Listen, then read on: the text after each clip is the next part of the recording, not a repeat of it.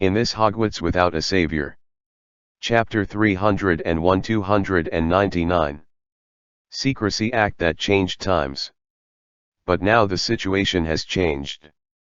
John looked at Slytherin and said very seriously. Please allow me to introduce myself first, Mr. Slytherin. My name is John Green, and I am a third-year student at Hogwarts led by Professor Dumbledore. Of course I know Dumbledore. Slytherin interrupted him loudly. Tom told me that he was the previous headmaster of Hogwarts. This kind of student even colluded with the Muggle country to persecute purebloods and half-bloods even more cruelly. He is a treacherous villain. Hearing what he said, John immediately understood. He guessed right. Voldemort never told the truth to his ancestors, and tried his best to discredit Dumbledore. This is perfectly normal. From what Slytherin said just now, John could hear that although the old man's reputation in the history of magic is not as good as the other three founders, he still left the Chamber of Secrets and Snakes in Hogwarts Castle. Blame the existence of this intention to clean the entire castle and massacre the students. Judging from the background of his era, his approach is understandable. Besides, even if he built a secret room and put the basilisk in it, he didn't start cleaning it immediately. Instead, it left a legend, handing over the option to open the door to the dispensable successor, which is actually patching the practices of the other three founders. If the future is really as he imagined, and all the efforts made to establish Hogwarts are in vain, then there will be pure-blood students follow the legend he left behind, open the secret room, and then clean the hemp seeds. From his actions, it can be seen that although this old man's behavior is a bit extreme, his heart has always been good, otherwise he would not have established Hogwarts with the other three founders. Constantly suppressing the magic power to become a child who silently possesses magical talent and pays for it. Voldemort probably also saw this point.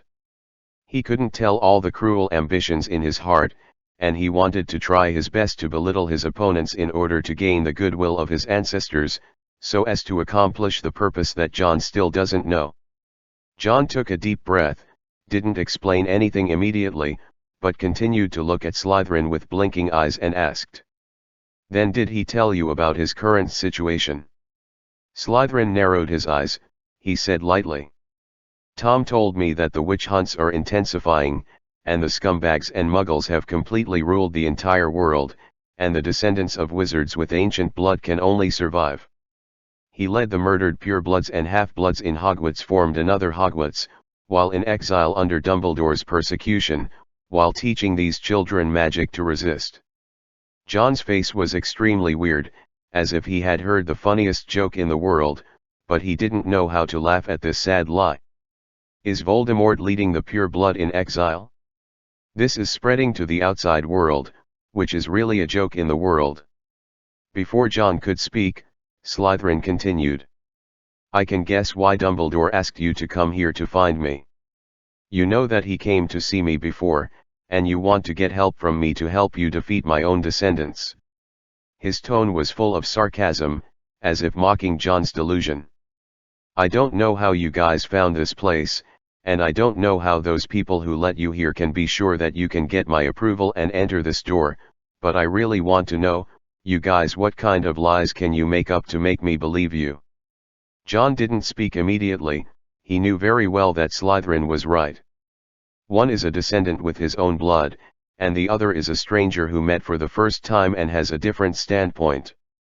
Especially when Voldemort came here first, no one can easily believe the latter. John began to rummage in his robe pockets. When he went out this time, he knew that the journey would not be short, so he also brought a lot of magic books that he could usually read, and among them there is a book on the history of magic. To be precise, it is a banned book about the history of Hogwarts, a history of the school. Soon, he found the book, held it up and opened the title page in front of Slytherin.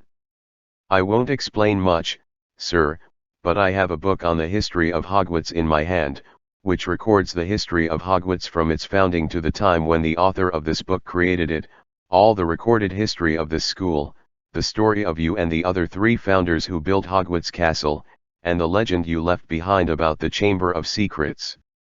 Compared to my words, the books that record history are the best answers and proofs. John didn't waste time, he directly turned the school history to the most critical part, and held it before Slytherin's eyes. International Wizarding Federation Secrecy Act. The newly established British Ministry of Magic sent a special delegation to contact the Muggle monarchs William III and Mary II, hoping that Muggle laws would recognize and protect wizards, but in the end the plan broke down, forcing wizards to reform themselves, signed in 1689, and officially established in 1692. Almost all magical governments in the world have agreed with the secrecy regulation, hiding all relevant information about wizards and magic, go underground, and keep it a secret. This law is enforced, and wizards of any origin must abide by it. That is, from this time on, the wizarding world and the Muggle world have been completely cut off. Since then, there has been no Muggle the wizards that the government intersects. Only after each Muggle leader comes to power, the Ministry of Magic will send a special person to explain the existence of wizards to him, so as to facilitate a certain degree of communication and coordination between the two societies. It was from this time that almost no children with magical talents were persecuted, and they basically disappeared silently. The witch hunt movement became history. As long as children with magical talents were enrolled in magic schools, even after graduation, they would stay in the wizarding world to make a living, and it is impossible to return to Muggle society. So the dilemmas and problems encountered in the era you lived in were solved 300 years ago. I think your descendant Tom Riddle probably didn't tell you about this. Damn it, I'm too lazy to stay up until now. I'll send 2000 first, then I'll write after I wake up. Chapter 302. 300. I'll go out with you. Slytherin didn't mess around directly, and didn't look at what John wanted him to see at all. Although he is just a portrait now, he still has the wisdom and thoughts of the old man who founded Hogwarts Slytherin College thousands of years ago. Compared to John, he should of course trust and be close to Voldemort, who has his own blood, but of course this trust will not be absolute. All the information he has learned from the outside world are all hearsay, whether it is the version he heard from Voldemort, or what John is holding up a history book to him now, he just passively accepts everything they want him to know. Since he uses his mind like this, he will not absolutely believe in one of them. Listening to John's story, and seeing all the content related to the signing of the Secrecy Act recorded in the Hogwarts, a school history, the Slytherin in the portrait frowned slightly.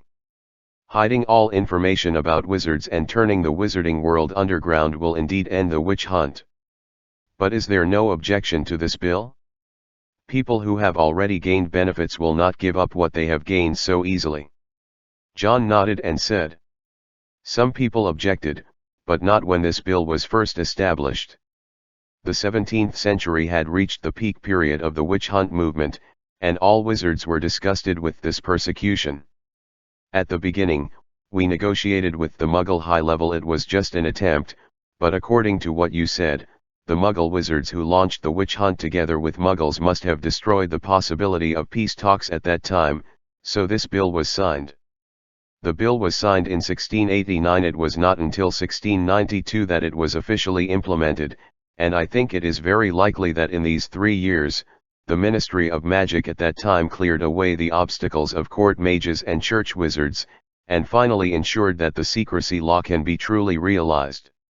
In the 1930s and 1940s, some wizards were tired of the existence of the secrecy law, and believed that wizards should not live in the shadow of Muggles like mice, so they launched a war. He wanted to completely break the secrecy. Could not make wizards masters of Muggles. But in the end that man was stopped by Professor Dumbledore, the headmaster of Hogwarts School of Witchcraft and Wizardry where I am now. John turned the page for Slytherin while talking, so that he could see the records about Hogwarts in the history 50 years ago. Dumbledore, who defeated Grindelwald, was still a professor of transfiguration at the time. Of course, such deeds will leave a strong mark in the history of the school. After telling this period of history, John is very clear that the next content is the real focus. Afterwards, the magic world entered a period of peace, but this peace did not last long. 30 years ago, your junior, that is, Tom Riddle suddenly rose up. He proposed the theory of pure blood superiority. I think that the purer the bloodline, the stronger the talent of the wizard, and the more power and wealth he should have. But in fact, he himself is only a mixed blood. The so-called pure blood theory is just an excuse for him to win over more people in order to gain power, that's all. But it's this kind of ambition that made him start another war in the magic world.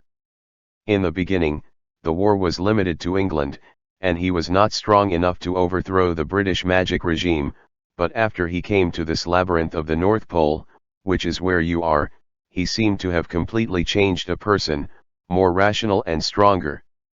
Then, relying on such changes, he defeated Dumbledore, occupied the whole of Britain, and transformed Hogwarts Castle and the entire British wizarding world into a domestication ground for hemp students. They don't even have the qualifications to learn magic with wands, they can only sign slave contracts and work day and night like house elves. Now he has invaded France again, and the next step is the whole of Europe. He wants to be the master of all wizards in the world. After one failure, Professor Dumbledore established another one with the professors who are willing to follow him. So Hogwarts began exile and rebellion. This is the truth, sir. It was wrong for the hemp seed to launch a witch hunt in order to gain power, but now it is right for the pure blood to put forward the theory of blood superiority in order to gain power. John looked Slytherin in the eye. If you think that guy of yours is doing the right thing, then I have nothing to say, but if he is, why would he lie to you? Slytherin fell silent. He didn't make any more noise, but looked at the book John was holding up, his eyes contemplative, as if trying to discern the authenticity of John's words. John didn't continue to speak out, he had already said everything he could say, and the rest was to see who Slytherin would believe. Voldemort is indeed a very demagogic person. It can be seen from his student days at Hogwarts. Except for Dumbledore, who has always been wary of him, all other professors who have taught him, including Slughorn and the headmaster of Hogwarts at the time, were all deceived by his kindness and amiability, thinking that he would become the pillar of the wizarding world in the future. But no matter how much he can tell things, the false will always be false, and the lies cannot withstand scrutiny. As long as Slytherin's trust in Voldemort is not blind, he will definitely find the problem himself. After thinking about the portrait of Slytherin for a long time, the old man with the goatee looked at John again. What Tom once said to me is indeed doubtful, but what you have shown me now cannot convince me that the so-called history is just a muddy pond, and anyone can pour a few pots of dirty water into it. Not to mention the history book you showed me, I am not sure whether it is fair and accurate. His answer did not exceed John's expectations. It would be a strange thing if Slytherin believed everything he said without saying a word. Then what do you want me to do to believe that what I say is true? John asked seriously. Slytherin looked at everything in this bedroom calmly, and then he said softly, "Take me away from here, let me see the magic world outside with my own eyes, and I will judge who I should trust." John didn't have any hesitation in his request, and he agreed decisively. "No problem, sir. I can take you out of here if you want. No matter what Voldemort got from Slytherin here, as long as he is taken out of here and he sees with his own eyes that what Voldemort said is all lies, then all problems will be solved. And even if it's just a portrait, as the former founder of Hogwarts, Slytherin itself represents a very important meaning. My home is in the north of Jiangsu.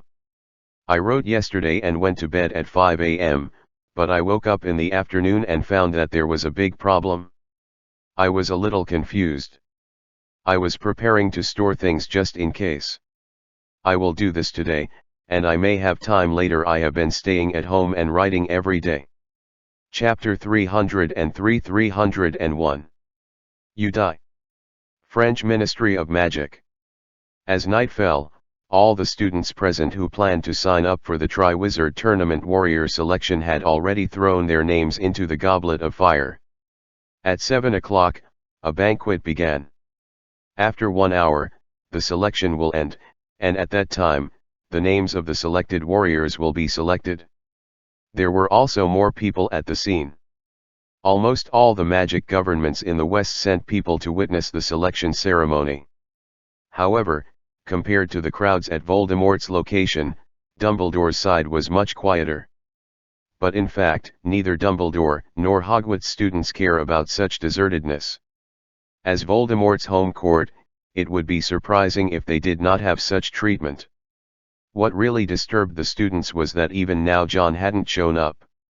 Neville frowned tightly, looked at Dumbledore who was sitting on the chair with a calm face, and hesitated to speak. Many students have been asking Dumbledore to confirm whether John will come here on time tonight, threw his name into the Goblet of Fire. And Dumbledore has always seriously given an affirmative answer, but now it is less than an hour before the registration is over and the final candidate is selected, but John still does not show up. This has to worry them. Neville didn't ask Dumbledore again, but turned to McGonagall and said worriedly, "Can we put the note with John's name in the Goblet of Fire and help him sign up?" Mag shook his head with a serious face. "This is not allowed by the rules, Longbottom. The registration requirements for the Triwizard Tournament must be voluntary by the participants themselves, and no one can do it for others." Ron asked at the right time from the side. "Is this rule a rule of the Goblet of Fire or a rule made by a person? If it is a rule made by a person, then we can let a person secretly throw a note with John's name on it. No matter whose rules it is, this cannot be allowed, Mr. Weasley." While McGonagall taught Ron sternly, he put his hand into the pocket of his robe, and quietly grabbed the note that he had prepared long ago. Ron looked disappointed. He seemed not very happy for McGonagall's conformity. "Okay, let's make some preparations first. If John fails to arrive in the end, who of us will be chosen in the end?" He looked at George, Fred, Neville, Hermione, and more. Except for the first and second grades who were not allowed by Dumbledore to sign up, the other 3rd to 5th grade students all dropped their names in the Goblet of Fire. Although each of them firmly believes that as long as John can come here on time and throw his name in, the cup will definitely choose him, but they will not refuse to take the responsibility they should bear because of this. If an accident happens, no matter who the Goblet of Fire chooses, no one will be afraid to move forward. But no one wants to see such an accident. Only John being selected as a warrior is the safest result.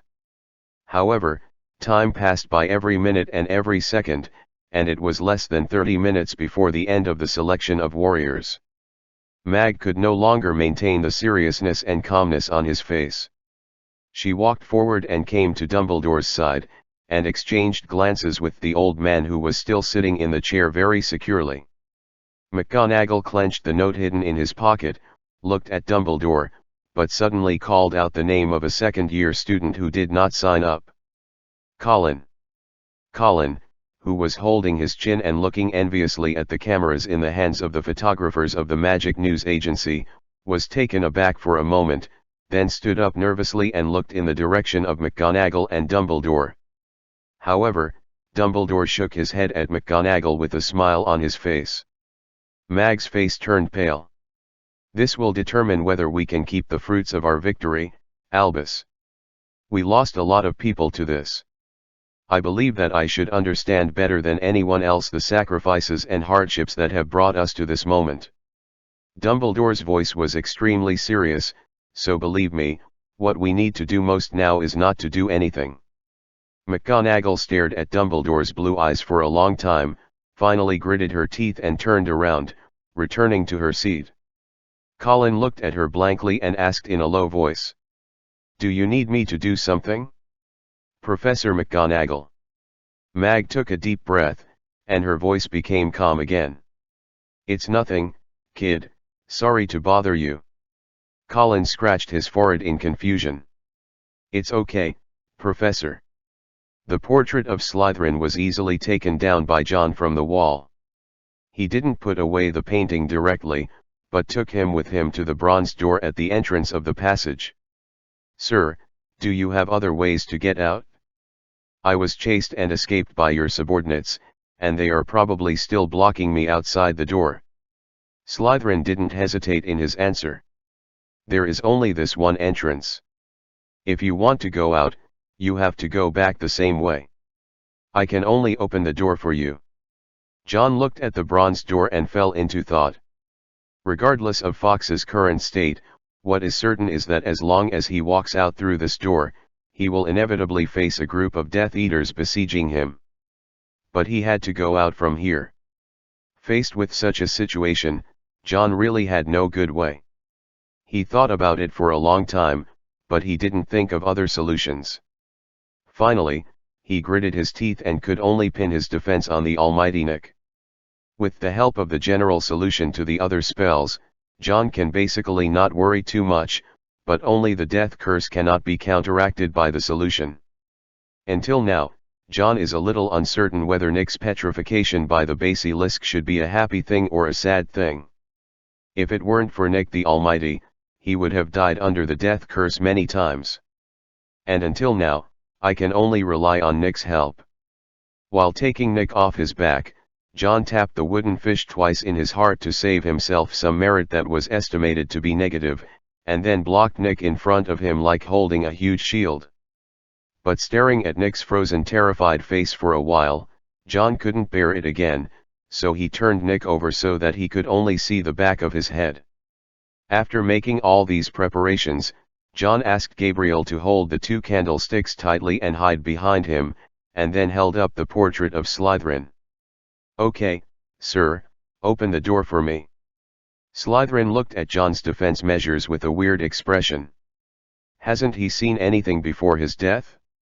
But even if he is so well informed, he has never heard of anyone using a ghost as a shield.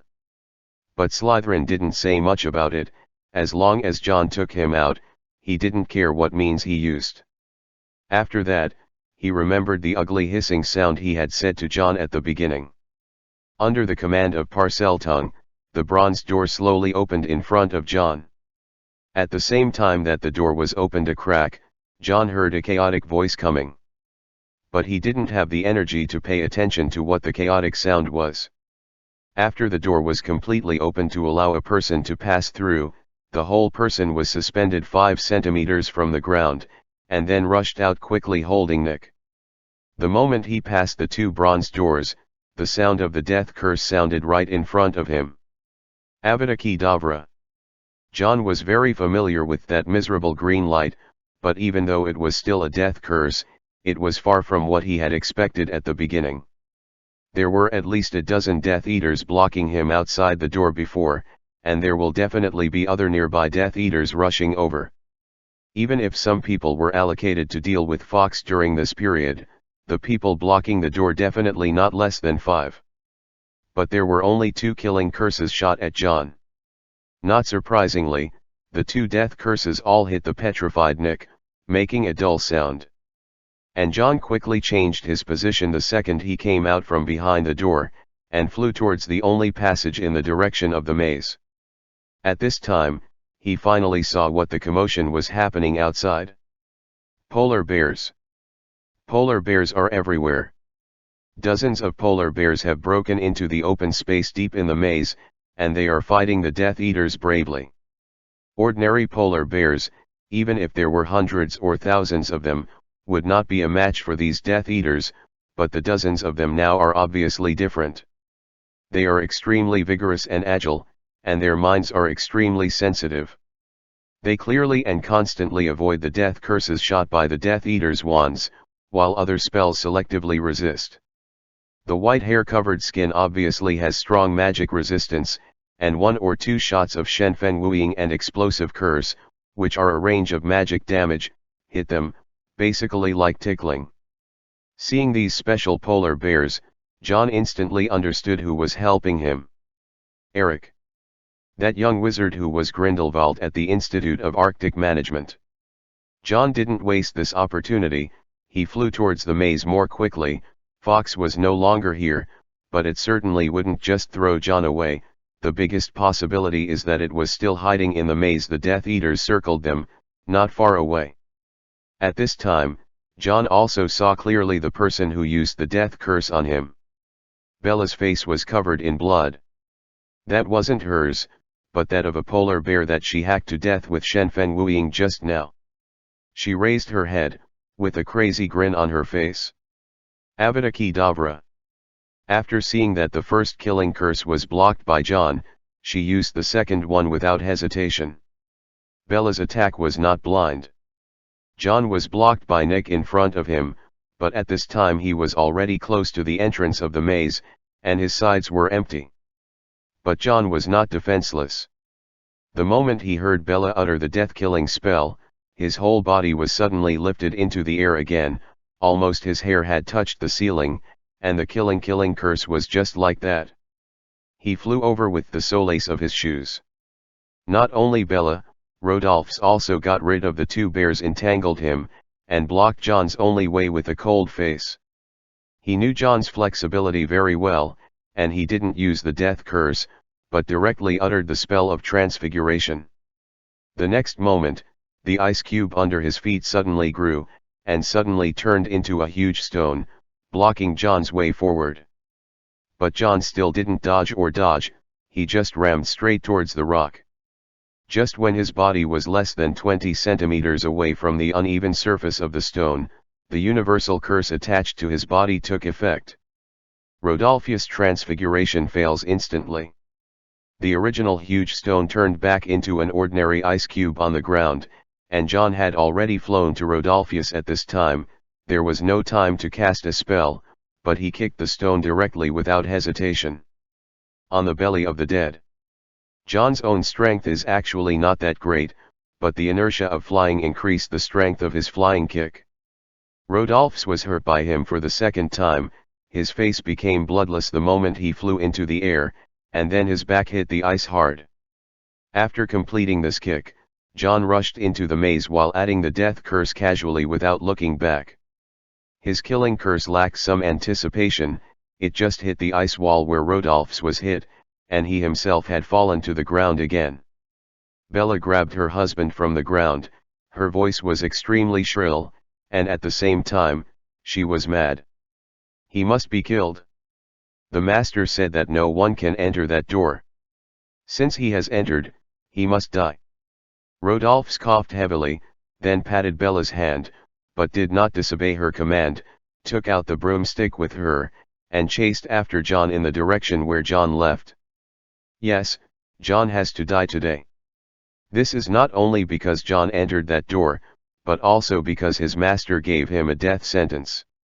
Just killing the boy would guarantee many of Voldemort's arrangements, whether it's the arrangement here in the North Pole, or the arrangement in France, or the arrangement in England.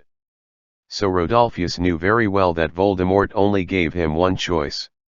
Either the boy dies today or he dies. John certainly doesn't know how Rodolphus and Bella are determined to kill him, but he understands how dangerous the current situation is better than anyone else. This maze is full of Death Eaters, and now the only thing that can get him out of here is a creature. Fox. John's shout using the amplifying charm echoed in the icy maze. Chapter 304-302. Life and Death Struggle. The passages in the maze under the ice have never been very spacious. Before, John took Gabriel wearing an invisibility cloak and had to be careful to meet the searching Death Eaters here to prevent being discovered by them. Now it was his turn to escape, which brought a lot of restrictions to John. The voice of him calling Fox echoed in the maze, but the Crimson Fire, and the song that usually comes with BGM when the Phoenix appeared never appeared. John didn't dare to run around in the maze unscrupulously.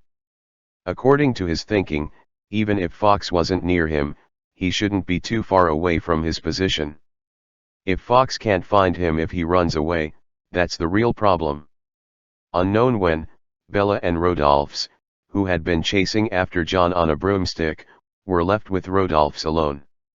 Not only did John not relax his vigilance, but he became extremely alert. Just when his body rolled over in mid-air and once again avoided the killing curse shot from the tip of Rodolphus' staff, John suddenly stopped his original continuous flying forward. At the same time, Rodolphus was also behind John, breaking the broomstick, and looked at John coldly with his wand raised. Bella, who disappeared behind John without knowing when, is blocking the only way for John to move forward. She gambled on John's choice at a fork in the middle of the road, took a shortcut in advance and came in front of John, and made a front and rear outflank with Rodolphus. Finally, God was on her side for the time being on this matter, and he really blocked John right here. John's face was serious. He was no longer suspended in the air, but touched the floating spell on his body, and slowly fell to the ground. Bella and Rodolphus also abandoned the broomsticks under them, and the husband and wife pointed at John with their wands in front of each other. 3 breaths belonging to different people resounded in this narrow labyrinth under the ice. This brief silence is not because the two sides have any harsh words to say. In the current situation, they are already endless, and there is no need to say other nonsense. It's just that even if they have an advantage in numbers, and they still outflank the front and back, Bella and Rodolphus not only did not relax at all, but became even more nervous. By now, neither of them thought of John as an ordinary third grader who hadn't graduated from school. From ancient times to the present, no third-year student can do this level. Even with Bella's almost crazy admiration for Voldemort, it doesn't mean that her master can do the feat he is doing now when John is so old. If Dumbledore's Hogwarts third-year students were like John, then this war would not have been fought. Be cautious, but in this threatening atmosphere, the first spell finally sounded from Bella, who was blocking John. Thunderbolt explosion. Sharp and crazy voices echoed in the maze. Bella's first spell was not the most simple and direct killing spell, which surprised John. But he still didn't take it lightly. Even though the universal dispelling spell maintained on him could offset most of the power of the blasting spell, John couldn't undo the impact of the spell on his surroundings. A huge roaring curse sounded around him, and the walls and ceiling made of solid ice began to shake continuously amidst the violent explosion, and the sharp ice cubes that were shattered splashed out towards the surroundings. John has always maintained the iron armor curse on his body, which can resist part of the physical attack, but some larger ice chips still require him to actively dodge. And in the neutral position of his dodge, immediately after Bella's blasting spell fell, behind John, Rodolphus' death curse sounded. Avada Kedavra. Deadly light instantly filled the entire passage. Although the couple seemed to be inseparable, they maintained a full offensive tacit understanding. In terms of mastery of the killing curse, Rodolphus is definitely not as good as Bella, but the reason why Bella assists him this time to create a real offensive opportunity is because John is still holding the petrified Nick stood in front of him, and whoever's killing curse would have no effect as long as it was shot from in front of him. Only Rodolphus behind John is the best position as the main attacker. John had already seen signs of their attack plan when Bella started using the blasting spell. While he was avoiding the shattered ice, the hand holding the wand did not stop at a piece of shattered ice under him. The next moment, the transfiguration technique came into play, and the shattered ice hit by his wand began to expand crazily in an instant, forming an ice wall at an extremely fast speed to block John's back. Rodolphus' killing curse hit the ice wall that John created without any surprise. There was a loud crashing sound. The wall of ice that was originally intended to block the spell, but was actually not that hard, suddenly collapsed. This series of attacks seemed to be resolved by John, but before he knew it, the distance between Bella and Rodolphus and him was shortened by 3 or 4 meters. The two sides entered into a strange silence again. John calmed his breathing, and quietly touched Gabriel, who was hiding between him and Nick, with his wand. The little head poked out with a worried face, while the other hand took out a small head in his pocket. He took it out and quietly pulled out a bandage. While he was doing these actions, Bella and Rodolphus looked at each other across the air from John. Then they held their wands in their hands, and neither of them made a move first, but they just took another step forward together. They were getting closer to John. If you are close, you only need to take 5 big steps forward to reach the point where you are face to face with John. At such a distance, it will make the spell more difficult to dodge, and it will also increase some uncertain dangers. But no matter how many uncertain risks there are, as long as John can be left here to kill, both Lestrange and his wife are willing to take the risk.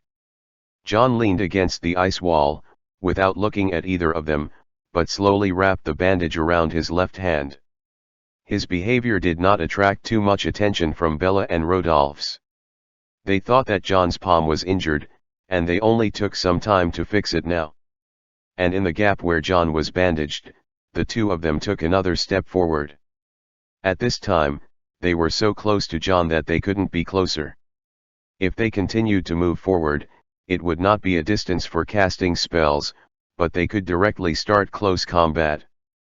That is, when John finally tied a section of the bandage to his hand, Bella waved the wand in his hand. Avada Kedavra! Avada Kedavra! The voice of Rodolphus chanting the incantation sounded almost at the same time as her, but there was a dislocation of less than a second. It was the dislocation of the second that caused the direction of the spells of the two of them to deviate. One aimed at the back of John's chest, and the other aimed at the forward direction of his stomach. This kind of cooperation completely blocked the space for John to dodge up, down, left, and right, and at such a close distance, it is basically impossible for him to react so quickly, and to distance himself enough to avoid the 2 death curses, even if he is now then turn around immediately and use the petrified ghost to resist, but at most it can only resist the attack of the next party, and the other party's killing curse is a must. Faced with such an almost desperate situation, John didn't have any time to think. In this almost instantaneous distance, he first suddenly turned to Bella's side, blocked the killing curse from this direction with Nick, and then did not chant the spell, but suddenly swung his wand hard at the ground. Countless shards of ice suddenly floated up from the ground and blocked John's back. The killing curse shot by Rodolphus was completely exhausted by the resistance of 3 or 4 pieces of shards in a row. The attached magic power was blocked. Not to mention Bella, Nick is always reliable. Seeing that this almost killing attack was once again resolved by John, Rodolph's bloodshot eyes were full of hatred and viciousness. Counting the time in Shanghai, he has dealt with John more than once. This evil student under Dumbledore is like this every time. He can always use the weird magic methods he has mastered to perfection, solve desperate situations time and time again, and bring him and his master constant trouble. This time in such a situation, Rodolphus didn't believe it, nor did he think that John had the slightest chance of escaping. No matter what method is used, John must die here today. John resisted the second wave of attacks from Lestrange and his wife, and at the same time he also started to fight back. While holding Nick up to face Bella, he also waved the wand in his hand and uttered the unforgivable spell. Avada Kedavra. Bella has extremely rich combat experience, and when she saw John staring at her indifferently, she already had an early warning in her heart. At the moment when the green light flashed on the tip of John's staff, she suddenly rolled to the ground, not only dodging John's death curse, but also grabbing a dagger from her cuff, and stabbed hard towards John's calf. While Bella was carrying out the most direct attack, Rodolphus also completely gave up casting spells and spells. He used the transformation technique to instantly transform into a knight sword, strode forward, and slashed at John's head. And down. Die. Rodolph's venting growl fell with the sword in his hand. John didn't care about Bella under him, but suddenly lowered his head and turned sideways to avoid Rodolph's attack. And Bella didn't get what she wanted. Although Gabriel was trembling with fear all the time under the protection of John, at this critical moment, she stood up bravely and raised the bag she had been carrying on her back. Small school bag, help John block Bella's dagger. You little slut. The dagger got stuck in Gabriel's skull bag, and Bella's furious and sharp curse made Gabriel tremble, but even though she was frightened, tears were rolling in her eyes, she still held onto the little girl tightly. "School bag, there is no moment to relax." And just as Bella's words fell, a white and thin palm suddenly grabbed her jet black curly hair tightly, and then grabbed her head forcefully. John's face was also full of sternness. The battle situation has reached the present, and the three of them have all abandoned all the methods of the wizard, but are using the most primitive close combat. This situation is very unfavorable to John.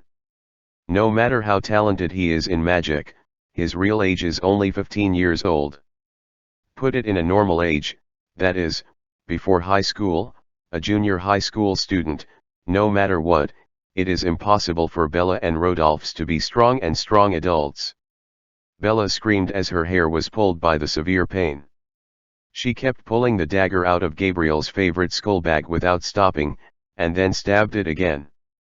Gabriel's face was pale, and she insisted on blocking Bella's knife. The skull bag that John gave her when he first saw her before had become a pile of rags and was packed in the skull bag. The picture book of the wizard Merlin and the tales of Beetle the poet were all chopped into shreds.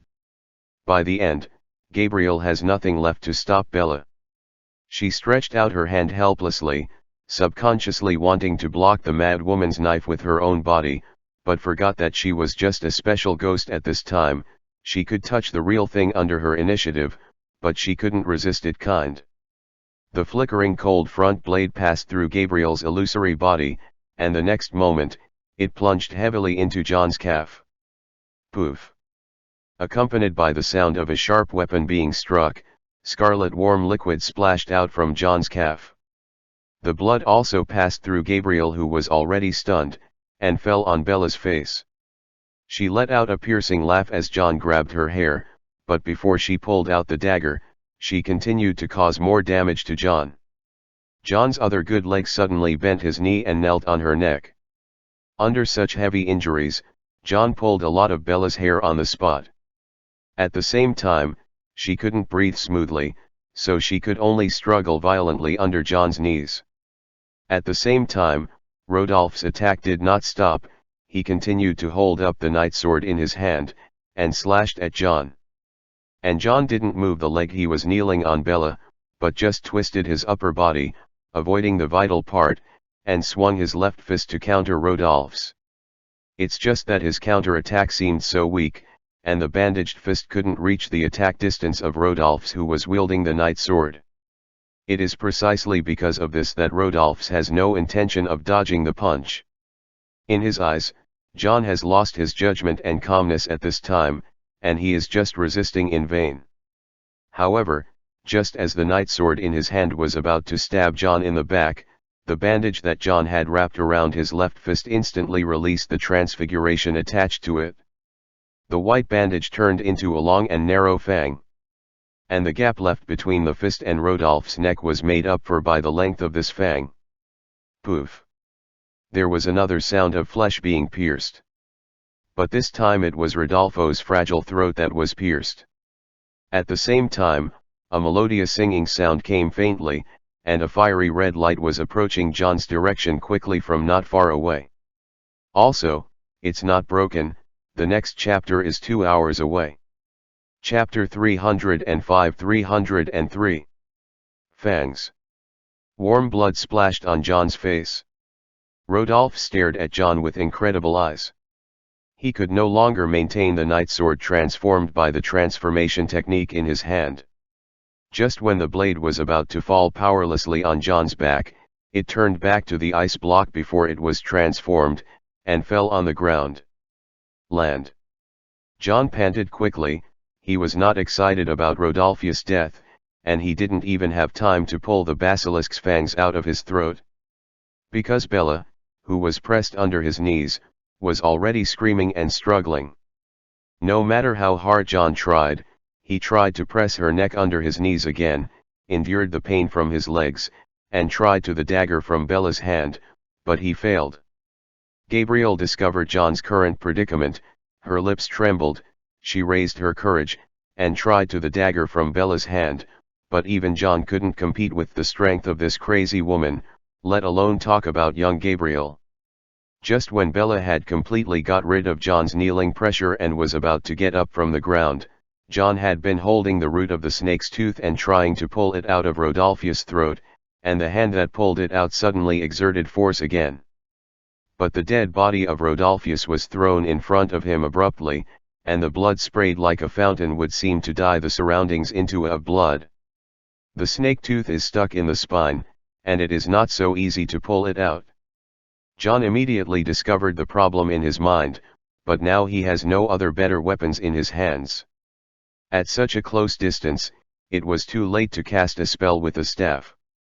There were other basilisk fangs in his pocket, but after he took them out, Bella had already inserted the dagger into his forehead. Just when John fell into a dilemma where he had no weapons to use, Bella, who was covered in blood, showed a crazy smile. She suddenly stabbed the dagger in her hand, aiming at John's heart. If there was still Nick standing in front of him, John wouldn't have to worry about Bella's blow at all, but just now he had temporarily left Nick aside in order to complete the kneeling pressure on Bella, and now there is no way to make an effective attack. Defense. After making a choice in his mind in less than a second, John quickly raised his two defenseless arms and blocked Bella's dagger. Another splash of blood. There was viscous blood everywhere, John's, Rodolph's, Bella's. The blood of the three of them was mixed together, and it was impossible to tell whose blood was on whose body. The dagger pierced deeply into John's left arm, and Bella's force was so great that it even pierced his bones. The severe pain occupied John's brain, but it didn't make him lose his mind. After blocking this attack, he swung his intact right arm with great force, and slammed his fist Bella's crazy face. No matter how young John is, he is 15 years old this year, even if he has not yet reached the level of an adult, but the punch he gave with all his strength is definitely not light. Bella's entire head was instantly deflected a long way to the left under this punch, but she was still holding the dagger firmly, as if the dagger had been welded to death in her hand after being so severely injured. The next moment, she suddenly pulled the dagger out of John's arm, bringing with it a piece of blood that was fresher than the scarlet around it. Low mood blood. You bitch. Under the already broken voice of screaming curses, she raised the dagger again, and just when it was about to fall again on John's forehead, a candlestick suddenly hit the back of her head. Gabriel struggled to pick up the snake-shaped candlestick that John brought out from Slytherin's bedroom. While biting her bloodless lips and tears, she smashed the candlestick on Bella's head with difficulty. But her strength is really inferior to that of adults, even teenagers, so she can only rely on the weight of the candlestick itself to cause damage to Bella and hinder her from killing John. Get out. Because of John's punch and Gabriel's dizzy hit by the candlestick, Bella slapped the candlestick that Gabriel was holding, and rolled several times on the ground with Gabriel. At this time, the melodious singing sound was getting closer and closer, and the ground also faintly trembled slightly. John grabbed Bella's arm holding the dagger at this time, and was in a brief stalemate with her. His excitement didn't last half a second after hearing Fox's singing, and he was overwhelmed by the trembling of the ground. The heart that has just risen is pulled into the valley. Death Eaters. Lots of Death Eaters. Those Death Eaters have been chasing Fox. If Fox rushed over under such circumstances, not only would he not be able to provide it to John, but the large number of Death Eaters would really push him into a desperate situation for John in the current situation. But just when John's heart sank, Fox's singing suddenly stopped from afar. Immediately afterwards, a dazzling golden red light lit up beside John and Bella. It flew to this place before, and after determining John's exact location, it directly got rid of the Death Eaters chasing it and operat over. And at this time, John suddenly pushed Bella out with all his strength, and then hugged the upper part of Rodolph's body with one hand, and grabbed the fang that was still stuck on his neck with the other, and hugged the whole body. Holding Rodolph, Bella was crushed to the ground with the weight of two people. Gabrielle. Hold Nick. Hold my hand. Just when Fox had appeared directly above John, and its claws fell on John's shoulders, Gabriel grabbed Nick's arm with one hand, and the candlestick that she had just used as a weapon was on Nick's belly while the other hand was held together with his hand as John said. And when John held Gabriel's hand, Fox on his shoulder had already started a new round of apparition, and the dozen or so Death Eaters who were chasing Fox also raised their hands at John from a distance. When he raised his wand, Bella, who screamed and struggled under her husband's corpse, didn't have any extra strength to push John and Rodolph's away from her body. John, Gabriel, Nick, Rodolph's, and Bella were all dazzled by the golden light on Fox's body. Just as those Death Eaters had already chanted the spell, John and his figures disappeared in the labyrinth under the ice. John suddenly put all his strength on the fang that was stuck on Rodolph's neck. "Don't be in a hurry, everyone, let me be in a hurry, I will write tomorrow until the Goblet of Fire selection is over." Chapter 306-304 Warrior Fang Blood. There are only 3 minutes left until 8 o'clock. At this time, the Hogwarts students could no longer sit still, and everyone surrounded Dumbledore with nervousness and anxiety written all over their faces. "Professor, the registration time is almost over, where is John?" George looked at Dumbledore anxiously and asked. Dumbledore's face was still so calm, as if he was not worried or nervous about the situation. He said softly, "Don't worry, he will definitely come back today. But now the registration is coming to an end." Fred said loudly, "Even if John came back, if he didn't throw his name into the Goblet of Fire, it would be impossible for the Hogwarts warriors to choose him. Even without John, aren't you all ready?" Dumbledore looked at them. "If you must rely on John, then what's the point of throwing your names into that cup?" His words left the Hogwarts students speechless. At this time, a burst of applause sounded in the center of the entire banquet hall. British Minister of Magic Fudge stood beside the Goblet of Fire, and next to him was Wu Pingxian's Vice Chairman Iniesta. The sound of Fudge clapping his hands suppressed all the surrounding discussions, and every wizard present turned his attention to the two people standing beside the Goblet of Fire. "Gentlemen and ladies, the time has come. After a day of waiting, the list of 4 school warriors will be selected in 1 minute. Now is the time for us to witness this moment." The students in every magic school were whispering excitedly, but most of the students in Hogwarts led by Dumbledore were pale. It's not that they are resisting to replace the school in this competition, but everyone knows that the strongest and most intelligent person among them is John. If there is any student who can represent Hogwarts now, that is only John alone. But now that the list was about to be selected, John still didn't intend to come to this banquet hall, which made it unacceptable to the students who were sure that the warrior representing Hogwarts this time must be him. Their ugly faces were also noticed by another student from Hogwarts Castle who was always paying attention to this side. Those pure-blood students who were dressed in gorgeous and elegant gowns and always had arrogance on their faces were all the same. Pointing at their opponent's fingers with a sneering face, occasionally there will be a few loud laughs, as if watching a monkey performance in a circus. Voldemort sat on the main seat. He didn't show any special expression on his face. He just looked at Dumbledore with a smile after Fudge's voice fell. "Do you have any questions, Professor Dumbledore?" His voice was more like a caring greeting, which attracted the attention of everyone present. If it weren't for the meaningful end of the last statement, some people would think that this sentence was really asked by this man.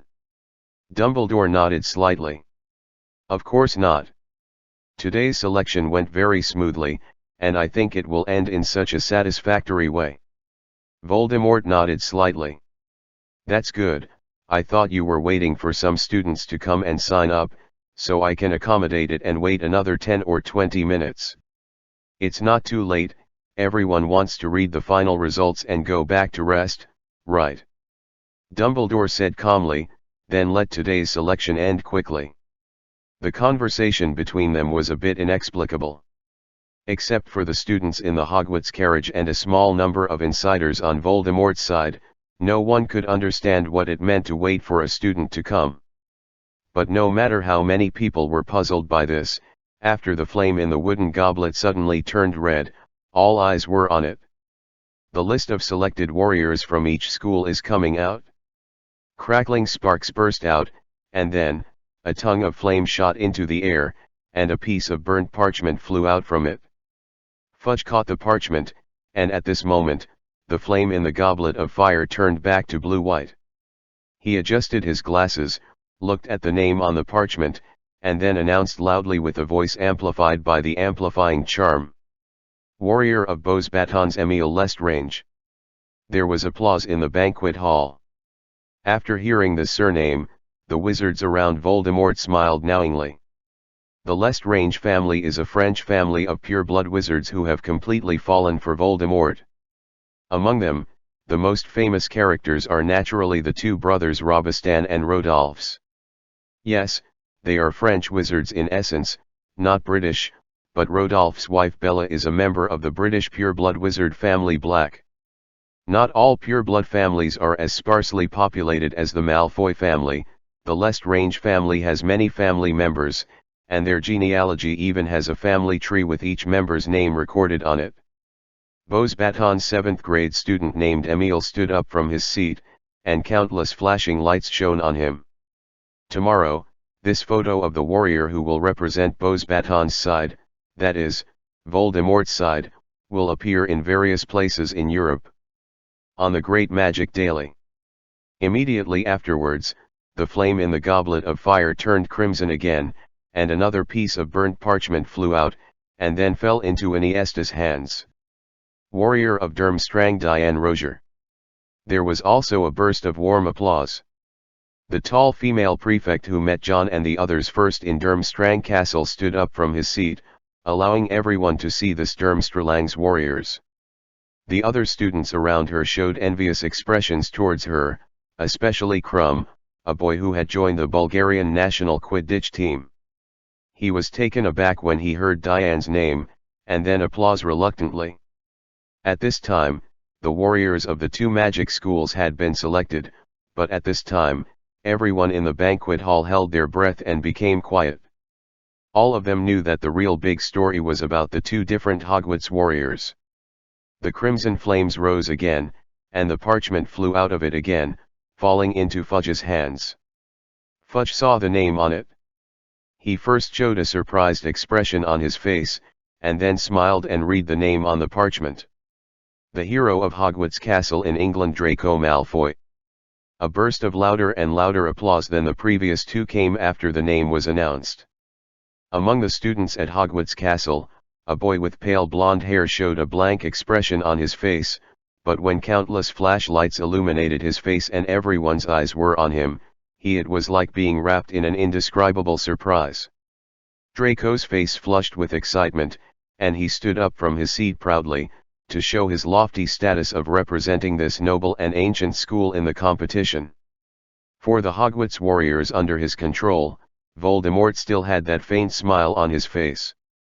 Beside him, a middle-aged man with long pale blonde hair had a pale face. The purebloods around kept congratulating him, but Lucius could only show a forced smile on his face. He hesitated, but finally couldn't help but walk to Voldemort's side. His eyes were full of anxiety, and he said nervously, "Master, I'm not worried about Draco's safety. It's an honor for him to be chosen. But, isn't he too young? I'm afraid he will delay the Master's plan. Once you are selected by that cup, you must participate, Lucius." Voldemort's voice was so flat that he couldn't hear the joy and anger in it. "Do I need to repeat this rule for you a second time?" Lucius trembled. He swallowed all the words he wanted to continue explaining, lowered his head and backed away, and returned to his position. And Neville and the others watched Draco stand up, and they showed such proud and provocative eyes to them, everyone's already ugly face became even uglier. "It's just being selected, why is he so proud?" Ron said with a curl of his lips. "I don't know why, but when he saw Draco's face for the first time, he felt disgusted, as if this boy was born to be difficult to deal with him." No one answered his words, and all the other students were staring closely at the goblet of fire that turned crimson for the last time. Now only the warriors from the last school are left unselected. Every Hogwarts student who threw their name into the cup is ready. No matter who is selected, they will not back down and will do everything they can to win this game.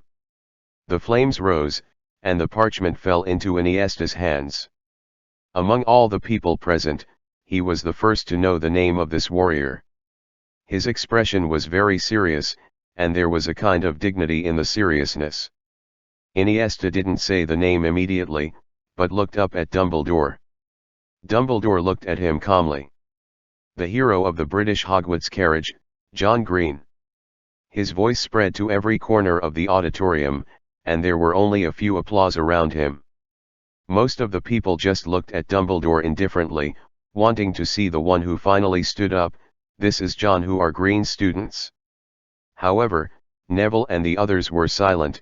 Everyone had incredible expressions on their faces, but soon after they realized it, there was a loud cheer that seemed to knock the ceiling of the banquet hall down. George and Fred looked at Dumbledore and McGonagall with a cannon expression of "Professor, you have already arranged it."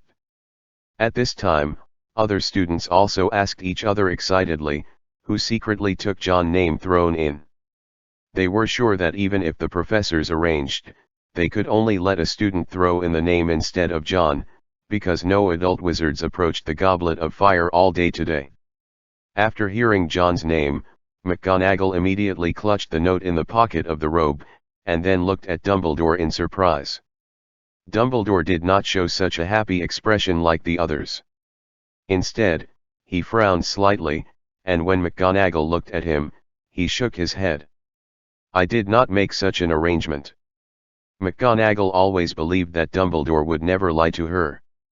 Since he said that, it means that no one on their side threw John's name into the Goblet of Fire. Then why was John chosen? Just when McGonagall raised this question, Dumbledore looked at Voldemort, who was sitting on the main seat. Voldemort still smiled like that, as if hearing the name John Green for the first time. After the cheers from the students at Hogwarts faded away, Fudge's face was full of dissatisfaction with the time wasted. He patrolled behind Dumbledore and said loudly, "Who is John Green? Why doesn't he come forward?" When he asked this question, the Hogwarts students fell silent. They only thought of a key question now. Although John was selected, what should he do if he is not around? Wizards from all over Europe watched, but the chosen warrior was not here at all. How should they explain? Dumbledore, who was sitting at the front, stood up, and all eyes were on him. At this time, no matter who has discovered the problem, John is not here for the time being, nor did he participate in today's registration. Why does his name appear in the Goblet of Fire? Dumbledore asked, his eyes on Voldemort. The smile on Voldemort's face subsided, and he spoke flatly. "It's so strange that a student who was not here at all was selected, and as his principal, you actually came to ask me this question. Let everyone hear if you are getting old and your brain is starting to become dull." The purebloods following him let out a burst of ear-piercing laughter. Hearing that Dumbledore was insulted, all the Hogwarts students stood up angrily. At the same time, after seeing their actions, all the pureblood students in Hogwarts Castle also stood up. Suddenly, the atmosphere in the banquet hall became tense. But Voldemort was still as careless as he appeared. "The selection has been completely over. There is no way to change the established list. I don't care how you violated the rules and signed up for a student who is not here. What I want to know is, since this student is selected, how can he wear? If he never shows up, will we all have to wait here for him forever?" He stared into Dumbledore's eyes, and his tone suddenly became cold. "Don't forget, I can already give you a week." Standing in the middle of the banquet hall, Fudge showed a malicious smile on his face. Since the selected person never came, he should be excluded directly. Anyway, there is already a Durmstrang student representing you. His suggestion seemed to be accepted by everyone. There was a discussion in the banquet hall. but Iniesta's face was dark. 4 schools, 4 warriors, this is also a set rule. If you change it as you say, then why is this game necessary?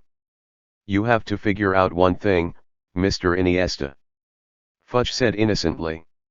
It's not that we want to change the rules, but that you let a student who couldn't come to participate in the selection, and he was selected. Now there are not 4 schools with 4 warriors, and there are only 3 warriors who can stand up. Voldemort propped his face with one hand, and looked at Dumbledore with his legs crossed. I don't want to embarrass you, Dumbledore. In this situation, if you make a suggestion that everyone can find reasonable, maybe I can accept it. Dumbledore's face that was originally calm and suppressed his anger suddenly showed a smile. He said softly, I don't need to make suggestions, the Hogwarts warriors have already arrived. Just as his words fell, a burst of orange-red light lit up in the center of the banquet hall. 3 overlapping figures emerged. John, covered in blood, has no time and energy to care about where he is now and who is around him. He has put all his strength on that fang. The basilisk's fangs pierced Rodolph's throat, pierced his spine, and finally, suddenly pierced Bella's chest that was still screaming. In the resplendent hall, under the watchful eyes of wizards from all directions in Europe, scarlet blood blooms like enchanting petals. Chapter 307-305. Put down the wand. The basilisk's fangs are highly poisonous. The horror of this toxin can even destroy the Horcrux used to store the soul. Not to mention that under such incomparably strong strength, John directly inserted the front half of the fang through Rodolph's throat into Bella's chest. Blood spurted, flowing on the clean ground that could be used as a mirror. Bella was completely unable to make the slightest sound, and the expression on her face was finally fixed on that kind of madness and ferocity.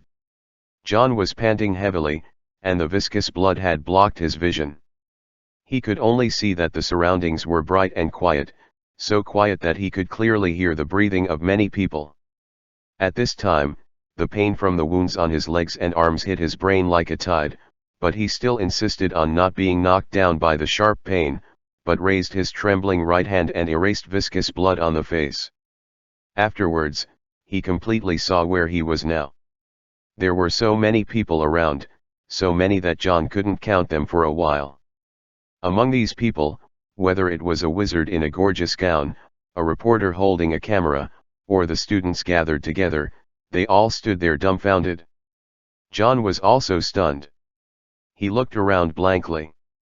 Regarding the matter of the Triwizard Tournament, he decided to hold it after entering the ice labyrinth of the North Pole, so he had no idea where Fox had brought him. But while he was in a daze, behind John, an old hand grabbed his back collar very quickly, and then yanked him back violently. The next moment, at the position where John was originally, a dark green spell left a pothole that was emitting white smoke on the smooth floor. Voldemort's face was expressionless, but anyone who was close to him could see his suppressed, twitching face. At some point, he raised the magic wand in his hand, and the tip of the wand was aimed at the spot where the green spell fell. Dumbledore looked at him indifferently, and then pulled John to McGonagall behind him, and he slowly pulled out the wand in his hand. So, are you planning to break the blood oath so soon and kill a warrior who will compete? Dumbledore's old voice echoed throughout the auditorium. At this moment, all the other talents on the scene recovered from the indescribable shock. The strong smell of blood permeated everyone's noses. On the huge flower on the ground, Rodolph's and Bella died in an extremely miserable state. Exclamations followed by screams began to sound one after another. There was an uproar. The reporter with a keen sense of smell has subconsciously pressed the shutter of the camera, trembling all over, nervous mixed with excitement, excited with a little fear, constantly recording the scene that is enough to shock the whole of Europe. The Lestranges have never been unknown. As Voldemort's well-known Death Eaters who have been active in the wizarding world since his fortune, most of the people present recognized their faces. Even if there are wizards who don't know each other, from the few words of other people, you can hear how important this pair of wizards are to Voldemort. Those magic school students who were brought here for selection covered their faces when they were young. The girls screamed, and the boys opened their mouths with instinctive panic on their faces. Most of them felt a burst of panic. Cold hands and feet. The flush of excitement had faded from Draco's face, and he looked at Bella lying in a pool of blood in shock. This woman from the Black family was his mother's sister, also his aunt. He couldn't get close to this notorious aunt since he was a child. Compared with Voldemort, who had become kind and amiable since he could remember, this crazy woman who had never woken up brought him the biggest psychological shadow. But now, this psychological shadow is dead. Just died in front of Draco's eyes, and the person who killed her seemed to be his age and grade, another student who was his opponent in the next Triwizard tournament. Draco's face was bloodless. With trembling lips, he looked at the boy who had been pulled behind by Dumbledore. The boy named John, who was being protected in McGonagall's arms, seemed to have sensed his gaze, and he raised his blood-stained face and smiled kindly. Draco trembled uncontrollably all over his body, a heat flow completely out of control, and soon the wet feeling spread all over his lower body. Not only Draco, everyone turned their eyes from the bodies of the Lestrange couple on the ground to John. Even though his body is covered in blood, people can still see his amazingly young face. Too young. John's appearance is very tender, no one who sees him will think that he is over 16 years old, at most he is a 3rd or 4th grade student. And it was just such a young student who, in front of everyone present, pierced the fang that was originally inserted in Rodolph's throat into Bella's chest. The crazy woman's last scream of despair and madness was clearly heard by everyone. It is clear that I will never forget it in my life. But no matter how shocked the other onlookers were at the moment, as the camp that the Lestranges were in, surrounded by Voldemort, those Death Eaters immediately raised their wands together with their master. And the direction the wand was aiming at was John, who was blocked by Dumbledore and protected by McGonagall.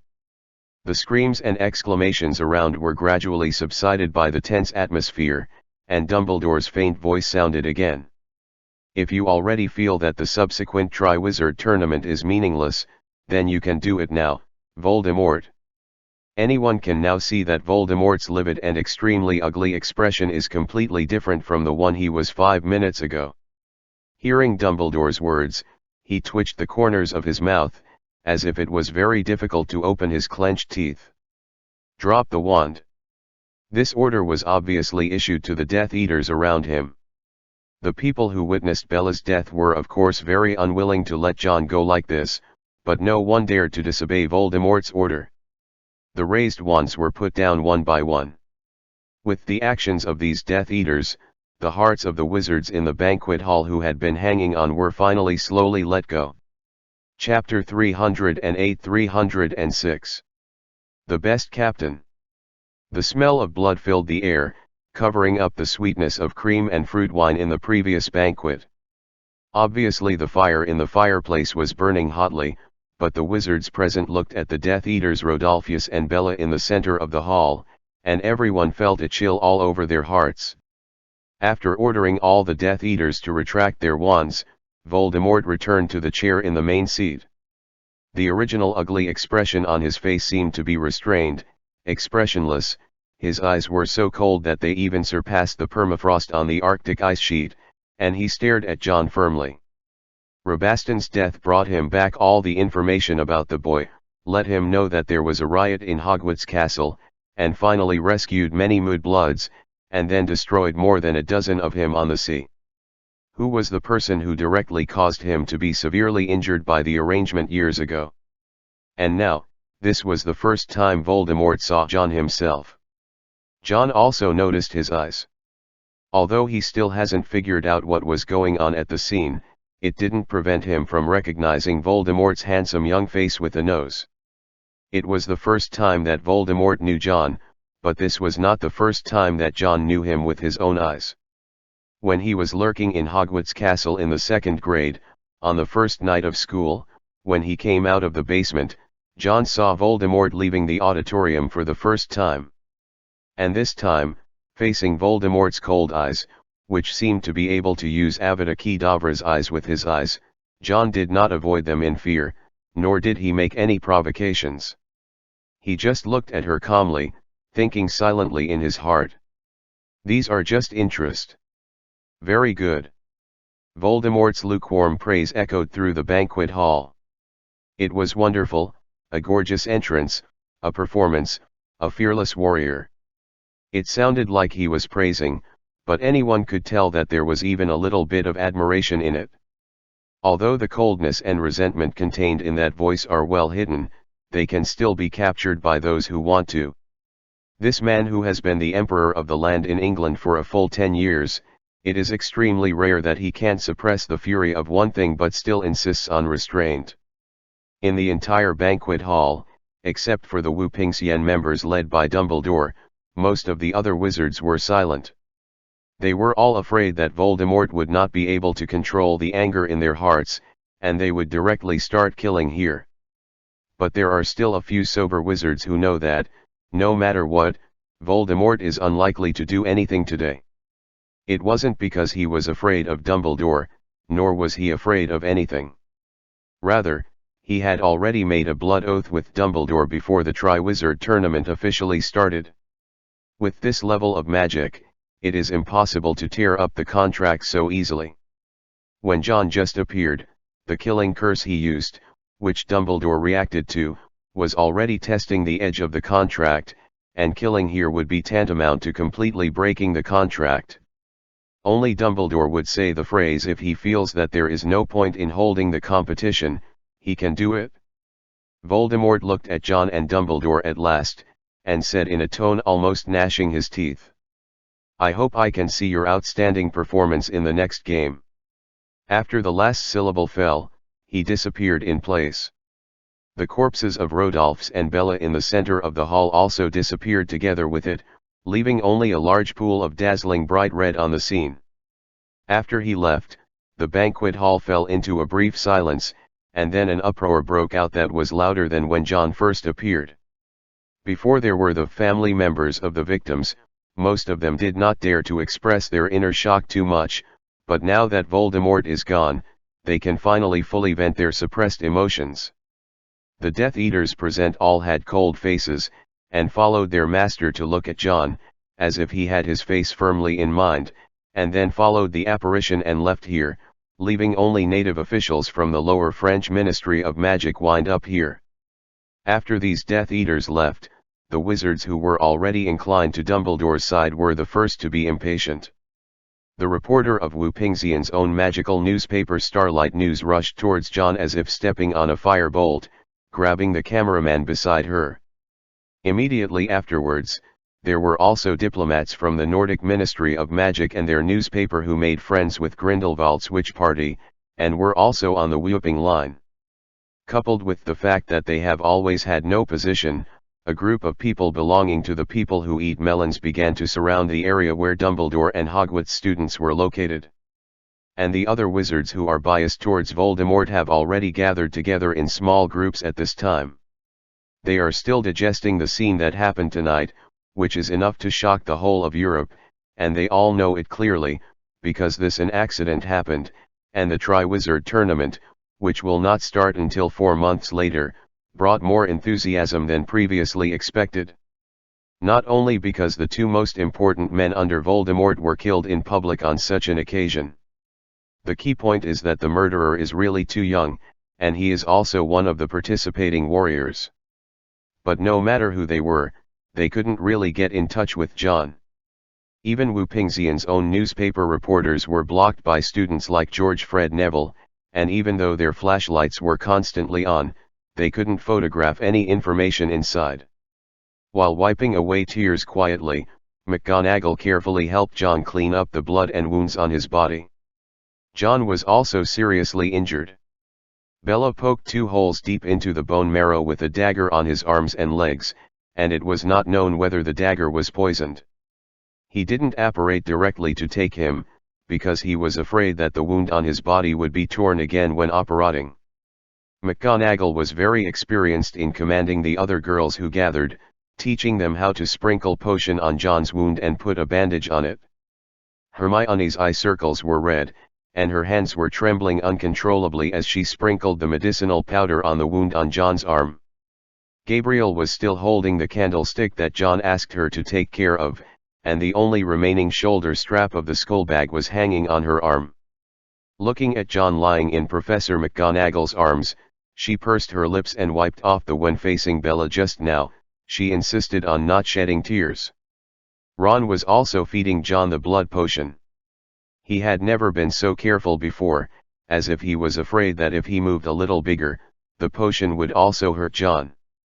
No matter how eager the outside world is to know who the boy who killed two of Voldemort's henchmen was, and how he did such a feat. As for the students and professors at Hogwarts, they had no doubts or excitement. Or maybe they were the only group of people present who felt sorry for John's injury at the moment. John poked his head in his mouth and passed Ron in his mouth. It is estimated that he might not be able to finish feeding the blood potion in 8 lifetimes, so he just raised his head and drank it, and then teased Ron. "I'm not so weak that I even have to feed this medicine bit by bit." Ron sniffled and wanted to punch him in the shoulder, but he retracted his fist halfway up. Then John stretched out his good hand, wiped Gabriel's hair, and showed a gentle smile. "Gabri is great. If it wasn't for Gabriel, I might be dead now. I will buy you a new skull bag and a new storybook." Gabriel laughed through tears, rubbing her head against John's hand. "John is the best." John turned his gaze to Hermione, and he blinked at the sad-looking girl with red circles. "Look, you are like this again. Don't blame yourself, you didn't hold me back. On the contrary, you gave me the greatest help." Hermione didn't make a sound. She nodded silently, not knowing what to write in her heart. Finally, the eyes of John and Dumbledore met. John didn't say anything, he just laughed. "With so many people here, I didn't embarrass Hogwarts, did I, Professor?" Dumbledore took off his glasses, his expression was so gentle and gentle. "No matter when, no matter where, Hogwarts will be proud of you, John. Even on land, you are the best captain in this school." Chapter 309-307. Mr. John Green. "I don't care if he lives to compete." In the dark and claustrophobic space, the cold and brutal roar echoed here. After being selected, if he dies in the North Pole, it means that Dumbledore has one less person to participate in the competition. Even if he escapes by chance, as a contestant, he can't escape from my palm. But why? Snape and Barty Jr. were prostrate on the ground, their bodies trembling, and they didn't even dare to look up at their master who hadn't been so grandiose in more than 10 years. Right beside them, the frozen bodies of the Lestrange couple were also here. The snake teeth were still stuck in Rodolph's throat and Bella's chest, but the wounds that made people feel cold at a glance no longer bleed out. The unclosed eyes stared silently at the ceiling in the darkness. No one could read the slightest emotion from it. Boom! The figure in the dark swung his wand violently in a venting manner, and a row of bookshelves were blown to pieces. "Why are so many people dying?" The man growled at the 2 corpses that were beginning to stiffen, venting his anger. "Rabasta died at the beginning. Killed by that boy. You tell me he underestimated the enemy. That Mudblood has some weird tricks. But as long as more people are sent later, and the most reliable Bella goes there together, as long as he bites the bait, there will be no second ending. So, this is the ending you expected at the beginning? This is it?" Boom! A table has also become countless sawdust. Just as Snape and Barty Jr. were shaking, no one dared to speak out. The air fell into a silence, only the fine sawdust still flying, declaring the unrest just now. After a long time, the man's voice was suddenly lowered again, and he returned to his usual calm and low voice, as if the person who just got angry was another him. "Everyone is dead, even Bella died in the person I can trust completely. Who else?" Little Barty reacted quickly. He crawled on the icy ground in a panic, and then hugged the man's calf in an extremely humble manner. He is sincere, declaring it with words that contain infinite loyalty. My master. You still have me. You still have your most loyal servant Batty. I will never let you down. No matter what tasks you give me, Batty can do better than others get it done. The man looked at him condescendingly and coldly, at this servant who even killed his father and mother in order to be loyal to him. If you really have such ability, why did you let such a thing happen in Hogwarts Castle? Little Barty's body froze. What the man said was exactly what he couldn't refute anyway. Yes, the Lestranges were the first to be fooled by this mudblood before they faced such a failure with consequences of death. Snape also had no way to kneel on the ground and remain indifferent. He admitted his mistake in a low voice. This is my responsibility, Master. I am usually in charge of Hogwarts Castle. It is your servant's incompetence that made him do such a thing. Little Barty, who was kneeling in front of Snape, lowered his head and quietly glanced at Snape with a kind of spiteful gaze. The man didn't seem to have noticed the intrigue between his two subordinates, or even if he found out, he didn't care either. There is only one thing he really cares about now. The past mistakes. You can use your own carelessness to explain it to the extent that you didn't expect this boy to be able to do that. His tone became dark. Now, he has put everything on the table. The two of you should understand better than anyone why I held this ridiculous Triwizard tournament. He seemed to hide part of the words on purpose and didn't say it, but the two people kneeling on the ground obviously knew it well.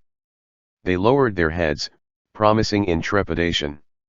No more, Master, no more, we will never let you down again, definitely not. Hearing what they said, the man didn't respond immediately.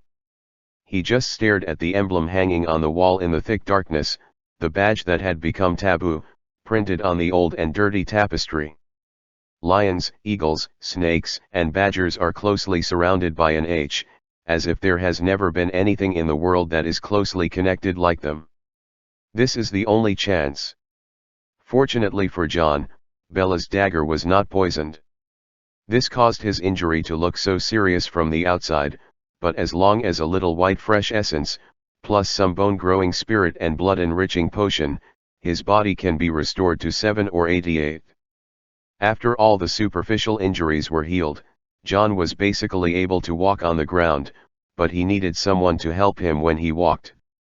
After his injury was determined to be all right, he was approved by Dumbledore to walk through the wounded passage, and Fawkes directly sent him back to Weeping Line's station in Lyon, while the other students were the same as when they came, use Floo powder to go back through the fireplace. Even if it is Dumbledore or McGonagall, it is very clear that at this time, as long as John is allowed to come forward and accept a little interview with newspapers in other magic areas, then he can use what happened tonight to bring great benefits to Wu Pingxian. Reputation and influence. They didn't even mention this matter, they just arranged for Inista to help deal with the questions of those newspaper reporters, and then left with the Hogwarts students. But regardless of whether there are interviews and personal responses about John, what happened tonight in the Triwizard Tournament warrior selection will become an explosive news, which will spread throughout Europe after one night. Regardless of any other reasons, the scene where John killed Bella with Rodolphus' body in front of Voldemort today was tantamount to slapping him hard in the face. Especially on this occasion where Voldemort was supposed to show off his might. After John was brought back to Lyon, Dumbledore was not eager to communicate with him what he had encountered these days, and how he killed the Lestrange couple in the end. Even if the potion can quickly heal all his injuries, and he has been in a state of mental tension, what John needs most now is rest. So when he came to Lyon and was arranged in a separate room, John fell asleep as soon as he touched the pillow. During these days in the North Pole, he has not been in a room with a fireplace for a long time, and he has not been able to sleep as peacefully as today for a long time. He slept for a whole day and night, and finally woke up in the afternoon of the next day. When John stretched himself out of bed, It was already dusk outside. His bed was full of fruits and chocolates. After returning to Lyon, Lily, who had been working part-time in the carriage, forbade anyone to accompany him here, and only allowed them to leave their things, and then drove them out of the room. It also allowed John to get a good night's sleep. He first sat on the edge of the bed, watched the sunset while eating an apple, and was in a daze for a while, sorting out what he had gained after returning from the North Pole. Killing Rodolphus and Bella aside, this is exactly what he was forced to kill. In fact, if they hadn't caught up after he escaped from the Slytherin bedroom, then John would have followed Fawkes back directly, and the two would not have died at all. Of course, I definitely don't regret killing John. Both Rodolphus and Bella had the blood of members of the Order of the Phoenix on their hands. It is said that Neville's mother died under Bella's spell. He avenged Neville. Then he owed the favor to the Arctic researcher named Eric. If he hadn't helped those polar bears rush into the maze in the end and restrained most of the other Death Eaters, then John estimated that he would be among these people. It is not so easy to escape after being chased and intercepted. Although he must have helped himself for the sake of Grindelwald's face, John couldn't put the help away. After that, the biggest achievement is to get the gem on the third ring. Those two candlesticks were placed beside his bed, where Gabriel, who had been keeping them, left them last night before leaving. John picked up the one with the blue gemstone inlaid at the end, and tried it with his wand, but he didn't let the gemstone separate from the candlestick so easily. But he wasn't worried about not being able to get the gem. After all, the real owner of the candlestick was by his side. After taking his robe, John's clothes were not touched by anyone, and Lily hung them on the hanger in the ward. He fumbled in the inner pocket of the robe and pulled out the portrait of Slytherin from it. Out. The creator of Hogwarts is still in the portrait and has not moved to other places, or the biggest possibility is that there is only such a portrait of him in this world, and he has no way to go elsewhere. John unfolded the portrait, and when he looked at the old man above, Slytherin also looked at him strangely. Even after John took it off the wall, he kept it in his pocket all the time, but it didn't prevent Slytherin from being able to hear the outside world. Even if the information he can receive by hearing is very limited, he can still judge what John has experienced after leaving the bronze door. Including when he came to the banquet hall of the French Ministry of Magic later, he could hear Dumbledore's speech and Voldemort's voice clearly. Even though all the information is very fragmented, it still allows Slytherin to have a preliminary judgment in mind. That is, what John said to him in the maze before did not lie. Are all young people today like you? Slytherin asked strangely in his hoarse voice. John thought for a few seconds. He didn't underestimate himself, nor did he intend to pretend to be anything in front of Slytherin. That's right, I'm a special case. The old man in the portrait didn't respond immediately, he just looked deeply at John. Your special case probably doesn't just belong to the current special case. John shrugged. I dare not say that. Since ancient times, there has never been a shortage of talented people.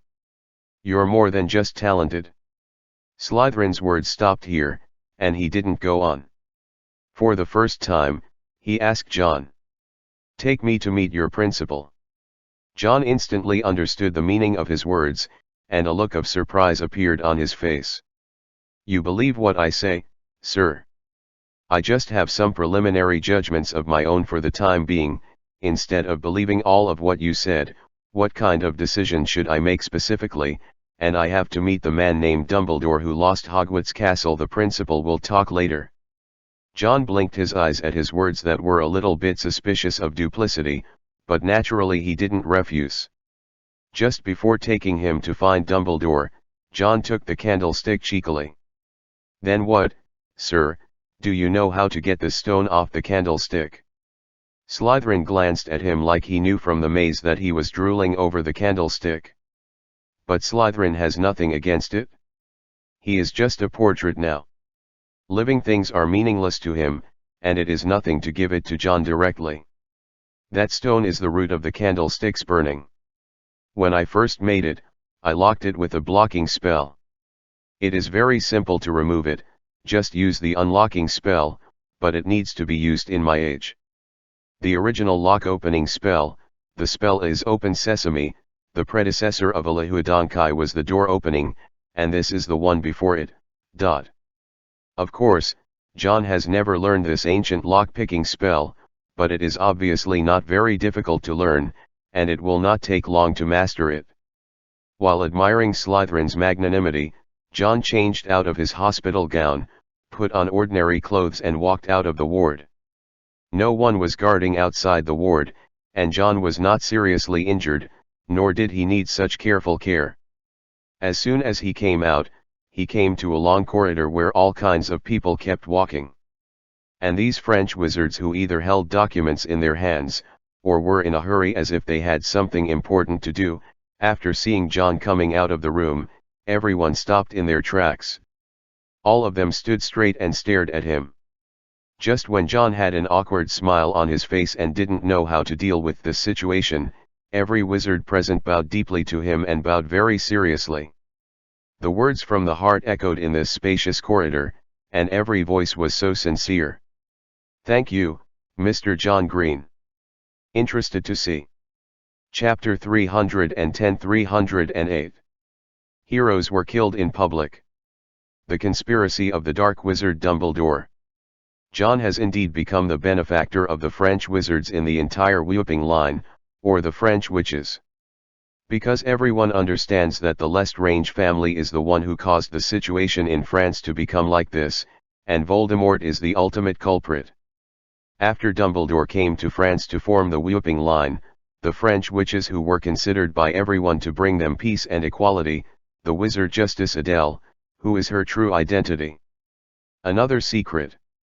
Especially after John captured the two Auroras on Azkaban Island alive, the confessions they got from them proved to everyone that Voldemort's black hand had already eroded to the top of the French Ministry of Magic. Adele, whom they've always trusted to give peace to all witches and witches, was Bella Lestrange in the first place. During these years, she deceived almost everyone. Under the threat that the British island across the sea has been completely ruled by pure blood, many witches with excellent talents have taken refuge in Bella. In the future, it is hoped that as long as she follows her, France will not become a dark land of pure-blood wizards like England. However, these numb wizards under her did not have a good ending in the end. After Dumbledore came to France to form the Whooping line, the news in the UK was investigated. Except for a very small number of people, most of the other wizards who took refuge in Bella's subordinates were actually coaxed into the British mainland for enslavement and transformation, or their souls were captured for a long time controlled by the curse. Bella's husband Rodolphe even pretended to be the former French Minister of Magic, pretending to be Bella's political enemy. In fact, they secretly persuaded and recruited pure-blood members of the French Magic Parliament, laying a solid foundation for Voldemort's current rule. At the same time, Rodolphe's younger brother, Labastan, served as the director of the Office of the Auror Command under the Department of Magical Law Enforcement. He commanded the Aurors in France, ruled out dissidents, and mastered all wizarding armed forces. It can be said that before Voldemort's real arrival, the entire Lestrange family had already deceived all the French witches. And now John alone is equivalent to killing their whole family, in disguise. He is avenging blood for all French witches. This alone is enough for him to gain everyone's respect, even though it is a bit too shocking for him to do such a thing at his age, but in such a large crowd, hundreds of people witnessed how he killed Voldemort in front of Voldemort with his own eyes. Bella is dead. No one can deny John's achievements, just like all the French wizards present at this time expressed their gratitude to him from the bottom of their hearts. What's more, John will also represent Hogwarts to participate in the Tri-Wizard tournament in the future. The result of this game will determine the final fate of the land of France. No matter what John's own purpose in participating is, the result of what he did was for the smooth liberation of France, which is worth remembering by everyone. So John walked in the corridor of Whoopingsian headquarters, and every French wizard who saw him bowed his waist respectfully, expressing his highest respect to this little wizard who has not yet graduated from the 3rd grade this year. John was a little embarrassed by this. To be honest, he usually dealt with Hogwarts students a lot, and although his soul was still that of an adult, he unconsciously developed a bit of a kid king mentality. Now that a group of adult wizards respect him so much, John is really not used to it. He has never been to Whoopingzian's headquarters before, so he is not familiar with it. Just when he was struggling to grab a French wizard who bowed to him and asked him where Dumbledore's office was, a thin and familiar figure walked towards him, and beside that figure there is a ghostly little girl floating. Professor Potter. After seeing Lily, John breathed a sigh of relief. Gabriel, who was holding a bag full of all kinds of candies, saw John and happily floated around him. "If you don't wake up, I'm afraid you're going to starve to death. John, you haven't eaten all day when we were in that maze. And now you've been asleep for so long. Look. There's a lot of sugar here, the big sister who made her face like plasticine gave it to you, and I brought it to you." John can see that Gabriel wants to put her arms around her and say these words, but she has such a rich harvest in her hands, so she just floats around to show her happiness. "Thank you, I just ate a few apples in the ward, but I really didn't fill my stomach." John took a chocolate from the candy in Gabriel's arms while talking. Looking at John, Lily's face, which seemed to be forever iceberg, also obviously eased a little, but the words she taught John were still very severe. "When I went to get some potion ingredients, you ran out of the ward." John lifted the sleeve on his left arm, revealing his smooth and fair skin. There was not even a scar left on it from the serious injury yesterday. "It's all completely healed, you don't need to cultivate the professor, you can rest assured, and I have important things to go to Professor Dumbledore now." Lily is not a pure school doctor, she knows a lot of things, and she can distinguish the serious from the serious. After hearing what John said, she didn't say much, but took John to find Dumbledore's office here. Dumbledore was reading a newspaper when John knocked on the door and walked in. That was the Daily Prophet in the UK, which belonged to Voldemort's most front-end mouthpiece. Seeing John walk in, Dumbledore looked away from the newspaper, and he kept an inexplicable smile on his face, which was obviously aimed at a certain news in this newspaper. "Know how the UK reported about last night?" John sat on the chair opposite Dumbledore, and he was a little curious about Dumbledore's question. Shouldn't they pretend that nothing happened? After all, this matter is not good for them anyway. As long as the Daily Prophet doesn't report it, so what if the people below continue to spread it? This is a choice, but it's just a choice that is not bad. The Dark Lord, or the people under him choose another.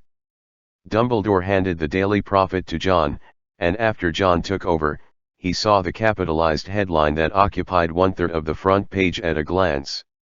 Heroes were killed in public. The Conspiracy of the Dark Wizard Dumbledore. Chapter 311-309. Why did I participate in the Triwizard Tournament? John just saw the headline of this news, and he couldn't help feeling a deep admiration for the person who wrote the article. Not to mention anything else, just calling Dumbledore the Dark Wizard is not something that ordinary thick-skinned people can write. Continuing to look down at the news, John admired the author of this article even more. The strange couple died at the selection site of the Warriors. On the surface, it was the Mudblood selected for Rebellion John Green. However, after many visits and investigations by the Ministry of Magic, these are actually rebels. Blindfold.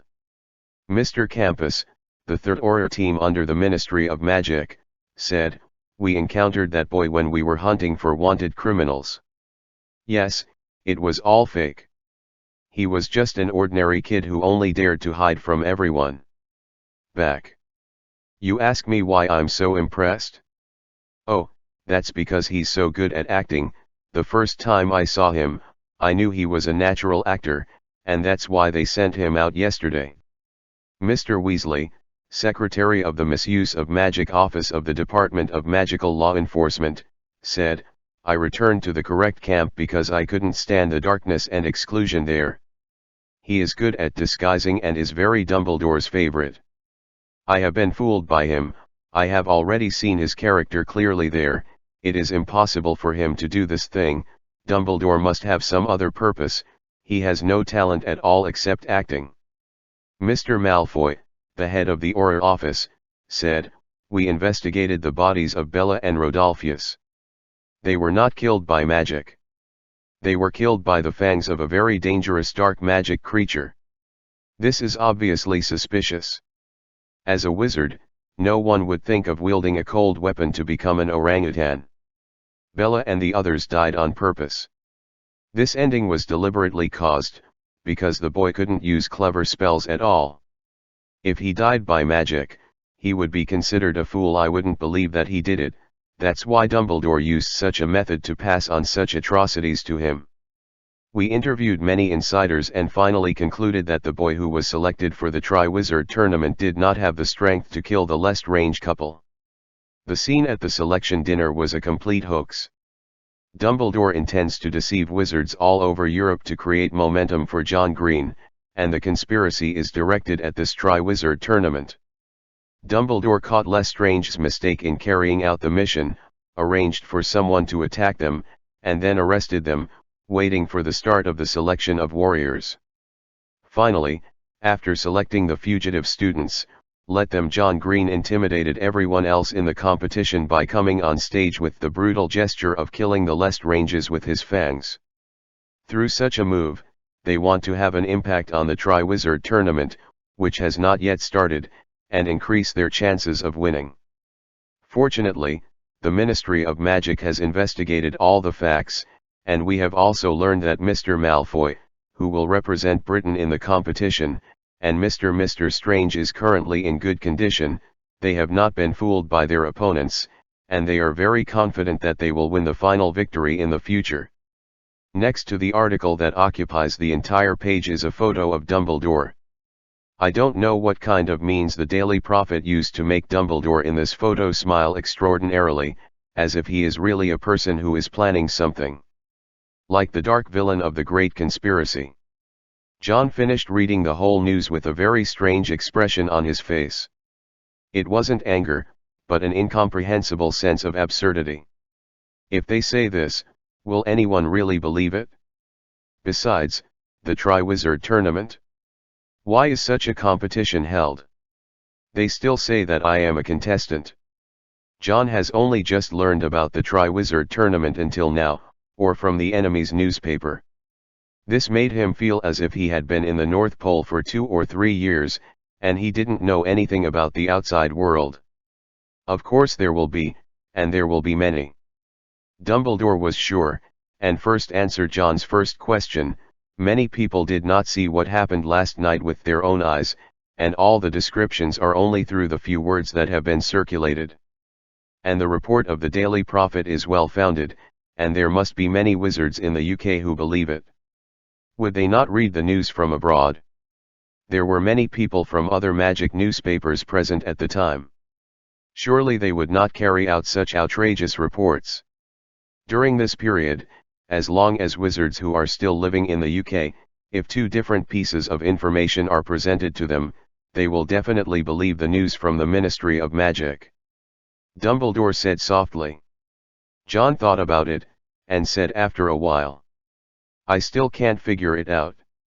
In other words, the Dark Lord asked the Daily Prophet to conduct such a report just to deceive the wizards in the UK? Why is he doing this? Anyone who was present that night will know the loopholes in his rhetoric. There are a lot of people, and those people are basically diplomats from various Ministry of Magic, and they will definitely not tell lies when they go back, so what effect can he spread such lies? Dumbledore had obviously figured out the reason for this matter. He poured John a cup of tea, and guided John to think. We must first understand what the consequences would be in England if he hadn't covered up the news that you killed the Lestranges. John replied. Will it shake the confidence of the half-bloods who occupy the vast majority of wizards in the British Ministry of Magic? 2 of their greatest gentlemen's powerful subordinates were actually killed by a teenager like me. This is only part of it. Dumbledore said calmly, this will shake his personal prestige, but it's just like the breeze blowing the grass and trees, making them shake slightly. What will really shake is actually the next one. Confidence in the upcoming Triwizard Tournament. You killed Bella and Rodolphus alone, and you will represent us in the competition. The result of this game will determine the final ownership of France. This is the key. If everyone knows that you have such strength, they will be extremely pessimistic about the next Triwizard Tournament, because they know that they will lose.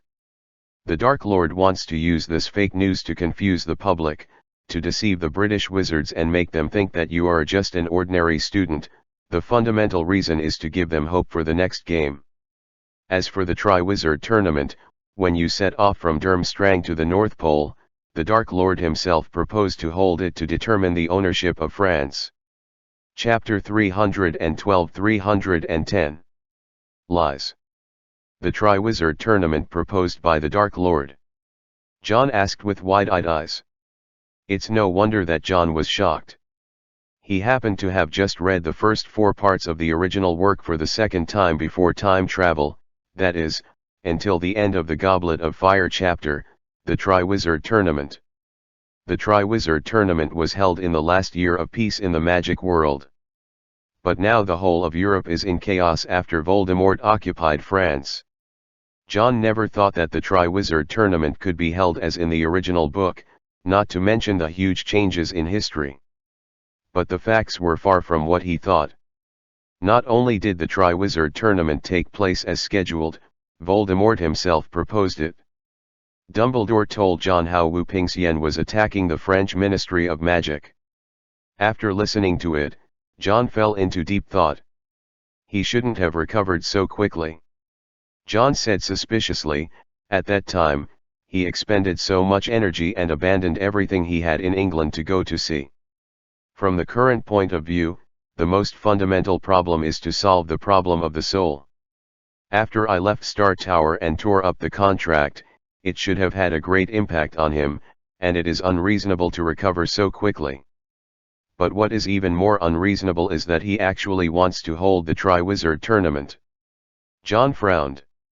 According to the situation you said at the time, Professor, if his strength has been restored to its fullest state, he should have the advantage and the odds of winning. However, in the name of keeping the French Ministry of Magic, he intends to use means other than war way to solve the problem. I don't think he will just give up trying to save the face he lost when he was defeated by you in public in order to keep the French Ministry of Magic. Dumbledore crossed his hands and put them on his stomach, he said with a chuckle. This question is actually not difficult to guess at all, John. When a person gives up the option that seems to be the best for him, but chooses another option, it means that he knows exactly which one is the best for him. Benefit is greater. Now that he has chosen to use the Triwizard Tournament to solve the problem, it means that he believes that holding this competition will bring him greater benefits, including the problems that have appeared in the newspaper he instructed now. He wants to stabilize the situation and clear the way for the upcoming Triwizard Tournament. What we have to think about is what kind of huge benefits the holding of this Triwizard Tournament will bring to him.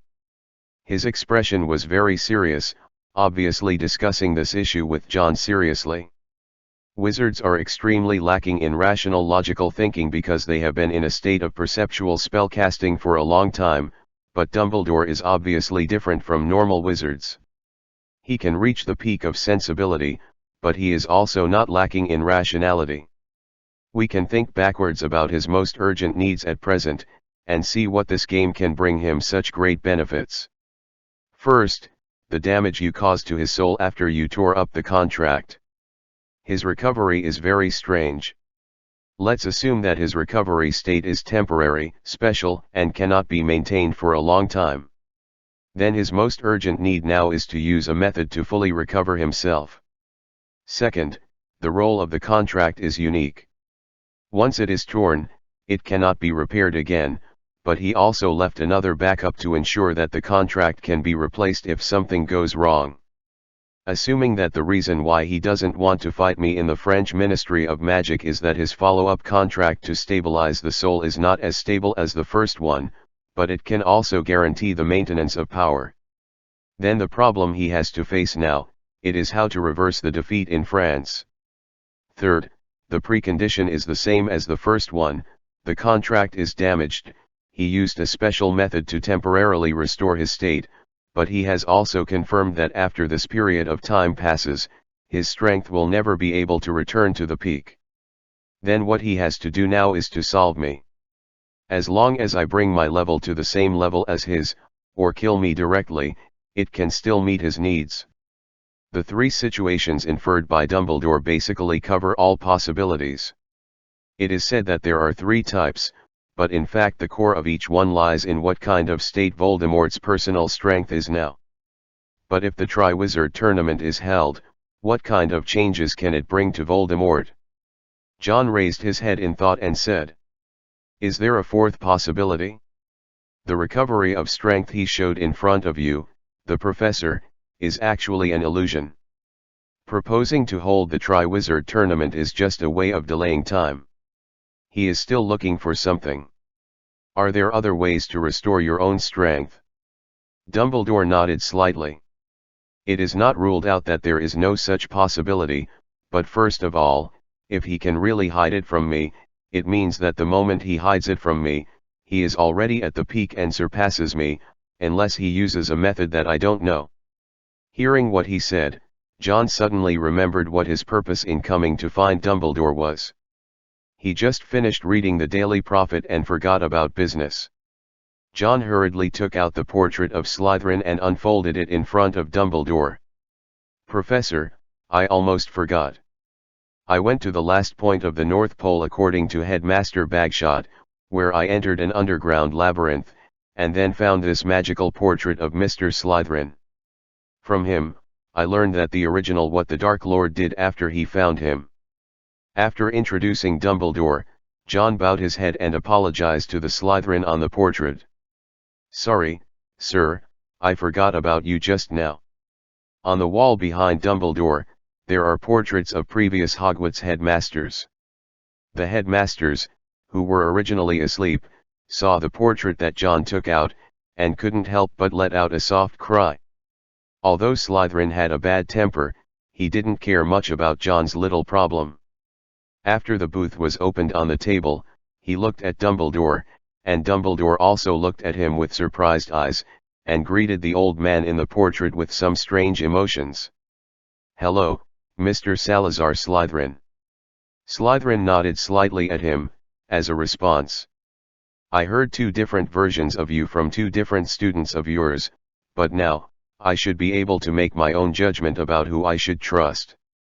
His old-fashioned monkey-like face showed a gloomy look. "Tom Riddle tricked me." Dumbledore and John glanced at each other. He obviously just realized that Voldemort's last stop at sea was to go to the North Pole to see the portraits left by his ancestors. Slytherin looked at Dumbledore and the portraits of previous headmasters on the wall behind him, and said in a hoarse and angry voice, "I know you want to know from me what he got after he found me." His gaze was dark and reminiscent. "The labyrinth at the North Pole is a secret room under the ice that I created for magic research after I left Hogwarts. In the ice and snow that has never melted for thousands of years, there are many magical creatures that are different from the present. At that time I went there looking for something. The portraits were also left there at that time. I used some small tricks. The portraits left when I was alive were just ordinary portraits, but after I died, the potion that was supposed to be good would be sprinkled on time. On the ordinary portrait, let it become me now, so as to monitor the research I left in the North Pole, and control Haas, a basilisk. Riddle came to that maze and found me 14 years ago. He said that he found me here through the clues handed down by the Slytherin family. Now the magic world is in darkness, and he needs my help. He told me a story about wizards being oppressed by muggles and purebloods hiding in the XZ. In the story, Albus Dumbledore was a wizard traitor who defected to muggles. He is the headmaster of Hogwarts, who implements a policy of oppressing wizards with muggles as the absolute core in the castle. He also unites the king of muggles to enslave all wizards, and wizards in the whole world are in a state of comparison it was even more miserable 1,000 years ago. Except for wizards born in muggle families, all other children from wizard families will be domesticated into slaves to serve muggles. After making a contract, just like house elves, they can only serve muggles forever, and even become a tool of war for muggles. Dumbledore and John were listening carefully, and the previous principals on the portraits were also frowning and whispering. He said that the Slytherin family had become the Gaunt family and had been hiding like mice with several other ancient pureblood families, and had not been cursed to be enslaved by muggles. He was deceived by muggles and fell into a trap, which not only brought disaster to his family, but also gave birth to him of mixed blood, and after he was born, his muggle father abandoned his wife and son, and let his mother die in depression.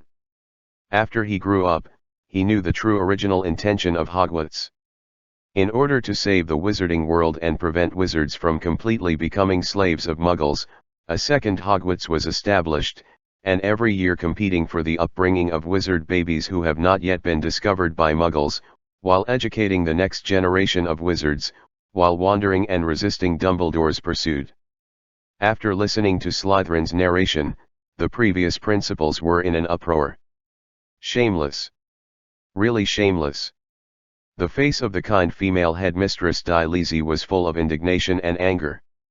Sirius' ancestor, Phineas, kept shaking his head.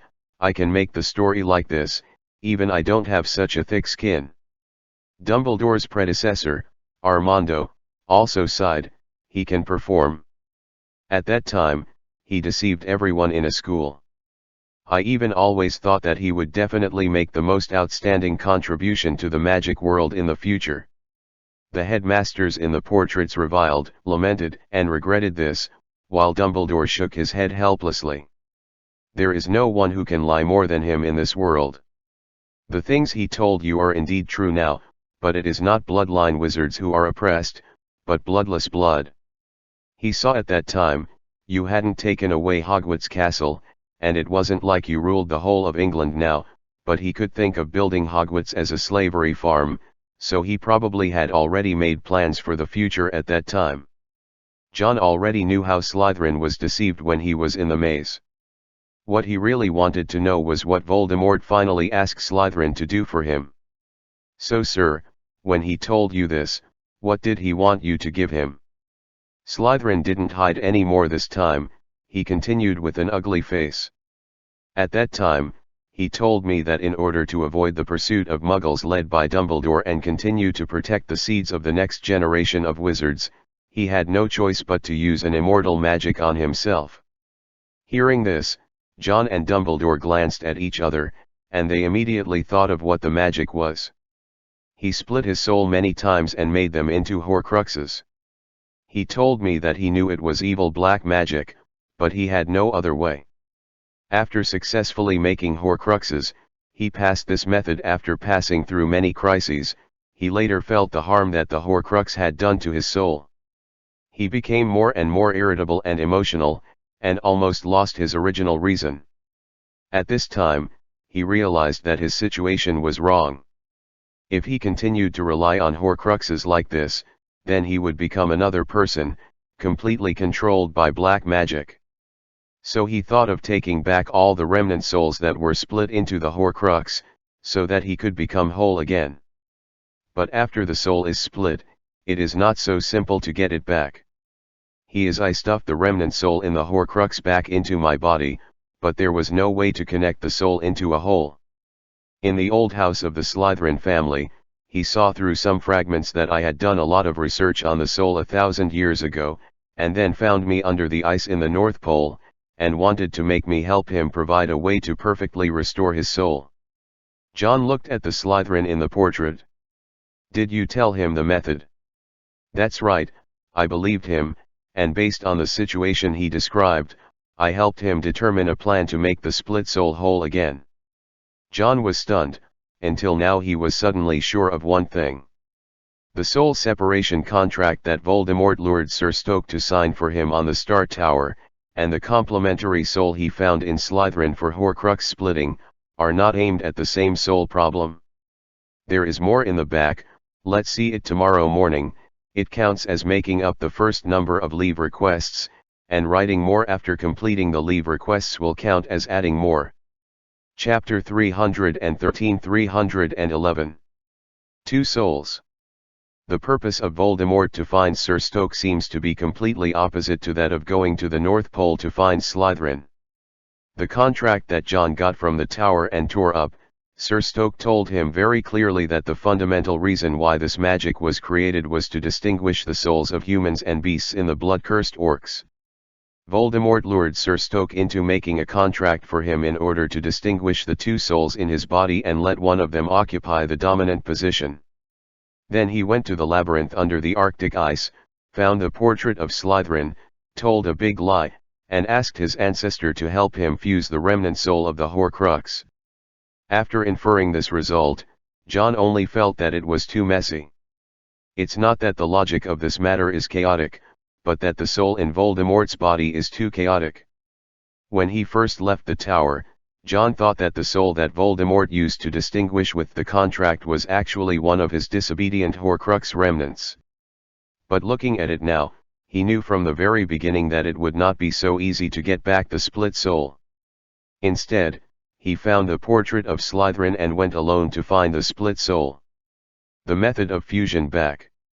Then he wants to use the contract to isolate the soul. What is it? John's face showed thinking and puzzlement, and Dumbledore obviously thought of this. The information they know is consistent. John can think of the problem, it is impossible that Dumbledore can't figure it out. Mr. Slytherin, can you teach Riddle the magic of fusing and splitting out Horcruxes? Can he also fuse with other souls? Dumbledore asked. Slytherin shook his head decisively. Without this possibility, there is no possibility of two unrelated souls merging together. If someone can do this, then he is invincible. The stronger the soul, the stronger the wizard's will, and the magic will also be stronger. The stronger it is, if it can really make irrelevant souls compatible, it means that a wizard's will can reach an unlimited height, which is absolutely impossible. Hearing his explanation, Dumbledore's face showed deep thought. He actually knew more than John. After all, that night in the correctional center, although John tore up the contract at sea, it was Dumbledore who really faced Voldemort face to face. After the contract was torn up, he saw Voldemort's performance with his own eyes. It was obviously an act of two different consciousnesses competing for the right to speak in a body. The consciousness that has always been in control of the initiative was threatened by another separated consciousness after the contract was torn apart, and even occupied a part of Voldemort's body, so he had the act of self-mutilation like piercing his palm with a knife. This means that the two souls in Voldemort's body cannot be fused, and if there is no way to fuse, it means that one of them must not be Voldemort himself. The information obtained from Slytherin can at least confirm one thing, that is, the soul that has always held the initiative of the body must belong to Voldemort himself, otherwise he would not be able to fuse the soul in the Horcrux. Only what originally belonged to him can be reintegrated. Then who is that soul that is not Voldemort? For Dumbledore and John, is this soul an enemy or a friend? There is no reasonable answer to this question for the time being, but the significance of the portrait of Slytherin itself is not just as simple as bringing them information about Voldemort. As one of the four founders who once established Hogwarts Castle, this man can be said to be a living fossil.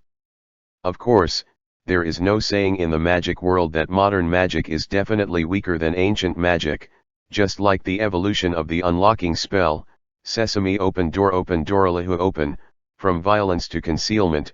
This is a process of continuous improvement, and the current one is definitely better than the previous one. Easy to use. However, before the establishment of Hogwarts and before the academic school became the mainstream, wizards mainly passed on the inheritance from master to apprentice. Slytherin must know some magic similar to this, just like he can design a detailed soul fusion plan for Voldemort. Secondly, it is about the orthodox identity of Hogwarts. With 2 Hogwarts in the wizarding world these days, a magical portrait of Slytherin himself admits that it would definitely make a lot of sense.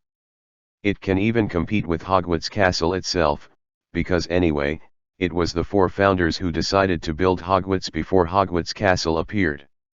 Only in the bet about Dumbledore and Voldemort's Triwizard Tournament, there is an article about the legality of the only Hogwarts. Now even if there is a Slytherin standing up and declaring it, it still depends on the final result of the match. After all, as long as the blood oath is not broken, there will only be 1 Hogwarts after this Triwizard Tournament. At this moment, John remembered another thing. He looked at Dumbledore. "Professor, was it last night that you asked someone to mention me for the competition?" Hearing him ask this, Dumbledore shook his head. "Whether it's the students or Minerva, they all have the idea of secretly throwing your name into the goblet of fire, but in fact, I know that there is no need for it. The Dark Lord himself will ask someone to sign up for you." John blinked. "You mean, he is sure that I will die in the North Pole, and then as long as he throws my name into the goblet of fire, that cup will definitely choose me. At that time, I will be chosen, but I will not be able to participate in the competition. 1 person is missing in this game that should have been played by 4 people." Dumbledore replied. "This is just one aspect. I guess he thinks you can't escape from the North Pole, but even if his judgment is wrong, it doesn't matter to him that you come back alive. This game is held in Hogwarts Castle. He wants to deal with you again, so he can have a lot of time to make some small moves. It's just that what he didn't expect the most is that you not only came back alive, but also killed his most powerful subordinate, even in front of him and the whole world. So many people in Europe were killed. This is what makes him most angry. Voldemort's insidiousness and cunning are reflected in all aspects, and the most important thing now is that he already knows John." Dumbledore's voice became serious and dignified. "So next, he will definitely try his best to kill you. After the Triwizard Tournament officially starts, I will not leave the arena, but you must also be careful. Seeing that many people have misunderstood it, let me emphasize first that Voldemort is definitely not possessed by a time traveler. This kind of explanation is the same as I forcibly added a setting to the top. There is no novelty or interesting place, and I will definitely not written in this way. The truth must be something I derived based on the setting of the original book. Moreover, Voldemort's current methods, even if they are clever, are not at all like what a normal time traveler can do." Chapter 314-312. Sacrifice of Samples. Regarding the safety issue in the Triwizard Tournament, it is not necessary for John to worry so early. The start time of the competition is September, and it is only May now, and there are still 4 months of preparation in the middle, and the rules and referees will also be determined in the middle of these 4 months. The portrait of Slytherin was reframed, and it was left among the portraits of previous principals. Compared to the Triwizard Tournament, John had another question that he asked curiously. "Professor, it's not convenient for me to ask some things in Durmstrang before, that headmaster Bagshot. This shouldn't be his real name, right?" In this regard, Dumbledore did not hide from John. Originally, Grindelwald only wanted to hide his identity from those who wanted to be hidden. There are not a few people in the magic world who know his true identity. Gettler Grindelwald, this is his real name. He made some mistakes when he was young, so he was imprisoned for more than 50 years, and was released from prison only a few years ago. Although what he said was concise, John certainly knew exactly what Grindelwald was in. He blinked and asked tentatively. "I have seen the deeds of Mr. Grindelwald in the history of magic. I know that no one was his opponent except you.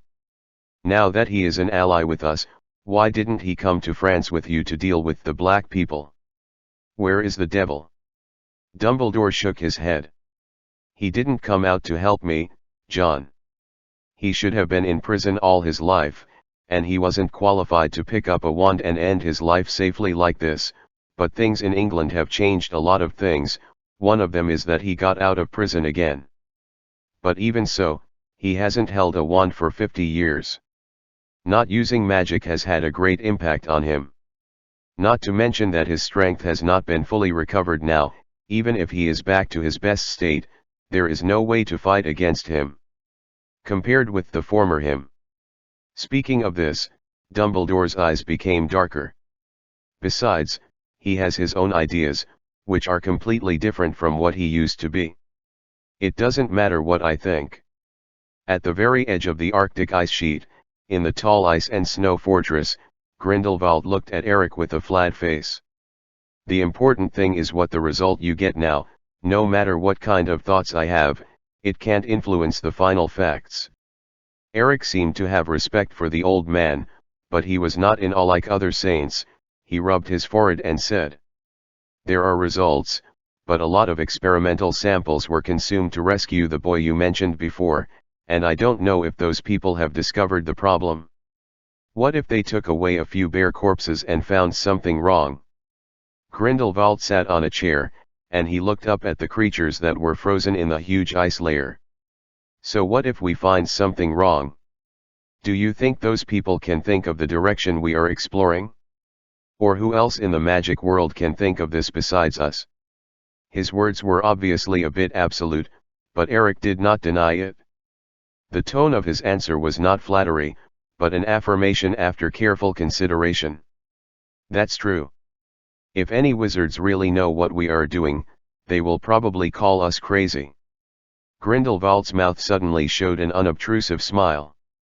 "Besides, the sacrifices of these samples are not bad. Did you read yesterday's newspaper?" Eric scratched his messy hair and whined. "How can I read the newspaper in time in this kind of place, sir? The daily newspapers sent to me by Hans are usually delayed by more than 3 days. Green killed the 2 most powerful subordinates of Voldemort who ruled England." Grindelwald narrowed his eyes. It was still in front of him, but with a basilisk fang. Eric's eyes widened. "Hey. I thought he ran away in embarrassment with my help. He's only 15. Aged 14. When I was my age in Durmstrang, Hans punished me for poking a slug with my wand." Grindelwald gently shook the wand in his hand, crossed his legs, and said softly, "So I say, these samples are not a loss at all." John certainly didn't know what Grindelwald was paying attention to him. After communicating everything with Dumbledore in the office, he found Hermione and the others. The students of Hogwarts were brought to the whooping line to resume their normal school life. In Lyon, Professor McGonagall specially found a place as a temporary address of the school to teach the students. After confirming that the Triwizard contest is used to determine the final ownership of France, the work of the professors is also relaxed, and they can spend more time on teaching. That is to say, after half a year of wandering and 2 or 3 months of living in Durmstrang, Hermione and the others finally returned to normal at the end of the semester. After coming here, John finally had time to start studying the map left by Adrian in the maze and the book that looked like a note after he was in class. After comparing several dictionaries, he confirmed that the language in which this note was written was German.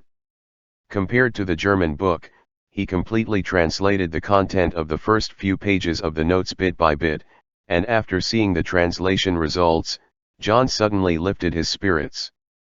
In addition to the gemstone, the note is an additional thing that Adrian specially treasured. When he was in the maze, John felt that its value would definitely not be lower than the gemstone itself, and it was indeed the case. This is a detailed analysis of high-end human body deformation, animagus. Of course it's not normal, the kind that any talented wizard can learn, but an animagus that can be improved according to gems and can completely change the nature of the wizard's own magic power. John unconsciously thought of the words that Slughorn gave him in the first class about rings when he was in the carriage in the first grade.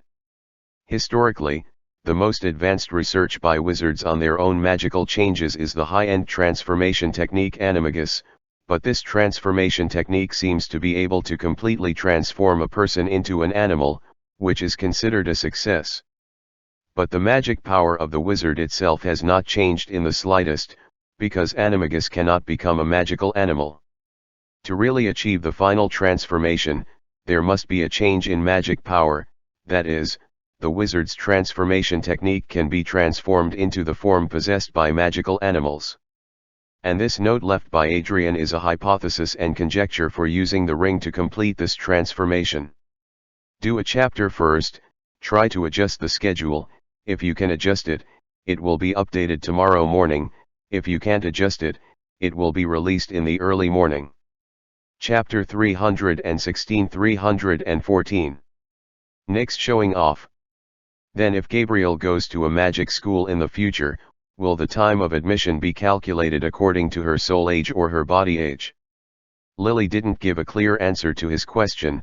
She shook her head and said, "There is no precedent for this, but if it is calculated according to Hogwarts standard for normally recruiting 11-year-old students, it should be based on her mental age." While they were talking, Nick's gray-white body began to lighten significantly. The effect of the potion prepared by Lily is immediate, and the effect of petrification is being removed. While waiting for Nick to recover, Lily did not forget to look at the mandrake blade in John's hand and reminded him, "If you plan to try to learn animagus, you'd better do it under the guidance of Professor McGonagall. This kind of magic is very dangerous, and there are many failure cases in history." "Don't worry, I will pay attention, Professor." Although John agreed in this way, he actually had no intention of going to McGonagall.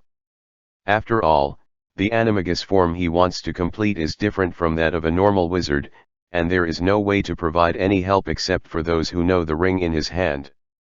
Soon, the changes on Nick's body became more and more obvious. The gray and white on his body had completely subsided, and the original frightened expression on his face gradually began to loosen, and his mind regained control over his soul. After recovering from the petrified state, Nick floated up from the hospital bed immediately. He looked at John with a proud face. 17. I've been counting. There are 17. Even in petrification, he still maintained his perception of the outside world, and he knew exactly what he and John had experienced. Lily tidied up the materials on the table, and was a little confused about the numbers that Nick said. 17 what? John clutched his forehead. 17 death curses. Hearing what he said, Lily guessed what it was just after thinking about it briefly. Did you use the petrified Nick as a shield? Hey. John is simply a genius. The two of us cooperated perfectly.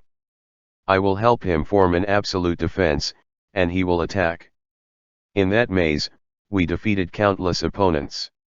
Nick is visibly excited. He doesn't mind the problem of being used as a shield to block the death curse. The ghost has already become like this. In front of the little wizard, he used it as capital to brag about. Lily seems to have a strong desire to complain about John's whimsy. That's really beyond the imagination of ordinary people. Nick, who had just recovered, was obviously agitated.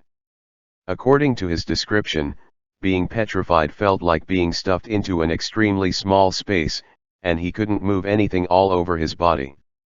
After recovering, he couldn't stop floating in the air for a moment, then left Lily's office, and traveled around the temporary school.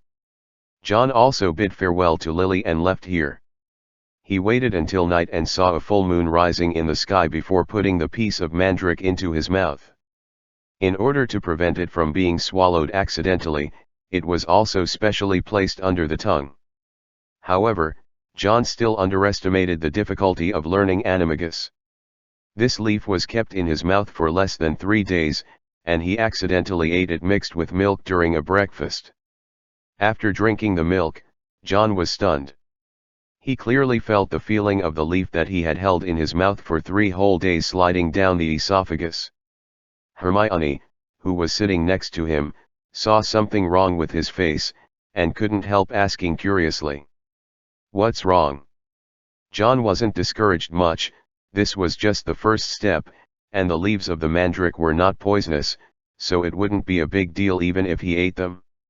It's nothing. By the way, what were you talking about yesterday? He changed the subject. Ron raised a Starlight newspaper in his hand. The Quidditch World Cup, which was originally scheduled for this year, was postponed. It is said that the final of the game was originally scheduled to be held in the UK, but obviously the current situation is not suitable. So they postponed the game to next summer.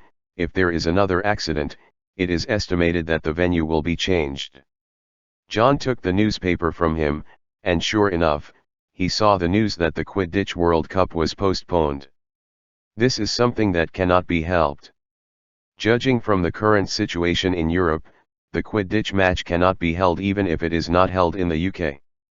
First of all, teams from the UK and France cannot participate, including Ireland, Spain, Switzerland, etc. have also been affected.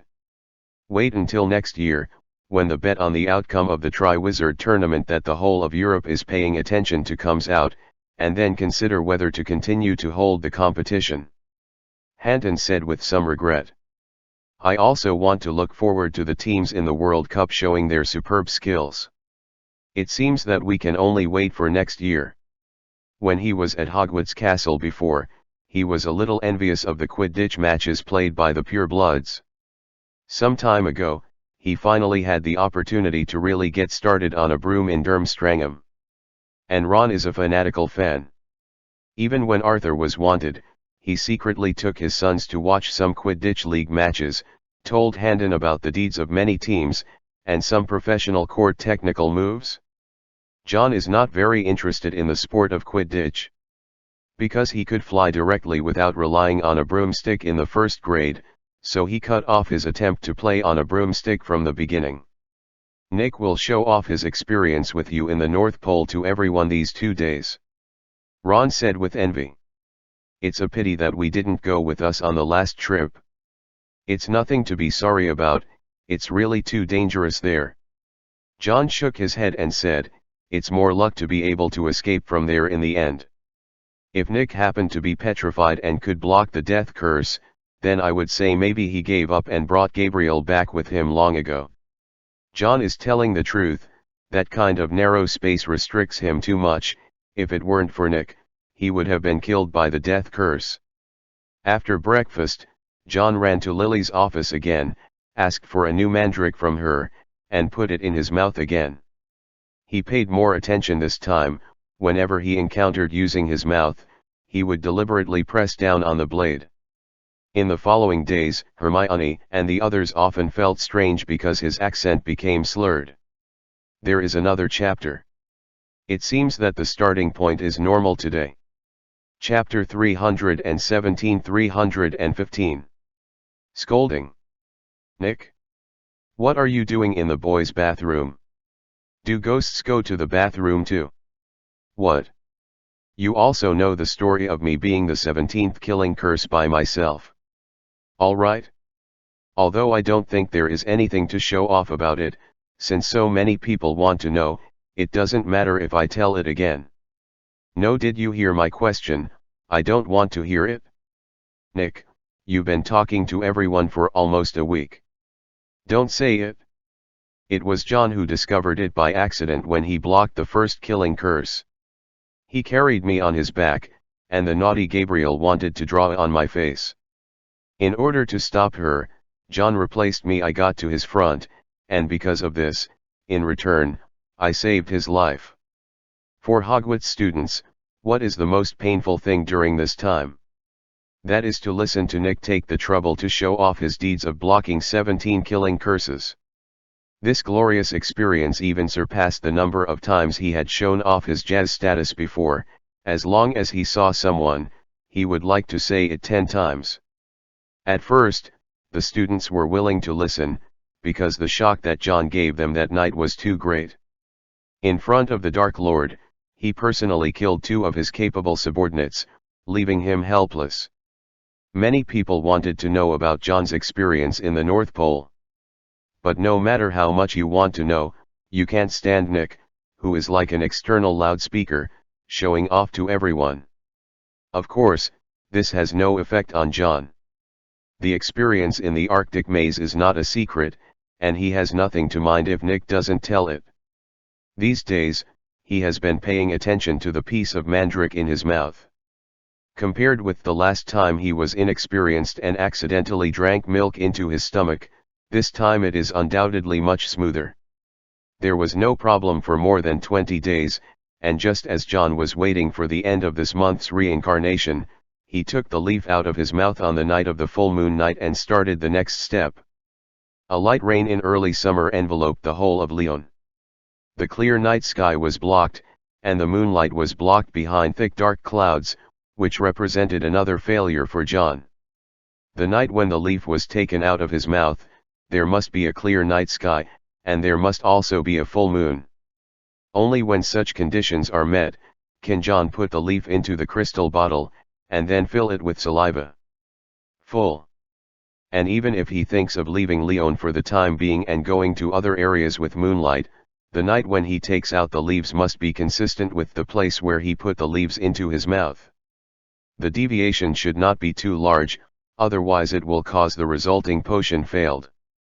With such a harsh and luck-based condition, John had no choice but to hold the leaf for a month was useless, so he could only get a piece of mandrake leaf from Lily again and put it in his mouth. During this month, many things happened in the magic world. First of all, the Starlight newspaper under Wu Pingxian reported the existence of the portrait of Slytherin. Even though there is now a bet of the Triwizard Tournament as the orthodox affiliation of Hogwarts, now with the support of the portrait of Salazar Slytherin himself, it can effectively fight against Voldemort's pure blood as the basis of rule superiority theory. After all, even the ancestors who once insisted on the theory of pure blood publicly stated that pure blood should never be superior to others. This is a fatal blow to the basis of pure blood's high status in public opinion. As soon as this news from Starlight was published, most newspapers in Europe followed suit and quoted it. Although on the day when the Triwizard Tournament warriors were selected, many magical governments were more inclined to Voldemort, but most of the wizarding people still overwhelmingly opposed the policy currently implemented in Britain. Needless to say, the hemp seeds, it is impossible to support them. As for the mixed bloods, they are not blind. It seems that a group has become slaves, and they have also become beneficiaries, but the pure bloods have also become superior. No matter how whitewashing, mixed race is also the object of oppression. Unless they encounter the same situation as the British and French half-breeds, they are succumbed by Voldemort's powerful personal power, and they can only pinch their noses to recognize the status of this second-class citizen, otherwise who would want to change from equality to inequality? Therefore, even if most of the top leaders of the magic government lean towards Voldemort, among the wizarding people, as long as the war has not spread to their country and there is no violent oppression, no one is willing to admit that pure blood is inherently noble. Regarding Slytherin's remarks, more exciting news is yet to come. As the ancestor of the Slytherin family, Salazar himself admitted that Voldemort is a descendant of his own blood, but the pure-blood leader named Tom Riddle is actually a mixed blood. This does not require other proofs. As long as the source of Voldemort's life experience is found out, it can be considered ironclad evidence. Because there are more than the 28 recognized pure-blood wizard families in Europe, but they definitely do not have the surname Riddle. The purebloods who followed Voldemort from their school days also always believed that Riddle was not Tom's real surname, and believed that he must have a more noble and prominent family background. Even Voldemort himself believed this until he found his Muggle father's family. This news caused even more uproar. Carry forward the theory of pure blood superiority, and for this reason, they have won over a large group of pure blood families. The man they respect as their master is actually a mixed blood. If this matter is to be confirmed, it is tantamount to making Voldemort's theory self-defeating. If purebloods are truly superior, then what are you as their leader? For a while, Slytherin was on Dumbledore's side, and the question of why Voldemort's blood was in the whole of Europe was aroused. And Dumbledore deliberately chose this time to detonate such public opinion, and he also deliberately found the right opportunity. As he and John analyzed, Voldemort's actions from this year seemed to be trying his best to maintain the normal holding of the Triwizard Tournament.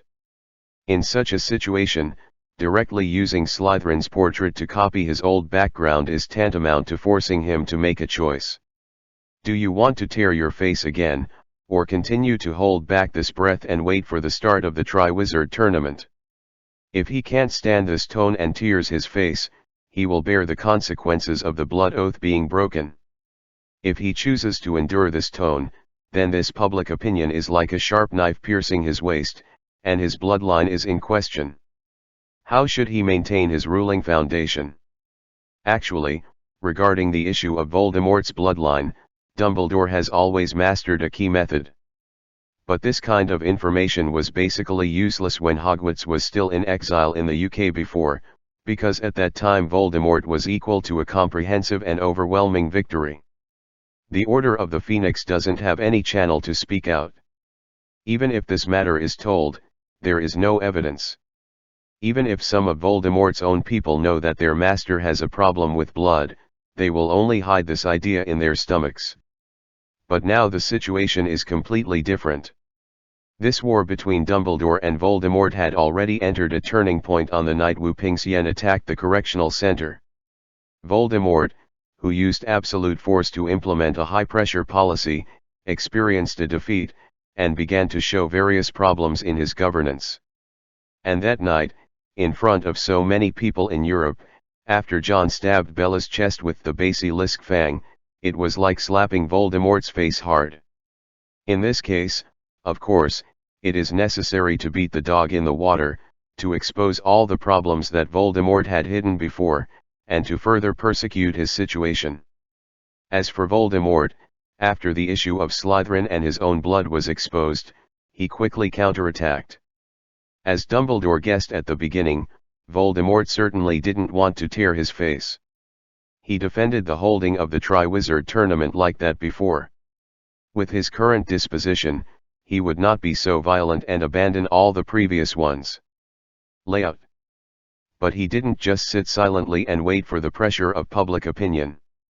Dumbledore has a propaganda outlet, but Voldemort, who has been operating in the UK for more than 10 years, can of course use public opinion to counter it. He adopted the simplest and most effective method, directly denying the authenticity of the portrait of Slytherin that John brought back from the Arctic maze in the Daily Prophet, saying that it was forged by Dumbledore himself, and it was a hoax. Regarding this point, the authenticity of Slytherin's portrait is really not that easy to prove. After all, it is not Slytherin himself or the ghost he left behind.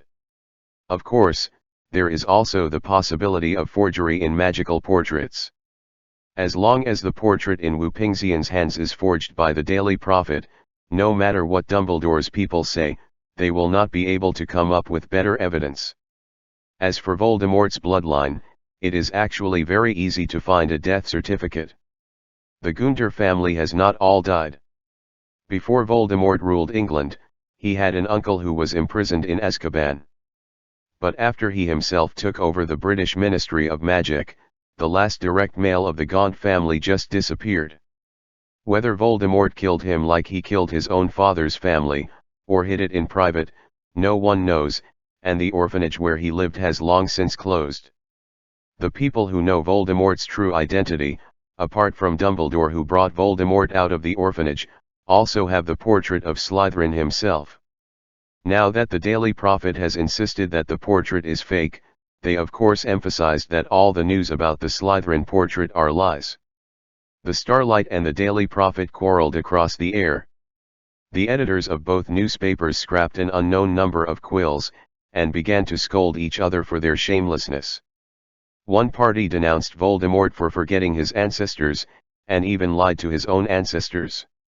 The pure blood he led was a bunch of shameless villains from top to bottom. One party scolded Dumbledore for daring to make up anything, even the portrait of Salazar Slytherin.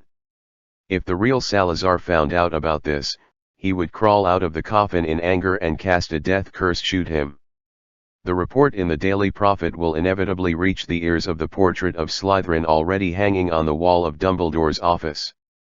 He wasn't a very good-tempered old man, otherwise he wouldn't have quarreled with his best friend Gryffindor 1,000 years ago because of his blood. After hearing that his identity was judged to be a fake, he yelled at Voldemort directly, making Phoenix, who has always been not very clean, shrink his neck a little. The public opinion in the magic world is also completely messed up. Now it is not a question of who has scolded whom, the Daily Prophet or the Starlight, but which side other wizards in Europe are willing to believe. However, even though the two parties scolded so fiercely in the newspaper, in reality, the preparatory work for the Triwizard Tournament has been going on all the time. First of all, it is about the selection of referees for the game. In the previous Triwizard Tournament, the referees were basically the principals of the three magic schools, as well as officials from the local Ministry of Magic in charge of the event.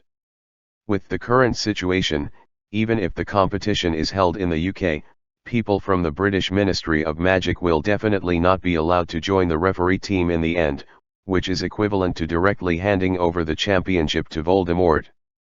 After repeated quarrels and mutual concessions, the members of the referee group were determined to be one person each from the two Hogwarts schools, Beauxbatons and Durmstrang, plus 3 wizards selected by the International Federation of Wizards. A 7-person referee team. Letting the International Federation of Wizards send someone to be the referee is also a result acceptable to both parties. Since Dumbledore was defeated by Voldemort 10 years ago, the position of president of the International Federation of Wizards has been idle. This organization usually doesn't have much actual power, it just provides a communication platform for various magic governments around the world. It is also because there are all kinds of wizards within the organization's structure, so it is easy to reach a consensus. Regarding the current disputes in Europe, most people still hold the mentality of watching the excitement. This time they chose to send 3 people to serve as referees, and there were also restrictions on the status of the wizards they sent. The rule recognized by both Voldemort and Dumbledore is that the International Federation of Wizards cannot send any European wizards to serve as referees, and can only be selected from wizards from other continents. After the referees are determined, the problems about the competition items will naturally be resolved. Normally, there would only be 3 items in the Triwizard Tournament. Now that the referees include the International Federation of Wizards, there are 3 parties. The content of the competition will be selected by each side, and then the people of the International Federation of Wizards will partially modify and integrate it, and finally determine the entire competition. Chapter 318-316. Weasley's Invitation. After spending most of the school year at sea, Hogwarts third-year students have already started the end-of-term exam week. Although they spent most of their time in self-study, they didn't lack what they should have learned. The exam week lasted until the beginning of July. After a sumptuous end-of-semester dinner was held at the end, it represented the end of John's third-year student life. In the field of public opinion in the magic world, the battle between Voldemort and Dumbledore is still going on fiercely, but with the conclusion of the Triwizard Tournament bet, there are basically no armed conflicts in France. Wu Pingxian actually controls the entire area except the French Ministry of Magic and Beauxbatons, and also temporarily performs the duties of the provisional government. The administrative organization restructured by some French people handles French government affairs. Except for the purebloods in France who have been liquidated, and the purebloods who obeyed Voldemort's rule but did not have any bad behavior suffered minor punishments, most of the others hid in Paris, waiting for the purebloods the possibility of a turnaround. For these people who are hiding, the list has all been recorded by Iniesta, the leader of the French Provisional Magic Council. Regardless of whether they have persecuted Muggles or not, they will eventually face the strictest liquidation. In general, the situation in France has temporarily stabilized. It is precisely because of this that after the start of Hogwarts summer vacation, they no longer have to hide in the school like before, and they can't go anywhere. Because of the suspension of the war, many idlers were vacated in the Order of the Phoenix. Lupin and Sirius received the task of taking care of these students during the holidays. They could usually take them out for fun around Lyon, and they also took on security duties. Neville and Ron, students with families, can naturally go home to spend the whole holiday with their parents. Like Lavender and Luna, their parents are in exile overseas and temporarily entrust them to Hogwarts. Professor McGonagall has also contacted their family members abroad, and they can come to France to settle down temporarily. It means they can go home too. The situation is developing in a good direction bit by bit. Before Ron and Neville left school, they also sent invitations to John and Hermione. The two of them were planning to take a trip in France this summer and wanted John to go with them. When they were in the carriage before, they invited John and the others to visit their home, but John declined because of other matters, but Justin and Lavender went to Longbottom's house. John didn't refuse again. He finally had a rare time off during this holiday. Apart from studying how to learn animagus, he had nothing else to do. He agreed to travel with Ron, Neville and his family. The one before the game started to relax. So at the beginning of the holiday, John and the others agreed to go to the Weasleys' house for a few days first, and then meet the Longbottoms' house in mid-July. In addition to John and Hermione who were invited to go there, Gabriel will also go with them. Hampton and Ariel will stay in Lyon, and Lupin and the others have already planned to organize a stay in a week later. Students at school go on a summer outing. Nick was not with John and the others, as if an old ghost friend who had been in Hogwarts found him, and they didn't know where to catch up. It was the eldest son of the Weasley family, Bill Weasley, who was responsible for picking up John and the others. He graduated from Hogwarts a few years ago, and he has experienced the transition from the castle period to the carriage exile period. Now he has joined the Order of the Phoenix, and he is also a mainstay like his father. When we first met, Bill gave John the impression that he looked like a member of a rock band, with a long ponytail, an earring on his ear, and a small fan hanging from it, which looked cool. He was very enthusiastic after seeing John. "It's nice to meet you, John, I guess I can call you that.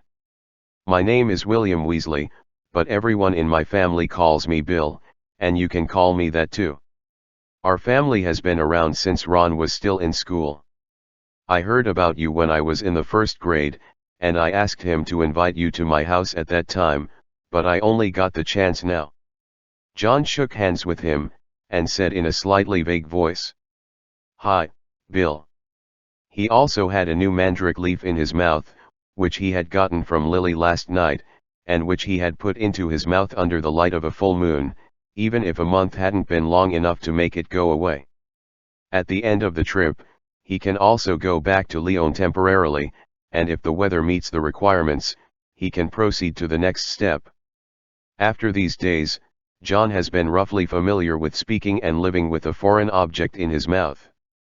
Although it is still a little weird, it basically makes people feel nothing abnormal. Bill showed great enthusiasm for John, of course because his name has now spread throughout the European magic circle. After more than a month of fermentation, almost anyone who is not a wizard hiding in the deep mountains and old forests knows that a boy named John Green killed the Lestrange family in front of Voldemort. This means that the cause of Rabaston's death was suppressed by the British Ministry of Magic and was not spread. Otherwise, John would probably be given the title of Lestrange Nemesis. Bill didn't neglect Hermione and Gabriel, and offered to help them move their luggage to a room with a fireplace. Following the Wu-Ping line to gain a firm foothold in France, the Weasley family also temporarily ended their life in hiding in the UK, and moved the family to France.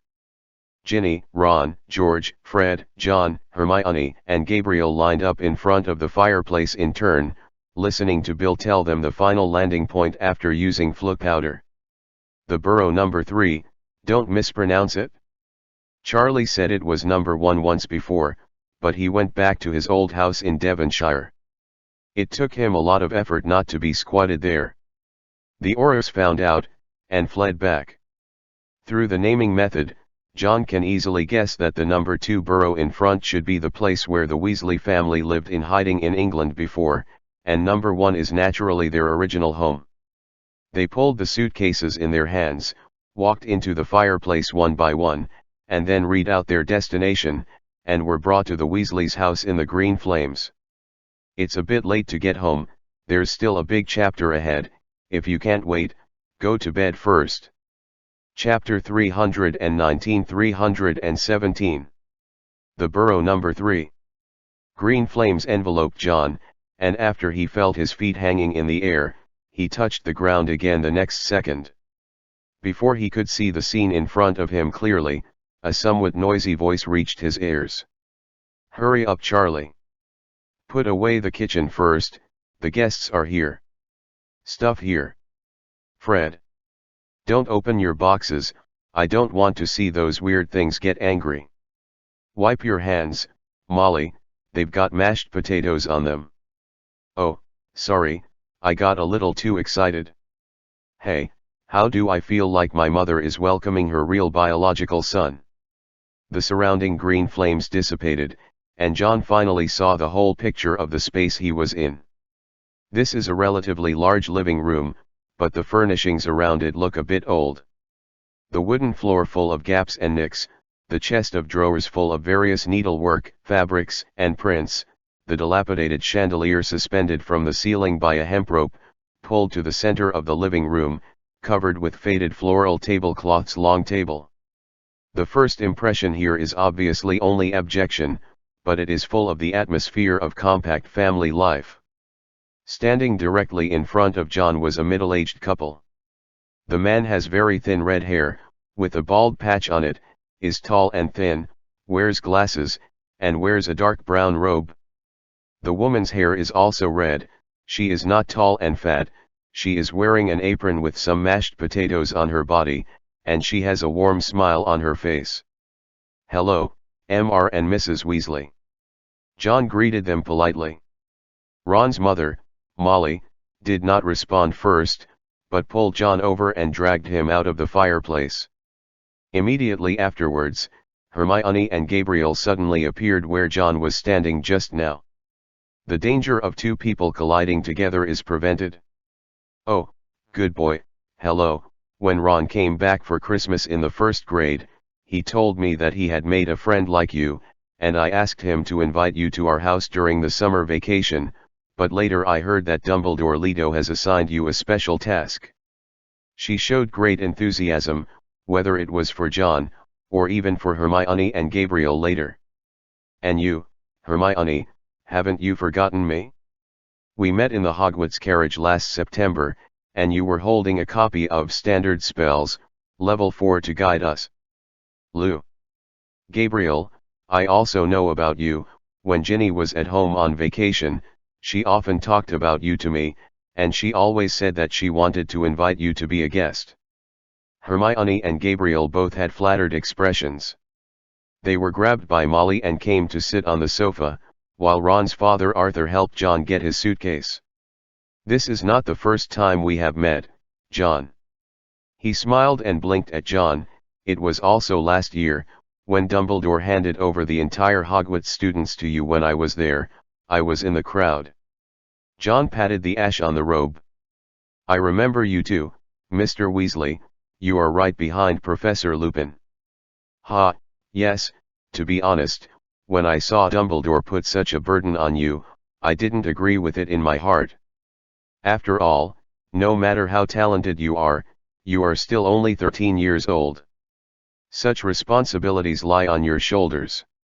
On you, I thought you might not be able to bear it, but the facts are enough to prove that I was thinking too much. I just had a little bit more luck. The things you do can't be done by luck." Arthur patted him on the shoulder, and at the same time introduced him to the last member of the Weasley family that John hadn't known yet. "This is my second son, Charlie, who is also working in the Order of the Phoenix." Charlie has a broad face that looks like a nice guy at first glance. His face is covered with freckles, and his skin is a bit bronzed. There are obviously bulging muscles on his arms, and he is very strong at first glance. When he saw John, a smile appeared on his face, and at the same time he stretched out his hand. "Hello, John." John also reached out and held his hand together. "Nice to meet you." With Bill coming out of the fireplace at the end, "The whole Weasley family is here." It was the Weasley family after Percy was expelled. Obviously no one in the Weasley family wanted to mention Percy. The third son of their family has completely betrayed Dumbledore. Voldemort used his identity to make a lot of articles, including slandering John and framing Dumbledore's character. Judging from public reports, he is also very cooperative, and he doesn't seem to be forced at all. Even in school, if anyone saw the news about Percy in the newspaper, they would avoid Ron and the others to prevent their mood from being affected. John and the others obviously came earlier. Dinner was not ready yet. Hearing the movement in front of the fireplace, Molly rushed out of the kitchen to greet her in a hurry, before taking off her apron. Greeting George and the others to entertain John and Hermione, Molly hurried back to the kitchen. Arthur and Charlie also obviously had something to do. They were tidying up the living room to make it spacious enough for dinner later. As soon as they got home, Ginny grabbed Gabriel and went to her room excitedly, as if she was anxious to show her something. The Weasley twins greeted John and Hermione, also mysteriously hid in their room with their suitcases in their arms. After they came back from Durmstrang, they started to tinker with some weird things, as if they got it from a school famous for black magic. What an inspiration! Ron took John and Hermione to visit Weasley's temporary home in France. Actually, this place is completely copied from our old home in the UK, because my mother said that this will make everyone get used to it. But you know, our family was not very rich before, and moving twice is not a small sum of money. But Professor Dumbledore pays his parents, Bill and Charlie, a lot of salary every year, although his father has never wanted to accept this money. He feels that he is in the Order of the Phoenix to help Dumbledore, not a job. But Dumbledore talked him into letting him accept the payment. Ron first took them out and walked around the yard outside. This is a wasteland next to a Muggle town not far from Lyon. There are almost no people here. The surrounding area is obviously just reclaimed. There are many flowers planted beside the fence, and there is a vegetable field behind the house. Hermione stared at the three-story building named Burrow No. 3 by the Weasleys, and asked suspiciously, "Why is this house built crookedly?" Ron shrugged. "As I told you, it was built exactly after my old house, the burrow we first lived in. To be honest, such dwellings were a disgrace among the old English wizards, because we the family is really not rich. Although Dad works in the Ministry of Magic, he doesn't get much money a month, not to mention that he has to support so many people in our family. I was young at that time, but I was very impressed." He said this without the slightest shyness, as if he didn't mind talking about his family's downfall to John and the others. Chapter 320-318 Unlearned Eyes. Ron really didn't need to be coy, and even when he said these words, he had to consider the emotions of Hermione and John. No matter how poor the Weasleys were, they were still a whole family.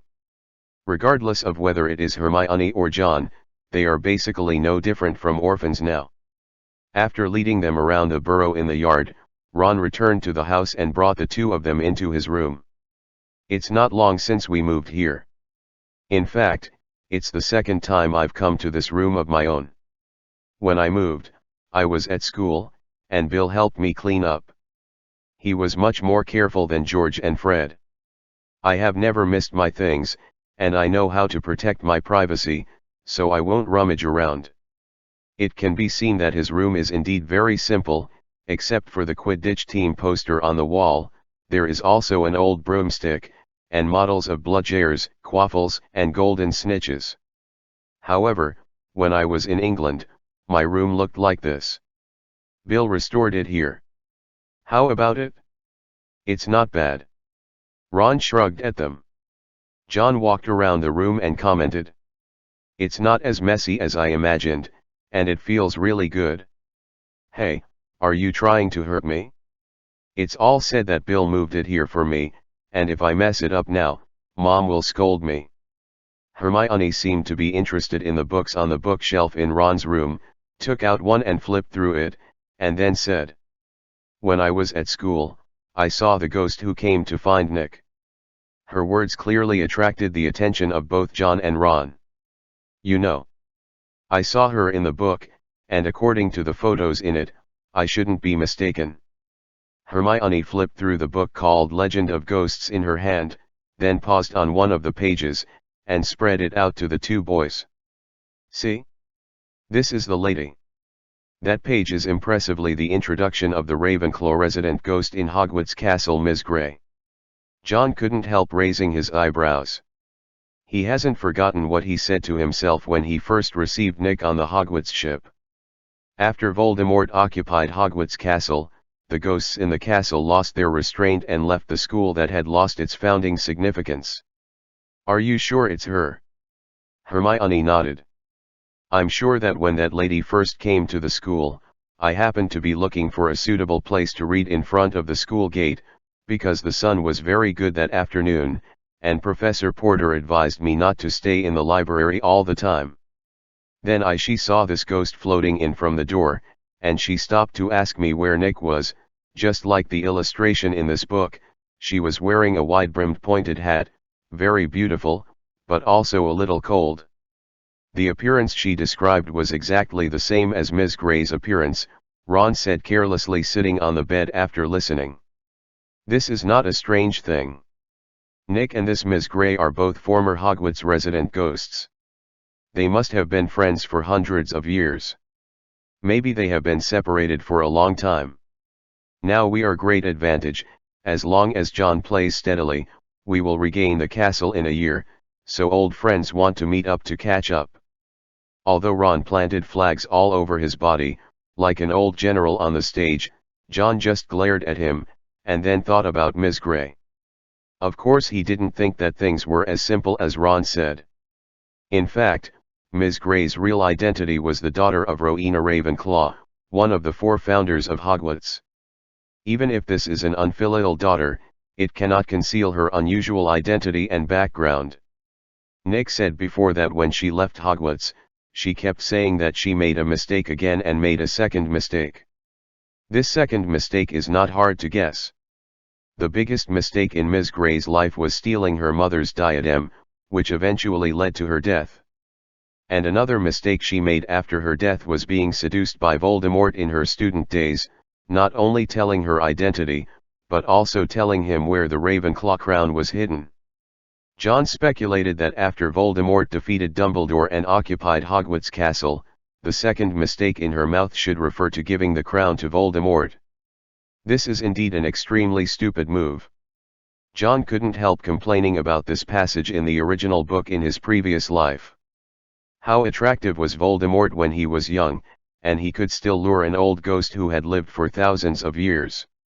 Now that she is looking for Nick, the most likely reason is that it has something to do with the portrait of Slytherin. After all, even if it's just a portrait, as her mother's former best friend, Salazar Slytherin is also one of her elders, a figure of the uncle generation. With news about him, there's no reason why she wouldn't come to see him. See? If you are curious, just ask Nick when you go back," John said while picking up the golden snitch on Ron's desk. "If he can tell us, Nick will definitely not hide it." When he said this, Hermione was looking at him without blinking. John noticed her gaze and asked suspiciously, "What's wrong? I also have a doubt. Why did you start talking strangely since more than a month ago?" Hearing Hermione's question, Ron seemed to react at this time. He walked to John with a strange expression, and thought while pinching his chin.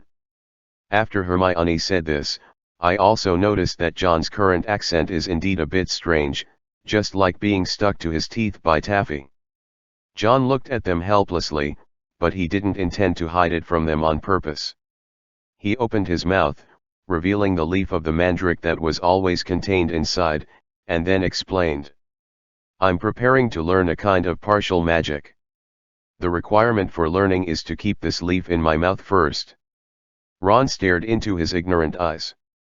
What magic has leaves? Some magics have to drink their own saliva. John said with a look of disgust. Ron's face was full of indifference. We don't drink our own saliva every day, and that's not a big deal. Do you still think it's no big deal if you can spit your saliva into a small bottle and bury it in the ground for half a year or even a year? Following John's words, Ron thought about the scene for a while, suddenly looked cold, and kept shaking his head like a rattle. And Hermione looked at John and blinked her eyes. These are not a pair of ignorant eyes. Seeing that someone said that my last chapter was not big enough, I just got up from bed overnight and wrote another chapter. Awesome, hum. Chapter 321-319. Weasley's Arsenal, 2-in-1. The Weasley family entertained guests with a sumptuous dinner, or in other words, such a large family dined together, no matter what they ate, it was hard to make people feel shabby. No one at the dinner table talked about the current situation of the Order of the Phoenix and the magic world. Obviously, in this relaxed atmosphere, no one wanted to talk about business. Charlie regretted that this year's Quidditch World Cup could not be held. He has always been a good Quidditch player. He was a member of the Gryffindor Quidditch team before the fall of Hogwarts Castle. Seeker. Arthur was also particularly interested in the knowledge of Muggle machinery, and asked Hermione and John a lot about cars and airplanes. John felt that if Sir Stoke was still alive, then Arthur should have a lot of common topics with him. They both came from pure-blood families and also had a great interest in Muggle things. After dinner, Molly took them to her room. Although the burrow looked shabby, there was no shortage of rooms. It was more than enough to clean up 2 rooms for John and the others. Gabriel and Ginny share a room. Afterwards, they were mostly playing around these days at the burrow. Sure enough, George and Fred came up with some joke magic props, but when Ginny took John and Gabriel and raided their secret workshop in the basement, watching what they made, John noticed the props made are not just for jokes. When the secret was discovered and Ginny threatened her 2 brothers to tell her mother, John picked up one of the black the size of a baseball, and it was obvious that there was something abnormal hidden in it. When this ball explodes, the power is not low, right? Fred, who was trying to curry favor with his sister, made a deal with her under various conditions so that she would not complain, was startled when he saw John pick up the ball, and hurriedly took it out of his hand. Take things away. This can't be messed with. It's an immature experiment made by George and me. It hasn't been perfected yet, it's too dangerous.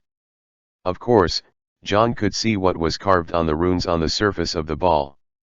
After he got the stone slab full of runes from the tower, he studied these things for a while, although it was not proficient, but at least able to understand some things. You also know the danger. It's a bit too big to play this kind of thing in your own home. George and Fred laughed twice, and they also saw that John understood what it was. Don't worry, we designed it with a very slight force at the beginning of the experiment, probably like a firecracker. John looked at their whole basket of firecrackers, knowing very clearly that these things, which are only as powerful as firecrackers for the time being, can become very different as long as they add a few strokes of rune to them. The twins also saw that John was not so easy to fool. They looked at each other, then coaxed Ginny and Gabriel out of the room, and then pulled John to unfold the Westlass real secret workshop. It was a workbench hidden in a cabinet, just behind the black balls. As soon as they opened the door, a table full of runes and materials appeared in front of John. This is our biggest secret in private, just take a look, John, don't tell it, especially don't tell your parents. George obviously had a ghost in his heart, and quietly wanted to drag John into the water together. The display of these things in the small workshop convinced John that the 2 bold twins were not studying some simple magic tricks. John, who was a bit advanced in runes, couldn't even recognize them, and most of them were related to black magic. The basket of black he found at the beginning had runes about the blasting spell engraved on it, but it was obvious that George and his team were unfamiliar with their techniques, and the things they made probably could only display the normal blasting spell. The effect of one half of the effect is what they call firecrackers. This is not a trivial matter. On a larger scale, the two brothers are conducting research on black magic in private. In peaceful times, they could be locked up in Azkaban to feed the Dementors. Even if it's a small thing, they make this kind of thing in the basement storage room of their own house, and if they are not careful, they may burn the entire burrow. John picked up a small iron sheet full of magic words, and instead of reprimanding them immediately, he asked suspiciously, "Where did you learn this stuff?" Fred coughed lightly, with a proud look on his face. "We are geniuses too. John, we are self-taught." "Oh, that's really great. I'll tell Mr. and Mrs. Weasley the good news and make them happy too." Don't. George and Fred hurriedly grabbed one of John's arms to stop him from committing murder. "Well, let's be honest." George raised his eyebrows. "You know, we used to research some great magic props when we were in school." "Of course I know." John looked at him speechlessly and still showed a proud expression. "It's really great. The great Professor McGonagall often punishes you for confinement because of the way your dormitory is made." "Hey, we didn't use it to prank others, but to scare Ron at home." Fred waved his hand. "Those things are the pride of me and George, and they have greatly exercised our hands. Ability. You guys know what I want to hear is the point. Don't worry, you have to give us some time to brag. Later, when we took the Hogwarts to sea, we didn't have the energy to do these things. We invented a dispelling fishing rod when we participated in a fishing competition. Tried to give it to Justin, tricked him into thinking it was a good hook, and he saw it on the spot." George picked up Fred's words. "Yeah, it's all Fred's fault.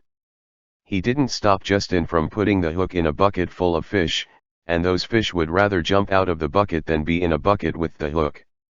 But always by the time we went to Durmstrang, we didn't have any new inventions, and when we got to Durmstrang, we were honest for several days, until you disappeared from that castle. We didn't relapse. This is called a temporary itch," Fred shouted, "but we also know that it is not our own territory after all, so we are very restrained in our research, and basically make things by the frozen lake. But people always have to find a way to improve. Even if George and I are geniuses, we can't make things we don't know." Then we set our sights on Durmstrang's library, where we are not forbidden to enter. We found a lot of magic books in it that are different from those in the Hogwarts library. George rubbed his hands together. At that time, the old administrator who guarded the library noticed us. After all, if we wanted to borrow books, we couldn't avoid him. He discovered our weirdness from the books we borrowed. Then stalked us one time and spotted what we were doing by the lake. At that time, we had just learned the runes related to the blasting curse, and made the first Weasley ball, which was the stuff in this basket. Fred and I discussed about going to a farther place for test explosions. At that time, I already know that the power of this thing is not low, because several failures blew up the ice on the lake, and it was almost caught by the vice principal of Durmstrang.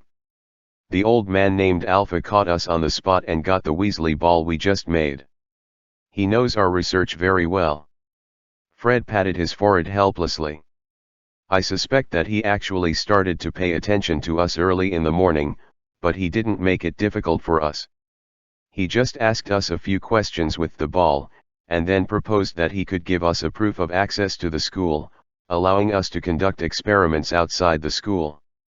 So that not only can you avoid being discovered by Professor Durmstrang, but you can also avoid accidents."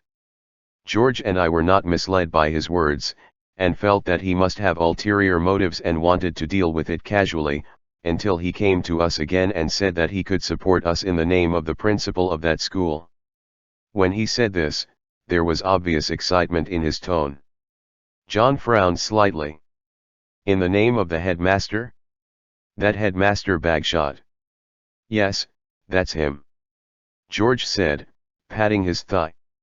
He gave us a certificate of free access to the school, on which was signed the headmaster's name, Gellert Bagshot. He also gave us some commonly used magic materials, and promised that as long as we need them, they can provide any normal help. Even the restricted section of the middle and upper floors of the library is open to us, except that we can't borrow it, we can check it at will. And what we need to do is to keep a copy of the complete materials and finished products for them whenever there are any research results.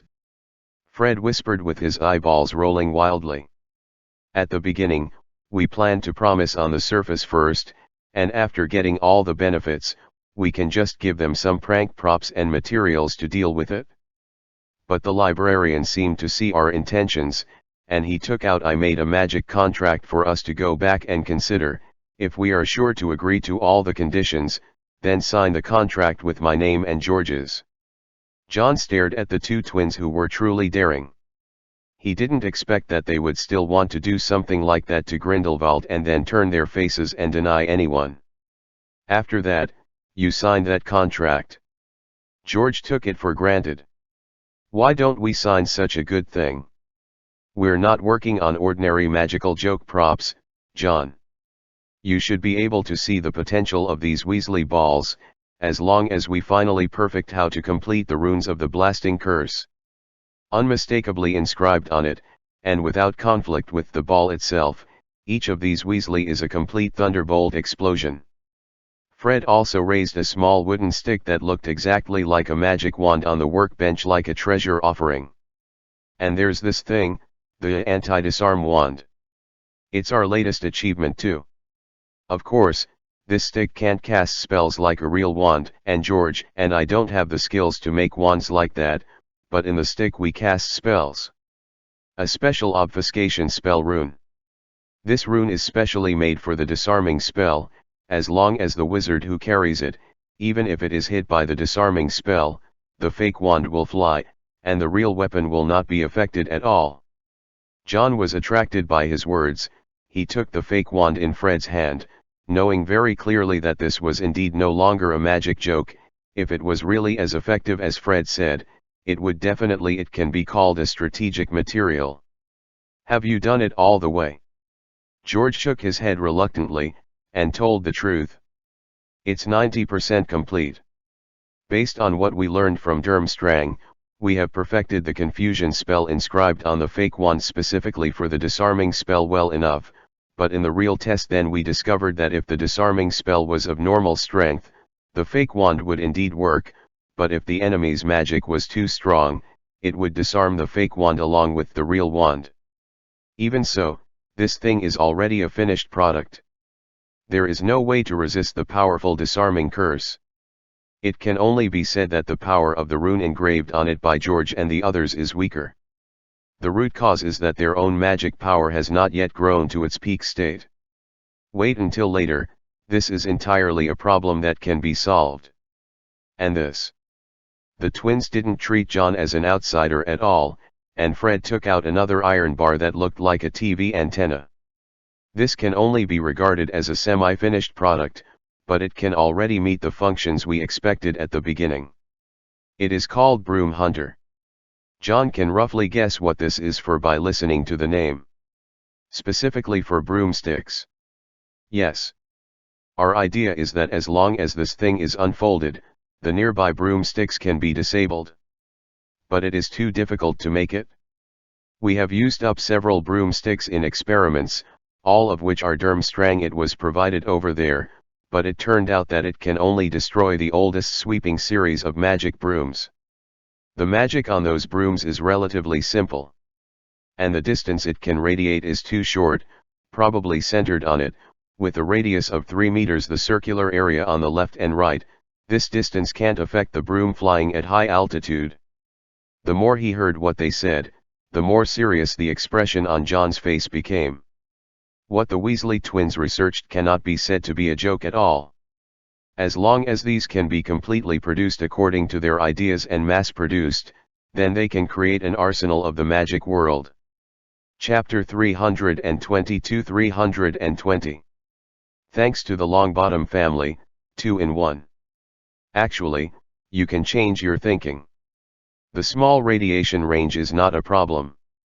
As long as this antenna, George pointed out that it is a broom hunter with a serious face, can be effective on any type of broomstick, then it can fly. Just get up, and if you can do this, you can basically reach a range of forbidden air. Hearing what John said, George, who was mainly in charge of the research and development of this thing, immediately caught sight of him. It is really difficult to expand its range of casting spells, but if it can fly, there is no difficulty. The difficulty now is how to improve it to be able to attack all types of broomsticks efficient. But George and Fred are not in the mood to think about this for the time being. What they really care about is John's current attitude. The proposal just now shows that he does not contradict their research. You promised to keep it secret for us. John rubbed his temples and said with a headache. This is not a question of whether to help you keep it secret. As long as you stay in Hogwarts and the Burrow, you will be discovered by the adults sooner or later. And what you have created now is not small. Now, can you really ensure that every experiment you have will not go wrong? What if something goes wrong? George and Fred looked at each other, and Fred cleared his throat and said, Of course we have also considered these things. At home, we are only conducting some experiments that are determined to be non-dangerous, and we have only returned home not long ago. Like Ron, this is the second time we have been home. As for sooner or later, an adult will find out. Fred scratched his head. Apparently he hadn't seriously thought about this question before, or subconsciously avoided it. Let's wait until the day we are discovered. Anyway, at most, my mother will just teach us a few words, and then let us go to the backyard to weed. John saw through his thoughts and knew that he was actually escaping. You can't always keep it a secret, or you don't intend to tell Professor Dumbledore after you perfect these things that can be used as alchemy items. Of course I have thought about it. Regarding this point, George replied with certainty, we plan to come up with these things at the beginning, just to help the professors share the pressure, but at that time we were still playing around. Professor McGonagall, I always thought that we were playing a prank. Even if we told them, they would not believe in our ability unless we can come up with a finished product. The Weasley twins have never been fools, they are smarter than anyone else, and they are very aware of their reputation in the hearts of the professors, and they need to take action if they want to restore this reputation. In Durmstrang, those people knew the twins for the first time, so they never knew what they had done before. Mr. Alpha, the librarian, did have an excellent vision. Grindelwald also has considerable courage and decisiveness. Even a Hogwarts student can throw an olive branch. Well, just like he was able to force John to add the appointment of Durmstrang Transfiguration Professor. John looked at the anti-disarm wand, and then turned his attention to George and the others. Although I think what you have produced now is enough to bring about a change for Professor Dumbledore and the others, but it seems that you yourself still need time to prepare. This is not a bad thing, anyway. You have also signed, and Durmstrang's contract does not lack support and assistance, so wait until you are all ready, and then give everyone a surprise. Fred and George all showed excitement in their eyes. Of course we will prepare a big surprise. To be honest, John, we still have a lot of ideas waiting to be tried. Like this fake wand and the semi-finished broom hunter are just some preliminary experiments. Wait until our real results come out. In the future, it will definitely surprise everyone. They uttered bold words, and John really believed that the two had this ability. Sometimes you have to admit that talent is a natural thing. Arthur is an excellent player in alchemy transformation, otherwise it would be impossible to apply magic to a Ford car so successfully, and George and Fred, he has completely inherited his talent. Although both of them studied some mischievous magic props in the original work, different times will also bring about different changes. Now is their time to show themselves. John can provide George and the others with some different insights, but he doesn't bother them too much. There are enough things he needs to study, and specifically, the twins are no longer studying ancient runes, but can be said to be alchemy. It is true that he can understand some runes, but he has nothing to do with alchemy, so John and he are not arrogant enough to think that they can command experts from outsiders. In this way, he helped the twins hide their secrets for the time being, and stayed at the Weasleys' house for about a week. Every day when he had nothing to do, he discussed with Arthur about Muggle transportation, and found fish with Hermione. Ron. Go fishing with a pole in the nearby creek, or join Gabrielle and help Ginny with her summer homework. Until a week later, in mid-July, the planned trip will finally start. The Weasley family has not had a family outing for 10 years, because the situation in England did not allow it before, whether it was the twins and Ron on the Hogwarts carriage, or in the Order of the Phoenix. The Weasleys, who Dumbledore worked for, lived precarious lives. No one can guarantee whether the next meal can be eaten safely, let alone travel. And this time not only because the situation has temporarily stabilized, but also because they are now in France. Arthur and Molly may have been here before, but it's the first time for their children, so this time and place are the perfect time to travel. Early in the morning, the Weasley family had packed their things, and their trip was quite planned. Especially Arthur, he has done enough strategies. Of course, it is impossible for wizards to go directly to the deep mountains and old forests when they go out. The places they go most are Muggle attractions and shopping malls. Individuals have planned what kind of Muggle clothes to wear. Arthur's preparations are indeed necessary. For example, John did not consider that in some more solemn occasions, people in shorts will not be allowed to enter. He also seriously considered the problem of catching cold if he only wore short sleeves at night, so he specially equipped everyone with a leather jacket. After everything was ready, the Weasley family and John, Hermione, Gabriel first came to a tavern opened by a wizard in Lyonnais, where they were going to settle their lunch and wait for the Longbottom family to meet up. They didn't have to wait long, and just as the waiter brought the appetizers, Neville and his father came here together. Mr. Longbottom's full name is Frank Longbottom. This is a wizard who looks very reliable in terms of appearance. He has a firm and round face like his own son. He is not tall but definitely not short. And when he came to the tavern and saw the Weasleys, or John to be precise, he stood there with a serious face, handed everything in his hand to Neville, and then solemnly the master bowed to John.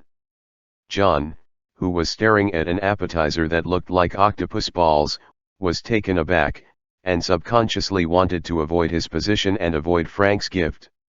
However, Arthur grabbed John's arm, did not let him avoid it successfully, and said very seriously, "You deserve the thanks, John, there's nothing to avoid.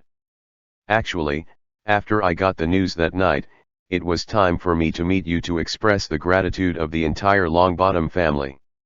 For this reason, I wrote a letter to Neville. It was he who told me that you were still in the recuperation period. That it's not polite to bother you, so I waited until now. Neville's grandma and uncle also wanted to thank you in person, but they are all old and have limited mobility, so it's up to them to express their gratitude to you by getting rid of me. Thank you." Frank spoke very seriously, and his actions were obviously rather abrupt. Fortunately, there were hardly any other guests in the tavern except the Weasleys, so it didn't attract much attention. "Thank you for avenging Neville's mother Alice. The entire Longbottom family will be bound to you in the future. No matter what help you need, as long as it is a wizard named Longbottom, you will be at your disposal." His promise was tantamount to putting the entire Longbottom family on John, because Neville's mother was not the only one who died under the hands of the Lestranges. It is also a pure-blood family, but these two families can be said to have a deep blood feud. This time, John almost killed the main branch of the enemy family, Labistan, Rodolphus, and Bella, and it is indeed a great kindness to the Longbottom family. Being held back by Arthur, John didn't evade any more after receiving Frank's blow. He knew that Neville's father needed a psychological catharsis. "Neville and I are friends, Mr. Longbottom," John said softly, "and anyway, they really deserve to die. Their crime is that dying 10,000 times is not enough, but whether you are subjective or not, you are the one who avenged us. This is indisputable." Frank looked up, as if he saw John's behavior, feeling a little uncomfortable. "We won't always talk about our kindness, and we won't change the friendship between Neville and you because of this, but no matter what you encounter, if you need it, please tell the Longbottom family." His words were very sincere, and John could feel the seriousness in them, so he nodded solemnly. "I will." There was a smile on Frank's face, as if John's acceptance of the Longbottom family's thanks was one of the purposes of his trip. "Okay, now that we've said all we need to say, let's get to the table and start dinner, Frank. The children are waiting impatiently, and we can probably go directly to Nice to arrange dinner after a while." Molly pulled Frank to sit on the chair, Neville punched John on the shoulder, and then followed him to sit at the dining table. For Europeans, dinner is the time to really have a big meal, so they arranged tonight's dinner in Nice, the first seaside city where the trip started. Lunch is at this Lyon Wizard's Tavern. It's quite a sumptuous meal. French cuisine. Whether it is the Weasley family, the Longbottom family, or Hermione and John, there are very few opportunities for so many people to get together and relax. Hermione and Ginny are teaching Gabriel how to take care of her hair, George and Fred are still whispering to avoid other people, and winking at John from time to time. Molly is earnestly asking, "I wonder if my eldest son has a girl he likes recently, and if he doesn't know how to chase a girl to be a mother, he can teach him." Arthur, Charlie, and Frank were discussing about the fate of the dragon training grounds in Romania. Recently, it seemed that someone had bought the entire dragon training grounds, the boring experience of being alone at home, and said that after the trip, no matter what, he asked his father to agree to let him stay at the Weasleys' house until the next semester started. "I heard that all the schedules of the Triwizard Tournament have been confirmed. Professor Dumbledore just went to England not long ago and completed all the preparations before the start of the competition." Neville also learned some inside information at home, and whispered to John Neville. "I heard that the International Federation of Magic has already selected 3 referees. Not only are these people not from Europe, but they are all of mixed blood, which guarantees that they will not be wooed by any party. However, the list of referees has not yet been announced. It is said that it will be announced on the day of the game." John blinked his eyes. He was actually quite curious about whether there would be wizards from his hometown in the International Federation of Magic. "Have you heard where the 3 referees are from?" Neville shook his head. "Not really, I just heard rumors that the 3 referees were sent by a wizard from America, Asia, and Africa." Ron pouted and said, "Actually, if you want me to say, it doesn't matter what the referee is, but the venue of the match shouldn't be in Hogwarts Castle. It's the Dark Lord's stronghold right now. If he really wants to hide other people's tricks, it won't be easy." "Really? I know why Professor Dumbledore agreed to this in the first place." In this regard, John, who has actually been to Hogwarts Castle, knows some inside information. He shook his head and said, "Don't think that the Dark Lord is the headmaster of that Hogwarts Castle. That school may not necessarily be his territory." Chapter 323-321. This is also the meaning of the Master, 2 in 1. The atmosphere in Malfoy's house has been bad since the day Draco was chosen as the Triwizard Tournament champion. Except for half a month after the selection dinner, many colleagues from the Ministry of Magic came to congratulate their family, and Lucius forced a smile to receive them, but most of the time he was frowning and looking sad. Including today is no exception. Not only Lucius, but also Draco as a contestant and his mother Narcissa, have been looking very ugly during this time. Lucius knew from the very beginning how dangerous the Triwizard Tournament was. The reason why this game had been suspended for hundreds of years was because the danger was too high. There will be deaths of participating warriors. Not to mention that this Triwizard Tournament directly involves the winning or losing of a war, and the risks in it are exponentially increased. It was also because of this that the first time he saw Draco being chosen by the Goblet of Fire that night, he would take such a risk to ask Voldemort for instructions, trying to pull Draco out of this dangerous vortex, but apparently he failed. What Voldemort said that night was not deceiving him. Once selected by the Goblet of Fire, it is tantamount to signing a mandatory contract. The selected person must participate in the Triwizard Tournament until the end of the game. There is no second possibility.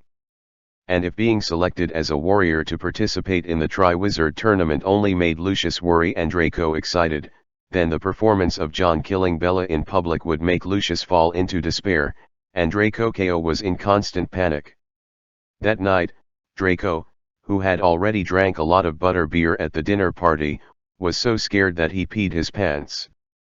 That was the first time he saw a dead person, and it was still so tragic. One was stabbed through the chest, and the other was pierced through the throat. Especially these two dead people were once the shadow in his heart, his Aunt Bellatrix Lestrange. Draco, who was originally selected, was full of joy in his heart.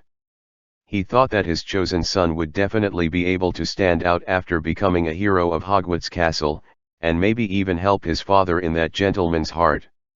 The status has risen to a higher level. But within a few minutes, he discovered that if the Triwizard Tournament was a battlefield where real knives and guns were used, then when he faced the boy named John Green who was the same age as him, he would basically be the same as him. Like a dish, there is no room for resistance. Not only Draco could see this clearly, but Lucius and Narcissa could see it more clearly than anyone else. Especially after Lucius thoroughly inquired about all of John's deeds, he learned that he not only killed the Lestrange couple, but also killed Ludo at the beginning of this year under the siege of a group of Death Eaters. Dove's brother Labistan.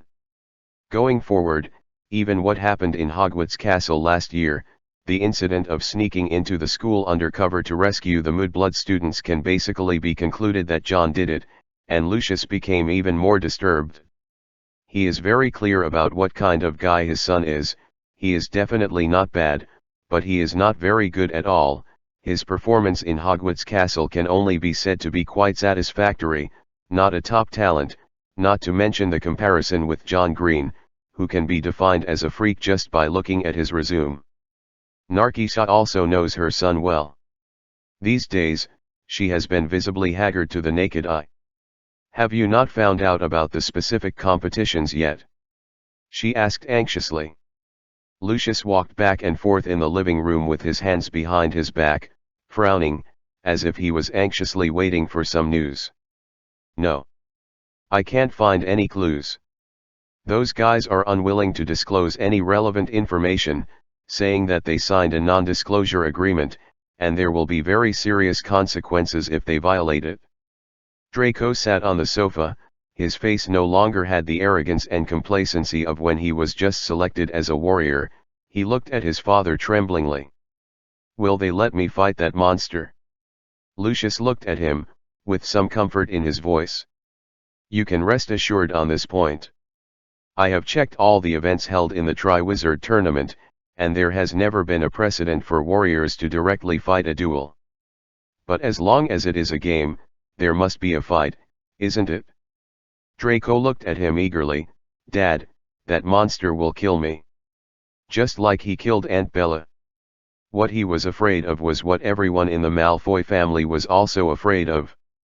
Narcissa put her arms around Draco. Her eyes were obviously red, and she looked at her husband. "Master, there is nothing to say." The master disappeared after the end of that night, and even all the subsequent preparations were handed over to Severus and Crouch. "I couldn't see him at all." Lucius' voice was obviously impatient, and he looked up at the wall clock from time to time, waiting for a certain time. Draco participated in the competition for the cause of the master. Narcissa's voice trembled slightly. Master certainly doesn't want to see him lose the competition, but if he is allowed to participate in the competition without protection like this, even the chances of surviving are very small. I don't know exactly what arrangements the master has made, and I don't even know what the significance of his proposal to hold the Triwizard tournament is. Lucius finally stopped his restless footsteps, but the master definitely doesn't want to lose this game, but our son is not the only person he can pin his hopes on. Narcissa opened her mouth. You mean the student who represented Bosbaton in the competition?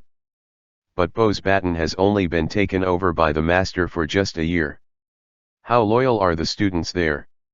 Don't forget that the student chosen by Bosbatons is named Lestrange. Lucius said with a gloomy face, this is the most trusted surname of the master, even if Bella's family is dead. But there are still people in the Lestrange family. Lucius' words aroused Narcissa's memories.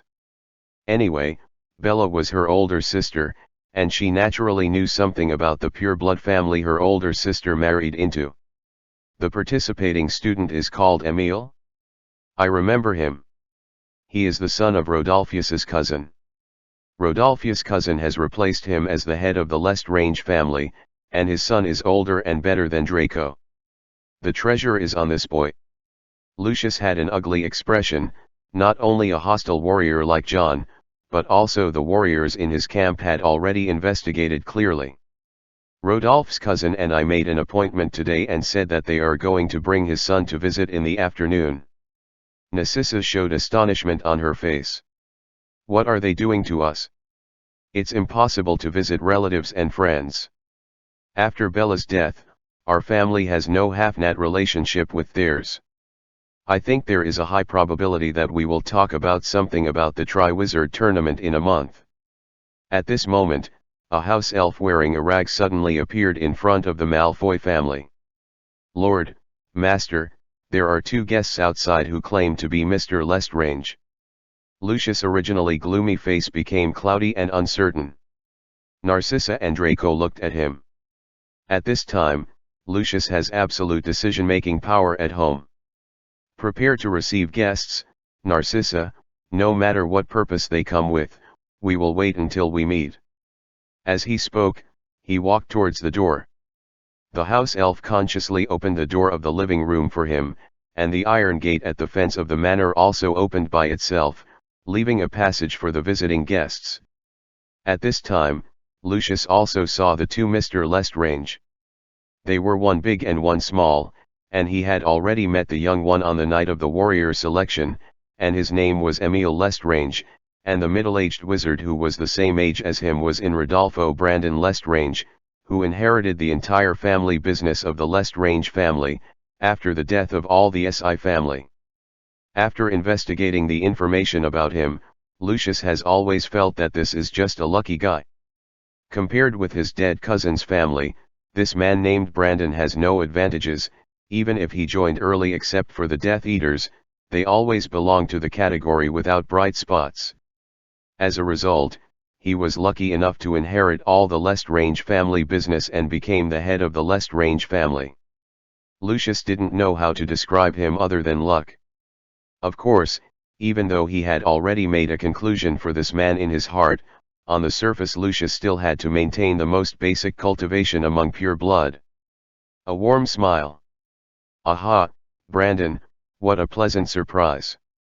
I started looking forward to it when I received your invitation letter. Our whole family is waiting for your arrival. This is actually not the first time Lucius has met Brandon. They met once at the funeral of the Lestrange couple 2 months ago.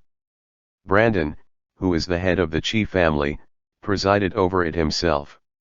Narcissa is also a noble lady from a professional pure-blooded family, and she is a veteran in facial expression management. She accompanied Lucius to welcome guests at the door, and she couldn't see the ugly expression on her face at all. Why didn't Mrs. Lestrange come? She asked with a smile. Blanton first shook hands with Lucius, and answered Narcissa's words with a pleasant mouth. She has been feeling a little unwell recently. She originally planned to come with me, but the doctor advised her to stay at home to recuperate. Oh, that's a shame, I'll write to see her. Compared with the smooth communication between adults, Draco obviously couldn't manage his expressions freely, and he could still see the obvious paleness on his face. Standing beside Narcissa, he looked at the Bosbaton warrior who was half a head taller than him. Emile is 3 years older than Draco. He has been a 7th grade student since the beginning of school, and he is less than a year away from becoming an adult. His face was stern, and he seemed to be a serious person. He noticed Draco's gaze, and after only looking at each other, he turned away and put it on Lucius. Draco's breathing paused slightly, and he felt contempt.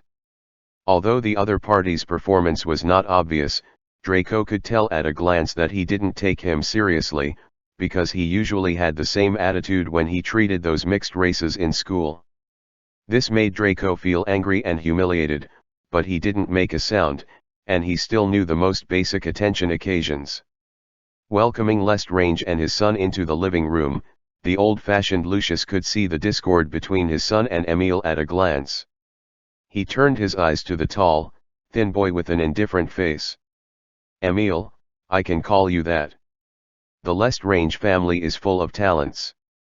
I heard that you got an O in 11 subjects in the wizarding level examination."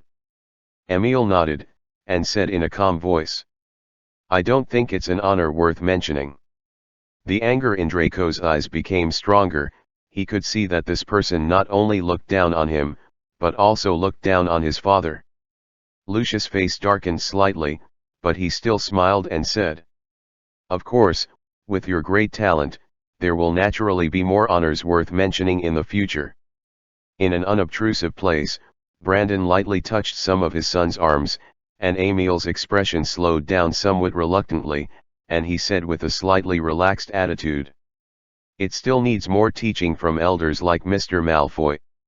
Haha, considering the relationship between our two families, such a name is too outlandish, just call me uncle." Lucius patted him on the shoulder, as if he didn't care about his disrespect just now, and the living room was full of happy scenes between the guests and the host. After they sat down, Dobby the house elf served tea and desserts. After some long chats and greetings, Brandon finally got to the main topic of today's visit. About the Triwizard Tournament, both Emile and Draco are contestants fighting for their master, and no matter who wins, it will represent our victory, so I am here to visit you this time. Discuss something about the next game. He looked at Lucius with a smile. After all, no matter what, the cooperation and coordination of two people is definitely much better than fighting alone. Lucius didn't show much surprise on his face. He guessed Brandon's intention from the very beginning. So what do you think?" Brandon glanced at his son, then said flatly, "I want to help him win the championship with Emile as the main player and Draco as the assistant." The atmosphere in the living room suddenly became quiet, but this silence only lasted for a few seconds, and he spoke again. "Of course, this is also the meaning of the master." Chapter 324-322. Beach Vacation. The silence lasted for a long time in the living room of Malfoy's house. Draco's eyes widened and his mouth was open. He seemed to have something to say, but he couldn't make a syllable out of his throat. Narcissa was stunned. The originally polite smile on her face had completely froze, as if those words had a great lethal force, causing her entire facial nerves to die. Brandon looked into Lucius' eyes in silence after he finished speaking. Lucius' eyes tightened for a moment, his face twitched slightly, but he also didn't make a sound. Emile, who was sitting next to Brandon, watched the changes in the expressions of the three Malfoys with cold eyes, and a subtle sneer appeared at the corner of his mouth. The smile seems to be mocking, but also seems to be pity. What does the master mean? Lucius looked at Brandon. His questioning tone could not hear much doubt, but seemed to be emphasizing something. Brandon smiled and nodded. Yes, this is what the master meant. We need this victory. Of course we need this victory. But what about my son? Lucius stared into his eyes, I don't care about Draco helping Emil win. What I care about is that he won this victory. In this game, can you guarantee your own safety? Facing Lucius' increasingly irritable attitude, Brandon still didn't change his face. He tapped his arm with his fingers and said softly, "I'm here for this, Lucius. The master's order is to let Emil win the championship, let Draco live, and let that kid named John Green die. John is enjoying the sunshine. Basking in the sun is indeed a rare joy, especially when it is still on a golden beach. The breeze brings the waves to beat the gravel continuously, bringing a refreshing and humid air to people. This is their third day in Nice. The Mediterranean climate makes the summer sunny here, making it a rare resort. There are a lot of tourists by the seaside this season, and with John and Hermione present, it is impossible for the Weasleys and the Longbottoms to have any similarities or differences from normal Muggle attires.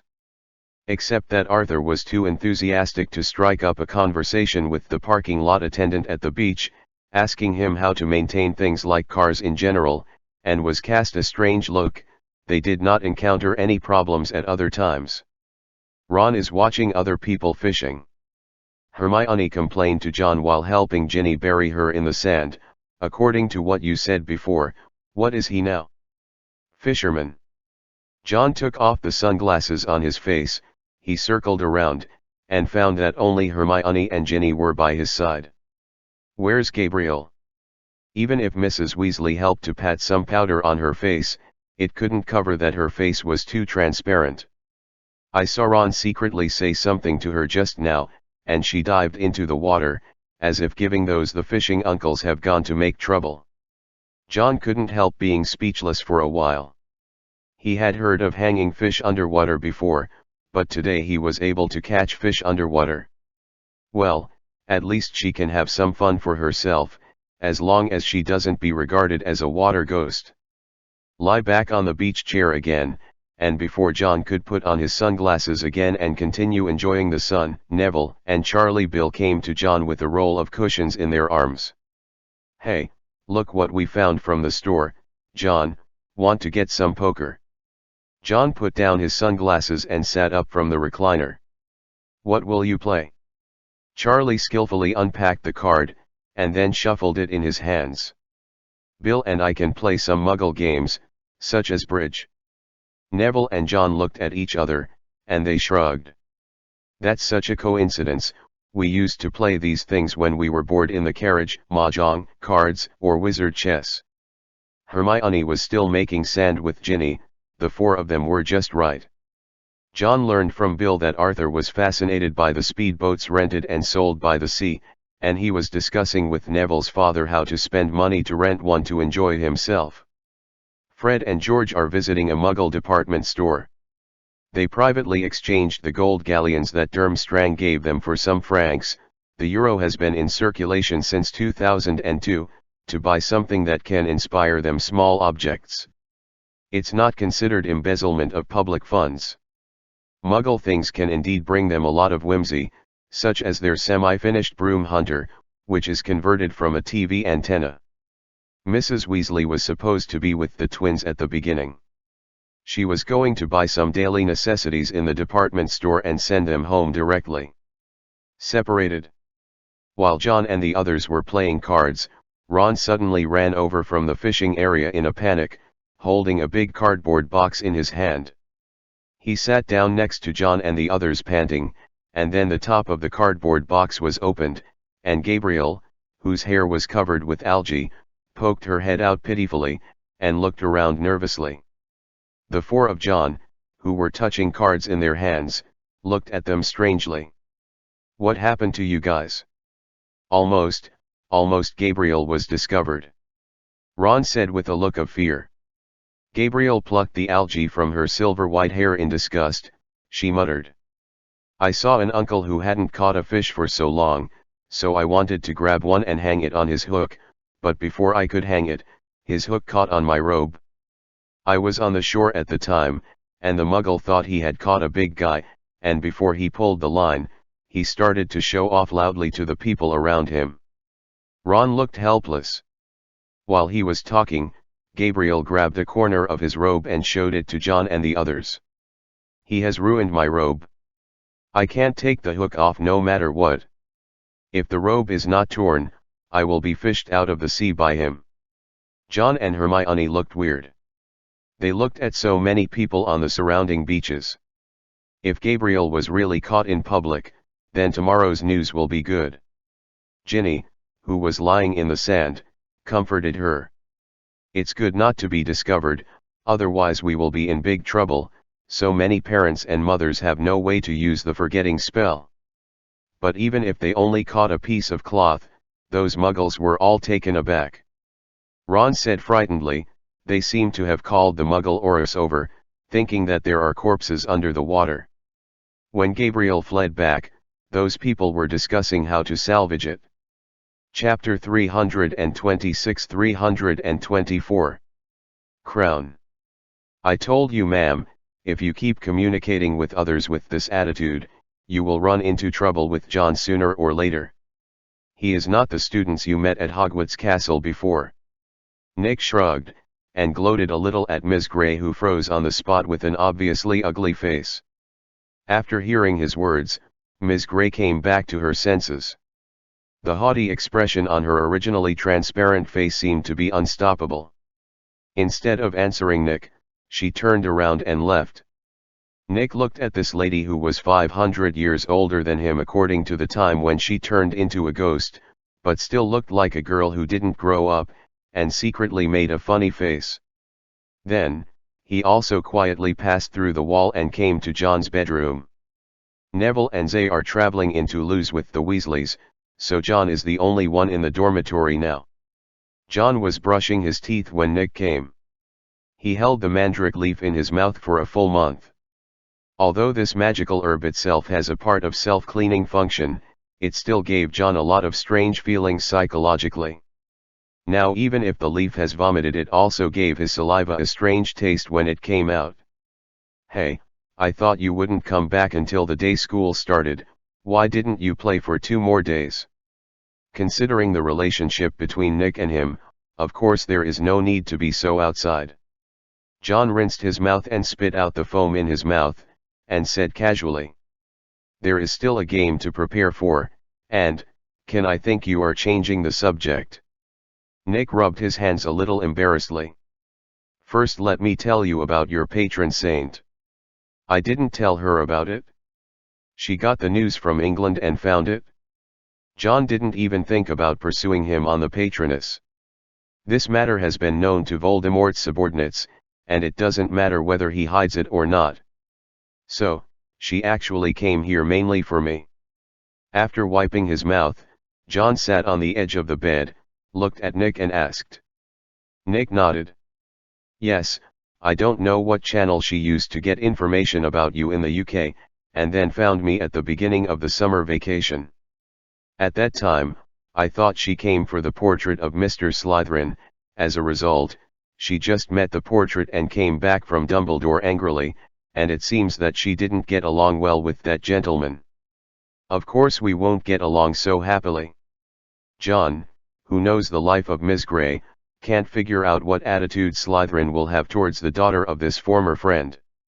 Let's not say that he had already broken up with the other 3 founders and left the school directly. Even if the old friendship is still there, it will only make him look down on this unfilial girl who stole his mother's things and ran away. Originally, I thought that after seeing Mr. Slytherin again, she would leave, but I didn't expect that she found me again and asked me about you. John was peeling an apple with a fruit knife. Based on the questions Miss Grey asked him just now, even if he thought about it with his toes, he could roughly guess the reason. She came to me because she guessed that there is a special relationship between me and Hogwarts Castle. Yes, although she was hiding it at the beginning, but you know, although I didn't know her well in the castle before, I have known her for hundreds of years anyway. I know her personality, and I said a few words. I asked her about her intention to come to you. Nick looked at John, his expression finally became a little serious. She wants your help to retrieve Rowena Ravenclaw's relic.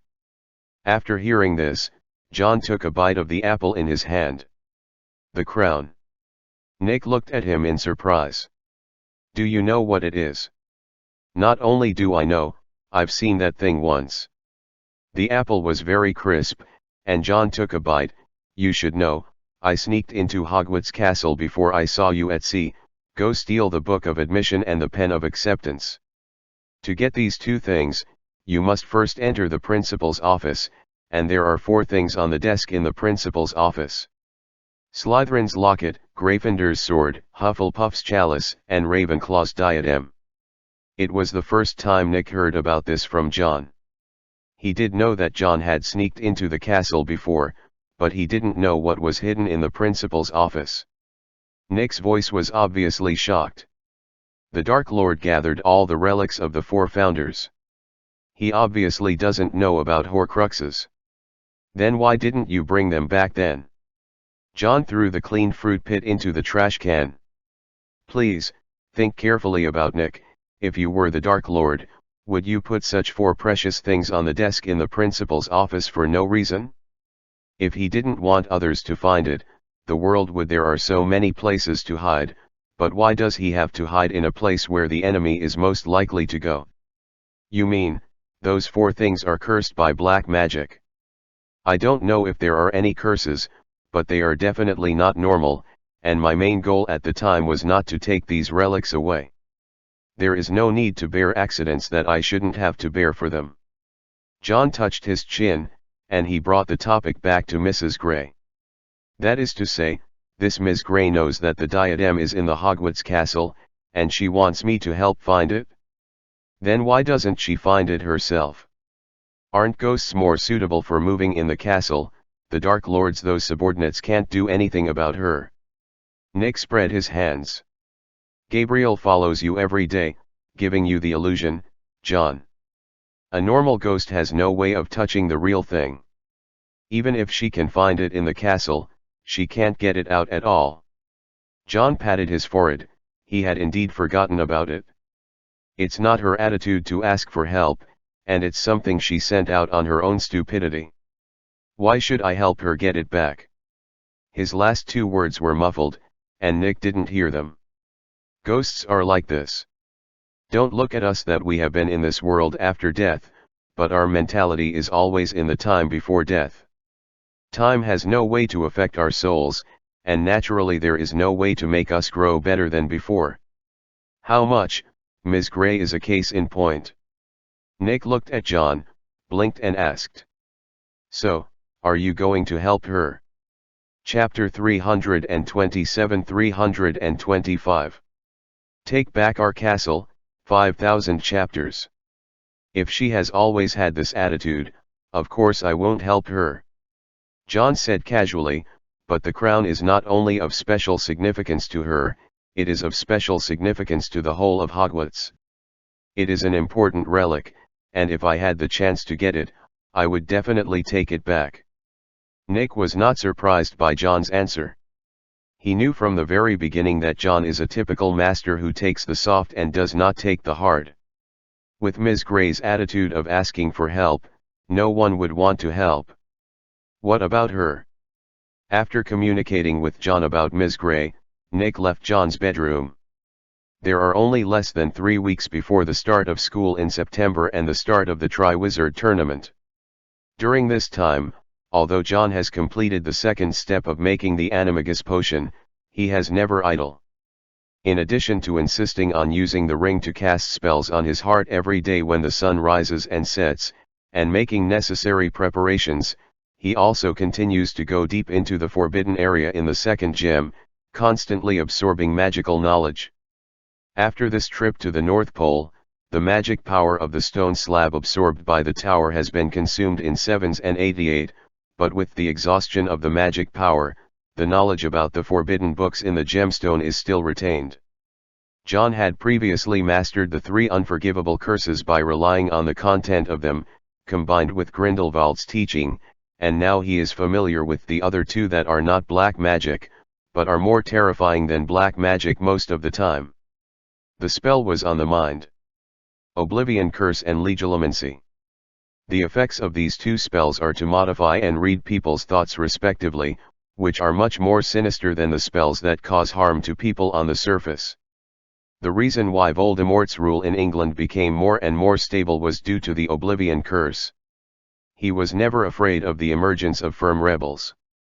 No matter how strong a person's will is, it cannot compare to absolute magic.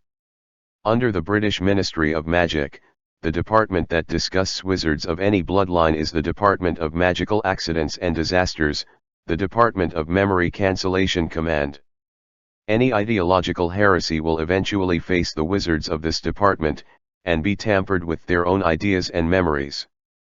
People's feelings are sometimes so simple, all thoughts are related to their memory, and once the memory is changed, they will naturally change in nature.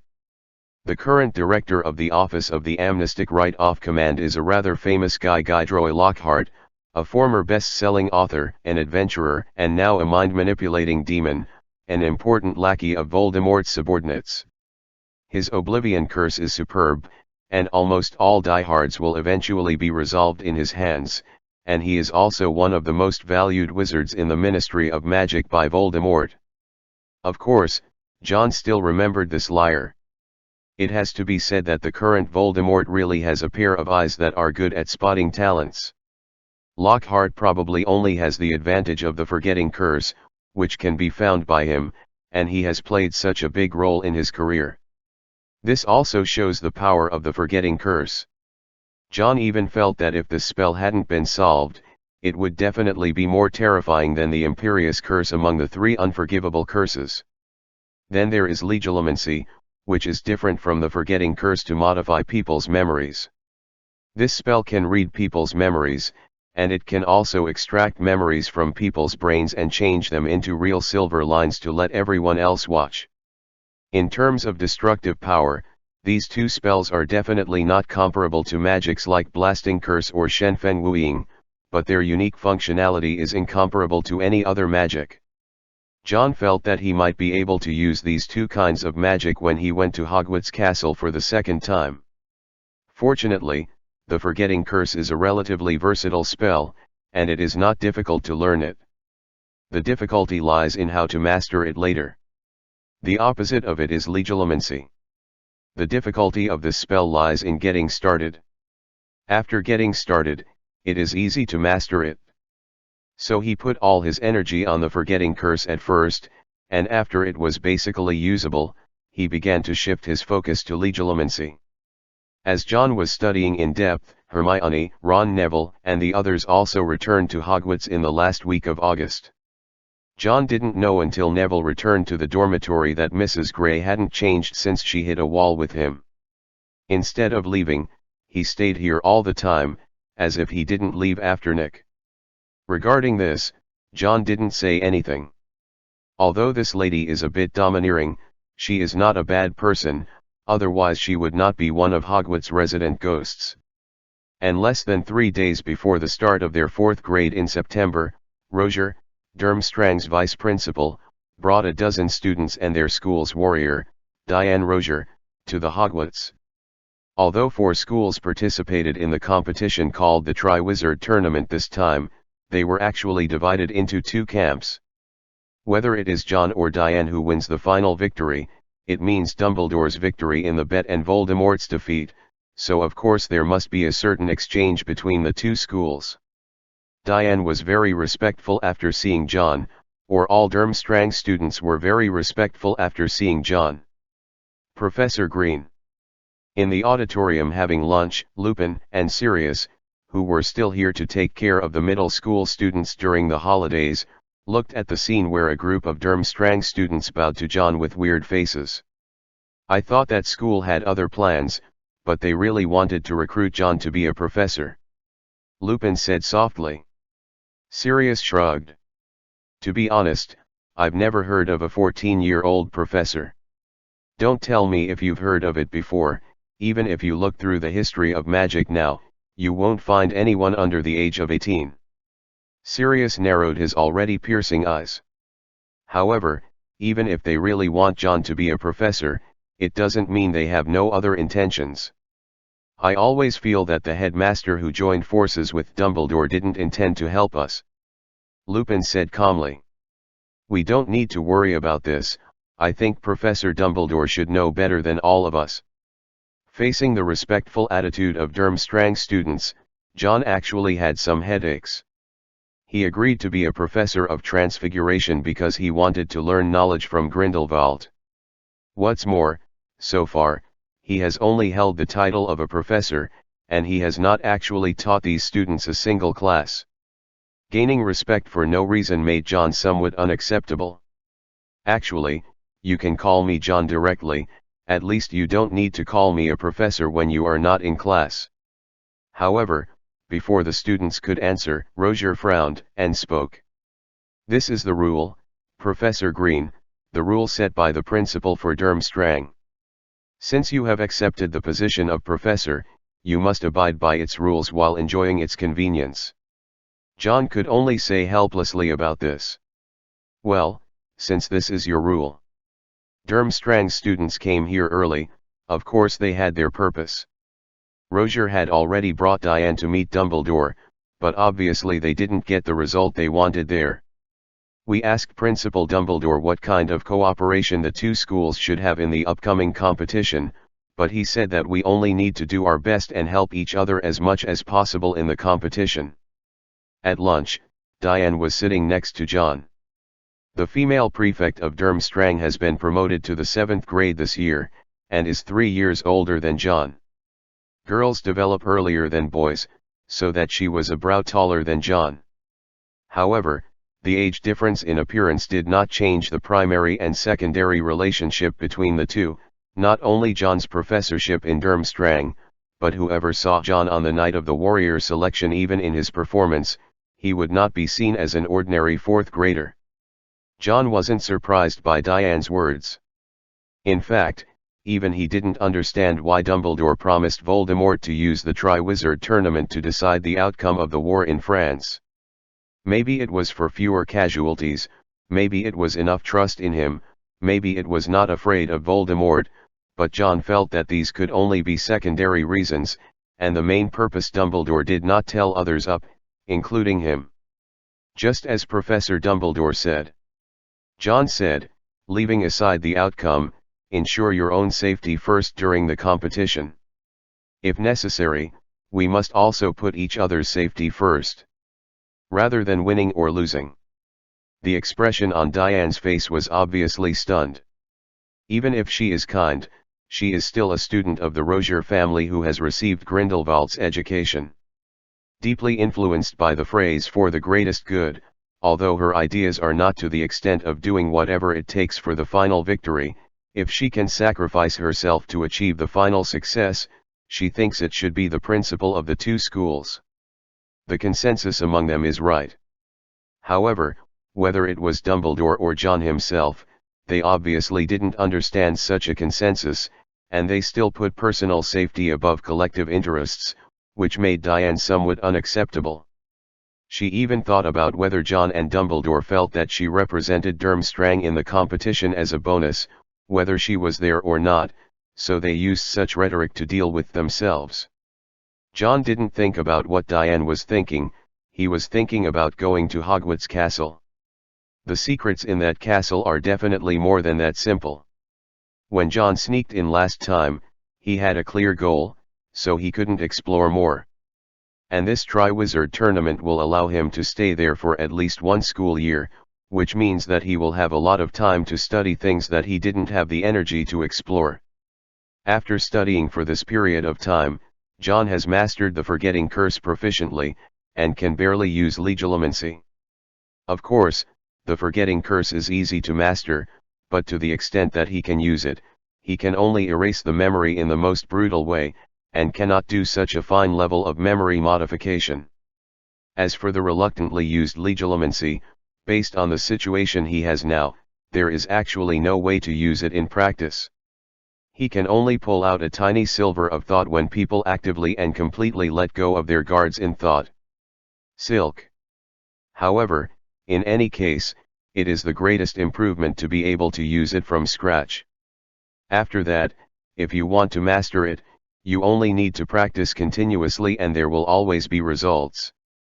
John has never relaxed his magic skills, and as he grows older, the magic power in his body continues to grow. The strength of the magic power in John's body now is at least 3 times that of his first grade. Even without the magic power stored in the second gem of the ring, he can maintain himself using the floating spell for a long time. This also significantly increased the strength of the various spells he used. And on the second day when Durmstrang students came to Lyon to meet Hogwarts students, Dumbledore also came to the school from the headquarters of the Whooping Line. Today is the last day of August. Tomorrow is not only the start of school, but also the official start of the Triwizard Tournament. That is to say, tomorrow morning, Dumbledore will lead the students from the 2 schools to the Hogwarts castle. On the night before departure, he called all the students of Hogwarts in advance. The recruitment of new students this year has ended during the summer vacation. Compared with previous years, the number of new students this year is much higher than before. Because with the Book of Admission and the Pen of Acceptance, not only the hemp students in the UK can be brought to school in advance, but now that the Whooping Line has essentially controlled all the regions under France except Paris, you can take advantage of the trend to recruit French hemp students. So there were many freshmen in John's 4th grade, even half of the number of the most difficult period in the carriage. The welcome dinner for new students will also be held tonight, because tomorrow is also the day when Hogwarts officially starts classes. In addition to the usual banquet, Dumbledore announced that he would take 10 Hogwarts students to Hogwarts Castle. Students who wanted to go voluntarily signed up, but in the end only students above the 3rd grade would be selected. In this regard, the students were very enthusiastic. Except for some students who were rescued from the castle by John and had already had a psychological shadow on that school, almost every eligible student threw his name into the registration form. In a stone basin used. Finally, McGonagall randomly selected 10 of those notes, and determined who would go to Hogwarts Castle this time. Among the students at the same level as John, only 2 girls, Hermione and Lavender, were drawn. When their names were drawn, Lavender was full of joy, while Hermione looked calm. I don't know what I'm thinking. Of the Weasley twins, George was the only one whose name was drawn. Fred was annoyed about it, and discussed with George whether they could change their names, but no one could find out anyway, and George poked him in the arm with a fork. After all the preparations were settled, they spent the first night of the school year at Hogwarts, and it may be the last. Then, when it was still daylight the next day, the Durmstrang students led by Roger and the Hogwarts students led by Dumbledore boarded the Hogwarts car that had been transformed from a ship. Carriage. This was sent together when the students of Durmstrang came. After John took the Hogwarts to the ice in the center of the North Pole, it returned to Durmstrang by itself. In the lake. For Hogwarts students, this carriage is the place they are most familiar with. When John and the others boarded the carriage, Hagrid was already sitting in the cab, just like he used to be. Compared with the students, Hagrid was more excited, and the flush of excitement could still be clearly seen on most of his face covered by a bushy beard. John didn't enter the compartment with the other students, but sat directly on Hagrid's large chair, just like when he came here for the first time in the 1st grade. I still remember what I served you at that time, black tea and cream cakes, but you said at the time that you were not hungry, you just drank a cup of black tea. Hagrid smiled and brought a cup of steaming black tea to John. John took it from him and watched him make the final preparations before sailing. John held the teacup in his hand and took a sip. Directly in front of him, the Thestrals were no longer invisible to his eyes like 3 years ago, but clearly showed their original faces. John looked at those black horses with wings like bats, and a subtle smile appeared on his face. It's nice to see you guys and it's not sad. His voice was so soft that even Hagrid, who was sitting beside him, couldn't hear what he was saying. What did you say? Hagrid waved the reins while asking questions, and the next moment, the Thestrals pulling the carriage did not run, but directly spread their wide black wings. This carriage, which can only turn its wheels on British soil, flew into the sky with the traction of Thestrals. The breeze filtered by the windproof spell blew the bangs on John's forehead. He hugged the teacup, took another sip of the black tea in it, and replied softly. I still remember what we said at that time. Do you know what the sentence that impressed me the most? Hagrid. The carriage passed through the low clouds, but the wide black wings of the Thestrals did not stop. They continued to rise until they completely jumped out of the highest cloud. John squinted his eyes and looked at the sky, the rising sun that was brighter and more dazzling than ever. At that time, I asked you, is there a destination for our journey? Hagrid said with a smile. Ah, I answered you with what Dumbledore said. John stood on the bench. He supported the high table in front of him that was connected to the entire carriage. The breeze cheered in his ears, the clouds danced under his feet, and the sun illuminated the light of celebration. The end won't come to us by itself, but we're so close to it, we're going to take our castle back now. Every day. Before 12 o'clock, there is still a big chapter of 5,000.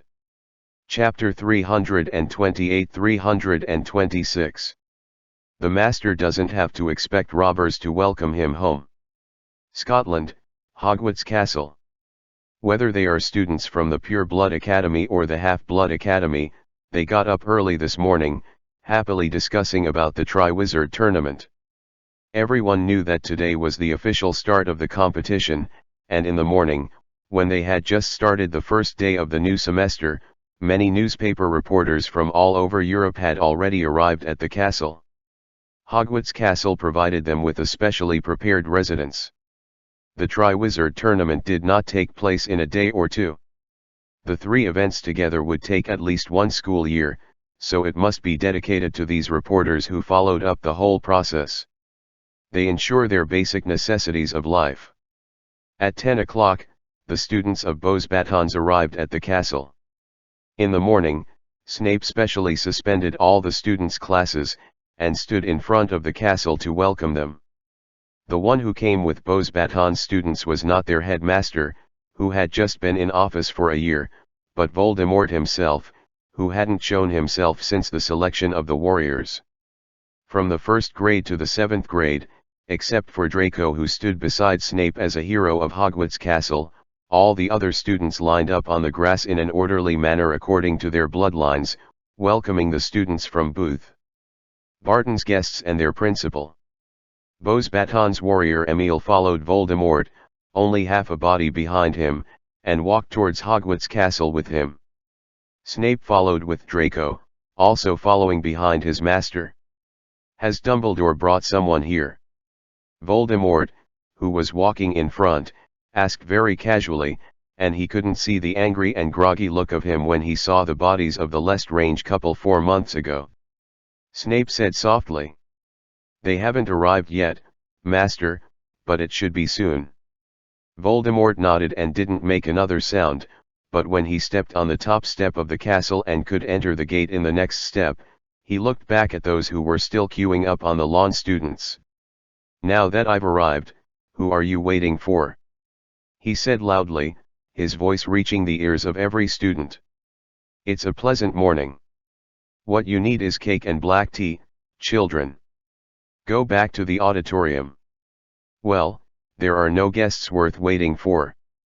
The students on the lawn first looked at their principal in surprise, and soon everyone came back to their senses, whether they were pure-blood students or mixed-race students.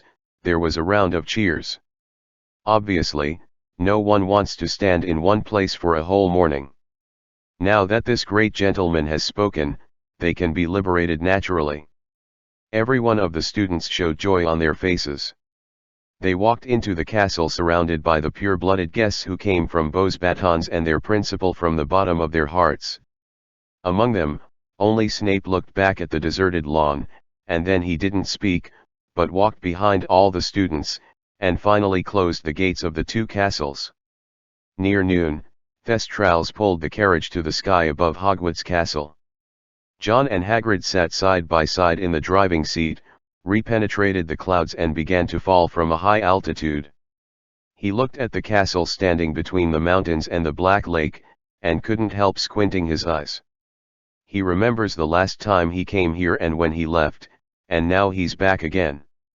Hagrid was also looking down, but instead of looking at the castle, he was looking at the endless forbidden forest beside the black lake like a mirror. The eye circles of his eyes were obviously a little red, and the two big hands holding the rein trembled slightly because of too much force. Even the Thestrals pulling the carriage and spreading their wings showed joy visible to the naked eye, as if they had returned to their familiar homeland.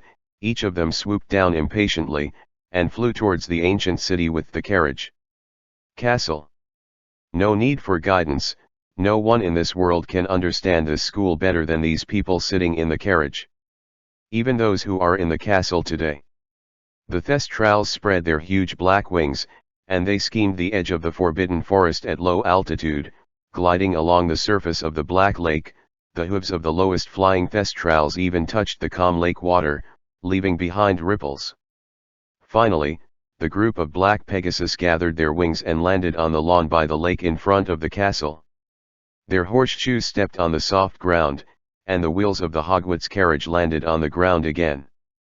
After sliding forward slowly for a short distance, they stopped completely in front of the closed gate of the castle. The summer breeze blew the curtain behind the carriage, and Dumbledore and Roger led the students from Hogwarts and Durmstrang out of it. Every child has an unconcealable excitement, especially the 10 students of Hogwarts.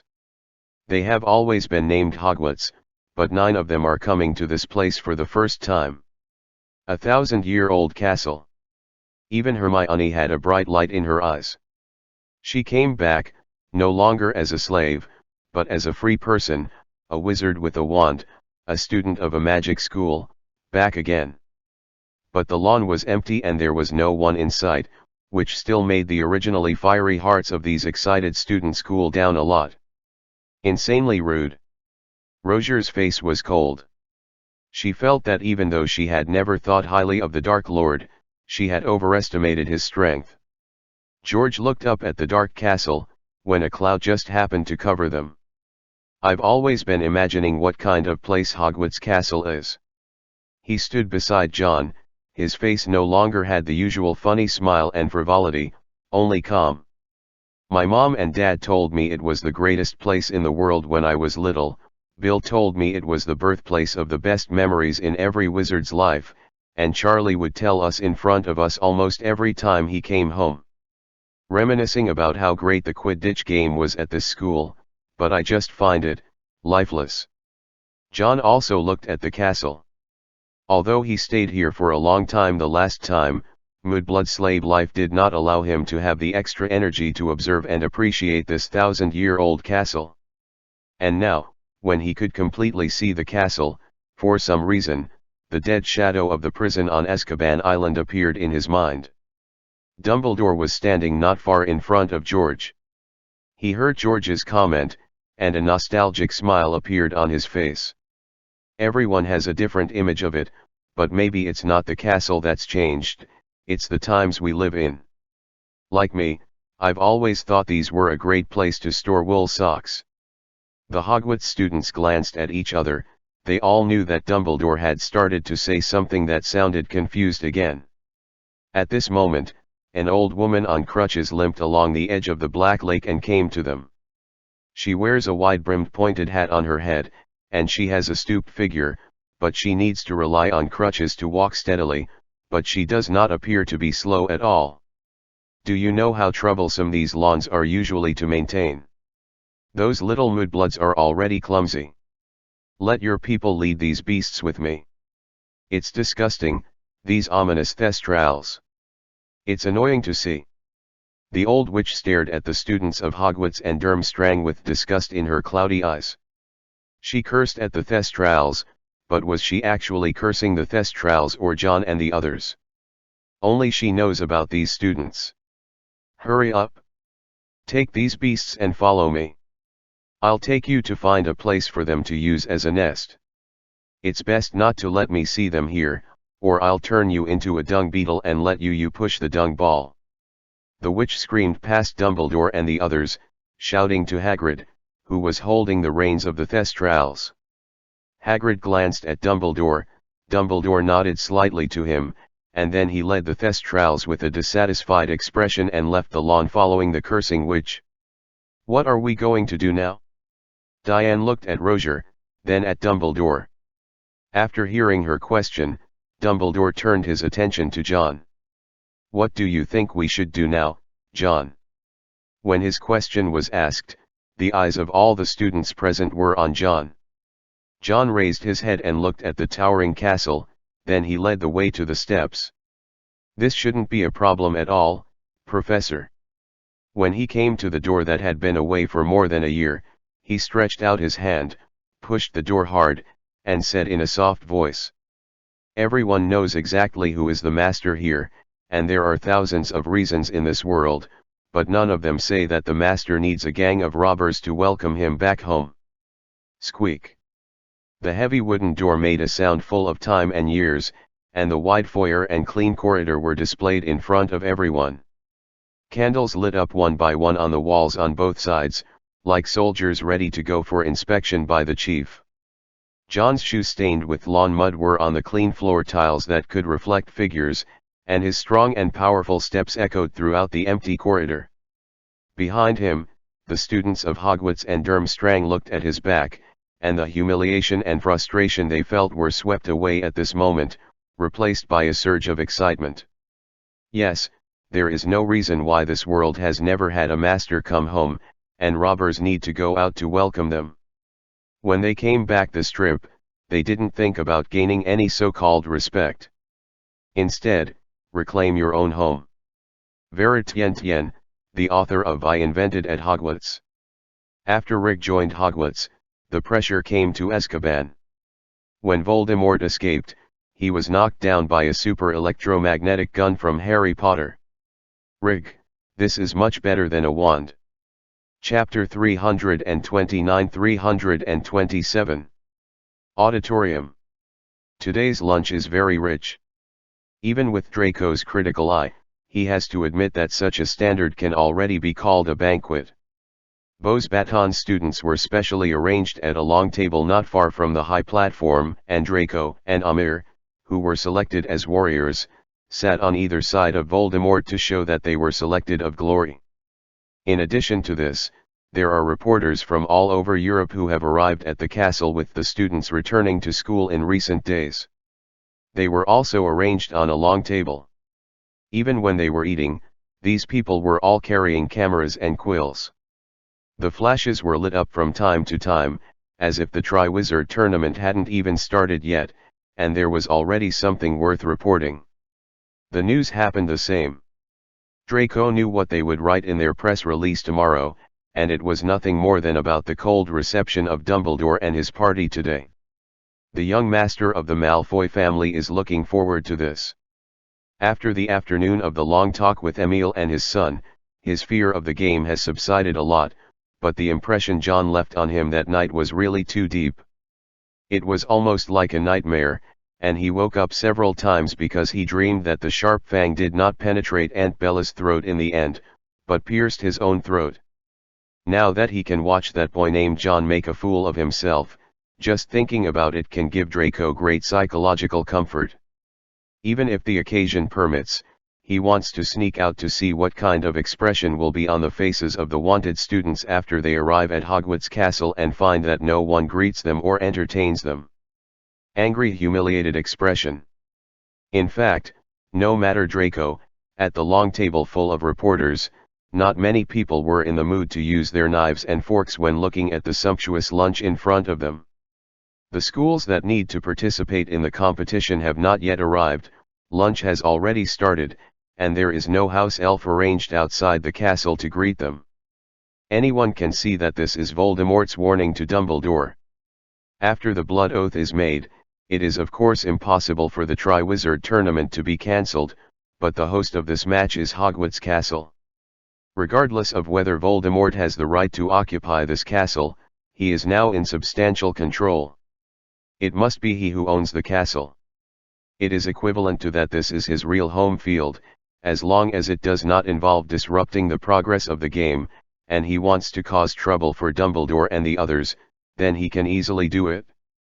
No matter what the standpoints of the reporters here are, the most exciting thing for journalists is to encounter the current situation. If the two sides are friendly, then who would like to subscribe to the newspaper to read this? It is this kind of tit-for-tat that is the best selling point to attract attention. Among the students at Hogwarts Castle, no matter they are pure blood or mixed blood, there is a lot of discussion. Most of them have a self-esteemed smile on their faces. Voldemort's actions have brought them great shock. Vanity. According to the theory of blood, the group of wanted criminals are all a group of mudbloods, and some of them even escaped a year ago.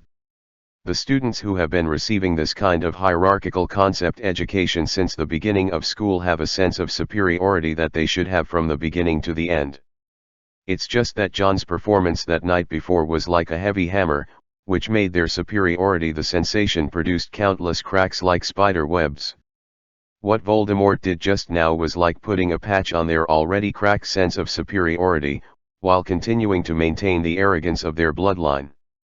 The atmosphere in the auditorium was extremely relaxed. This is like an ordinary school opening banquet, a party that belongs to wizards who support blood theory. However, not long after the people on each long table picked up the butter beer in their hands, a huge bang suddenly came from the elegant door of the auditorium. The closed wooden door was pushed open from the outside by an irresistible force, and a light wind that penetrated the corridor blew into the auditorium with an atmosphere that could not be integrated into the school at all. The originally noisy environment gradually disappeared, and finally turned into complete silence. John stood in front of the door holding his wand in one hand.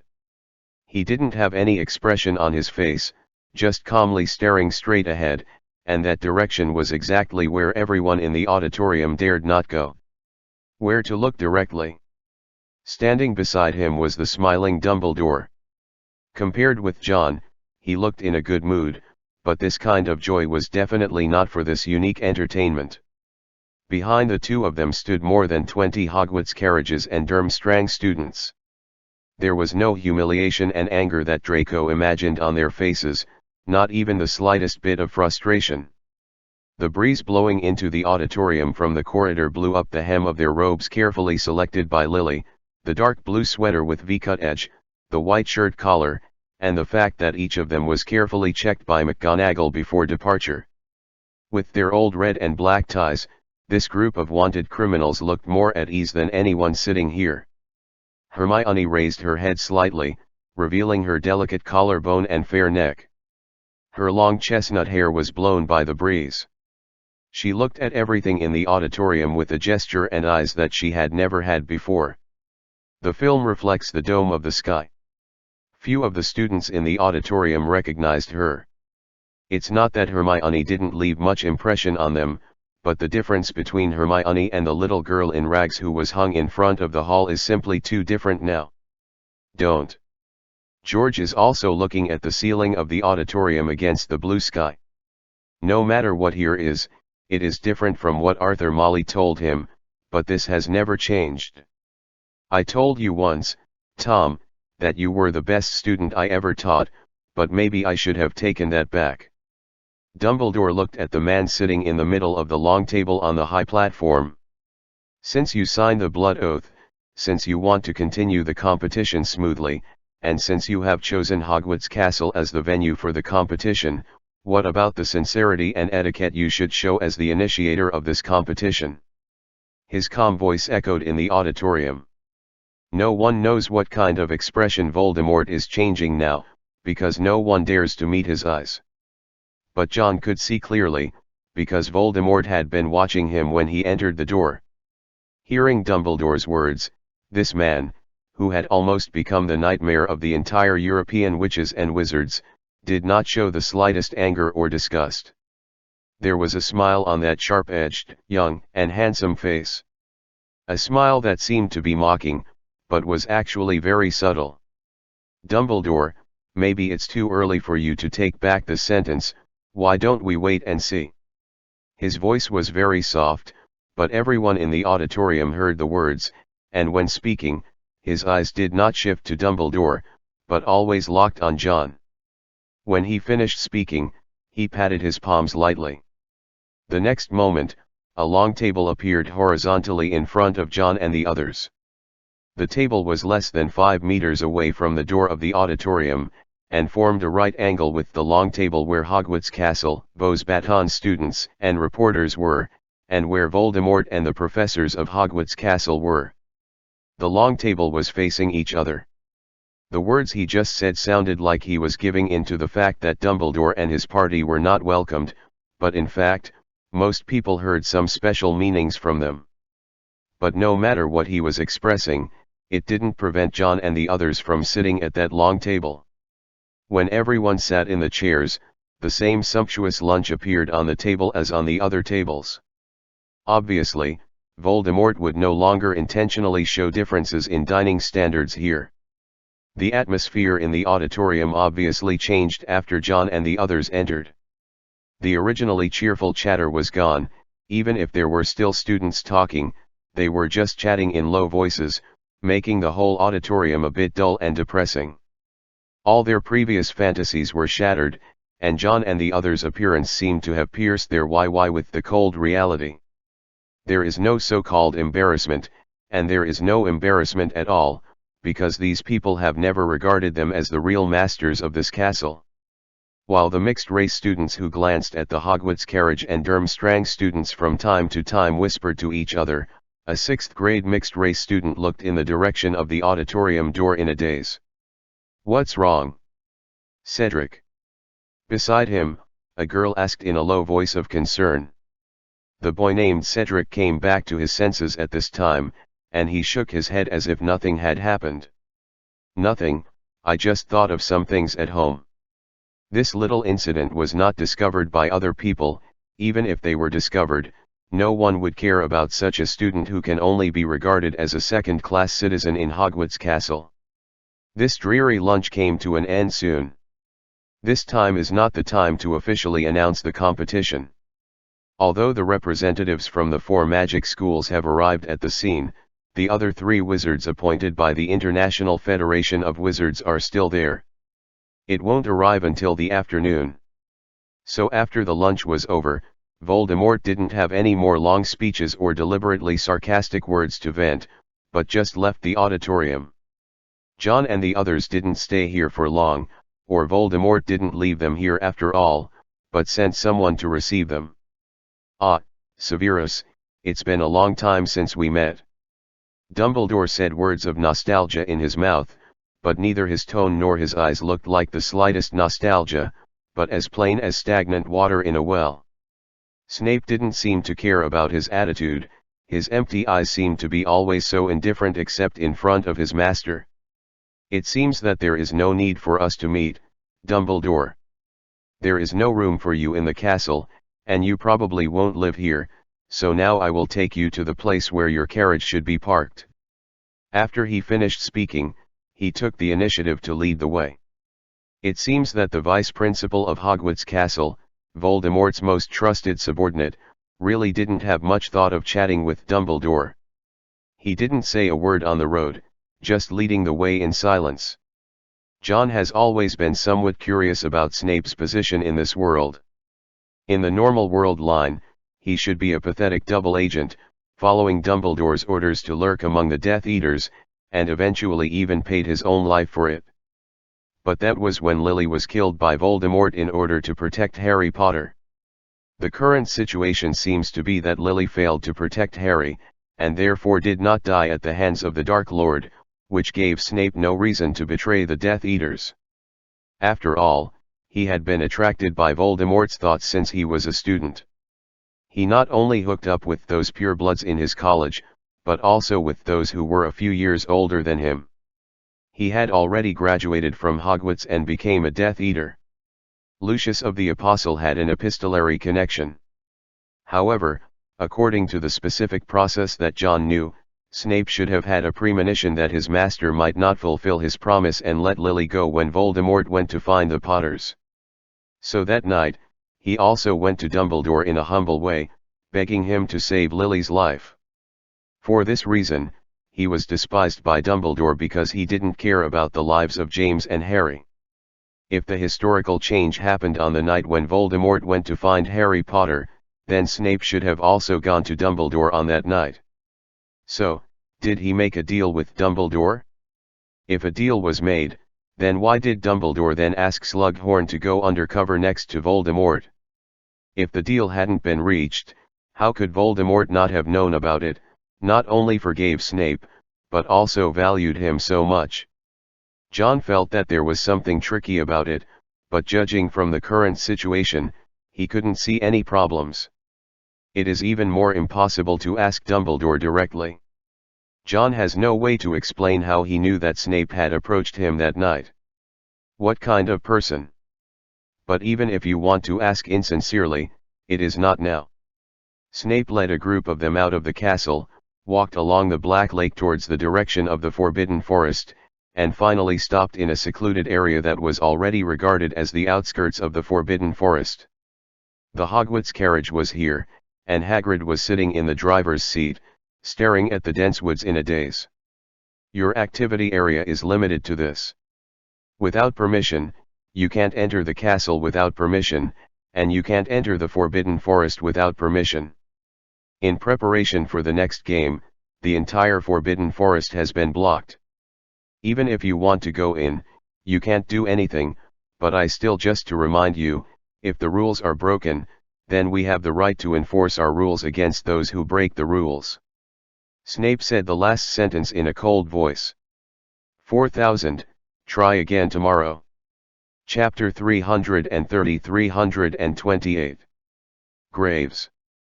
Such an arrangement is a humiliation according to Roger. But in fact, before coming here, John and Dumbledore had expected such a situation in their hearts. Since they came to Hogwarts Castle, they have never seen those enslaved hemp students. People in the castle are deliberately careful. According to Hermione's information, most of the marsupial students who are still in this castle have been completely enslaved by their thoughts, but a small number have been modified because they once organized an association. Memory, forced to become a slave. The forgetting curse is very powerful, but it is not an unforgivable curse. The reason why the unforgivable curse is so special in the magic world is that these three spells have no solution. The Oblivion curse can obviously be lifted, but depending on the method of casting the spell, the difficulty and method of lifting are also different. Hogwarts Castle deliberately prevented those students from appearing in front of Dumbledore and his party, and also made Snape emphasize that they are not allowed to enter Hogwarts Castle privately. Part of the purpose is definitely not to let them and this part hemp kind of student contacts. The fact that John rescued the first and second grade students in the castle last year has completely cut off the source of slaves in this school. Of course, Voldemort will not give them another chance to rescue the remaining students who are still alive. Walk. But in fact, neither John nor Dumbledore had such an idea. When they decided to come here, they never thought about throwing away the castle again, not just simply saving the rescued people. However, Snape's words also revealed some information. After he left, he returned to the carriage, and John followed Dumbledore to the principal's room alone. Is the first event related to the Forbidden Forest? Dumbledore just shook his head at this. The formulation of the competition items is jointly determined by us, Riddle, and the International Federation of Wizards. Each party has determined a project, and finally handed it over to the Federation for overall planning and adjustment. But in addition to the Federation, we and Riddle, it is only possible for Dell to know the information about the project he proposed. And the competition project we proposed should be in the second round, so we don't know what will be compared in the first round. However, from what Snape said, it can indeed be heard that the first competition event should be related to the Forbidden Forest. Hearing what he said, John touched his chin and asked just right. Professor, you knew the Snape very well before. Dumbledore was stunned for a moment, and then a somewhat emotional expression appeared on his face. Don't look at him like this, he is actually a very pure person, but a little too pure. Saying that, Dumbledore shook his head. Don't mention him for now, I just have another matter to ask you. John was still analyzing the meaning of Dumbledore's words, but when he came back to his senses, he showed puzzled eyes. Dumbledore looked at him solemnly. "I need you to temporarily lend me the invisibility cloak that Lily gave you." The students on the carriage didn't just stay in the carriage all afternoon. Anyway, it was the Forbidden Forest and the castle that were warned not to enter, and the scope of Hogwarts was far from limited to these two places.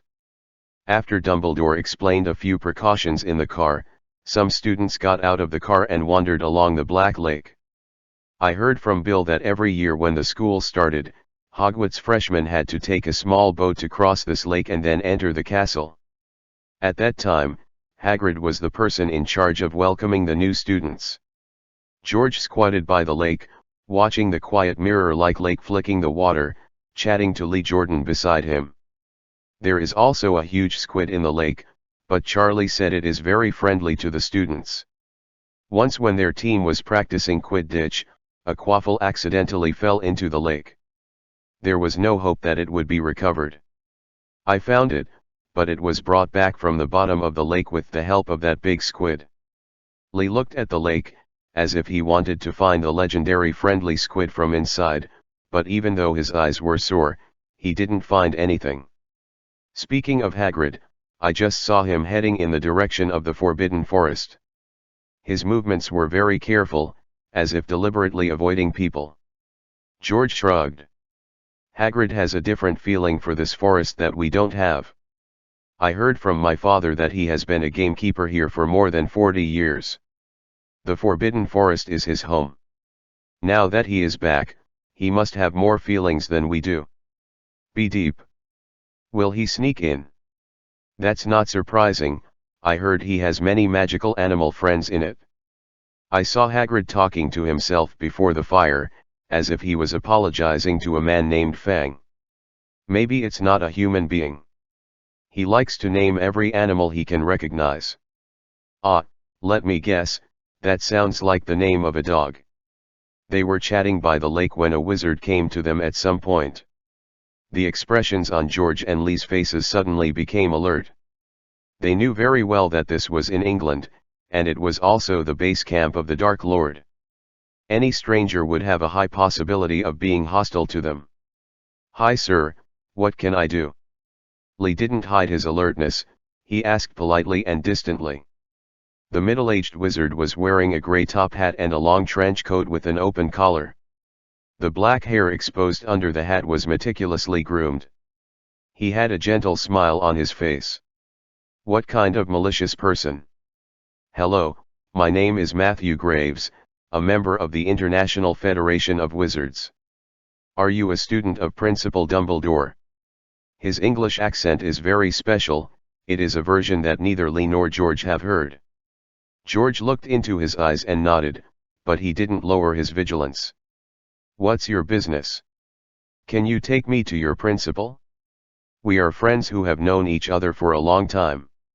At that time, he was still the president of the Federation. The wizard named Matthew smiled and blinked at George while talking. George and Lee looked at each other, and after making eye contact, they quickly made a decision. George didn't move, while Lee turned around and trotted towards the carriage. Matthew saw their movements, and the smile on his face remained unchanged. He knew that the black boy was looking for an adult. He looked at George, as if very happy. Interested in small talk. "I heard that in these years, Principal Dumbledore took you and never left England. Are you in exile in a carriage while attending classes?" George glanced at him. "Aren't you a friend of Professor Dumbledore?" The wizard laughed dumbly. "Don't be so cautious, child, even if this is the base camp of your enemies, they will not attack you during the Tri-Wizard tournament." His words did not ease the atmosphere in the slightest, and George still looked at him with suspicious eyes. "Your principal and I are indeed old friends, but that was when he was still the president of the Federation. I had dealt with him a lot as a diplomat in the Congress, but after the change of master in the UK, we did not. There is no contact for a while. This time, I just have the opportunity to come and visit him." After listening to Matthew's explanation, George seemed to have noticed something. Are you a wizard in America? The Department of International Magical Cooperation of the Magical Congress of America, Director of the Office of the American Branch of the International Federation of Wizards. As he spoke, Matthew took out a document from his windbreaker pocket and handed it to George. George confirmed his identity. Of course, this kind of certificate can be forged, but since Lee has already informed Dumbledore, there is no need for him to forge at all. You are one of the referees for this Tri-Wizard tournament. George obviously also heard that there will be people from the International Federation of Wizards present among the referees. The Federation attaches great importance to this competition.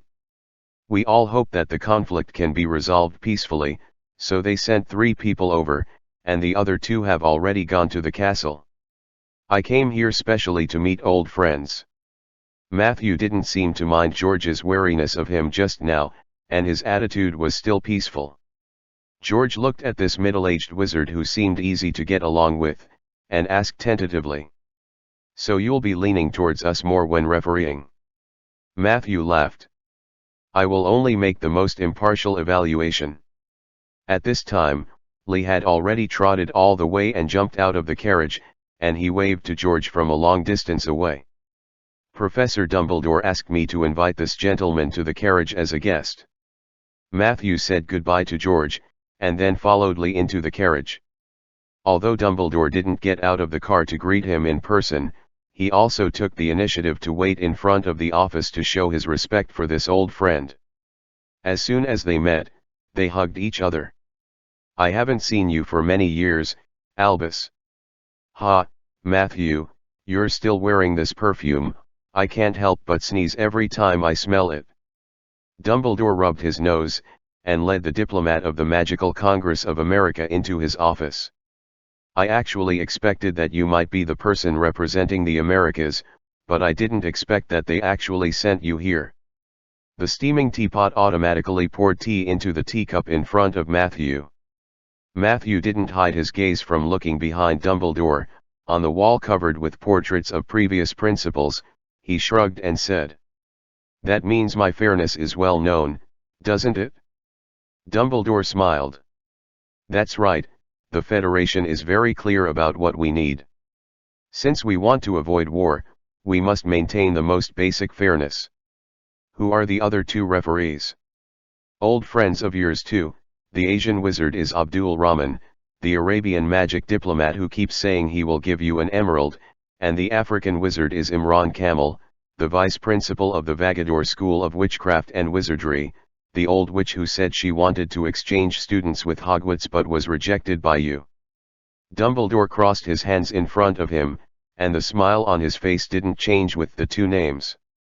"The Federation is really careful enough. No matter what decision you 3 make, you will only be impartial. You have some friendship with me, and you have all had conflicts with me." Matthew spread his hands. "This is the candidate that was finally determined after 2 months of discussions in the meeting. You know that although I am a diplomat, I have very little experience in lying to others. The Federation really does not want to see war happen, so we all know that only the fairest of referees can avoid this. So why did you come to me first?" Dumbledore was not confused by his seemingly pertinent words, but blinked and looked at him calmly. "Both Rahman and Imran know to go to see my student first, so as to avoid unnecessary suspicion of you, and it is also the best choice for the normal conduct of the subsequent games. You specially came to me in advance alone. What is it for?" Matthew didn't touch the cup of black tea in front of him that had gradually dissipated in heat. He stared at Dumbledore's face, and the original soft expression gradually faded, becoming a bit stern and serious. "Because I got an unexpected question in the United States. Even if I am not the referee arranged by the Federation this time, I will make a special trip to England to meet you and want to confirm one thing from you." Dumbledore had a surprised expression on his face. "Yeah, I should have thought about it a long time ago. You can only come to see me so eagerly for one thing." Matthew Graves stared hard into his eyes. "So, is that news true or false?" It is true. Didn't deliberately change the subject, and didn't lie. Dumbledore just answered the answer he wanted to know so straightforwardly and calmly. The atmosphere in the principal's office suddenly became quiet, and only the slight snoring of the portrait could be vaguely heard. After a long time, Matthew seemed to have rectified his emotions, and asked again in a voice that had become extremely cold. So, who has the power to release him? The Federation sentenced him to life imprisonment. If he doesn't want to, Matthew, which prison in this world do you think can hold him? Dumbledore asked softly. He should have been executed immediately. His voice became colder, but his emotions became more agitated. Dumbledore looked at him and shook his head. I thought it's been so many years, you should have forgotten. Matthew picked up the cold cup of black tea in front of him, and drank it like drinking plain water. His voice became a little hoarse at some point. Not everyone is as generous as you are. He killed my father and took his identity to embarrass my family in Congress. Do you think I should forget about that? Chapter 331-329. Politicians. Dumbledore looked at the wizard sitting opposite, as if recalling the tense situation 50 years ago that was not inferior to the current situation. Percival Graves, Director of the Department of Magical Law Enforcement of the Magical Congress of the United States, was killed. Not only did the murderer not escape, but he also used extremely superb transformation methods to replace his identity, using the official power of the Magical Congress of the United States to contact a silent one.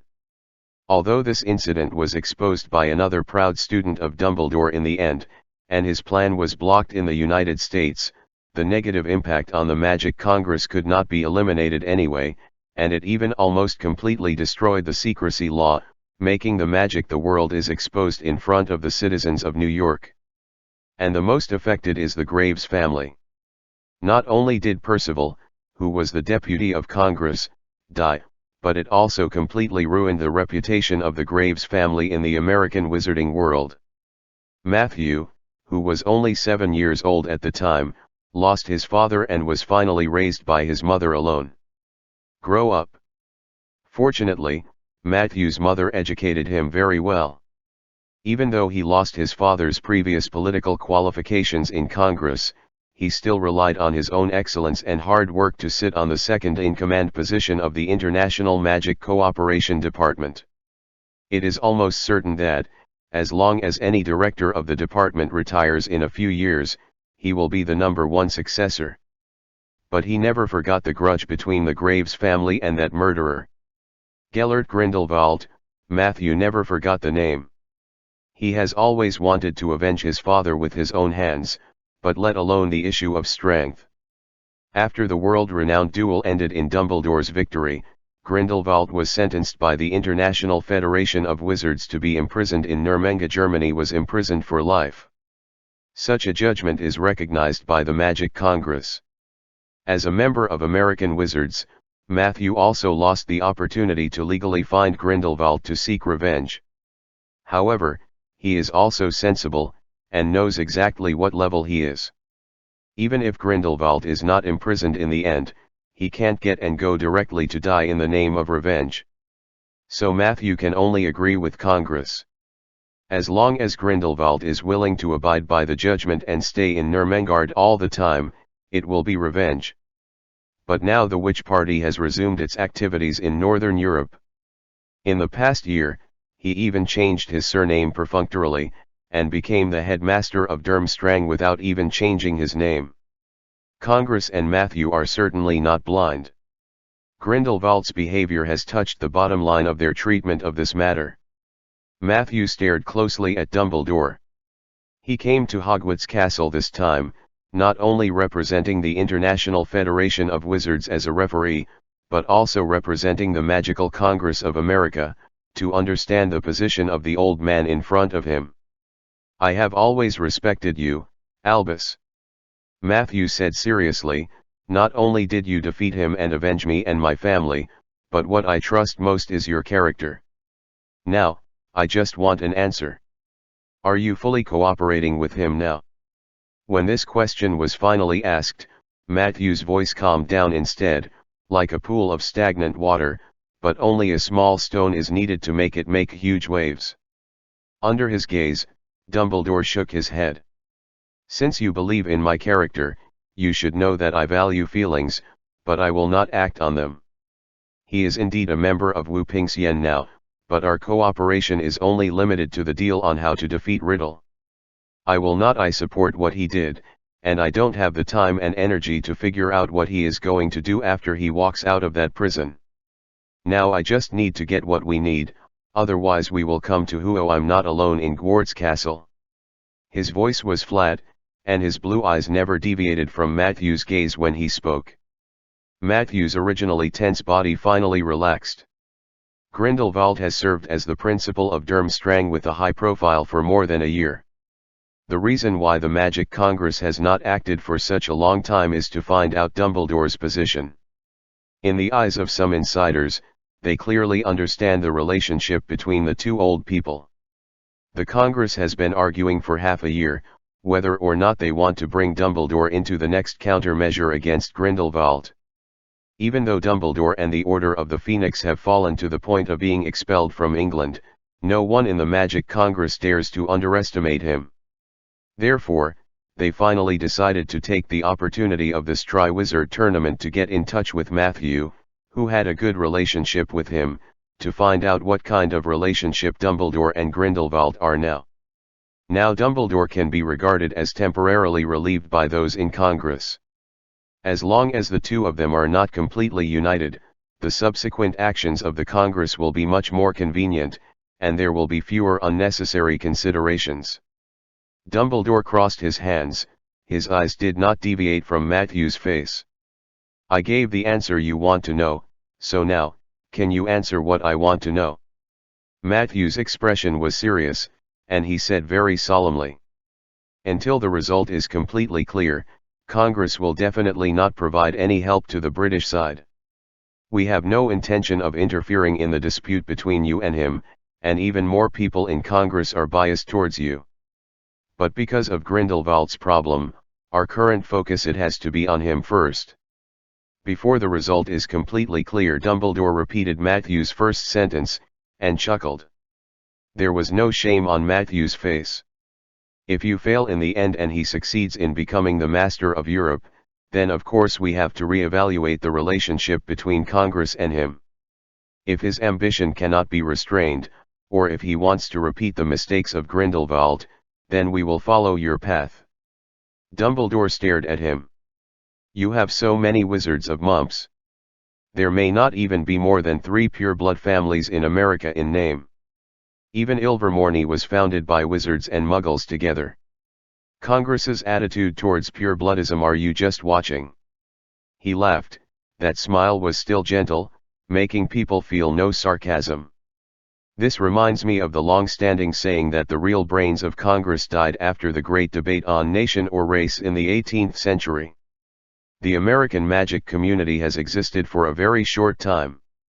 Although it now has a pivotal position in the international magic community, the so-called Magic Congress was just a loose organization composed of European wizard immigrants before the United States was even formed.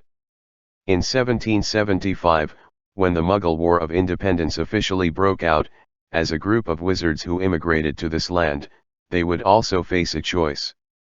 Whether they want to help Muggles, help their own new country to fight, or to protect the wizarding community and avoid contact with Muggles, they will also not participate in the War of Independence. The choice of nation or race generated great debate throughout the Americas, and then Chairman Elizabeth McGillicuddy presided over this controversial meeting in the large conference room of congressional headquarters. Thousands of wizards participated in this discussion, and finally sent someone to ask the opinion of the British Ministry of Magic. The reply of the British Ministry of Magic is only a succinct sentence: stay on the sidelines. The opinion of the chairman of the Congress and most high-level officials is also, don't worry about this war. In the end, they were not involved in any official war, but they still acted secretly to protect their nomage neighbors from time to time. In addition, Wizards also celebrate Independence Day in secret. The person who almost tore up the secrecy law at that time was the Magical Congress of America itself. Fortunately, the smart people among them chose a correct path. Because wizards participating in the war can't change any situation at all, and their choice will also trigger the same thinking among wizards all over the world. In the face of wars between countries, wizards who also rely on the Muggle regime to make distinctions, in this situation, choose to stand with the country, or consider wizards as a whole. The restraint of the Magic Congress prevented this chaos from happening, but their most outstanding contribution to the protection of peace is limited to this. Once they made the right choice, but on the issue of Voldemort, Dumbledore was very disappointed. These American wizards are too obsessed with finding revenge on Grindelwald, and they don't see clearly the harm Voldemort is about to bring to the world. An organization with pure blood power at its core, how can they expect that after digesting the cake in Europe, they will not focus on the fertile soil of the blood-blank area in America?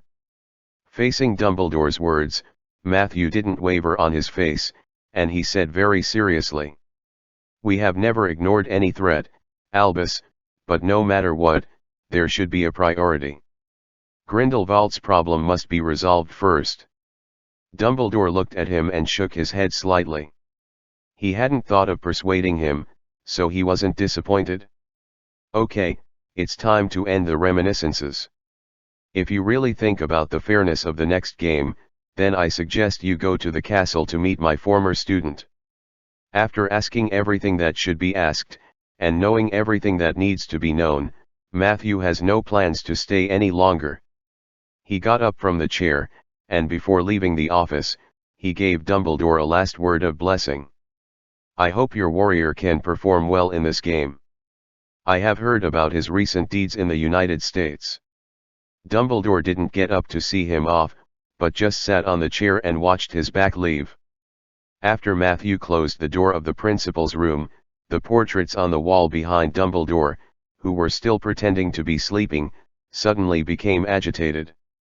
They chattered about the conversation between the two parties just now, denouncing the stupidity of the Magic Council's decision on Voldemort.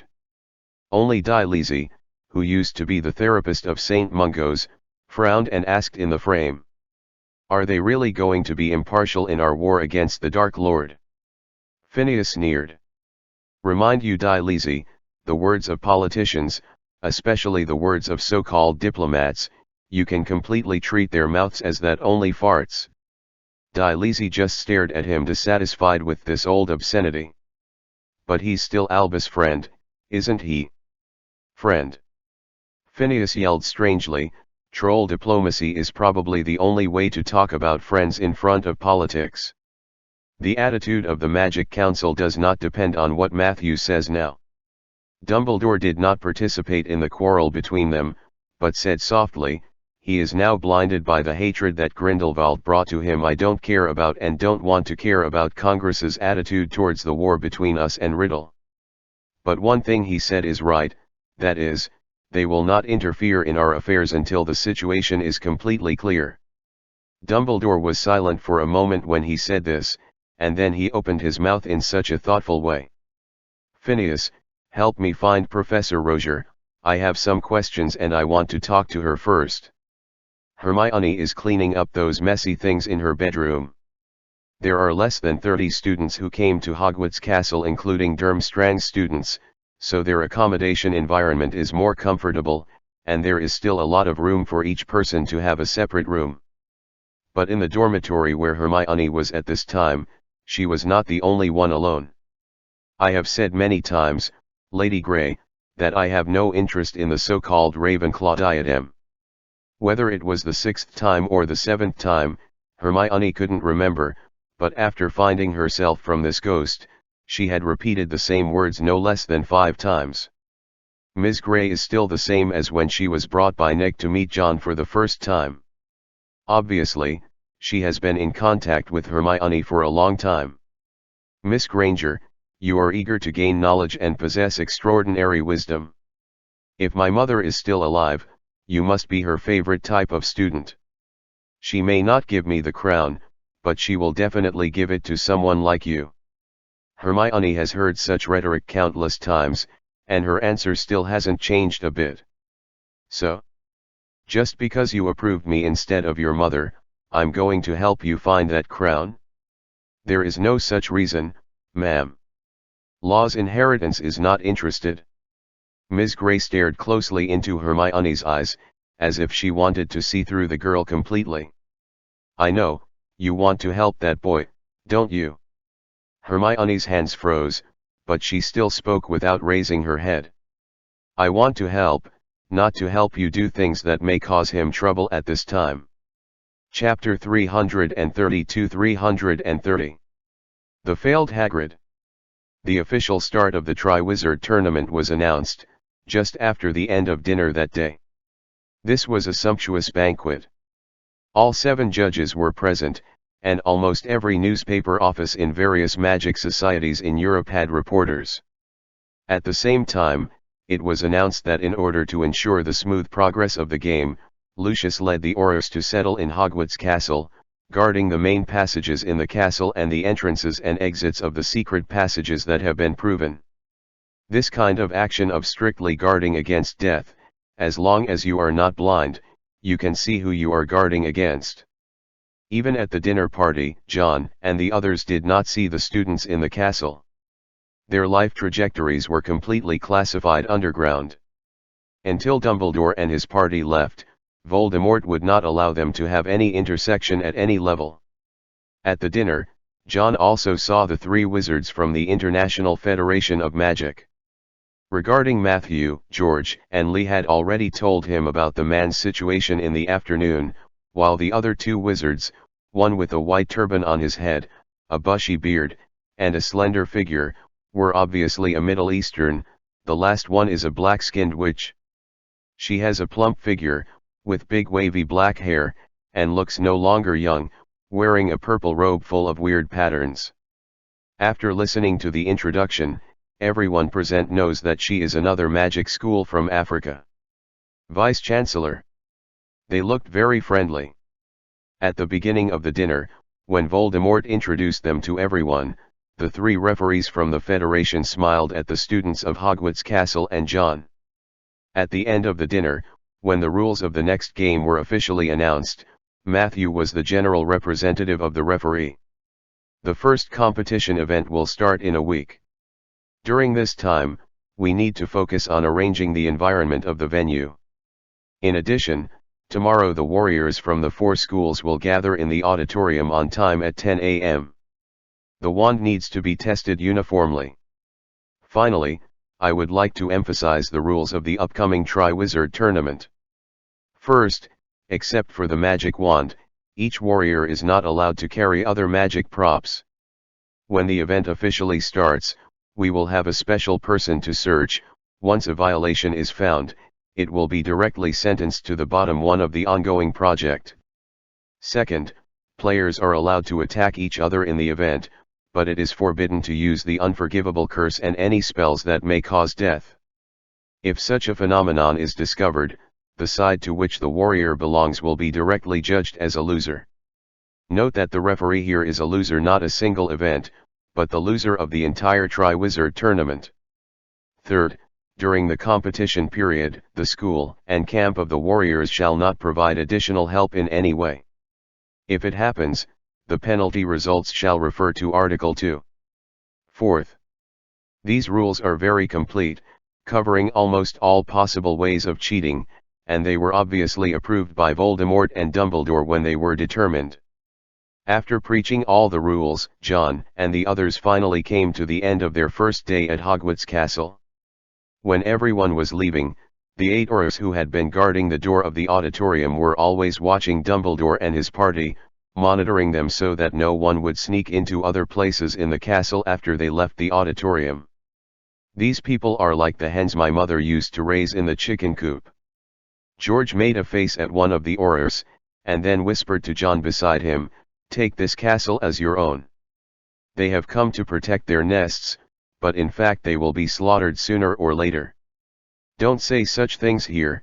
If they hear it and can't help but attack you, Professor Dumbledore won't be able to react immediately." While talking, John also looked at the aura there. Among the 8 people, one of the eyes is always on Dumbledore, 2 are staring at Roger, 3 are always staring at him, and the other 2 are observing other people casually. These well-trained auras knew very well who in this group of people would be the focus of possible troubles.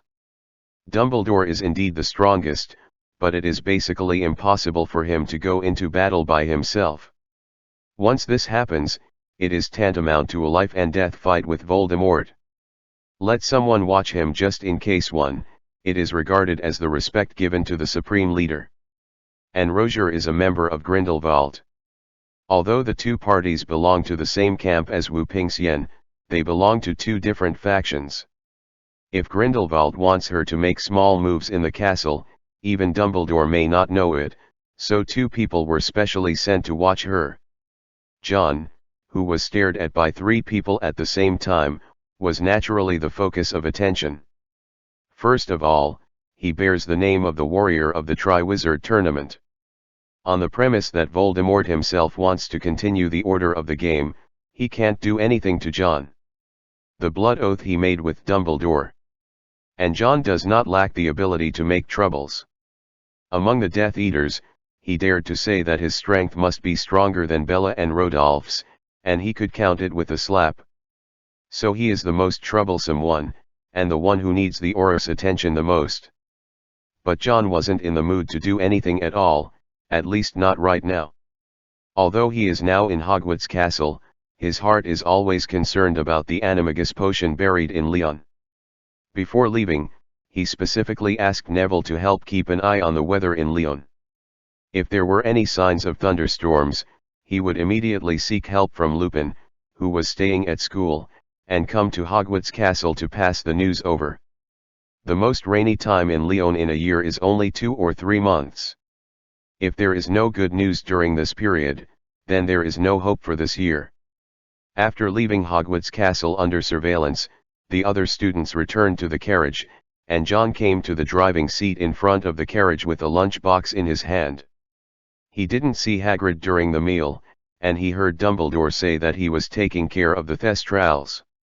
John felt that he missed the meal now, and it would not be easy for Hagrid to enter the auditorium again, so he specially helped him pack some food, in case he could only eat rock cakes that were still suitable for grinding his teeth.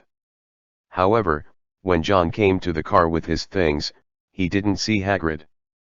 Thestrals were still strolling leisurely on the grass, and there was still a plate of biscuits on the table in front of the driver's seat, but Hagrid was gone. John stepped forward and touched the black hairs of Thestrals. These animals had been with him for a long time at sea, so they didn't reject him. "Can you tell me where Hagrid is?" The Thestral raised its head, and snored in the direction of the Forbidden Forest. It was pitch black there, except for the roar of unknown animals from time to time. I couldn't see anything else. John frowned slightly. When Snape brought them here, he made it very clear that entry into the Forbidden Forest was forbidden, and magic was placed on the outskirts of this forest. Since he dared to say that, he would not send someone came to guard it, which means that he is very confident in the spell to protect the Forbidden Forest. John could tell that Hagrid had been fascinated by the Forbidden Forest since he came to Hogwarts Castle, but if he wanted to break into it recklessly like this, something would definitely go wrong. He stared at the direction of the Forbidden Forest for a few seconds, and then put the dinner he brought on the table. He was about to go back to the carriage to find Dumbledore, and when he asked him to help find Hagrid outside, he stumbled for a while. The sound of footsteps suddenly entered his ears from far and near. Hagrid looked very embarrassed. His already loose hair and beard were now covered with grass clippings, and there was an obvious red mark on his face, as if he had been slapped by something heavy. He also wore more robes than before. There are several broken holes. "Are you all right, Hagrid?" Hearing John's voice, Hagrid raised his dejected head at this moment, and he and John's calm eyes met each other, feeling a little flustered. "Ah, of course I'm fine. I went out for a stroll just now, but you know, when people get older, it's easy to see things in the dark." I accidentally tripped over a tree root. I really too careless. John didn't speak, but nodded when he defended, as if he believed everything he said unconditionally. But it was his attitude that made Hagrid completely unable to make it up. He sat down on the grass with a grey face, and the moonlight shone on him, making him look like a stupid bear who didn't steal honey but got stung all over his body. I lied, John, I tried to enter this forest just now, but failed. John didn't blame, and he wasn't qualified to blame. He could see that Hagrid was in a bad mood now. John had never seen such a sad expression on his face since they met. He walked up to Hagrid and sat down, without asking the reason, but thinking about his words. Actually, you can trust me and wait for Hagrid for a while. No matter what you want to do in the Forbidden Forest, you can wait for so many years in exile. Why can't you wait for less than a school year? I trust you as much as I trust Dumbledore, John. Hagrid's voice was full of tears. But after coming here, I really couldn't wait any longer, and I didn't dare to wait any longer. When Hogwarts Castle was captured by the Dark Lord that year, I was going to help Dumbledore. Bring the smallest Beachy and Toothy, the others and so many of my friends they stayed, I discarded them, after all these years, they can only hide in the Forbidden Forest. I have to make sure if they are still alive. Aragog, Hoth, Morris, Parsons. He covered his face with those big hands, and finally couldn't help crying when he said these names. Yaya is already dead following me. It is the most cowardly. But when I was being chased, it rushed over and helped me block a death curse. It saved my life. I dare not think about staying in the Forbidden Forest, they would die too. If only I could have let them all out. John sighed, stood up and barely patted Hagrid on the shoulder. They are all magical animals, not pets that have lost their ability to survive. Hiding in the Forbidden Forest is the safest environment for them. You don't have to blame yourself. Hagrid hugged John, crying like a child who has lost friends and family. For Hagrid, these animals are indeed his closest family members. After being expelled from Hogwarts, he also lost his father. If Dumbledore did not take him in the end, he was placed in the Forbidden Forest to be a gamekeeper, and he would really be homeless. During the decades when he was a gamekeeper, those animals had the deepest relationship with him, not to mention the fact that Yaya died trying to save him. This undoubtedly increased his sense of guilt, making him unable to resist trying to break into the Forbidden Forest to care about the safety of those animal friends when everyone else gathered in the auditorium tonight. No matter how much John comforted Hagrid about such things, he still couldn't heal the scars in Hagrid's heart. He patted Hagrid's back for a while and thought, and then said, "Actually, if you really can't wait to know how they live in the Forbidden Forest, I can help you." Hagrid wiped the snot and tears off his face, but he shook his head resolutely when he heard John's words. "This is my personal matter, John, I can't involve you in it. You still have to participate in the competition, and you are entrusting everyone's hopes. You shouldn't take risks for me. Don't worry, I will definitely not forcefully break into the Forbidden Forest as you think." John comforted, "According to the speculation of Professor Dumbledore and I, there is a high probability that the first competition will start in a week. It will be carried out in the Forbidden Forest, and if there is a chance, I can visit your animal friends instead of you." Hagrid was obviously moved, but soon he shook his head and said, "No. Even if you can enter the Forbidden Forest through the game, it will still interfere with you. You can't affect the game just because you help me. You just said that you trust me as much as you trust Professor Dumbledore." John shrugged, "I am more measured than anyone else, and I didn't give you an absolute promise, I just said that when I have the opportunity under the circumstances, so you don't have such high hopes directly." Hagrid had red eye circles, and looked at John eagerly. After a long silence, he finally stopped refusing, but held John's hand tightly, and said in a trembling voice, "Thank you very much, John. What kind of thank you did we say? By the way, I almost forgot that I was here to deliver dinner. Among other things, those house elves in the castle are really good at grilling sausages. I brought more for you. 2. Chapter 333-331. Good news. Early the next morning, after breakfast in the carriage, John and Diane, the warrior of Durmstrang, followed Roger to the auditorium in the castle. There are some people standing here, but all of them are adult wizards except Draco and Emil. Even when the Tri-Wizard tournament was in progress, the students in Hogwarts Castle had to continue their normal classes. At this time, they should all be in class. Voldemort is not here. In addition, the 3 referees of the Federation and the vice principal who is Beauxbaton's representative referee are all surrounded by an old man. The old man was holding a magic wand in his hand, and while waving it, leaving brilliant silver threads of light in the air, he muttered. Exactly 10 inches, hawthorn, unicorn hair. I remember when I handed him into your hands, Mr. Malfoy, when you and your father came to my shop. Draco was not interested in listening to him reminiscing about the past here. He looked at the old man's hand holding his wand. If there is no problem, can you return it to me, Mr. Ollivander? Ollivander heard the displeasure in his tone, but just smiled, and returned the wand back to Draco's hand. I can understand that a person who is proud enough also has a strong desire to possess his own wand. It is well maintained by you. Draco held his head high, and retracted the wand that had been tested into his sleeve.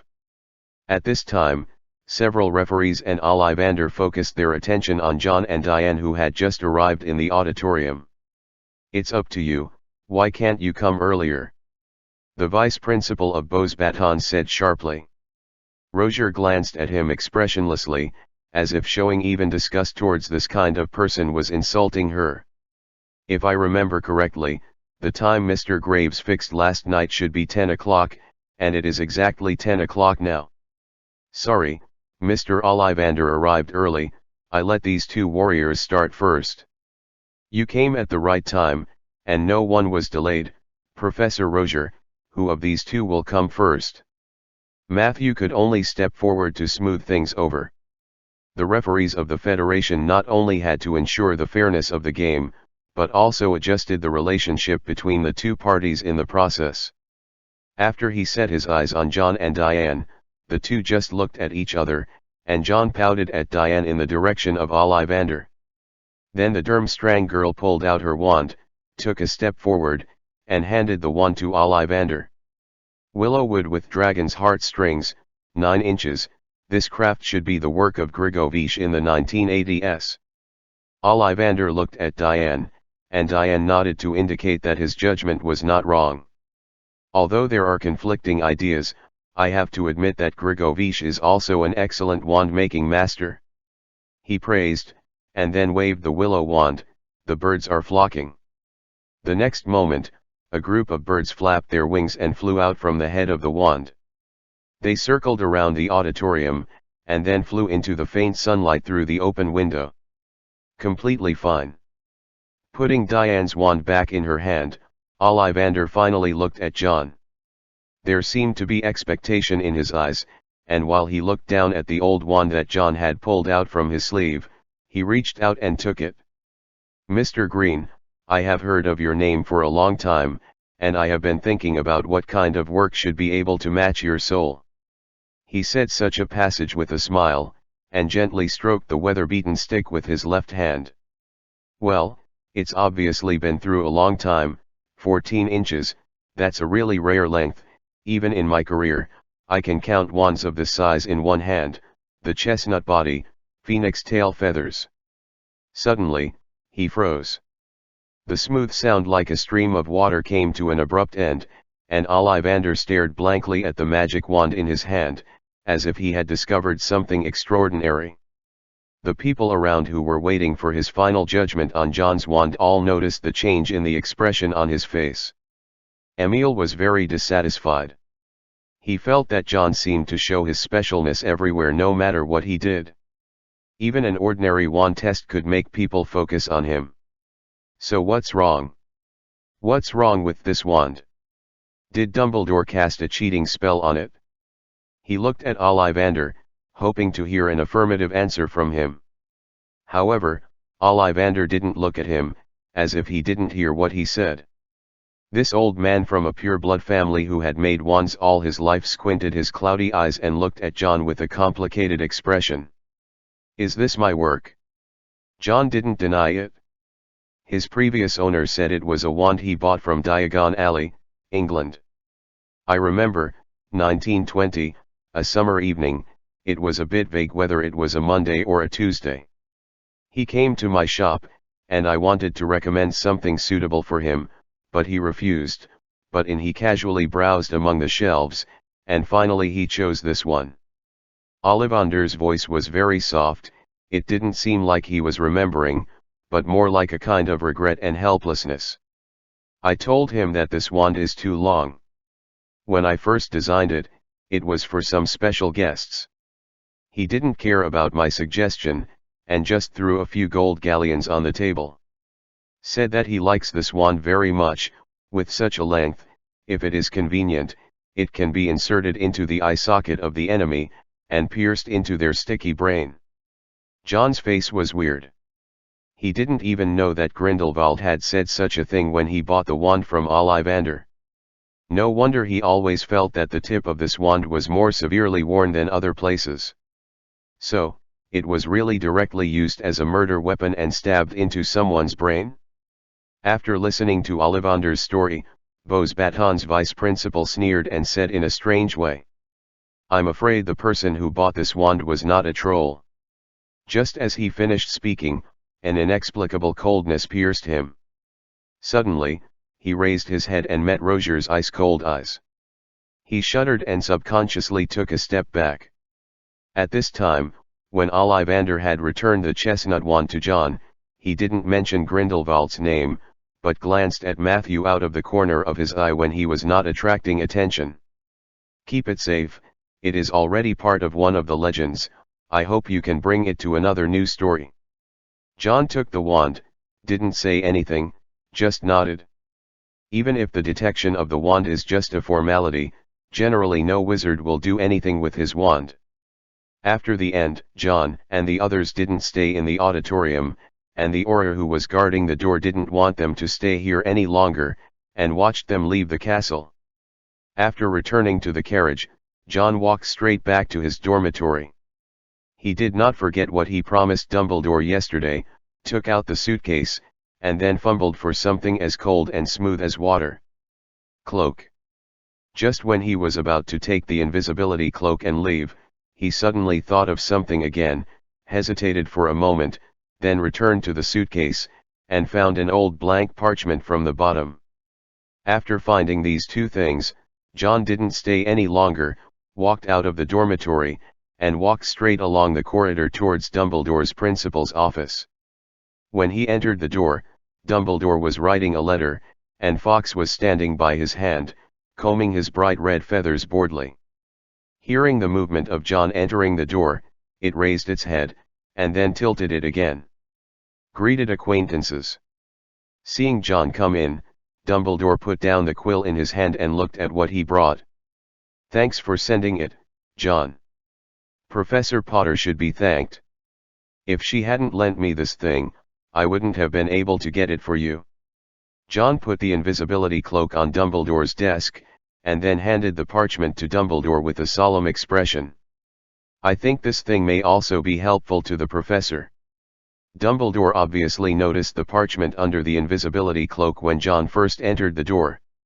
He gently raised the eyes on his face, stared at the blank paper, and showed some surprise. "Smart design."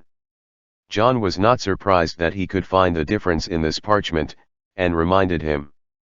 "Its activation spell is I solemnly swear I have done no wrong. Dumbledore laughed, and he raised his wand. "Such a spell design reminds me of a few naughty students I once taught." He said the incantation, and at the same time tapped the exact center of the parchment with his wand.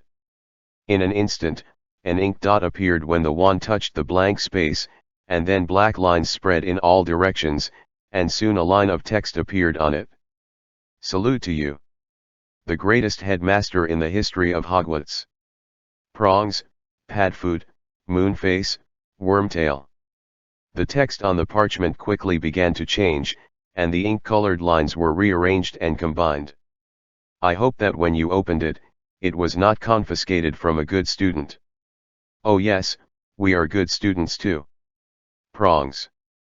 Dumbledore watched silently as the line of text slowly disappeared, and finally countless lines spread around like a spider web, drawing a marauder's map.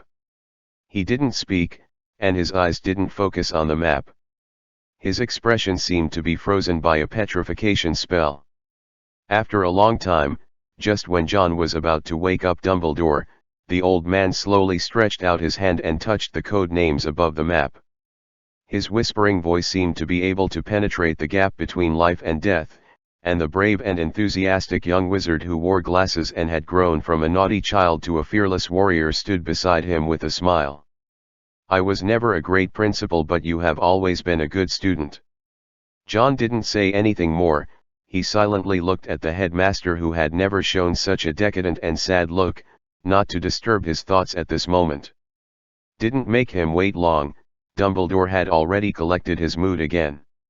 He took off his glasses, wiped the crescent-shaped lenses seriously, and then looked at John with a smile. Perhaps the students often pass on that I am a bit of a crazy old man, but even an old man with an abnormal mind will sometimes be touched by the scene. He wasn't embarrassed at all, and there was even some embarrassment in his tone. John shrugged. He said with a smile, "I'll tell Neville and them when I get back.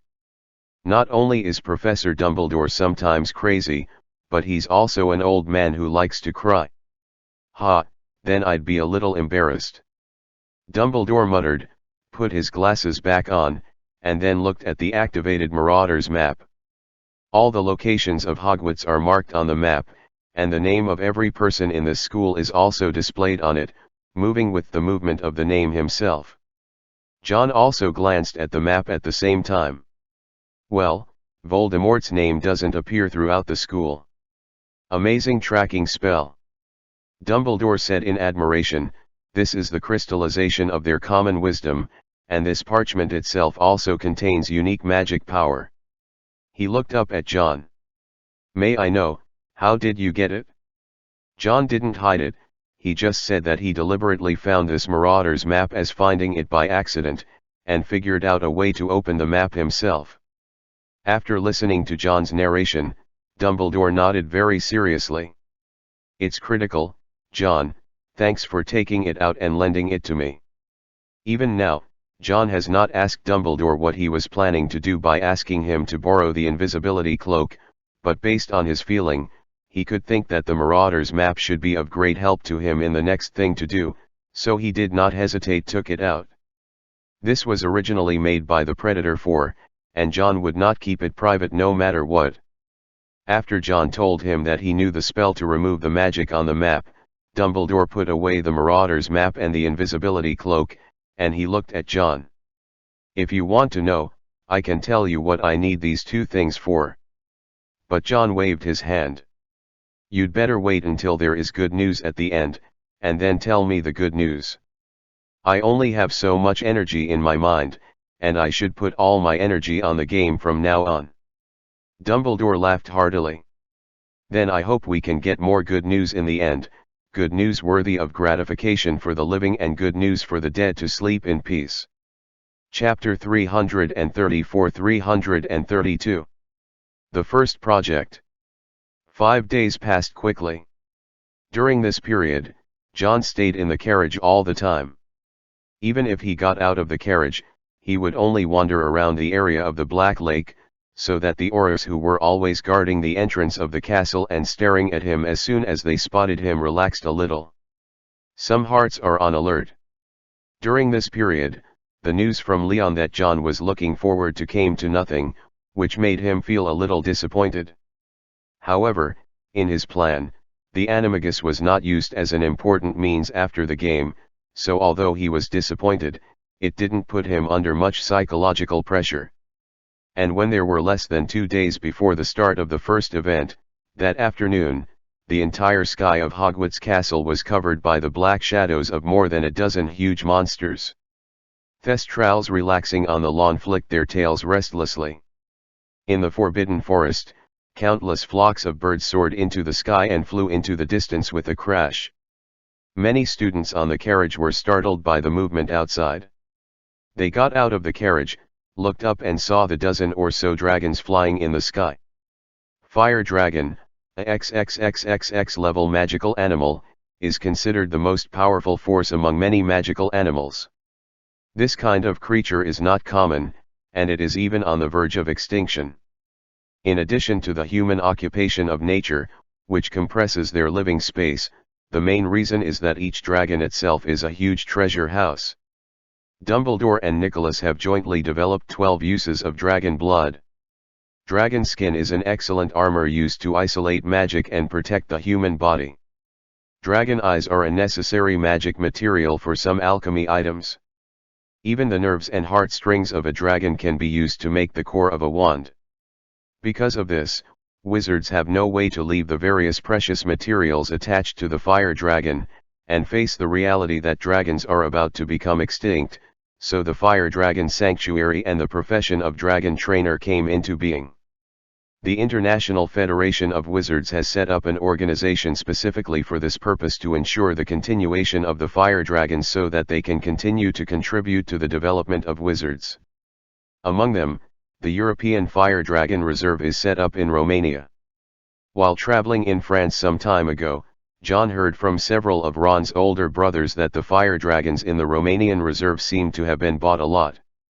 Looking at the fire dragons that covered the entire Hogwarts campus in the sky, and the dragon trainers who rode on the backs of the dragons and controlled them to hover over the Forbidden Forest, and finally landed with a crash, John knew that those who were bought. What is the fire dragon going to be used for? George stared at the sky dumbfounded. This was the first time in his life that he saw a real live fire dragon, and he saw so many dragons at once. Whether it is the Hogwarts carriage or the students of Durmstrang, his performance is almost the same. After all, the scene where so many huge creatures appear together is really shocking. Diane swallowed subconsciously, and she could hear that she was trying her best to keep her voice calm. Our first project, isn't it to fight these fire dragons to the death? Although for the entire group of wizards, because dragons have a large target range and are solitary creatures, they are easy to be targeted and hunted, but that is on the premise that there are more than 2 digits of wizards working together. Dragon skins have extremely strong resistance to spells, which is even far superior to basilisks. In addition, they are infinitely powerful and can breathe dragon breath with magical power. There is no other countermeasure. Even if ordinary black wizards use the killing curse, the extremely high magic resistance cannot kill them directly. At least the evil will to release the killing curse must be strong enough to a certain extent. If the 4 students participating in the competition were really asked to fight these fire dragons separately, then even John would be roasted into charcoal in all likelihood under the limited venue. It is precisely because of this that John doesn't think the referees will set up such a competition event that no one can complete. He looked at the Forbidden Forest where the fire dragon fell into, and said softly, "Compared to fighting dragons, I think they want us to have a wilderness survival in the Forbidden Forest." John's idea was confirmed 2 days later. The news that more than a dozen fire dragons flew into the Forbidden Forest spread throughout the ears of every student in the 4 schools within these 2 days. This makes them feel more excited and a little disappointed.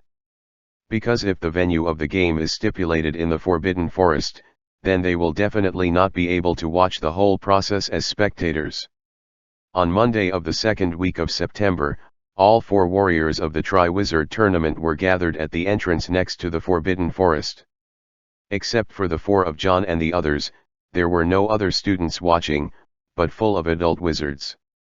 Dumbledore, Voldemort, Roger, Bose-Baton's vice principal, and 3 wizards from the Federation, a total of 7 referees.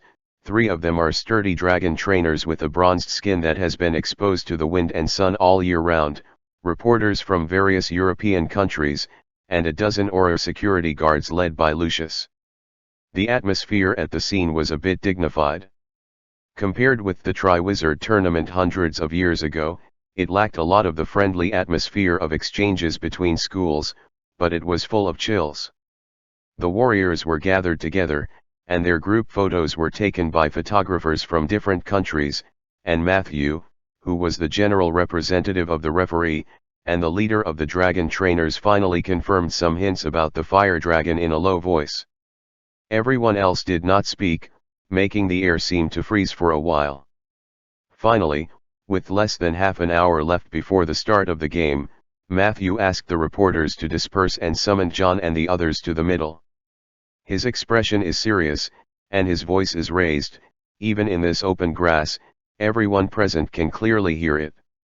The Triwizard Tournament was originally an exchange event between 3 magic schools in Europe, but since 1792, this competition has been suspended on the grounds that the competition posed an extremely serious threat to the lives of participating students. Injured or even killed almost every time. 200 years ago, European wizards cancelled this competition in order to eliminate unnecessary casualties, and 200 years later, we restarted it again, also for the safety of more people. This game is to avoid a war that cannot be solved peacefully. But war has always been cruel, and this game to eliminate war must also be cruel. We will not design games that are like child's play. In order to convince everyone of the final result and victory, you must face challenges and threats that are countless times more difficult than those of the warriors 200 years ago. His eyes were as sharp as eagles when he was speaking, and his voice was not relieved and gentle, but only as cold and stiff as steel. I think, these may just be my redundant nonsense, because after you plan to throw your name into the goblet of fire, you have already made a decision in your heart. I will no longer care about your life and death in the competition, and the only thing that can be accepted by the wizards in the end is the victory. The moment his voice fell, the birds in the Forbidden Forest soared into the sky, and a restless roar shook the forest. Draco, whose body had been tense all the time, took a step back subconsciously. Emil's face was also pale. Diane pursed her lips tightly, and looked at the deep Forbidden Forest without blinking her eyes. Even John was a little nervous. He was not afraid of such a battle, but quietly held the thing worn around his neck, thinking about how Matthew should check them before entering the Forbidden Forest work. Now, let me explain what you need to do for the first event. Matthew finally started to talk about the detailed rules of this game. I believe you all already know that a group of big guys came to the Forbidden Forest in the past 2 days. They are all wild and untamable fire dragons from Romania, and they were arranged in various positions in the Forbidden Forest. At the same time, the dragon trainer they helped us drop a total of 50 golden snitches around the territory these fire dragons have delineated. These golden snitches have been given specific magic. They will not fly away from the territory of the fire dragon. What you have to do is to capture as many snitches as possible under the protection of the big guys here. In the end, we will follow the number of snitches obtained is sorted, and the one who gets the most snitches will get 70 points, the second place will get 50 points, the third place will get 30 points, and the fourth place will get 10 points. And the time of coming out of the Forbidden Forest will also be used as your scoring standard. You have to stay in this forest for at least 3 days, and the person who comes back first will get 40 points, the second person will get 30 points, and the third 20 points, the fourth 10 points. The deadline is 7 days. If after 7 days, someone still has not returned in the Forbidden Forest, no matter how many golden snitches he gets in the end, the score can only be 0. The rules were formulated in great detail, and the specific content did not exceed John's expectations.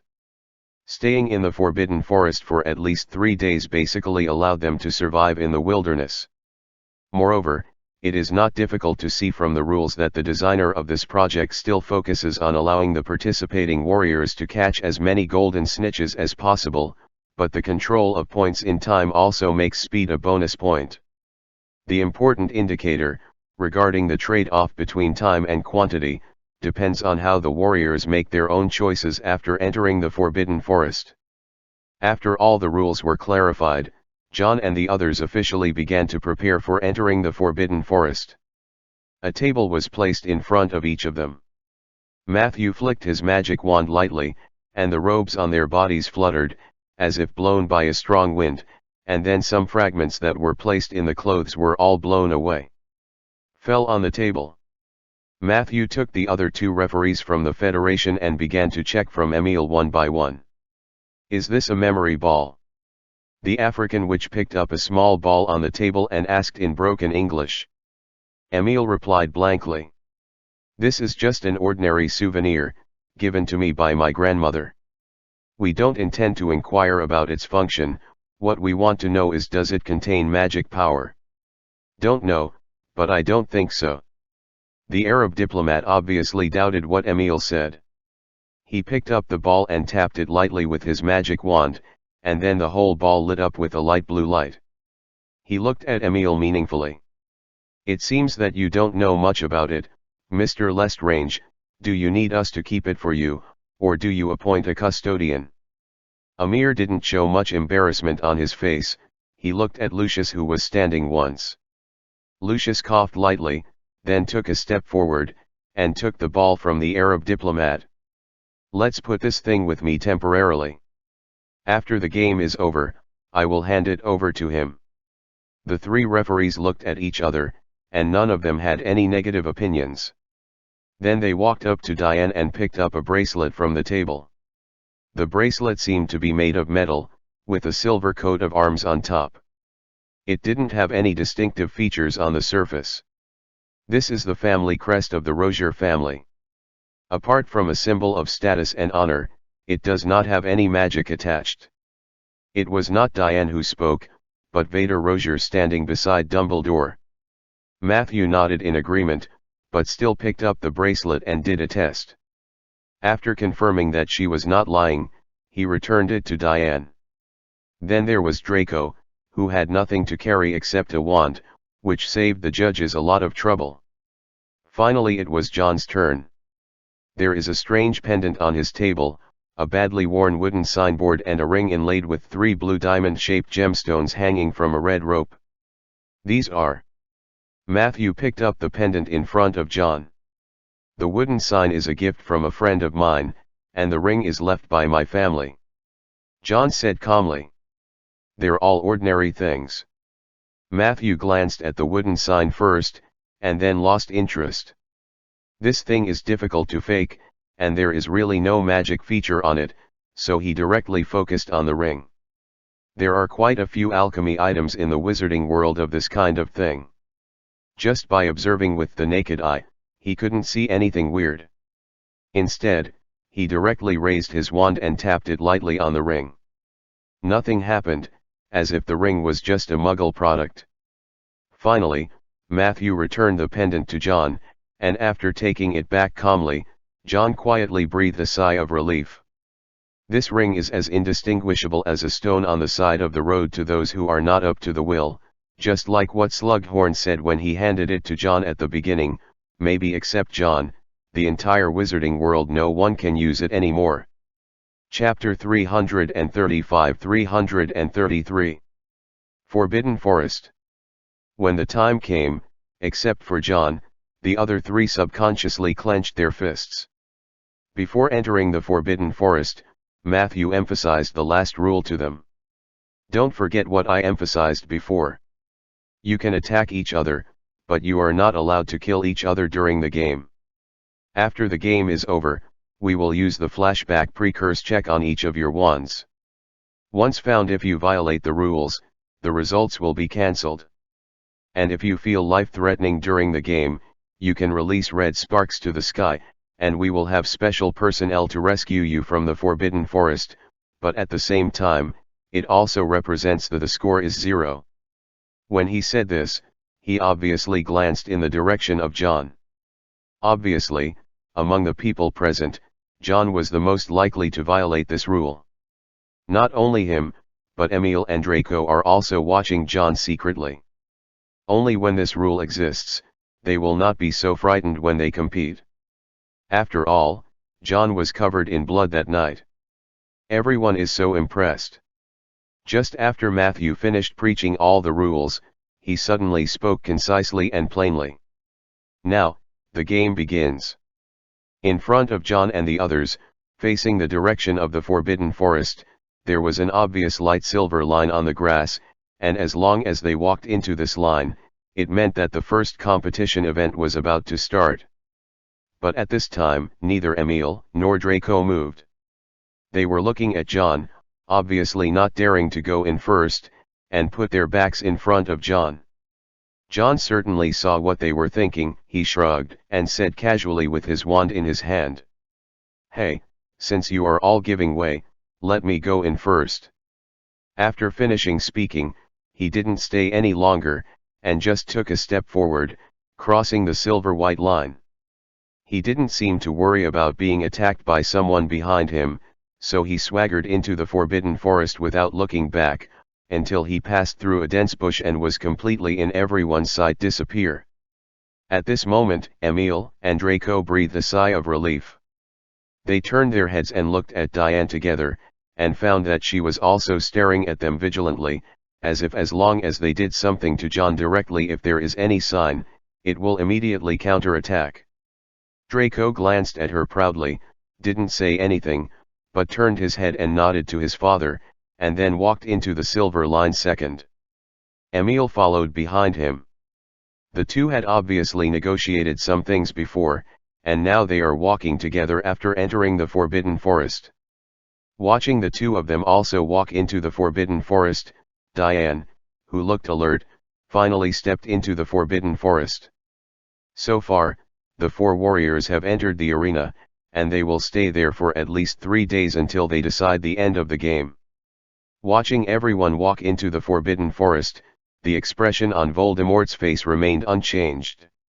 He didn't stay at Hogwarts Castle these days, but came back specially for the day of the match.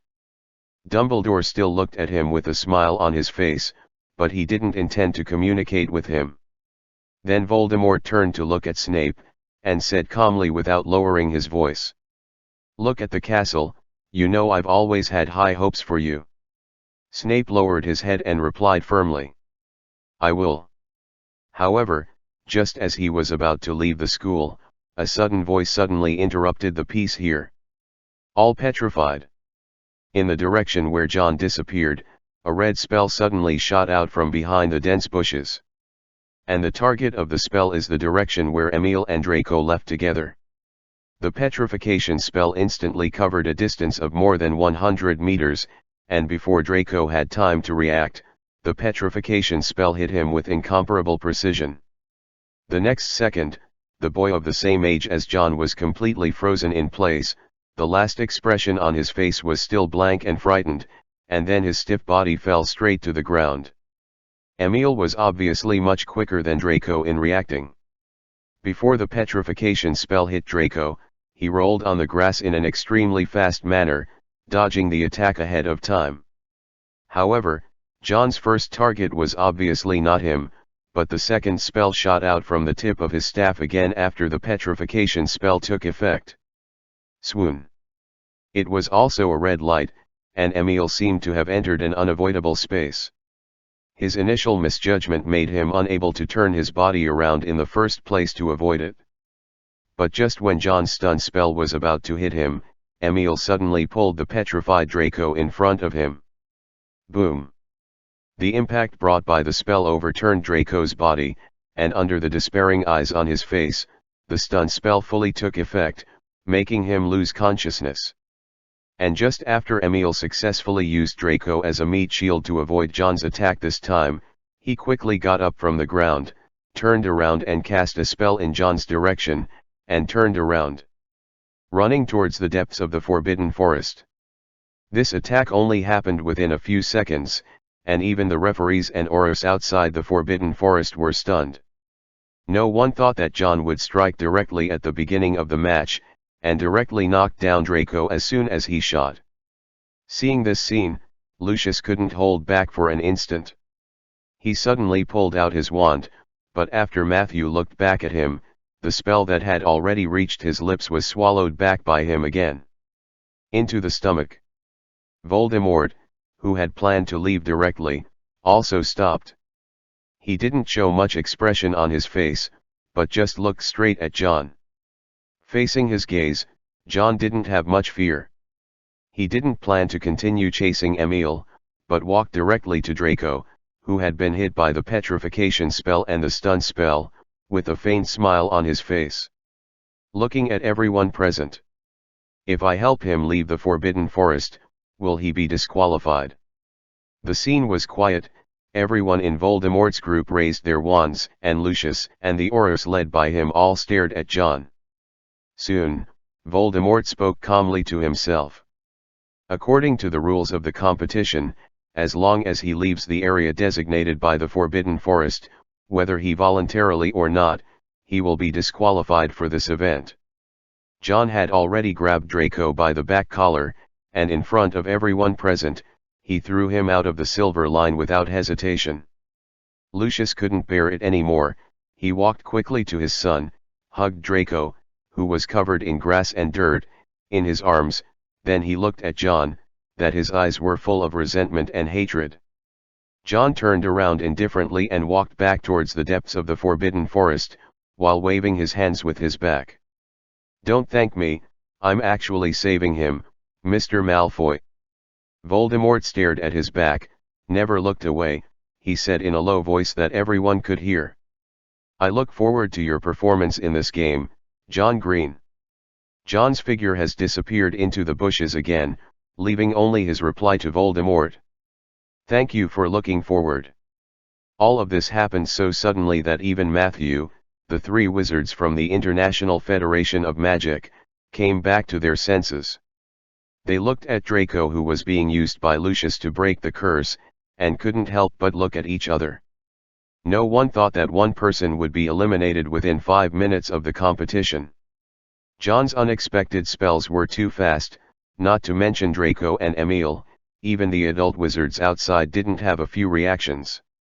When they looked at Lucius, many people showed sympathy. Anyone can see that among the 4 selected warriors, Draco's level is obviously not as good as the other 3 people, and now it's just the beginning of the first competition. The smile on Dumbledore's face remained unchanged from beginning to end. He watched Voldemort leave the school, then turned around with Roger and left here. During the game, there are special people who are responsible for watching. These referees from different schools only need to finally determine the result of the game and the fairness of the process. The middle judgment and rules are all in charge of the 3 of them, Matthew. Draco woke up soon after Lucius undid the curse. His face was pale, and he wanted to shrink his neck and hide his head in his jacket. Lucius didn't blame him for anything, he just patted him on the back and whispered softly. "This is indeed not necessarily a bad thing, as long as it can ensure your safety."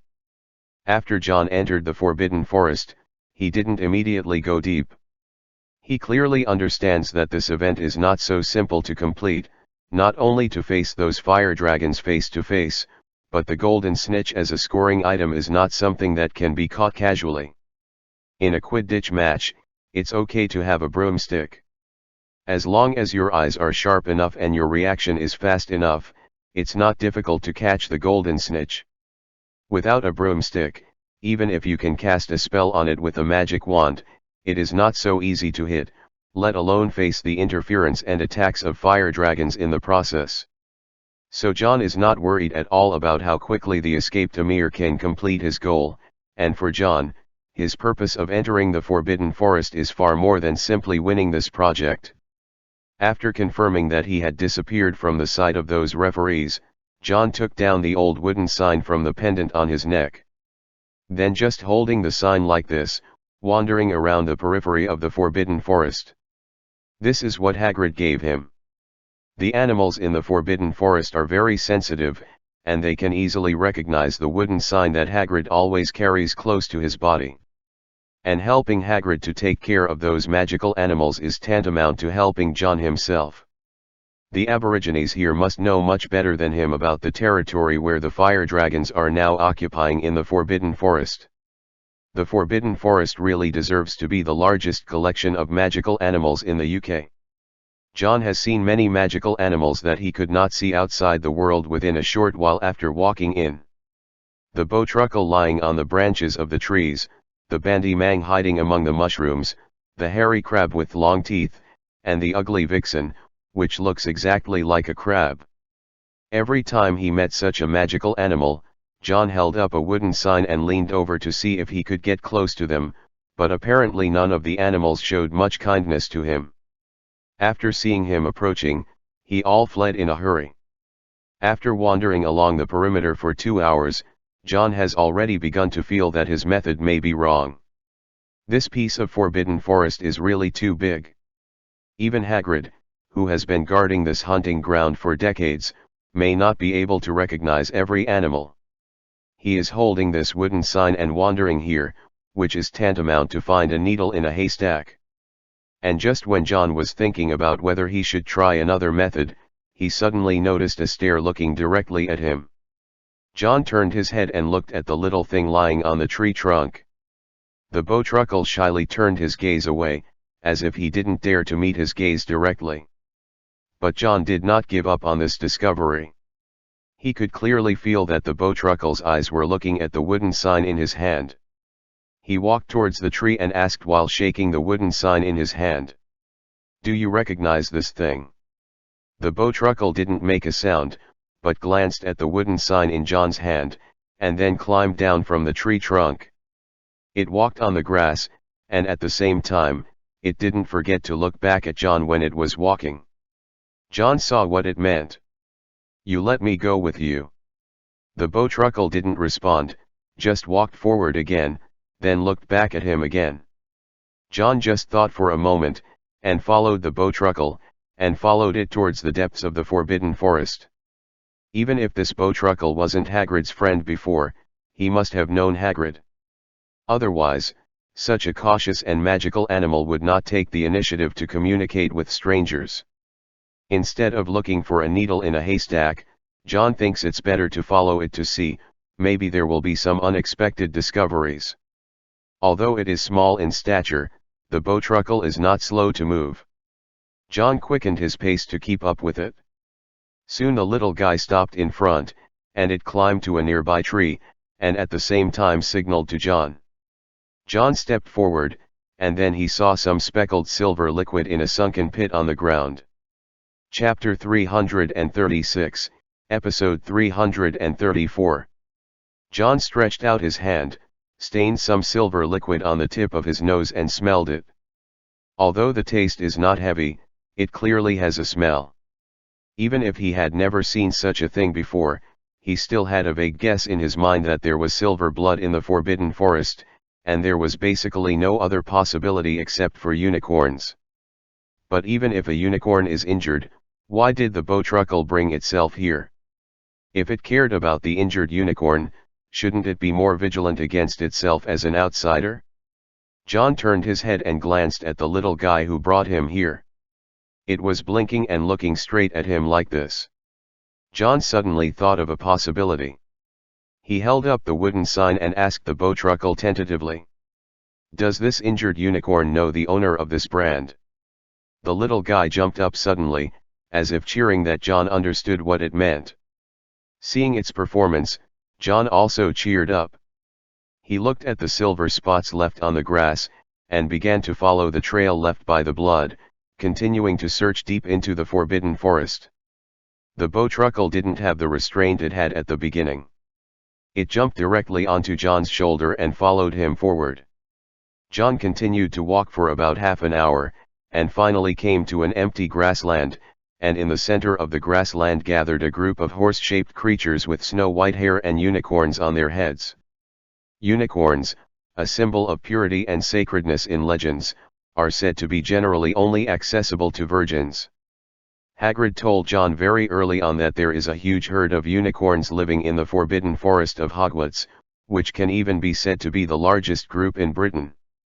Every few years, Ollivander will pay a sum of money to come to the Forbidden Forest, use a harmless method to scrape some unicorn horn powder to use as the core of the wand, and some of these unicorns are also the relationship with Hagrid is very good, and he has received a lot of care from Hagrid. The group of unicorns that appeared in front of John did not look so optimistic.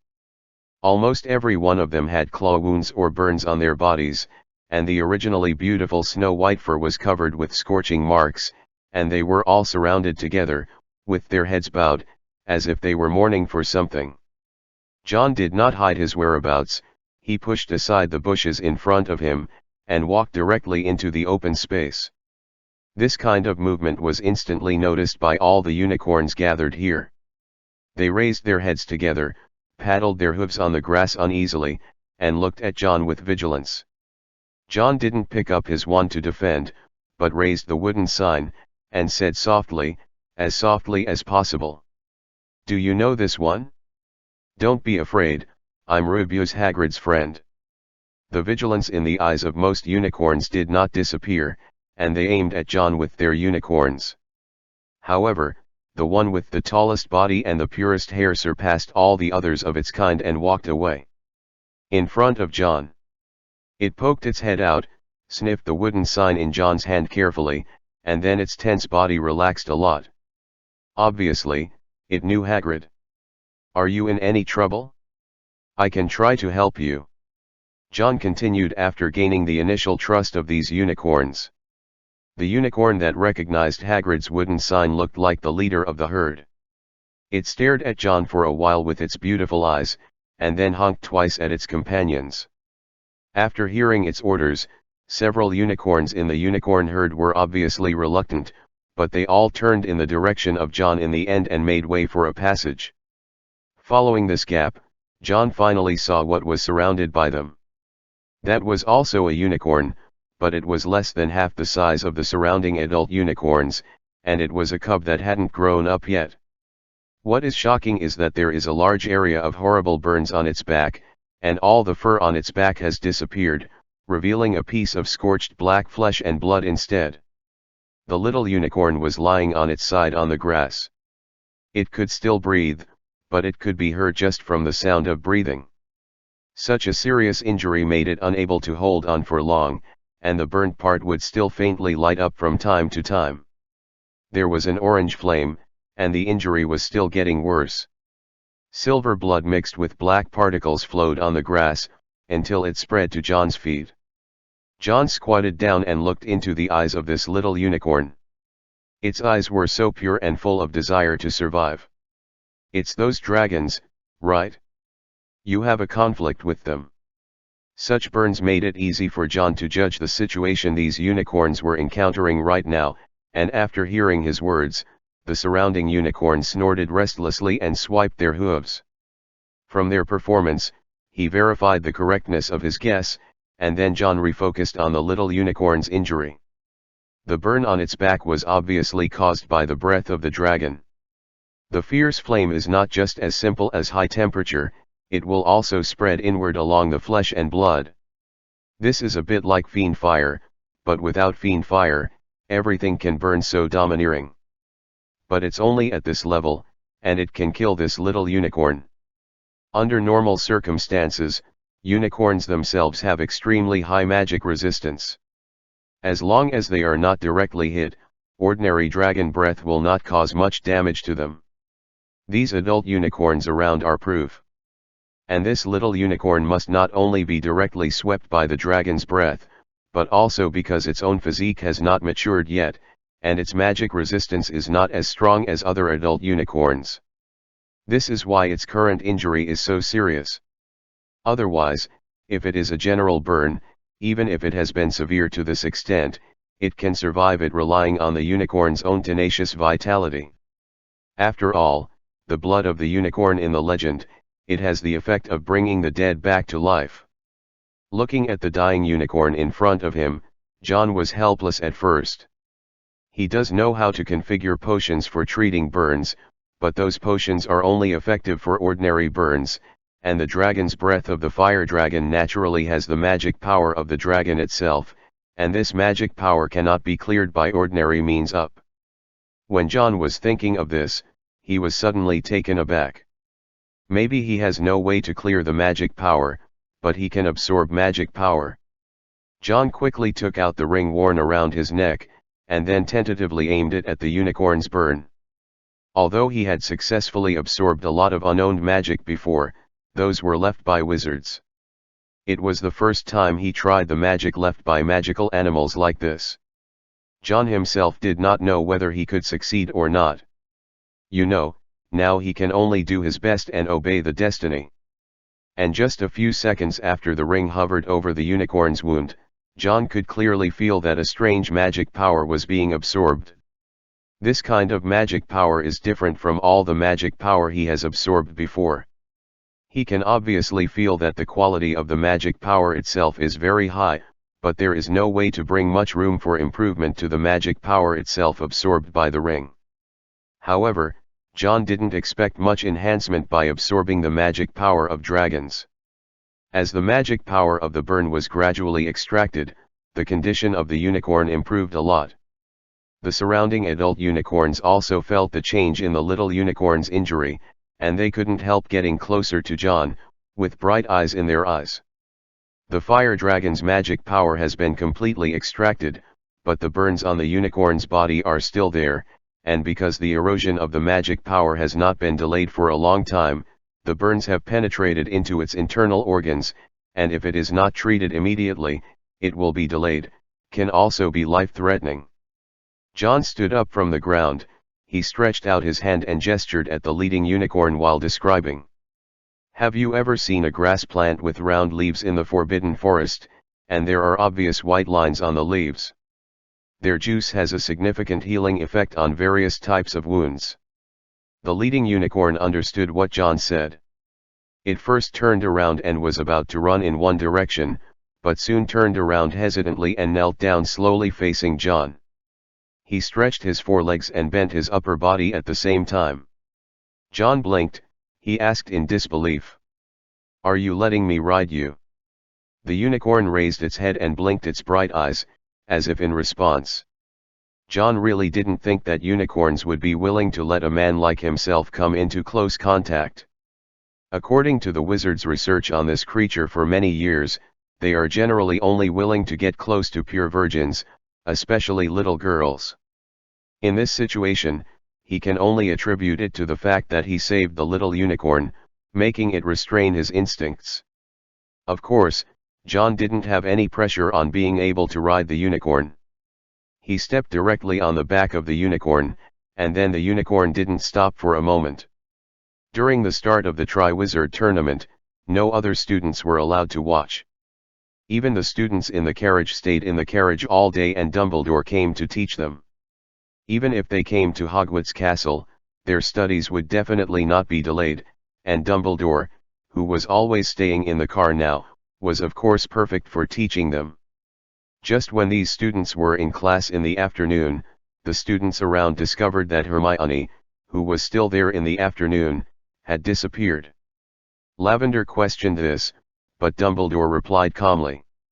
Miss Granger asked me to leave because of some special things. Don't worry, she will be back tomorrow. He didn't say where Hermione went, but Lavender didn't ask any more. After all, as long as Dumbledore knew where she was, it would prove that Hermione was safe enough.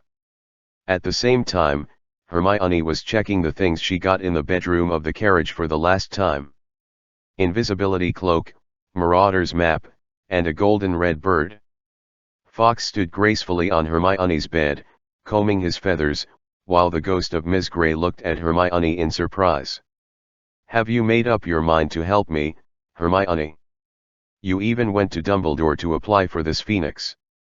Hearing that he was mentioned, Fox raised his head, glanced at Miss Grey with disdain, and then focused his attention on his feathers again. After hearing Miss Grey's words, Hermione said without raising her head. We're not close enough to call each other names, Miss Grey, and I'm obviously not preparing these things for you. She was so outspoken that the original joy on Miss Grey's face suddenly turned pale. But you're going into that castle, aren't you? Dumbledore sent you there. Hermione said calmly. It's me who thinks I can handle this task. Then why can't you help me too, child? I promise that I will help you too. As long as there is anything that may put you in danger, I will not force you to continue. You can choose to give up. Hermione didn't answer her first, but carefully opened the Marauder's map, and at the same time waved her wand to open the map with a spell.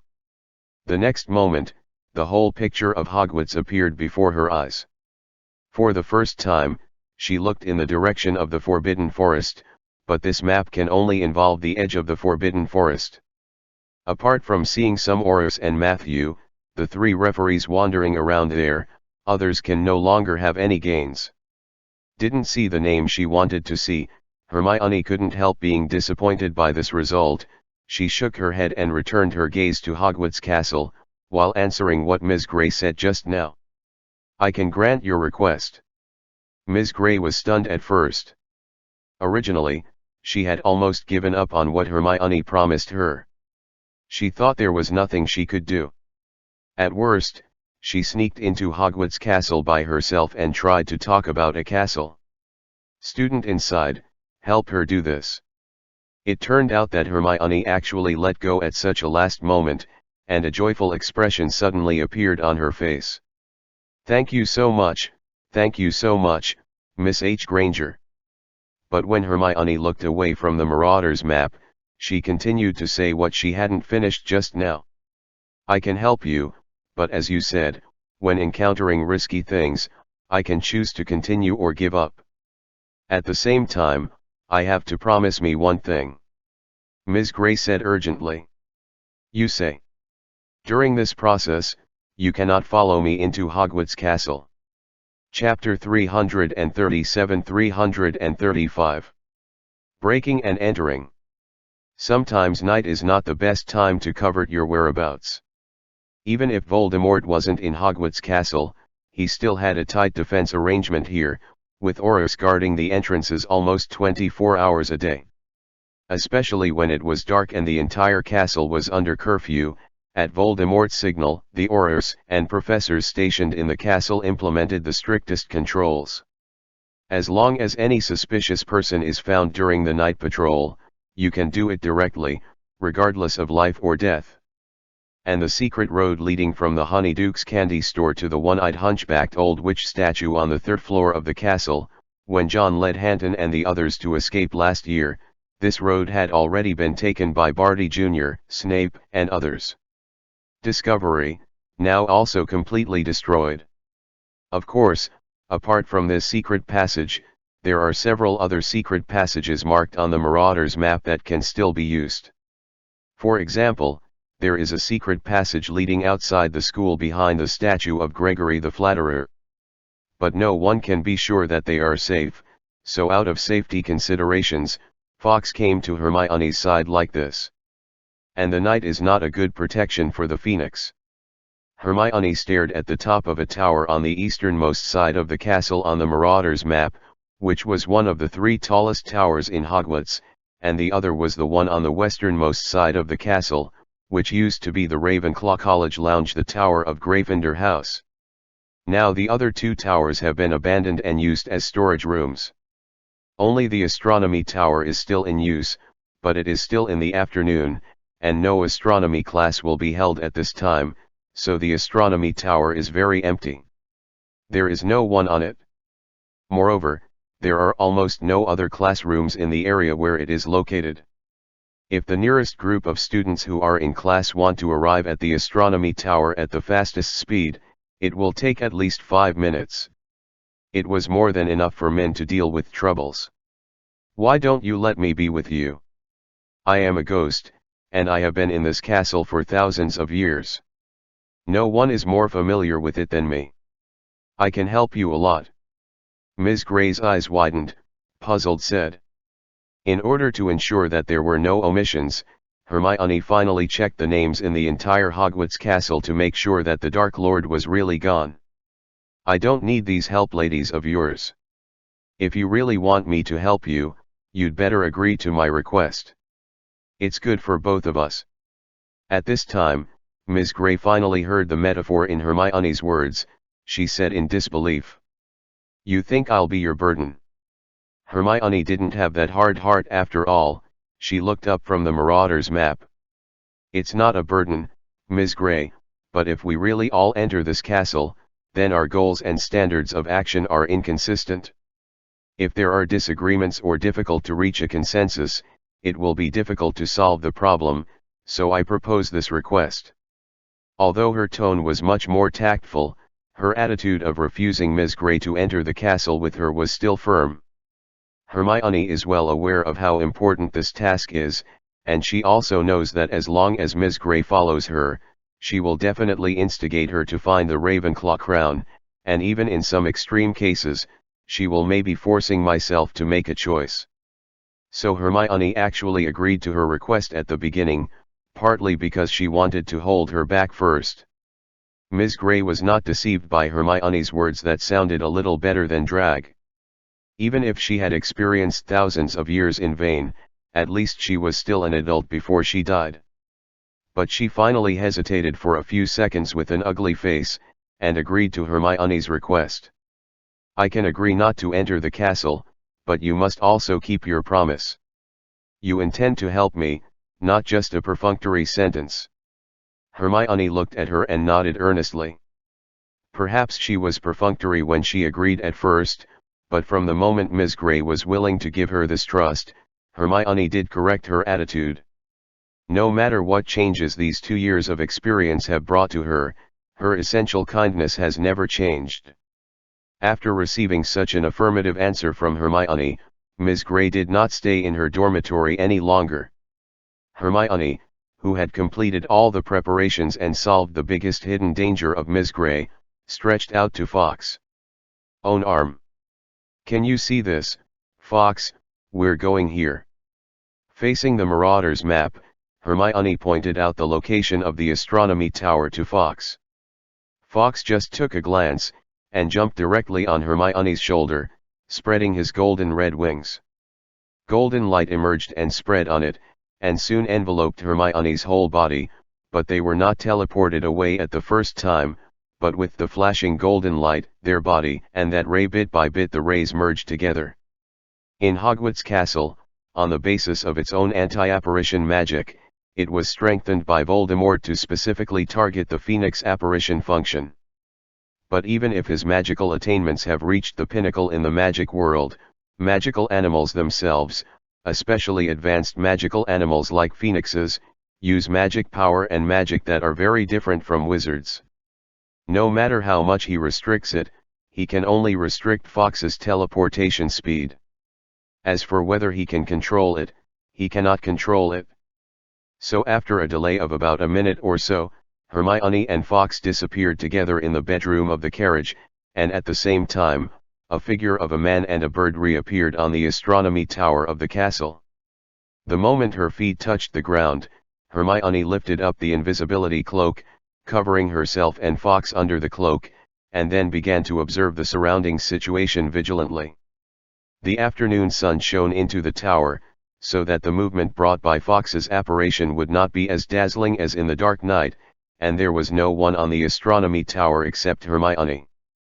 Then Hermione took out the Marauder's map, and finally confirmed that this trip had violated the illegal break-in agreed between Dumbledore and Voldemort and did not alarm anyone, before she bowed her waist and carefully came to the entrance of the stairs. Direction. Remember not to make any noise, Fawkes, and don't come out of the invisibility cloak suddenly. If there is an accident, we will leave the castle immediately. Professor Dumbledore said that as long as they don't directly catch us on the spot, the Dark Lord heads won't do anything to us. She entrusted Fawkes with the words that had been repeated countless times in the carriage, and Fawkes touched Hermione's face with his beak in dissatisfaction, as if he was upset why she thought he was a fool who couldn't understand human words. Like a bird. Received Fawkes's response, Hermione grabbed the cloak tightly with one hand and held the Marauder's map in the other. After confirming that there was no one else under the tower, she began to go down the steep stairs. It is now 4 o'clock in the afternoon, and there is still an hour before the end of the last class in the castle today. That is to say, This hour is the least period of time for students to hang out in the castle except after the curfew began. Hermione didn't delay for a second. She kept observing the Marauder's map, and kept choosing those empty stairs to start going down, and she also found some strange things, that is, the man who helped her in the castle a year ago. The movable stairs that quickly found John have all become ordinary now. It will no longer play tricks on people, and there is no way to provide any help to Hermione, just like it is dead. This made Hermione feel a little uneasy, but she pursed her lips to suppress some speculations rising from her heart, and instead focused on the task Dumbledore gave her. It took about 10 minutes, and she finally came to the first floor cautiously. And when she walked down the stairs, a voice sounded, which made her subconsciously retract into the invisibility cloak and hide in the corner. If you want me to say, the master should really find a way to directly tear up the so-called contract, and take advantage of this opportunity to wipe out Dumbledore's gang. This is in our own territory. What else can they cause? An ugly witch with a figure like a fat pig said in a low voice with a fierce expression. Following her was a wizard who looked similar to her but was as thin as a stick. They walked side by side and passed Hermione. Don't doubt the master's decision, just say this in front of me, don't let others hear it, especially Snape, he likes to report these news to the master the most. Hermione looked coldly at their backs going up the stairs. Of course, she didn't forget the Caro brothers and sisters. In the past, the slaves who made the worst mistakes were taken away by them and used as classroom props in Muggle studies classes. The fear they brought to the hemp students in the past was even somewhat worse than that of Dolohov, because if they were to fall into Dolohov's hands, there would be a high probability that they would only suffer a lot of torture and leave. However, almost none of the students who were taken away by the Carlo brothers and sisters came back alive. Hermione watched their figures disappear before her eyes. Immediately, she continued to start her own actions. She stuck to the wall of the corridor on the first floor of the castle, and began to conduct a careful investigation of every room on the first floor. There are very few classrooms on the first floor, and most of them are functional rooms like auditoriums, storage rooms, and bathrooms, and Hermione's goals are in these rooms. It seems that the first floor of the castle is very large, and it is basically the place where the students have the most activities during the 3 meal times, so her movement is very restricted, but fortunately, a portrait of Dumbledore's principal's office helped her circle a piece the approximate location of the target. This made Hermione's task perhaps not as difficult as imagined. John's lunch is a treat for these unicorns. After he rode the leading unicorn and found fresh white meat in the Forbidden Forest, the little unicorn's life was not in danger at all. The whole herd of unicorns became much closer to John because of this, and even the few that were obviously hostile to his appearance at the beginning became less repulsive. The unicorns found a place with water nearby, and at the same time found a lot of wild fruits to share with John. Even with John's picky taste, he thinks that these fruits that he can't recognize are good, but he didn't lie down by the river with those unicorns to drink water, but summoned some by himself with magic. Clean water. It was time to talk about business while eating.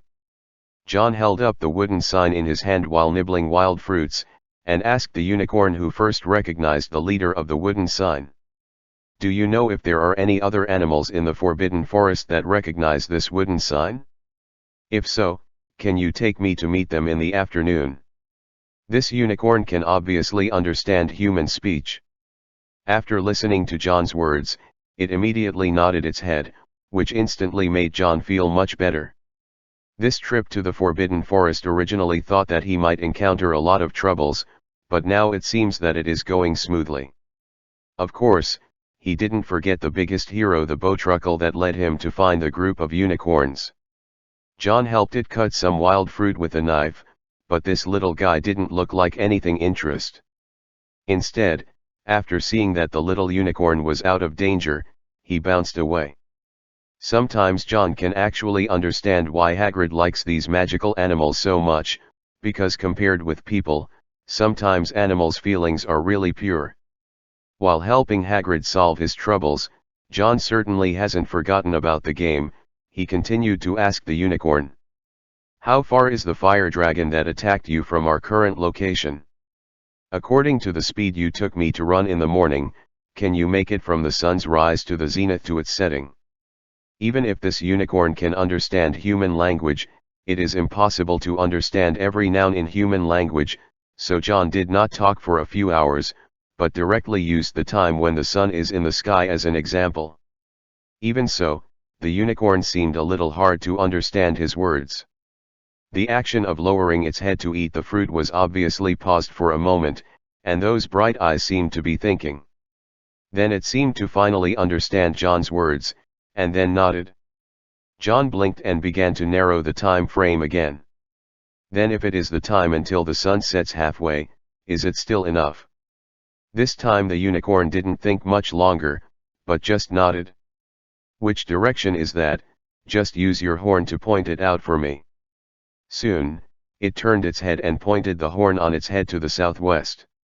John didn't ask any more questions. He lowered his head in thought, estimating the speed and time.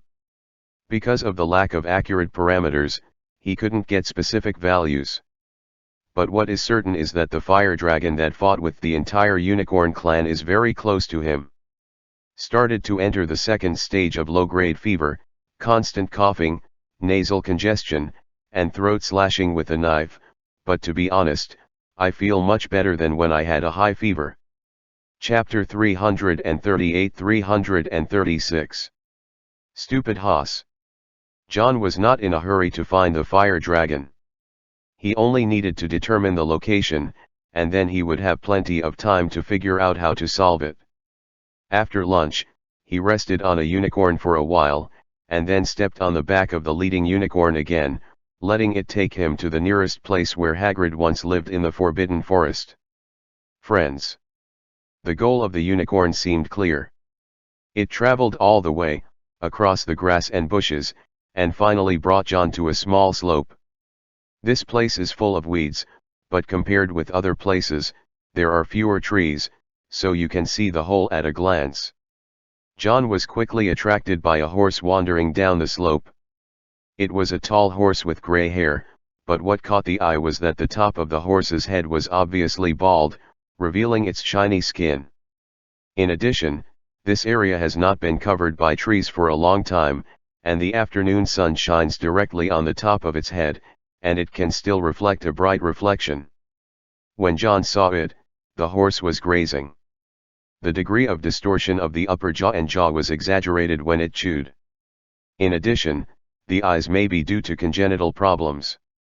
One is big and the other is small. No matter how you look at it, I don't think it looks like a decent horse. The unicorn that brought John here didn't seem to like the horse very much, so it stopped far away at the edge of the grass, and then signaled to John that if he wanted to touch it, he would get off his back. Go by yourself. John also felt its resistance, so he climbed off the unicorn's back, and then in order to prevent the bald horse from running away directly after finding him, he raised the unicorn that Hagrid gave him from a long distance away. That wooden sign. Hi. Dude, do you recognize this? The bald horse, which was grazing leisurely, heard John's movement. Its already staggered mouth suddenly paused, its wise eyes blinked, and finally it suddenly turned to look at John. One person and one horse stared at each other for 2 or 3 seconds. The next moment, John felt a blur in front of his eyes, and the gray shadow turned into wind and swept across the grass. This is not a metaphor, but the horse disappeared in front of John without even blinking a centimeter.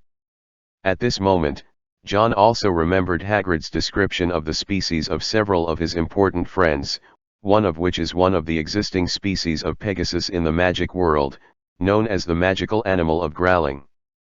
Although it is also a flying horse, it does not have wings to fly like the Rune horse and Thestral, but it is extremely fast on land, as fast as the wind. The performance of this horse just now, coupled with its gray fur, is obviously a growling. Hoth. After guessing that this horse was one of the magical animals that Hagrid asked him to focus on, John raised his voice and shouted towards the place where the wind disappeared. His shout startled a group of birds in the woods not far away, and soon, the grey wind came back again. It was as if the wizard used apparition to flash directly in front of John's face. John felt his eyes blur again, and the bald horse reappeared in his vision. John was a little shocked by its speed, and once again met its pair of big and small eyes. The bald horse didn't have as much interest in John's eyes this time as before, and its gaze quickly shifted to the wooden sign he was holding. Obviously, John could see a surprise light in its eyes. Then a grassy tongue licked John's face. The horse named Houth verified John's identity from Hagrid's wooden sign, and immediately expressed great gratitude to him. Close. This is enough to see how close the relationship between it and Hagrid was at the beginning, but John always felt that its appearance revealed a greasy and silly look. Barely breaking free from under Ha's tongue, John dragged its big bald head, turned his head and said to the unicorn who was standing far away watching this scene. "Thank you for your help. I will ask Haas for help in the following matters. You still have your group to take care of. Go back quickly." Hearing John's words, the unicorn's forehoof seemed a lot lighter. After blinking at John as a signal, it turned around and was about to go back. However, at this time, Haas seemed to have just discovered the existence of the unicorn. It looked at the back of the horse-shaped, snow-white fur, and its eyes burst into a wonderful brilliance. Then he threw John away without hesitation, turned into the wind again, circled around the unicorn that was just about to leave, and then stood in front of it. Haas bared his mouth and stared at his big and small eyes, as if he was showing his charming smile and was courting. But the unicorn obviously knew what kind of bird it was. From the beginning when it brought John here, it had no intention of getting close to Hoth. He intended to stop his pace, but raised his unicorn and accelerated forward. Finally, Haas got out of the way. Looking at the back of the unicorn, it pouted its mouth full of regret, as if complaining about how fierce this chick is. After watching the entire scene, John only felt black lines in his head. No matter how slow his reaction was, he could now see how unreliable this Jelaring horse named Haas was. He really couldn't figure it out. How Greg befriended this creature that looked more like a donkey in heat than a horse. But in any case, Hoth's racial talent is here. It is also a Pegasus after all. John walked up to Hoth, who still looked regretful, stretched out his hand and barely grabbed its horse's neck, and dragged it back on the grass. "If you can put aside your dispensable physical needs for the time being, let's have a brief understanding. I think being here is the serious thing we need to do now." Being reattracted by John, Haas excitedly licked John's face again with its grass-stained tongue, until John finally couldn't bear it anymore, and directly pulled out his wand and used the petrification spell to make it temporarily disappear. There was no way to move its body, so it could only maintain the movement of sticking out its tongue, and fell straight sideways on the soft grass. "It makes it look silly. Now you can be more honest," John muttered, cleaning all the saliva and grass clippings off his face with a cleaning spell. "You'd better listen to what I said now. I know you want to see the sea very much. Gee, as long as you do what I say, it won't be long before you're all reunited." Hwas flicked his big and small eyes, wondering if it was giving an affirmative answer. "My name is John, and I'm Hagrid's friend. This time, Hagrid specially asked me to come to the Forbidden Forest to take care of the situation of you old friends. If you can understand what I say, please blink." This time, John was sure that it could understand human speech, and those big and small eyes were blinking desperately. Most of the magical animals are human, but they also have their own set of thinking habits, so sometimes even if they can understand the meaning of people, they can't understand it, let alone follow it. But apparently Hagrid, who had been with Hagrid day and night, did not lack this. "Okay, since you can communicate, it will be much easier for us next time. Do you know all three names, Aragog, Morris, and Parson? Even if you know one, just blink your eyes." The big and small eyes blinked twice again quickly. Now John is much more relaxed. Although this bald horse named Haas looks very unreliable, in any case, its talent for speed can also bring great help to John in the Forbidden Forest. With the same speed as the wind, as long as it can accurately know where the other three magical animals are, John feels that he can help Hagrid in one day. I will help you break the spell now, don't lick me anymore, or I will stick your tongue to your palate all day long. John made a final threat, and then lifted the petrification curse on Hoth. As soon as the restriction was lifted, Haas got up from the ground as if having fun, turned into a gust of wind, circled John twice, and finally stopped. It seemed that it wanted to lick John's face instinctively, but in the end it began to restrain this instinct. It just stuck out its tongue and stared at John excitedly. It makes people think it is a stupid donkey. John couldn't bear to look directly at its face, grabbed its neck, and jumped onto its back. Let's go, find that friend of Hagrid you know, and look at your silly face, I'm afraid I'm going to have nightmares at night. However, Haas seemed to understand John's words as a compliment, and he straightened his neck arrogantly, which happened to make it easier for John to hug him without a rein to stabilize his body shape. The next moment, this stupid horse took its 4 hooves. John only felt as if he had merged into the wind. The surrounding woods passed by him as fast as the fast-forward button was pressed. The grass below seemed to become a continuous backward track. Every time John blinked, it feels like you are in a new place. In a blur, he saw many magical animals, including a huge monster lying prone on the ground. That's a dragon. It was just that John glanced at it in a hurry, and in the next moment, they had already appeared in another place. In John's perception of time, he felt that only 7 or 8 seconds had passed, and the surrounding scenery that had been receding suddenly stopped. It was as if the videotape had been restored from fast forward to normal, and Haas took John to stop. There is the sound of water flowing next to it. This is next to a small stream, and the environment looks like birds and flowers. John looked around in some doubts, trying to find the magical animals Hagrid mentioned, but he didn't even find a magical animal. Why did you suddenly stop? Before the question was asked halfway, John swallowed the next half of the sentence back to his stomach, following the place Haas' big and small eyes were staring straight at.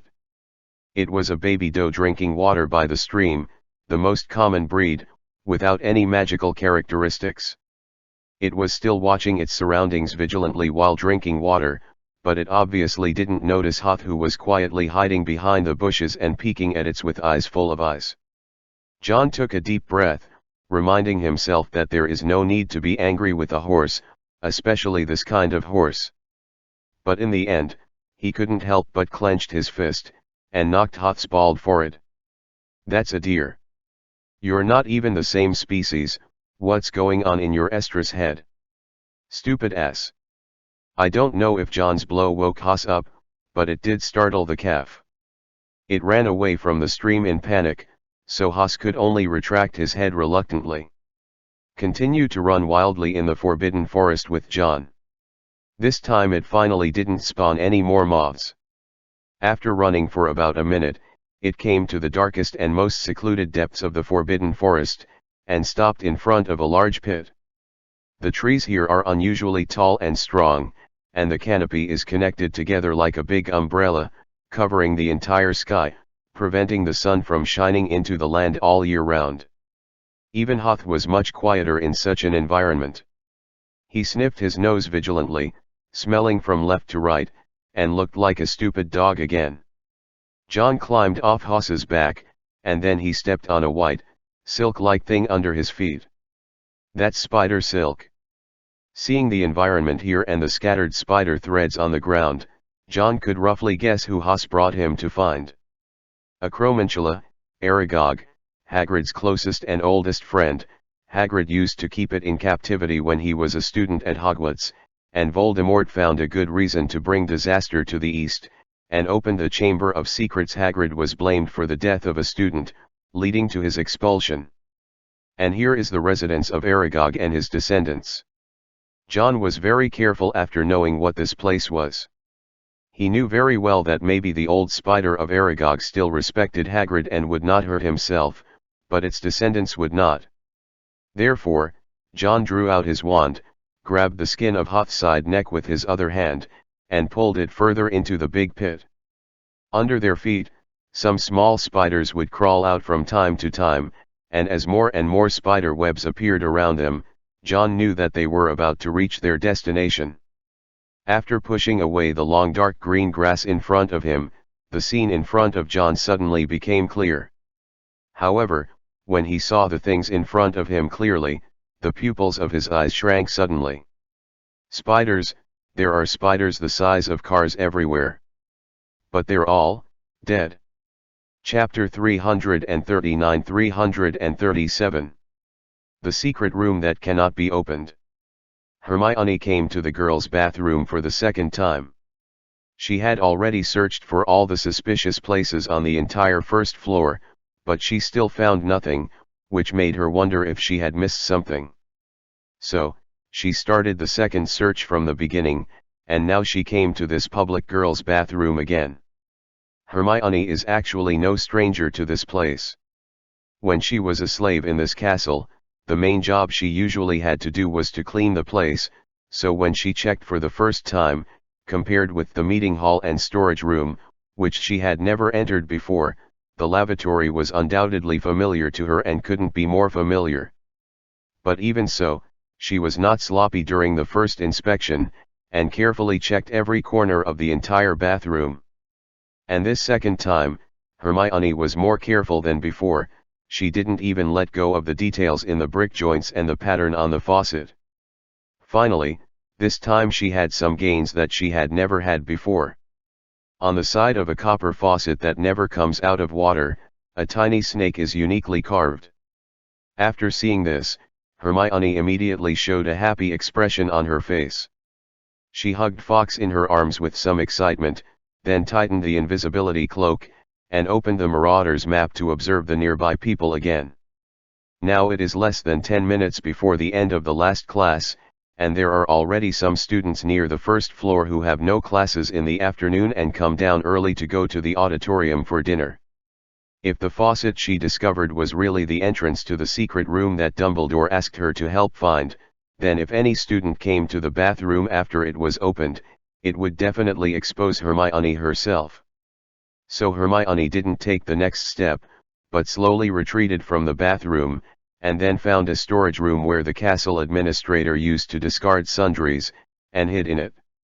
Now that she has roughly determined the specific target, there is no need to take the risk of looking for it from room to room, and the public use of the girls' bathroom has helped her a lot of cover. She just needs to wait patiently until it gets dark, and after the curfew starts, pay attention to the Aurors patrolling the castle before trying to open the secret room. In this way, Hermione waited patiently in the corner of the storage room. When it was time for dinner, the footsteps outside began to become denser. She shrank her head more carefully, even afraid that the invisibility cloak would accidentally slip off her body and make her standing on her shoulders. Fawkes exposed its brightly colored feathers, thus attracting the attention of the students outside through the window, and she deliberately held it in her arms. It might be because of the difficulty in breathing, which made Fawkes peck the back of Hermione's hand with his sharp beak in dissatisfaction, but he didn't make any rebellious moves. She just waited quietly until it was completely dark, until the curfew began at 9 o'clock at night. Fawkes was nestled in her arms, as if falling asleep. Hermione herself was probably nervous, so even though she didn't have dinner, she didn't feel much hunger. During this period of time, she never took her eyes off the Marauder's map for more than 3 minutes. She watched fewer and fewer students wandering around in the castle until they all returned to their respective lounges after the curfew began. She also saw those students after dinner. Just like her previous life here, it was sealed into the basement early. Similarly, after the curfew was implemented on the students, more Aurors also began to pour into Hogwarts. They came in through the gate together at around 8 o'clock in the evening, and it seemed that they first apparat to Hogsmeade together, and then walked to the school. With the addition of the manpower who had been staying in the castle before, the number of guarding Aurors reached 17. This is not much different from when Hermione just got the Marauders map and observed the number of patrols in the castle under curfew.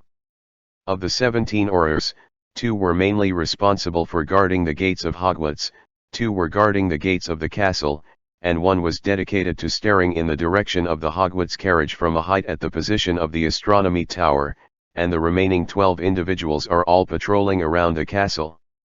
They were divided into a team of 2 and a team of 6, each responsible for different areas, and the team responsible for the area where the girls' bathroom was located on the first floor took at least 20 minutes to patrol back and forth from this place. This was enough time for Hermione to try to open the Chamber of Secrets entrance. As long as the patrolling Aurors are not disturbed during the period of time when the secret room may be opened, it will be much safer to enter the secret room afterwards. These Aurors certainly wouldn't search every room, even the women's bathroom. Hermione didn't choose to wait too long. She stared at the Marauders map, and after confirming that the 2 Aurors who were patrolling on the first floor had reached the other side of the castle, she was ready to act. However, when she had just grabbed the Marauders map in her hand and led Fawkes out of the storage room, in a place where a bunch of people's names were gathered, one name suddenly left the place where he should be. Hermione was taken aback by the name. She really never thought that under the strict curfew control of Hogwarts Castle today, there are still people who dare to violate the school rules. That person seemed to be familiar with Aurors patrol rules at night, and he easily found a suitable emptiness and walked all the way to the 4th floor of the castle. Hermione watched him come to the corridor on the 4th floor, a remote corner, and then climbed into a secret passage. That secret passage was also one of the reference targets she chose to sneak into Hogwarts Castle, but it was abandoned because it was too dangerous. Now it is discovered by someone and is using it. Hermione watched him crawl forward little by little in the secret passage, until he completely climbed out of the edge of the Marauders map and disappeared within the scope of the entire Hogwarts school, and then looked up from the map again. Such a discovery made Hermione feel a little strange. Before, she always thought that these people in this castle, as long as they eat and drink to be a master, there is no need to take risks to break the rules. She did not expect to find a strange one tonight. But for her, this incident can only be a small episode. She has not forgotten that she has a mission. In the storage room, she waited for a time difference when the Aurors repeated their patrols, and then, wearing an invisibility cloak, led Fawkes to the girls' bathroom that she had discovered during the day. Withdrawing her wand, she used the weakest wand illumination spell she could control, and soon she found the faucet engraved with a snake-like mark. Ahem. Hermione cleared her throat nervously, and then let out an unpleasant hissing sound from her mouth. Of course, this voice was not something she could know by herself, but she barely mastered it after practicing with the portrait in the principal's office of Dumbledore for an afternoon. But I don't know if it's because her pronunciation is not standard enough, or because of something else. There is no abnormality in the whole bathroom. It's like Hermione just performed a snake sound performance without an audience. After the end, there was only silence in response to her. This involuntarily made Hermione frown. She tried to adjust her tone and pronunciation, and tried the snake language again at the faucet, but in the end she still didn't get any response. After that, she tried many times, but the result was only failure. Finally, Hermione finally confirmed that it was definitely not a problem with her pronunciation, either she simply went to the wrong place, or the password to enter the secret room had been changed. After reaching this conclusion, although Hermione felt a sense of frustration, she didn't continue to stay in the bathroom. She carefully controlled her footsteps, observing the movements of the patrolling Aurors on the Marauders map, and soon reached the 4th floor of the castle, then got into the entrance of the secret passage behind the mirror, and used Mirage in the secret passage shaped, let Fawkes lead himself back to the carriage. After returning to her room, Hermione sat on the bed, took 2 big breaths at first, then didn't stay for a moment, walked out of her dormitory with Fawkes, and went to Dumbledore's principal's office. This place looks like the tomb of a group of 8-eyed giant spiders, or it would be more appropriate to say that it is a mass grave. There are spider corpses everywhere in the big pit, and not all of them are whole bodies, almost all of them have been dismembered. The valuable internal organs, venom, and silk sacs of these spiders have all been dug out, and what is now abandoned here is only the useless torso and ugly skin. It is estimated that they have died for a while. John looked at the spider leg closest to his feet. There were already many small holes made by insects on it, and the surface was dried and crusted, just like in the snow in winter. Like dead branches. From the spider corpses in this place, John can probably see what the acromantulas who originally lived here have experienced. They are not magical animals that are beneficial to wizards, and the venom and body parts they possess are very useful, so Voldemort or some high-level person in the castle ordered them to be slaughtered here. Kill all the acromantulas, take away the useful parts, and discard the useless ones, and it becomes a mass grave like it is today.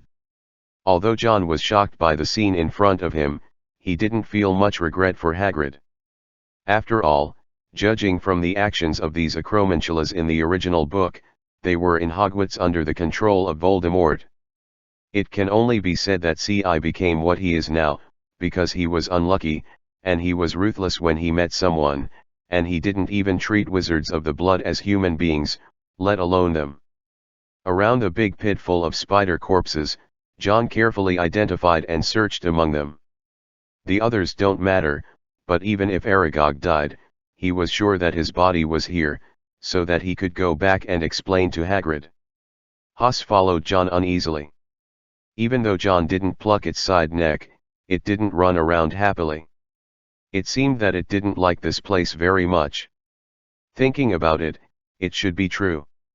As the lair of the giant arachnid, there are huge spider webs everywhere. Even if Hoth's racial talent allows him to run fast, as long as he is caught in the spider web, it is very difficult to survive. There is a high probability that it will become a meal for a few spiders.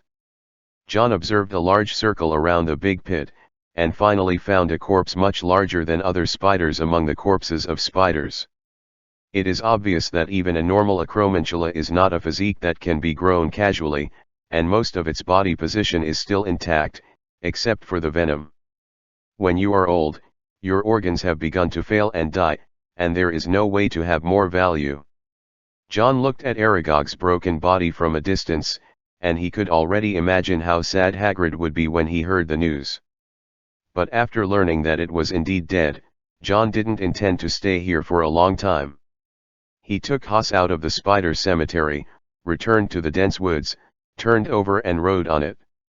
Now the sun has just set to the west, and it seems that it will be a while before it completely sets.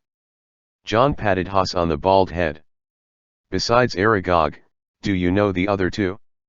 I remember Hagrid told me that Parson is a horseman, and you are also a horse. You, shouldn't be unfamiliar with it. At the end of these words, even John himself felt a little unconfident.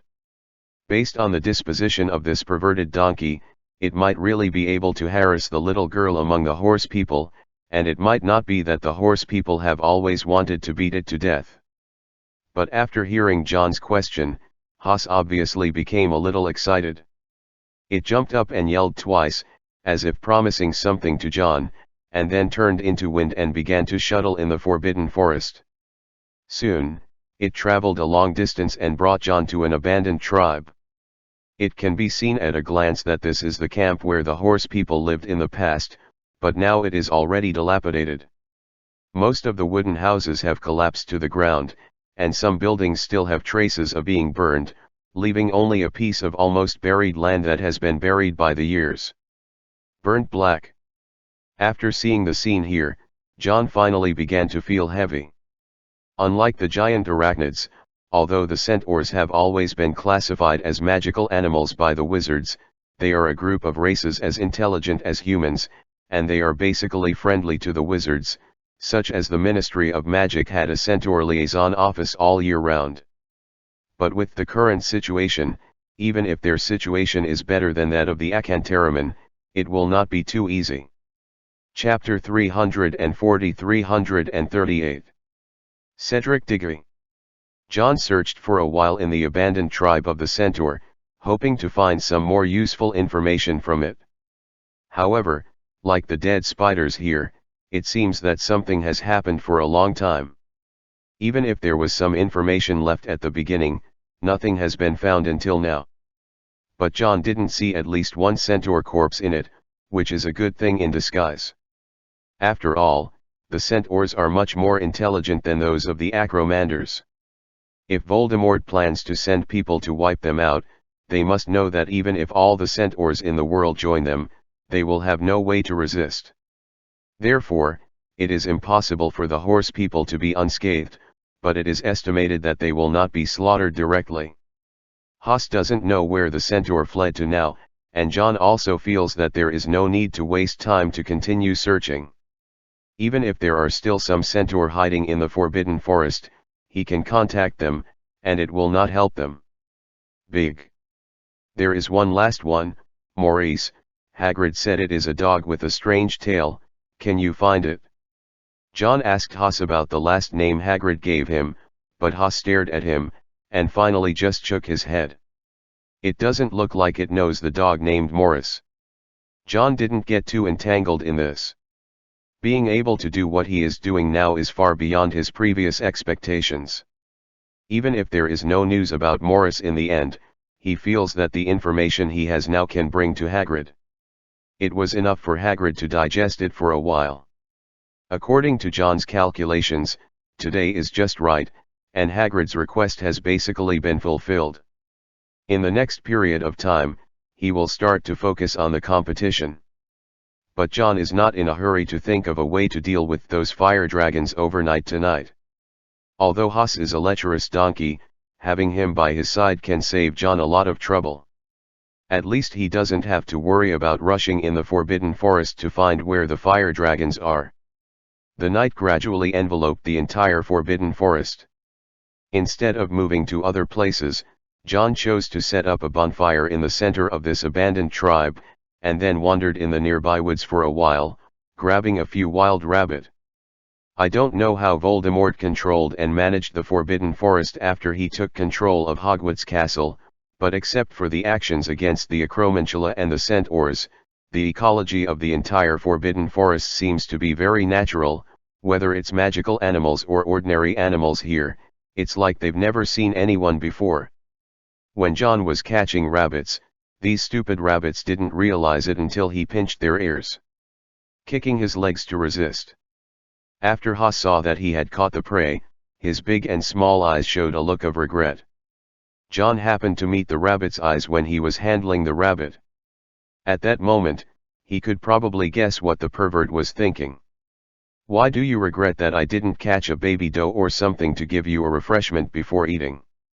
Haas's eyes were shining like a chicken pecking rice, and he kept nodding, as if he thought that John could guess what it was thinking, and he probably wouldn't mind eating another calf later. But the next second, John slapped its lustful face. You're so perverted. I'll ask Hagrid when I get back. Is it because you were brought up by him when you were young, or did you learn to be bad after you left him? I really don't forget to find my little mother when I do everything. Dear. Haas didn't feel embarrassed by John's lesson. He shook his mouth nonchalantly, as if he wanted to argue with John that this is the nature of animals.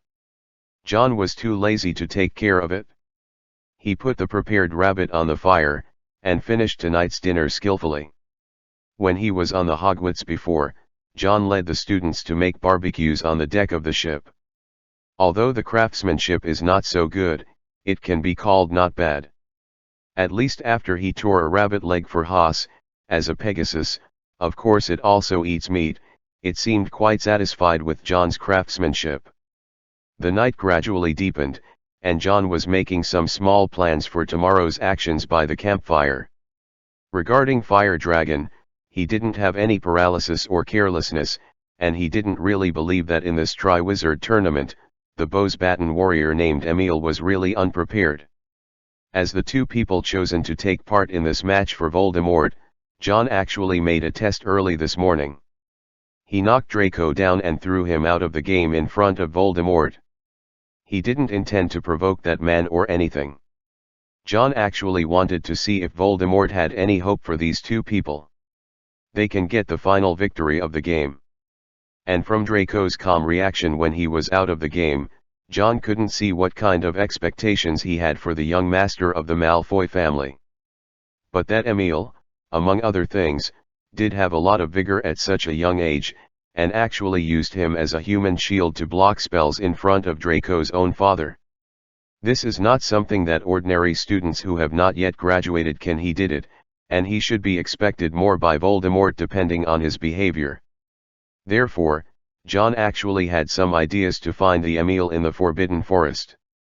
After all, there is no restriction in the rules of the game that they cannot attack each other and the golden snitch that the other party has already obtained. He really wants to see what kind of abilities this Emil has. The gains and losses of a game are nothing, and only the exact information of the opponent can reflect the greatest benefits for all subsequent plans. John thought this way, lying on the blanket created by transfiguration with a wheat in his mouth, and Haas ran out to have fun after dinner. John didn't restrain it, but warned it that it must come back before dawn tomorrow, and if it runs off to roll the grass with some strange animals, it must clean itself before returning, or put it on the campfire to disinfect first.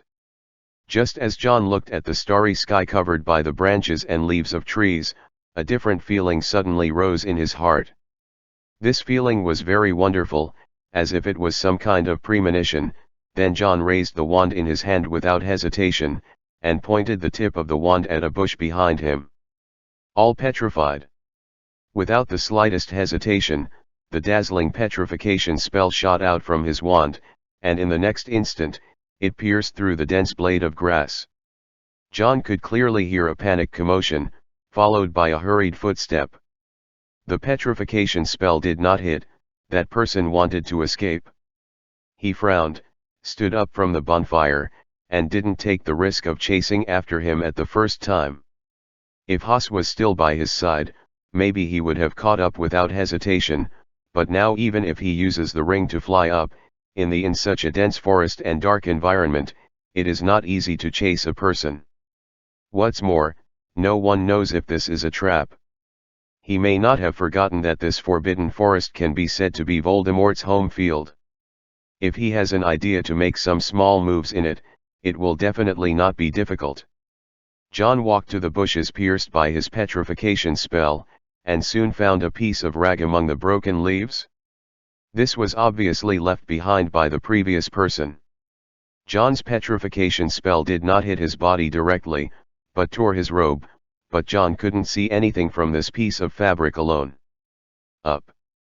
What he can be sure of is that the Emir who is clearly hostile to him in this forbidden forest is definitely not wearing this color and style of robe, and it is definitely not Diane's. Its owner is more likely to be one of the Triwizard Tournament other outsiders. Which side might this outsider come from? John walked back to the campfire, staring at the piece of cloth, the dancing firelight reflected on his face. When it was just dawn, Cedric sat up from the four-poster bed with a haggard face. Most of the roommates in his dormitory have already dressed and are going to the auditorium to have breakfast. They are all waiting for Cedric. "You look very bad, Cedric. Would you like us to bring you breakfast and ask the professor for leave?" Cedric's condition really made people feel a little bad. He stared blankly at the scene beside the bed for a while, and then nodded to the classmate he was talking about. "Thank you, Armand. Help me ask the professor for half a day off. Just say that I don't feel well." He is very popular among classmates, and everyone in the same dormitory is very concerned about his health. "Then you have a good rest. We will explain clearly to the professor." Watching them leave the dormitory. After being left alone in the room, Cedric lay back on the bed again. He didn't catch up on sleep immediately, but stared blankly with his eyes broken. One of the reasons for his poor state is this. He fell asleep intermittently, and would wake up from the dream from time to time. Even now, he is extremely exhausted mentally, but he still doesn't feel much sleepiness, and he is still in a state where his brain doesn't know whether to concentrate or let go, thinking about some outrageous things. Not long after, the roommate named Armand came back and brought him breakfast. After Cedric finished eating a sandwich with bacon and ham, he lay back on the bed again. Outside the dormitory, the sun had gradually risen. He changed his position from the bed, looked at the sunlight shining into the dormitory, and thought silently in his heart. It's time to start a new day of action. The news about Draco being eliminated on the first day of the competition had already spread to the ears of the entire Hogwarts Castle students during dinner yesterday. However, after knowing the whole process of the matter, not many people ridiculed Draco. This is not because the young master of the Malfoy family is very popular in school, but because students of mixed race dare not speak casually in private. Talking about the pure-blood students, and the pure-blood students only expressed a few words of dissatisfaction because Lucius was maintaining law and order in the school, but did not say too much. Didn't say anything to Draco, scolded John, these students didn't care at all. What kind of villain sneak attacking from behind, what is really a little black wizard student taught by the dark wizard Dumbledore, what only such a lowly status can make him do such a lowly thing, anyway, he can do whatever he can to smear and abuse. Whether it is a pure-blood student or a mixed-race student, the wind direction is the same. Under the Hogwarts education led by Voldemort, they have developed their own sense of belonging, and this sense of belonging will certainly not favor Deng Xiaoping. Bulado them. However, Cedric has a different view on these things from others. He has been trying his best to dissuade the students around him from insulting someone behind their backs indiscriminately, but even if he usually no matter how popular the other people are, no one will listen to his advice at this time. On the contrary, many people persuade him not to think about these great principles at this time. The enemy has already arrived at their door. What can they do? Said. But Cedric has a word that has been hidden in his heart, hesitant to speak. Who is their enemy and where is their home? Fortunately, he still has a measure in his heart, knowing that as long as some words are spoken, it will not only affect him alone, but even his father who works in the Ministry of Magic will be implicated by him.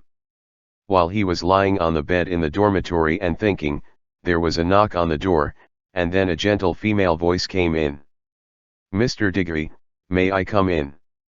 Hearing that familiar voice, Cedric felt a little flustered in his heart, but soon, he suppressed the panic and responded in a slightly weak voice. Come in, please. The one who entered was an elderly witch with a tall and thin figure and a concerned expression on her face. Adriana Greengrass, the current helm of the pure-blood family, the Greengrass family, is also the dean of the Half-Blood College at Hogwarts Castle and a professor of transfiguration.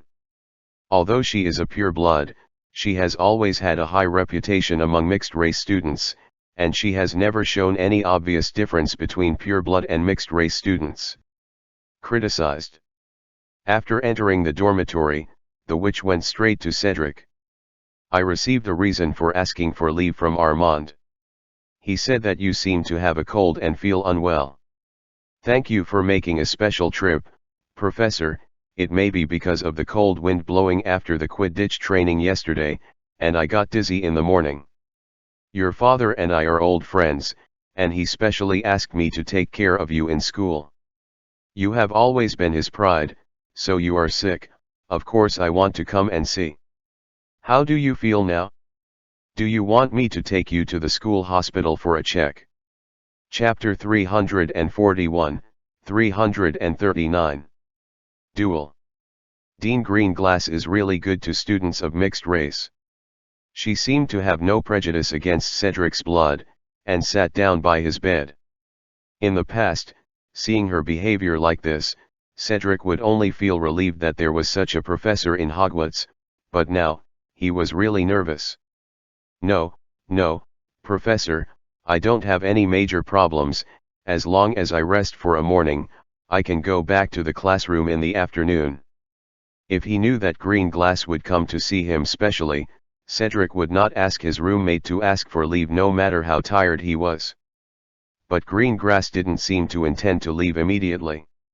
She and Cedric chatted about their usual study and life for a while, until she stared at the hair of the boy lying on the bed.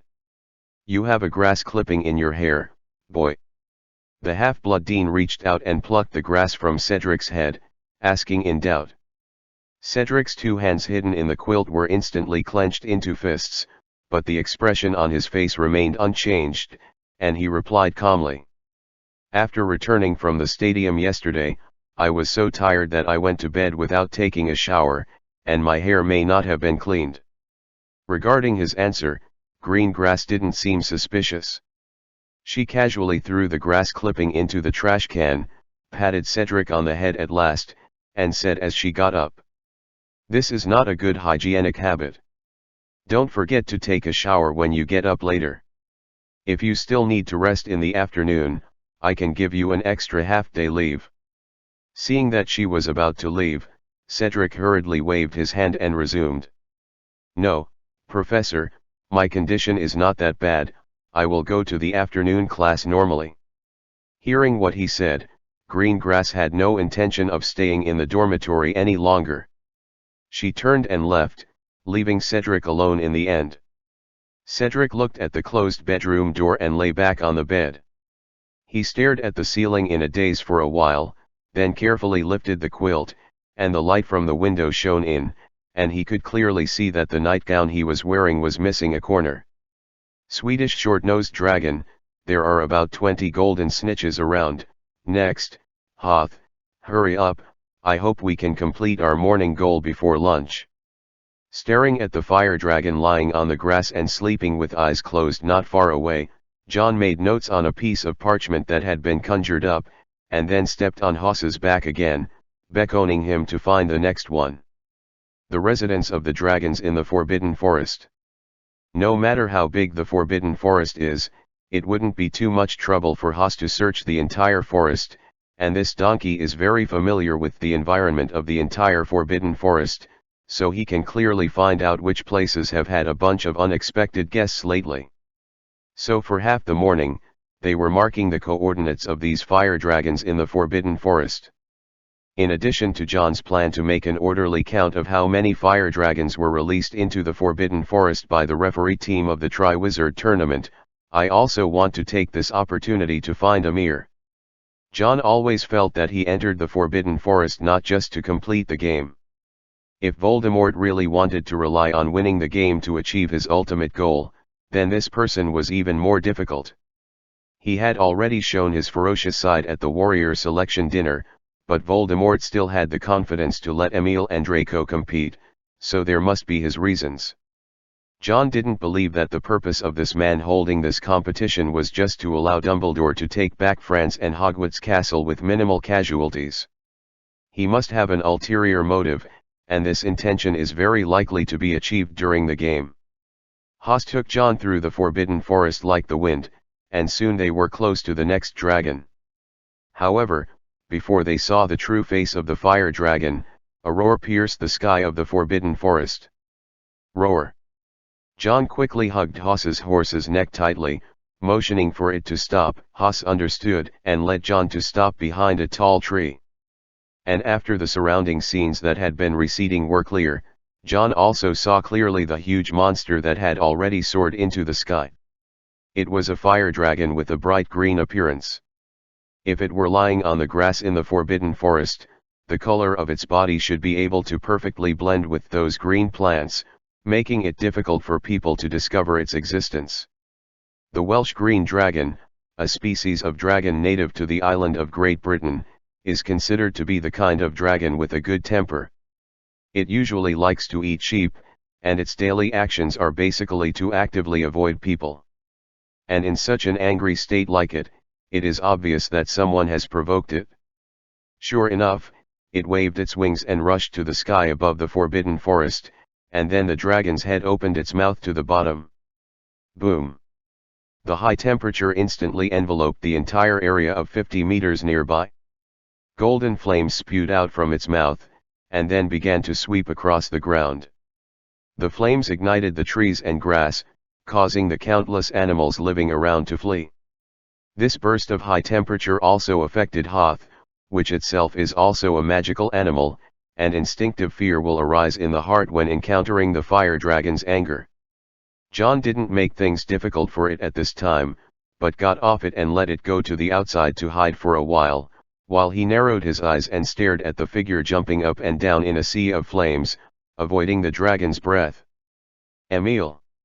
After looking for the fire dragon in the Forbidden Forest all morning, John finally met him here. He seemed to be prepared to provoke the Welsh green dragon, or it could be said that he was deliberately provoking it. Without a broomstick, it is very difficult to catch as many golden snitches as possible around the fire dragon. The golden snitch is very fast and can fly. Even with a magic wand, it is basically impossible let the spell hit them, not to mention there is a fire dragon interfering next to it. So, Emil found a very clever way. Instead of using the fire dragon as an obstacle, he let this big guy help him attack those golden snitches. The referee team specially set these golden snitches to be confined around the fire dragon, and when the Welsh green dragon was angered and sprayed dragon's breath at Amir, the extremely wide flames also killed most of the surrounding golden snitches. Included. These golden snitches are all products of alchemy, and they cannot withstand the high temperature of the dragon's breath. Basically, as long as they are roasted by the flame, the wings that were originally like hummingbirds can no longer flap, and they will soon fall on the ground in a daze. On the ground. And Emil took this opportunity to avoid the attack of the Welsh green dragon while collecting the golden snitches that fell on the ground. It was just that John found him for a while, and he had already gained a lot. This student of bows batons really has brains and courage. He can easily get the golden snitch like this, but he also has to take extremely high risks. No matter what kind of fire dragon it is not so easy to deal with, especially when they still have the advantage of air superiority. The wizard's counter-attack methods are very limited. Looking at the current state of the Welsh green dragon, Emil should be the sneak attack used an eye sickness spell, which made it so violent. After picking up all the golden snitches burned down by the dragon's breath at the fastest speed, he rolled and avoided another dragon's breath, and then began to flee the scene. Here, fire dragons are not without restrictions in the Forbidden Forest. Their area of activity was fixed at the beginning. I don't know what method those dragon trainers used so that they can't do anything even if they are angry unless their lives are in danger. Out of range. So Emil just needs to run out of the area, and he can regain safety and finally take stock of his loot. But the purpose of John's effort to find him is of course not to let him be so happy, but he didn't use the means of sneak attack again, just like this openly blocked the way in which Emil was about to escape. He has actually escaped from the territory of the green dragon, but the area where the dragon's breath spreads is too wide, and safety can only be ensured by moving farther away, but at this time the road has been blocked by John. Emil also discovered John immediately. His appearance is a bit disgraceful, and the robe on his body is also torn to pieces by the sparks that accidentally burst into it. Compared with what John guessed at the beginning, he is at least relying on his own real efforts to win the competition.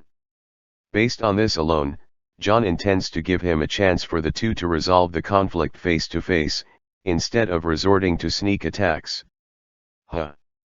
Emil stared at John with a gloomy face and let out a long breath. He clenched the wand in his hand and called out John's name. John Green. John was also holding his own wand, and he looked at this boy who was half a head taller than himself and 3 years older than him. Don't call me so kind, Mr. Lestrange. I remember, we are not only rivals, but also enemies. The Welsh green dragon that was hit by the eye disease curse was still roaring behind Amir. It had no way to leave its territory, so it could only vent its breath in vain. This also caused the surrounding temperature not to drop, but keep rising. Don't imagine that our family is so close to the two trash you killed. Emil wiped some black ash off his face with the sleeve of his robe. His voice was indifferent and cold. To be honest, if you stand from a personal point of view, I might even thank you. If you hadn't killed my uncle and aunt, it wouldn't be my family's turn to manage the entire Lestrange family. John said with a chuckle. Then you should thank me now. I don't need many thank you gifts. How about giving me all the golden snitches you harvested? Hearing what he said, Emil also laughed, but his smile was a little weird. I guessed that you would come up with this idea. I have to say that among all the warriors, your strength is indeed the highest. But after all, you are only in the 4th grade. John heard the meaning behind his words. Do you think you can make up the gap between us by learning 3 years more than me? It's always worth trying, isn't it? Emil took a deep breath, and there was a hint of ruthlessness in his eyes. Even if I don't like my uncle and aunt, the Lestrange family is noble. His blood should not be damaged in the hands of a lowly person like you. The moment he emphasized, a spell spit out from his mouth. Swoon. The red light penetrated through the distorted high temperature, and shot straight at John, who was standing less than 10 meters away in front of him. John didn't have any big dodging moves. In the past year, he has been chased and intercepted by so many Death Eaters, and he has already had a clear control over the spell battle between wizards. At the moment Emil's magic was released, he was able to accurately determine where the spell fell. He tilted his head, and then waved the wand in his hand. Disarm you. 2 red lights passed alternately in mid-air, and the stun spell flew past the edge of John's hair, but Emil didn't dodge the disarming spell he used. A burst of red light reflecting the spell lit up on him, but soon the light didn't last long, and a series of sounds like glass breaking exploded.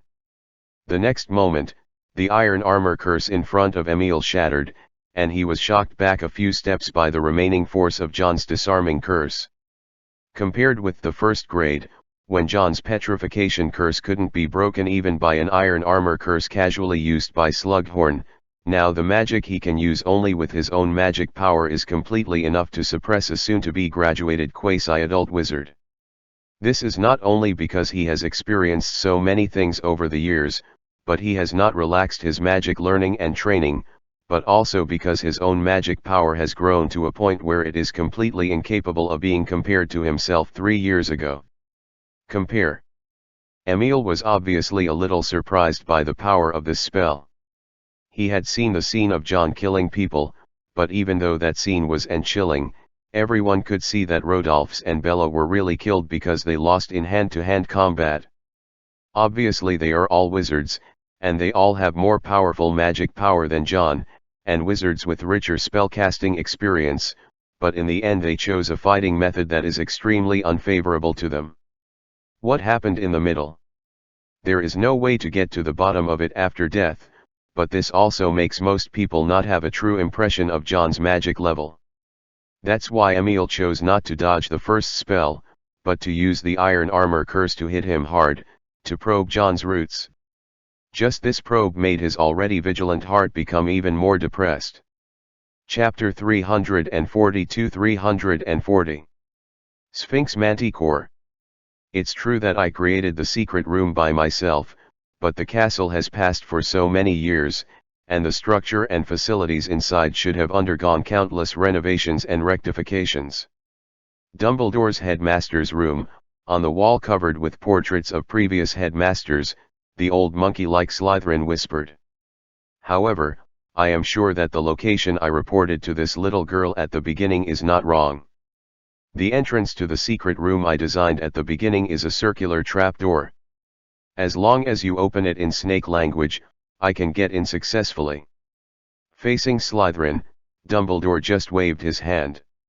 I never suspected that there was a problem with the information you provided, Salazar. There are many possibilities that Hermione didn't find the entrance.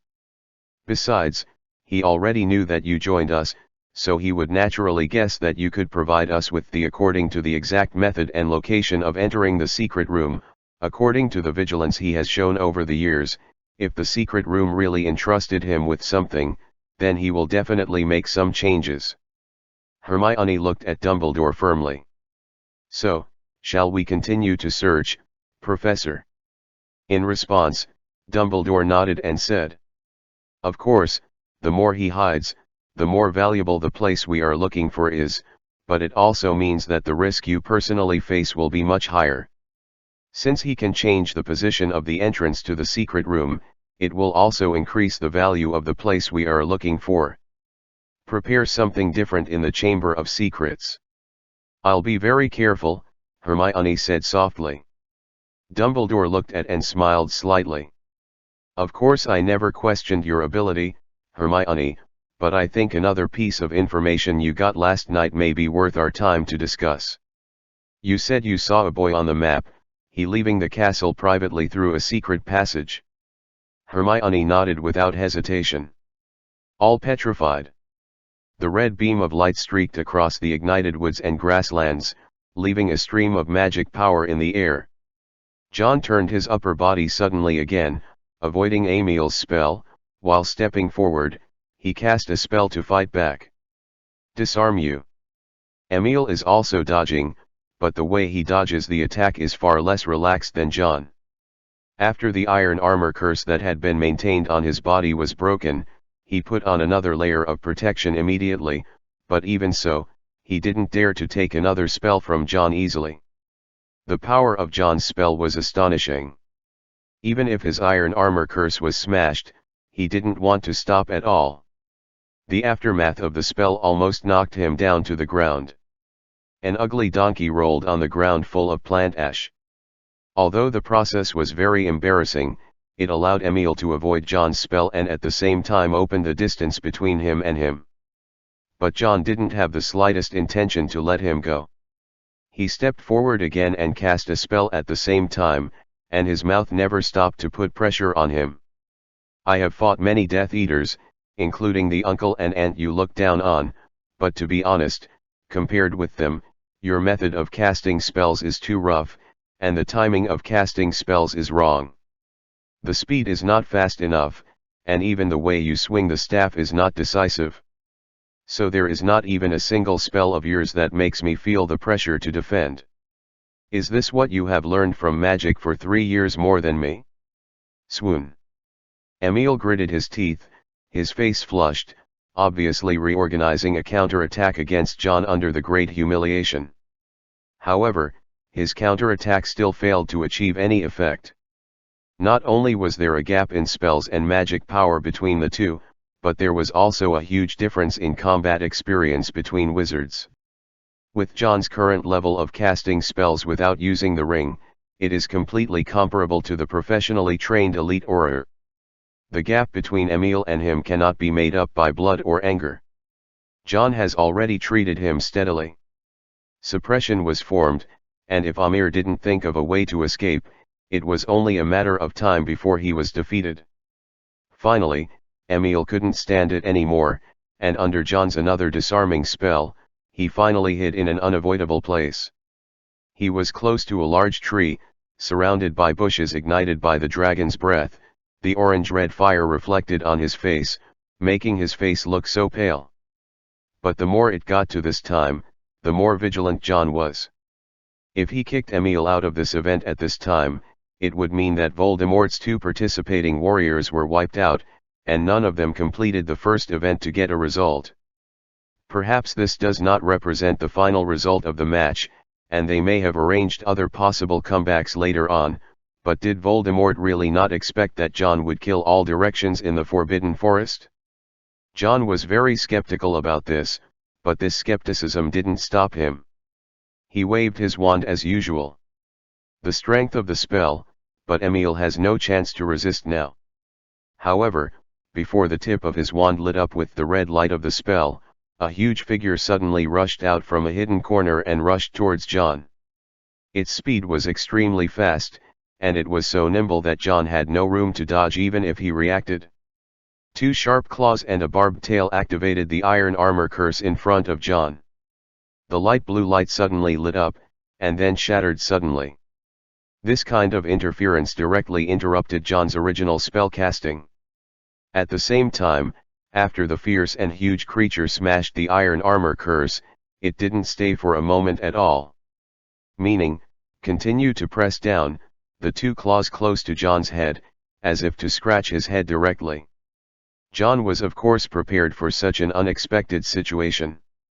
He aimed at the creature and stretched out his abdomen. When he was not holding the wand, he did not chant a spell, and the magic on the ring was activated directly like this. The next moment, he flew directly into the air, and the creature with the size of a tiger and leopard just like that clawed into the air again and landed on the ground. But taking advantage of this effort, Emil seized the time. Taking advantage of the emptiness where Jon was stuck, he turned around and passed through the sea of flames around him. Jon saw the running back of Emil, but he didn't chase after it immediately, but set his sights on the animal that suddenly rushed out to disrupt the situation. This is a monster with a human head, a lion's body, and a scorpion tail. Its name is as straightforward as its appearance: the Manticore, a XXXXX class dark magic creature with a reputation of being more dangerous and notorious than Voldemort, and more feared than Charmander of Danger. The monster stared at Jon flying in mid-air with a pair of blue-gray eyes, and the scorpion tail, which was said to kill on the spot with a light touch, slowly swayed from side to side. The hideous woman's face opened its mouth to Jon, revealing 3 rows of sharp teeth on the top and bottom. Is your mission to protect him, or kill me? Jon was not frightened by its terrifying appearance, but looked at the monster and said indifferently.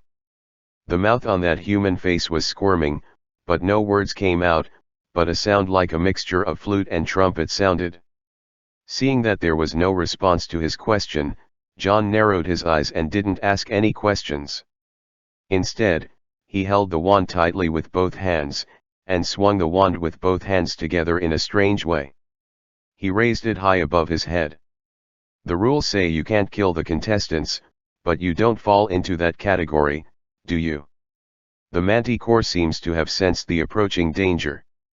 Its fur, which is more fiery red than that of a lion, is taut, and the scorpion tail that is constantly shaking behind it suddenly swings.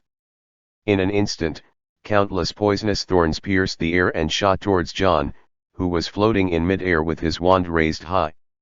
The weird swinging movement of Jon's staff didn't stop there, but his body also followed the levitating spell and immediately rose a certain distance when the venomous stinger was shot out.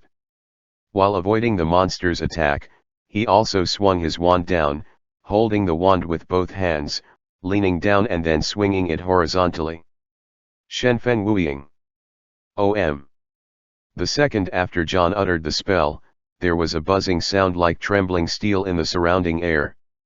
A gust of wind blew through the flames, lifting the hem of Jon's robe.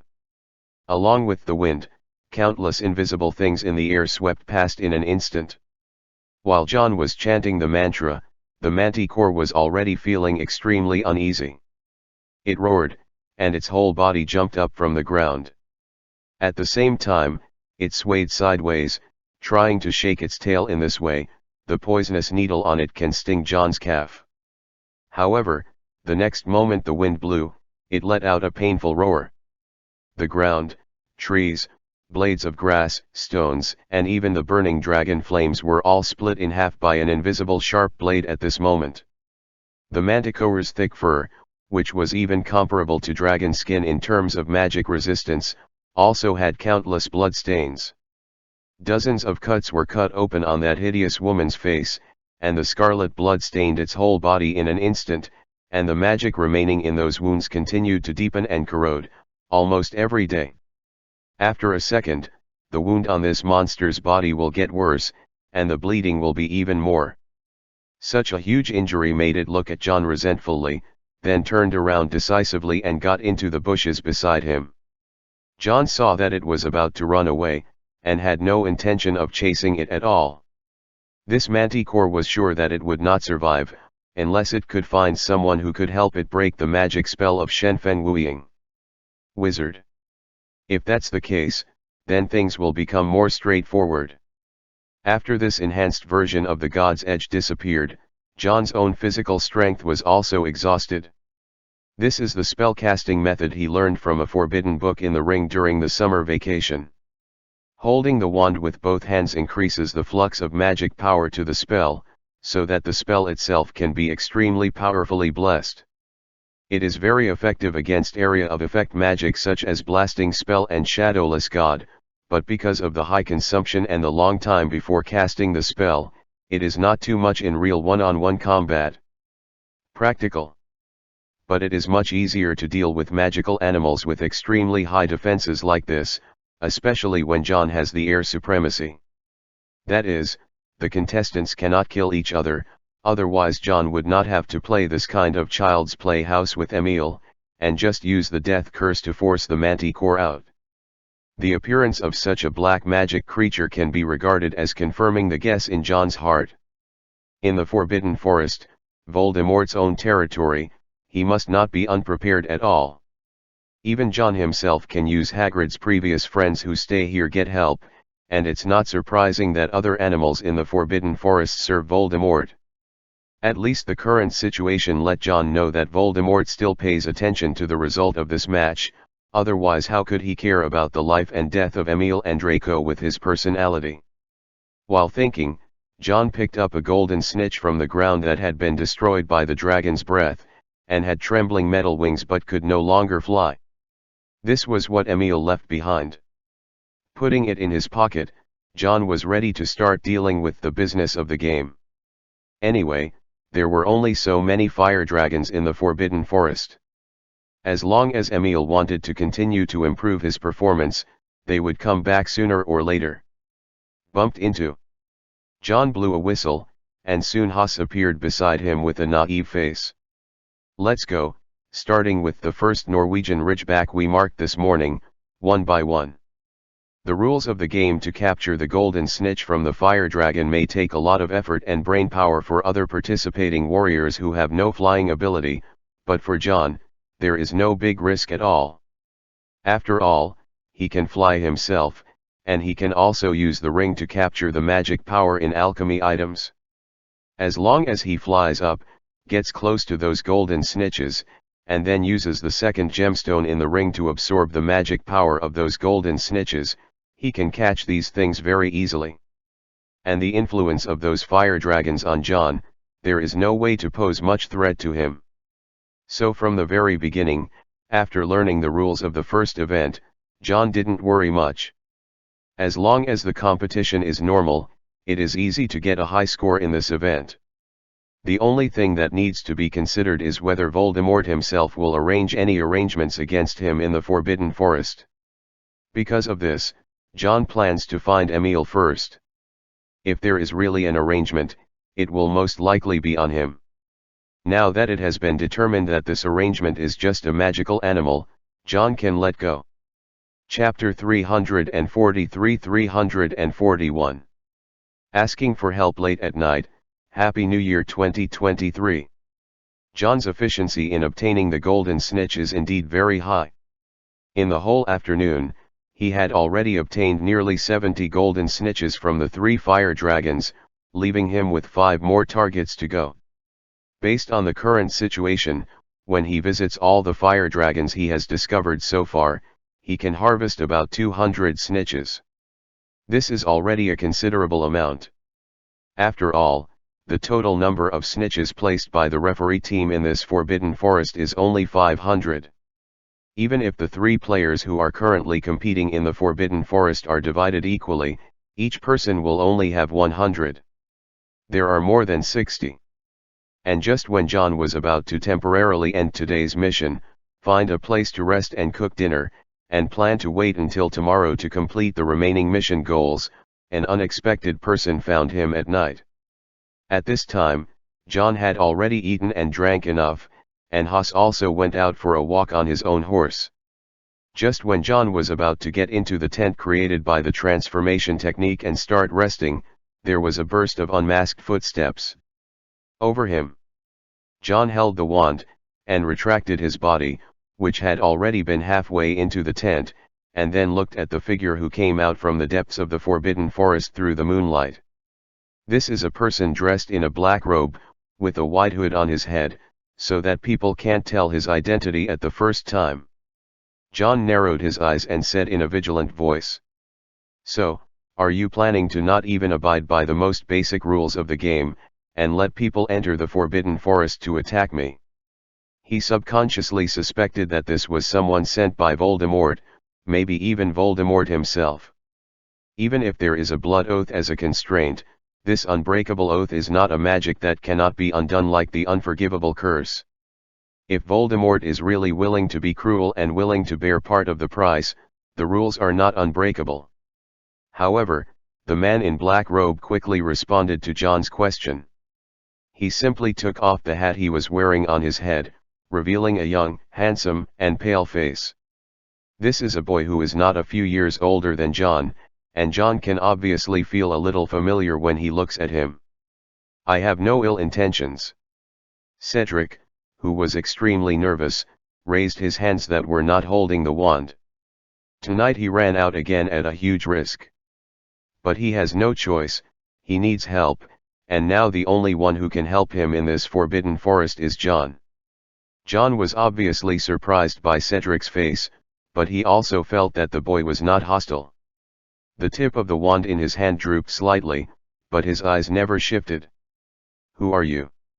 "Cedric Diggory, a sixth-year student at the Half-Blood College of Hogwarts School of Witchcraft and Wizardry." Cedric introduced himself with a little shortness of breath. When John heard this name, he let go of the original guard in his heart. Of course, he still remembered this name that left a strong mark even in the original book. But John didn't completely let go of his guard. "Mr. Diggory, if I remember correctly, according to the rules of the Triwizard Tournament, during the start of the match, no one from either side is allowed to intervene in private. Then why did you come to me tonight?"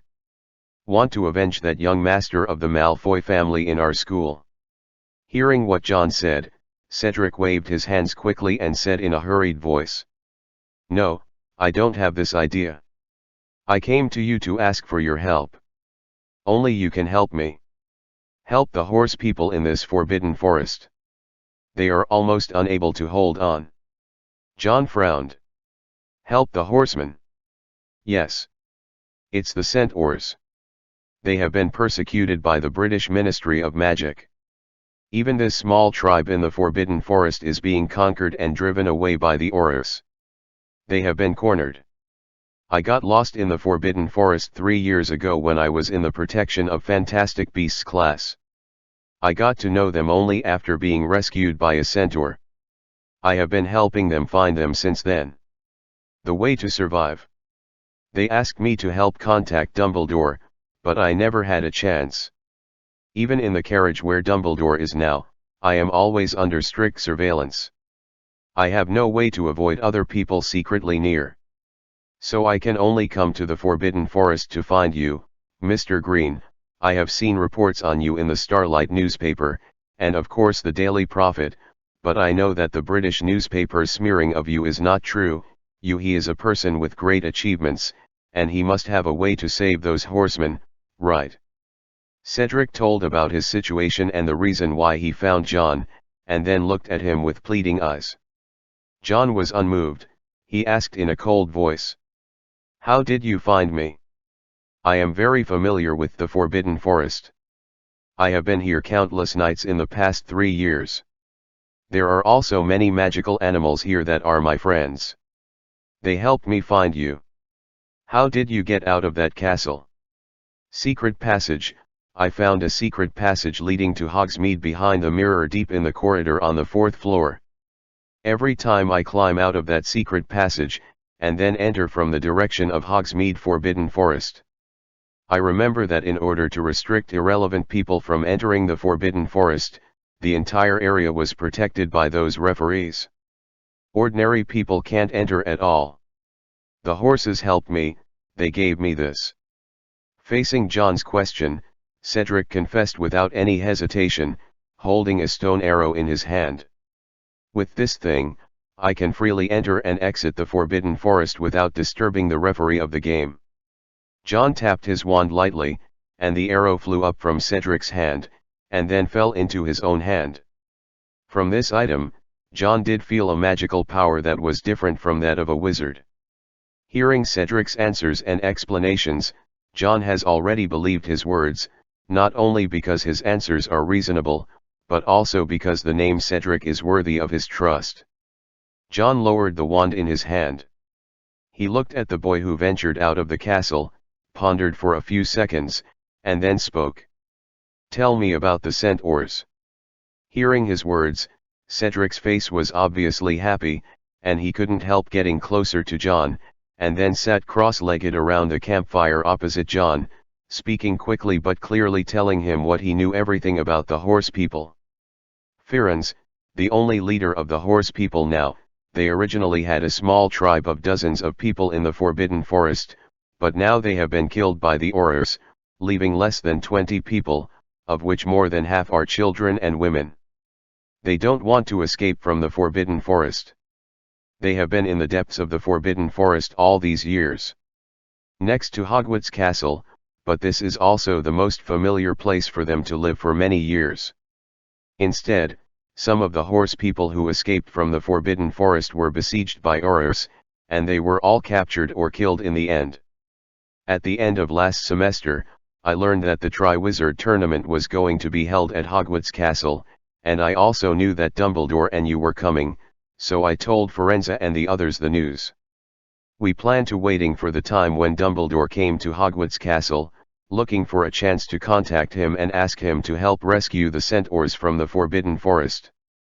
But before we start planning, in the Forbidden Forest last week the arrival of this group of fire dragons here completely blocked Firenze and the others in their exile camp. John frowned, and he interrupted Cedric, "Only here? You said those fire dragons blocked them in the camp." Cedric nodded and said, "When those fire dragons were sent to the Forbidden Forest, a Norwegian Ridgeback and 2 Ukrainian Ironbelly were placed not far from them and belonged to their territory. All the entrances and exits of the camp were blocked, and with those 3 fire dragons around, they would have no way to communicate with the outside world and obtain supplies." John took out the rough map of the Forbidden Forest that he and Haas had drawn this morning when they were looking for these dragons that had been put into the Forbidden Forest.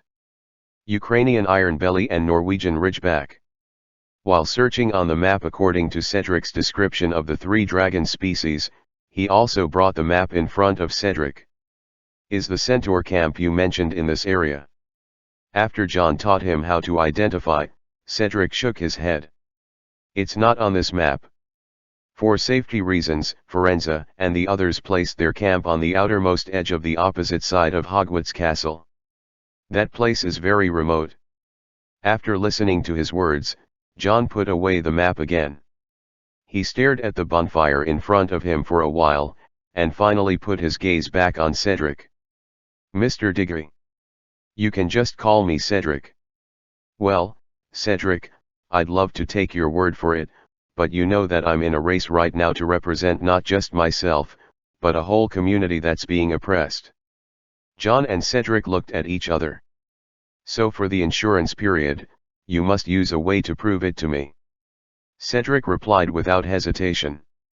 "I am willing to accept any way of proof." John stared closely at his eyes. A hidden magic seemed to build a bridge between the eyes. "Then please relax first and relax your spirit." Cedric felt what John was going to do to him, but he didn't have the slightest intention of resisting, so he followed John's words and completely took off all his mental guard. "Are you the real Cedric Diggory?" John asked softly. "Right. The statements you just made about the horsemen are all true, and there is no falsehood. I promise." John is not proficient in mastering the mind-taking.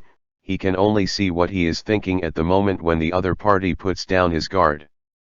But even if that's the case, as long as Cedric is willing to cooperate, it will be enough, unless this honest and kind-hearted boy in the normal world line has now completely surrendered to Voldemort and learned clemency. Otherwise what he just said, there will be no false words. After confirming Cedric's authenticity, John didn't hesitate. He immediately blew his whistle. Soon, a gust of wind swept from a distance, and Haas, who was holding a blade of grass in his mouth, appeared in front of John and Cedric in the blink of an eye. "John, Commander Cedric climbed on Hoth's horse. "You sit in front and show it the way, we will go find those centaurs now." Cedric stepped on Hoth's back, then John sat behind him, and finally John patted Hoth's belly. "Hurry up, Hoss, follow his command, we are going to save people." Hoss snored, and then disappeared into the night like the wind. "You were also the one who peeked at me in the grass last night." Cedric guided Hoss the way while answering John's questions.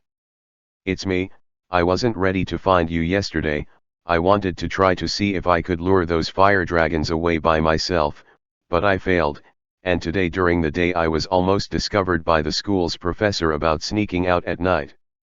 While they were talking, Hoss suddenly stopped his progress and stopped at the bottom of a small hill.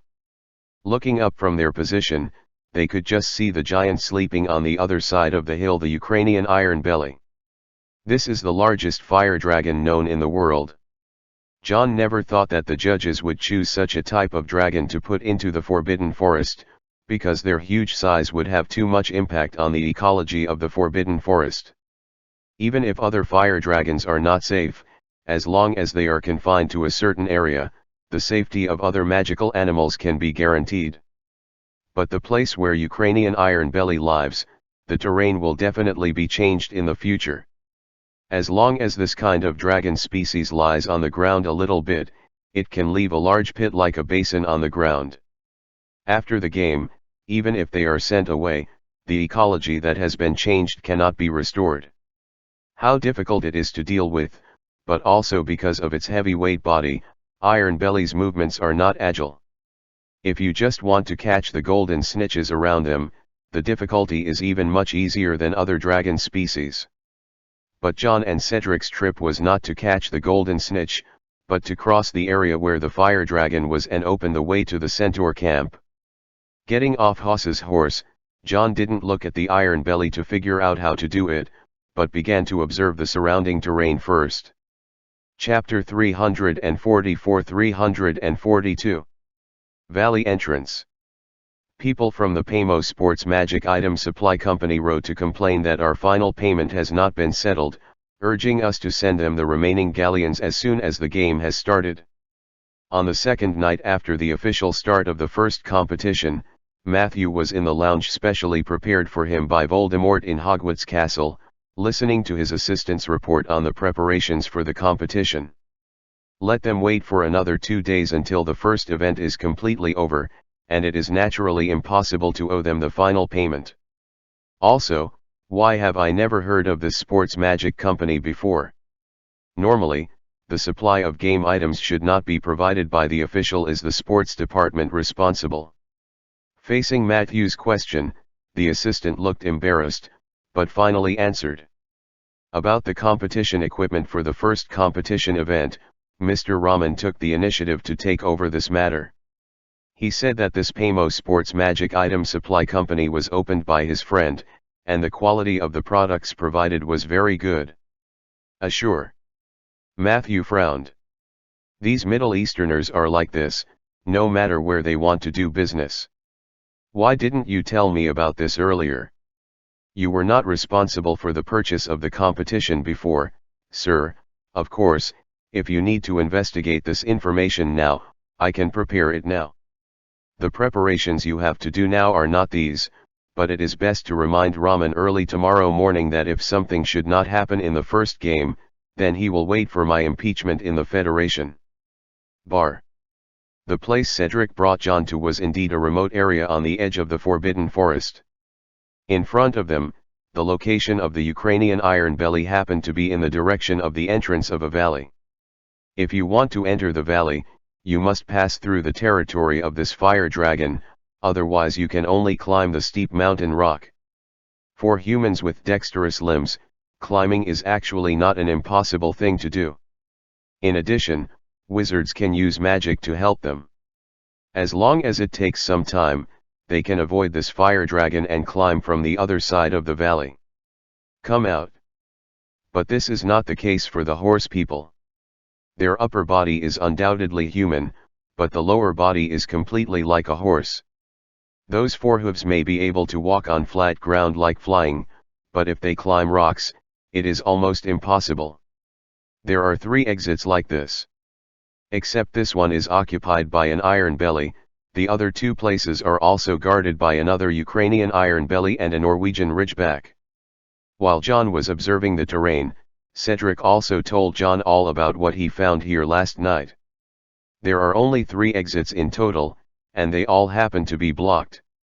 John squeezed his chin, and looked through the moonlight at the Ukrainian iron belly lying not far away, obviously maintaining certain doubts about such a coincidence. But doubts are doubts, but John did not give up the action he promised Cedric. He looked at the iron belly, and slowly drew out his wand. If you want to open this exit, at least let the dragon leave its current position, and then make it incapacitated. Cedric looked at the huge monster under the moonlight, and swallowed subconsciously. Last night, I tried to lure it away from here, and then contact Forenza, let him escape from the valley with the rest of the centaurs, but the dragon looks lazy, and my spell is against it. It didn't have any effect at all, and it didn't even have the interest to open its eyes to look at me when it hit it. There was obvious frustration in his tone, but John was not surprised by it. The magical immunity attribute of the dragon skin ranks at the top among all magical animals. For example, the manticore with the body of a manticore he fought away during the day has always been known for its skin defense with extremely high magic resistance. John's enhanced version of Shenfen Wuing can directly dismember ordinary magical animals, but it is only some skin trauma. And fire dragons, especially the Ukrainian iron belly, which is the largest among dragons and is most famous for its defense, are only stronger than the manticore in terms of resistance to magic. Even if John ignores the game, then there would be judges who would cast flashback spells on his wand, check the effects of the spells used, and cast a death spell directly on the behemoth, which would not be able to kill it either. So it's hard to come by. John can only find a way to outsmart him.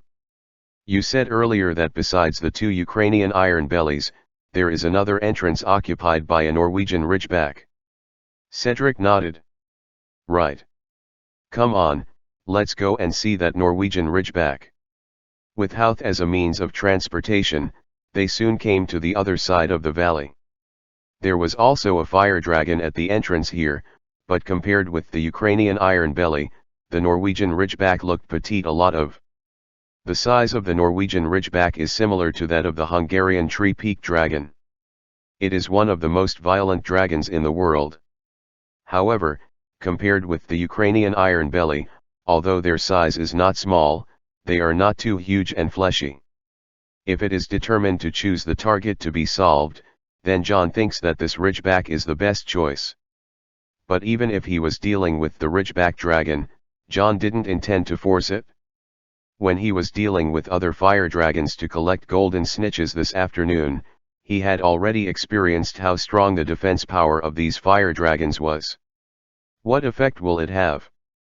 The only defensive weakness on fire dragons is their eyes. As long as the spell can hit their eyeballs, they can avoid the thick dragon skin and let the magic directly work on them. So, John intends to use some tricks. He and Cedric hid behind a tree, then waved their wands. Call God for protection. Silver light gathered around him, and soon a male lion and a little badger quietly appeared in front of him. Seeing the scene where John summoned the patroness, Cedric's eyes widened. He had heard a lot of rumors about John in Hogwarts Castle. Some say he was Dumbledore's #1 criminal and loved nothing more than killing wizarding students and keeping their skulls as collectibles. Some people also said that John Green used the unforgivable curse to kill people, and he felt uncomfortable if he didn't use the killing curse to kill someone for a day. What's more, it is said that he is actually an adult wizard who uses polyjuice potion all the time to pretend to be a child, but he is actually a tool man used by Dumbledore to pretend. Not everyone in Hogwarts Castle has his own independent way of thinking like Cedric. In fact, he rarely reads the news of the Daily Prophet in private. Instead, he has collected newspapers from other magical societies in Europe and learned a lot about less distinguished from the British rhetoric. Cedric knew that John didn't do all kinds of evil like the rumors said, and the summons of these two patron saints alone were enough to prove his character, because no dark wizard could successfully learn the patroness spell, and the entire Hogwarts castle, according to his guess, none of the professors can use it. But these two patron saints still gave Cedric a great shock. Not only is it unheard of to summon two patron saints at the same time, but more importantly, he has learned about the history of Hogwarts and what the badgers mean to this school. John also noticed his shocked expression, but he didn't really care. Because even during the holiday, when Dumbledore saw his two patron saints for the first time, the expressions he showed were basically the same. The patron saint will change according to the heart of the caster. This not only means that everyone's patron saint is not static, but also powerfully illustrates that the animal form summoned by this spell directly shows the wizard's heart. Of myself. The lion and the badger represented two precious characters in the Hogwarts branch houses in the past. And John's patron saint is obviously special, not only because there are two of them, but the key is that the lion and the badger can directly affect reality, just like two real animals. Although Dumbledore's in-depth development of the patroness charm allowed the wizards of the Order of the Phoenix to learn how to use the patroness instead of their own words, but these were all completed later by improving the spell and magic itself. John's patron saint had these distinctive features when he was first summoned, which is a bit unusual. But even Dumbledore, who is as knowledgeable as Dumbledore, has not studied why John's patroness has these special features. He can only be sure that such a change is definitely not a bad thing for John, at least his patroness charm has been applied in more places, such as in the North Pole, helping him catch most of the Death Eaters. Now, these two patron saints can also bring more help to John. After being summoned, the lion and the badger separated and rushed towards the Norwegian Ridgeback without John communicating with them verbally. Their bodies glow with soft silver light at night, and the first time they rushed out from behind the tree, they were spotted by the Ridgeback, who was always vigilant even during the rest time. Roar! It got up from the ground with a roar, and the surrounding land trembled. In front of such a huge monster, John's two patron saints looked very small. There are dozens of golden snitches around the Ridgeback, fluttering alchemy wings, flying around it at a speed that is elusive to the naked eye. John patted Haas, whose body trembled suddenly under the dragon's roar, and subconsciously wanted to find a place to hide first. "Don't be afraid, I'm here to hold this dragon. You take Cedric into the valley, find those centaurs, at least contact them first." Haas turned his head and glanced at Cedric, snoring involuntarily. His big and small eyes clearly revealed his dislike, and his body, which was several times bigger than John, leaned towards him like a bird. This made John slap its bald forehead hard. "You still despise others. Don't blame me for not reminding you, almost all the horsemen hiding in this valley are only Marrays. It is time for them to increase their efforts to reproduce. Maybe you are like a hero. Is there any beautiful filly who has taken a fancy to you?" Hearing John's seductive words, Hoth's eyes suddenly lit up. His powerful fantasy ability has made him think about the future and whether the baby mare's child will have a horse's head or a centaur's body. As for Cedric, he looked at Haas, who suddenly became active and restless, in a daze. Before, he just thought that this Pegasus was just a bit unique in appearance, but he didn't expect it to be so fancy. Before he could recover, John had already started urging Cedric to ride on Haas's back. "You go to those horsemen first, and I will follow right away." Cedric didn't think about giving up or not at this time. He knew very clearly that he couldn't provide much help to John here, and might actually hold him back. "I will find Firenze and ask them to help you." He was riding on Hoth's back, and before he could finish speaking, John waved his wand and slapped Hoth's horse's buttocks, causing it to turn into a gust of wind, moving towards the two guarded horses. God's entangled Ridgeback rushed over in the direction. Hoth's racial talent makes it so that as long as he can run, nothing can become an obstacle on his way. Almost in the blink of an eye, he overtook the Norwegian Ridgeback and rushed into it with Cedric in the valley. And John also came out from behind the tree at this time, looking at the fire dragon that was entangled by lions and badgers. For dragons that are already at the top of the food chain, even if the patron saint summoned by John has the power and aggressiveness of a normal animal, it is difficult to cause any effective damage to it. But the patron saint itself is not a real creature. Even if John's patron saint can cause physical damage, they are still magic composed of two magic powers. No matter how the Norwegian Ridgeback tried to tear them apart with its claws, or breathed out its breath to roast them, it still failed to achieve any results. Even though the lion and the badger couldn't do much effective damage to it, they still made it feel as disgusting as two flies that couldn't be killed. Just when its attention was completely attracted by the two patron saints, John aimed at the eyes of the Ridgeback dragon and raised his wand in his hand. Thunderbolt explosion. Instead of using a linear attack spell, John directly used the blasting spell with the fastest casting speed. The huge explosion sounded directly around the eyes of the Ridgeback dragon, and its extremely fast reaction speed allowed it to close its eyelids at the moment of the explosion, which can be regarded as the weakest part of the body's defense. Even if the eyelids are closed, this Deo magic still caused damage to it. Chapter 345-343 Forenza. The dragon's skin around the eyes is very thin. John's blasting spell blasted the Norwegian Ridgeback's left eyelid to blood, and at the same time aroused its ferocity. It spread its wings, lifted off from the ground, ignored the two patron saints who had already climbed on it, and flew directly in the direction of John. When John collected the golden snitch in the afternoon, he also studied a lot of information about this batch of fire dragons bought by the referee team of the Tri-Wizard tournament as game props. These dragon species are obviously carefully selected by people. Most of them are female dragons who are in estrus. At this time, most of them are violent and restless and difficult to tame. That's why the Romanian dragon trainers are all brains. After throwing them all into the Forbidden Forest, they basically didn't care much about them. It only limited a certain range, so that these dragons would not leave this part of the limited range, and then excessively damage the ecology in the Forbidden Forest. In fact, even if the patch is applied, the Aborigines in the Forbidden Forest will be greatly affected by the problems caused by these dozens of fire dragons. Just like the group of unicorns that John met when he entered the Forbidden Forest at the beginning, their original territory was occupied by a fire dragon, and the group itself was attacked. If John didn't help, there would be a little unicorn, the beast will die for it. Even the unicorns have encountered such a thing, so the situation of other Forbidden Forest creatures can be imagined.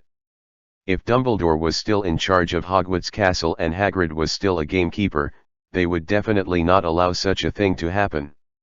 Even if the competition venue was to be placed in the Forbidden Forest, the fire dragon could not be allowed in. At this time, John stood at the extreme corner of the area limited by the Norwegian Ridgeback, watching it fly away from the entrance of the valley it was guarding, forming a shadow that enveloped the sky above him. The scorching dragon blood was dripping down the ground, and the Ridgeback made no secret of its anger at being attacked. It opened its big mouth in the air, and sparks burst out of that pitch-black throat.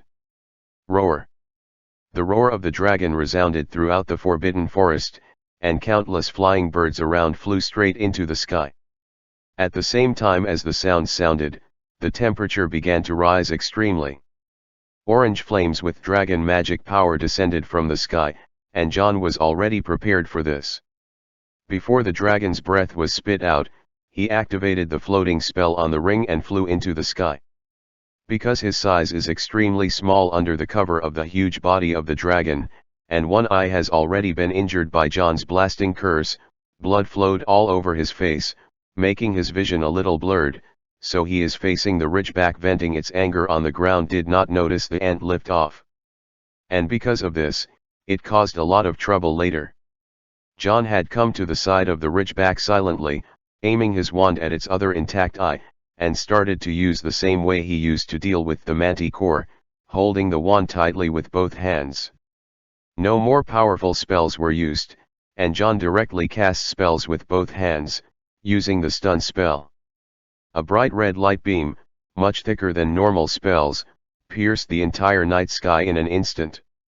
At this time, the other intact eye of the Ridgeback suddenly felt a dazzling flash of light illuminating its entire eye socket, but when it was about to take a defensive action, it had no time to react. The eyelids didn't even have time to close. This stun spell was inserted directly into the spine dragon's eye socket in such a simple and straightforward way, and the effect of the spell passed through its eyeballs and spread throughout its brain in the first place. Suddenly, the entire body of the Ridgeback dragon, which was still breathing dragon breath, froze. It can be seen that it has been greatly affected by the spell, and even its wings can no longer be waved, nor can it maintain its flight in the sky. But even in the place where the defense was weakest, after being hit by such a powerful stun spell by John, it still had no intention of falling to the ground on the spot, and was still struggling to keep its consciousness clear. But John obviously wouldn't give it this chance. This time, he didn't aim at the half-closed intact eye of the Ridgeback, but directly aimed at its injured eye. The stun spell was shot at its wound one after another. So many stun spells finally worked normally, and the Ridgeback finally couldn't hold on in the sky. It cast a last resentful look at the figure flying in mid-air, and then fell to the ground with a loud crash, causing the whole ground to collapse. It trembled violently. After successfully bringing down the Ridgeback dragon, John did not stop casting spells in his hands. He continued to cast the stun spell on the fire dragon that fell on the ground over and over again, and at the same time, he was able to find time to collect the golden snitch. The fire dragon needs to be knocked down, the centaur needs to be rescued, and the game must be taken into account at the same time. John can't let himself be busy this time, at least he must get all the rewards he deserves. And just when John had just knocked down the Norwegian Ridgeback, in the valley, Haas and Cedric quickly found the last batch of centaur remaining in the Forbidden Forest. As Cedric said to John, there are almost no adult males among these horsemen, they are basically old, young, women and children. Just a broken finger. The leader who leads these centaurs is a handsome adult male centaur with curly platinum hair and strange blue eyes.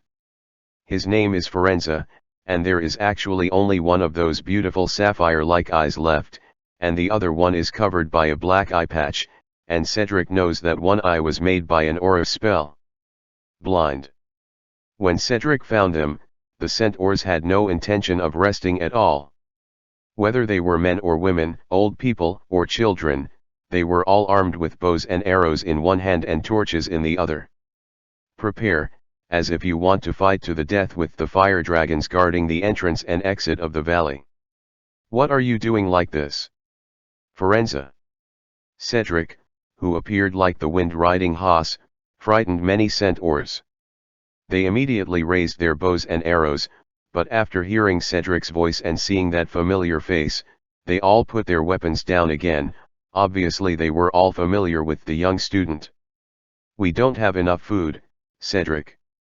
After seeing Cedric appear, Forenza showed joy in his blue eyes, but the seriousness and dignity that had always been maintained on his face were not. It didn't reduce much. If you continue to wait here, everyone will starve to death. Even if you can only escape one, it is better than dying here.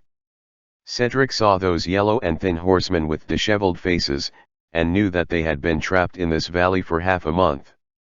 Regarding the appearance of the 3 fire dragons that blocked the exit, they didn't have any preparations at all, and the food reserves should have been exhausted long ago. I ask someone to help you. He is helping to contain the fire dragon at the exit in the northwest corner of the valley. Let's go there now and have a chance to escape directly. Cedric didn't have any extra greetings or questions. He spoke very quickly to explain the current situation to Forenza and the others clearly. Hearing what he said, the seriousness on Forenza's face completely turned into excitement. He immediately greeted his people, and followed behind Cedric and Haas.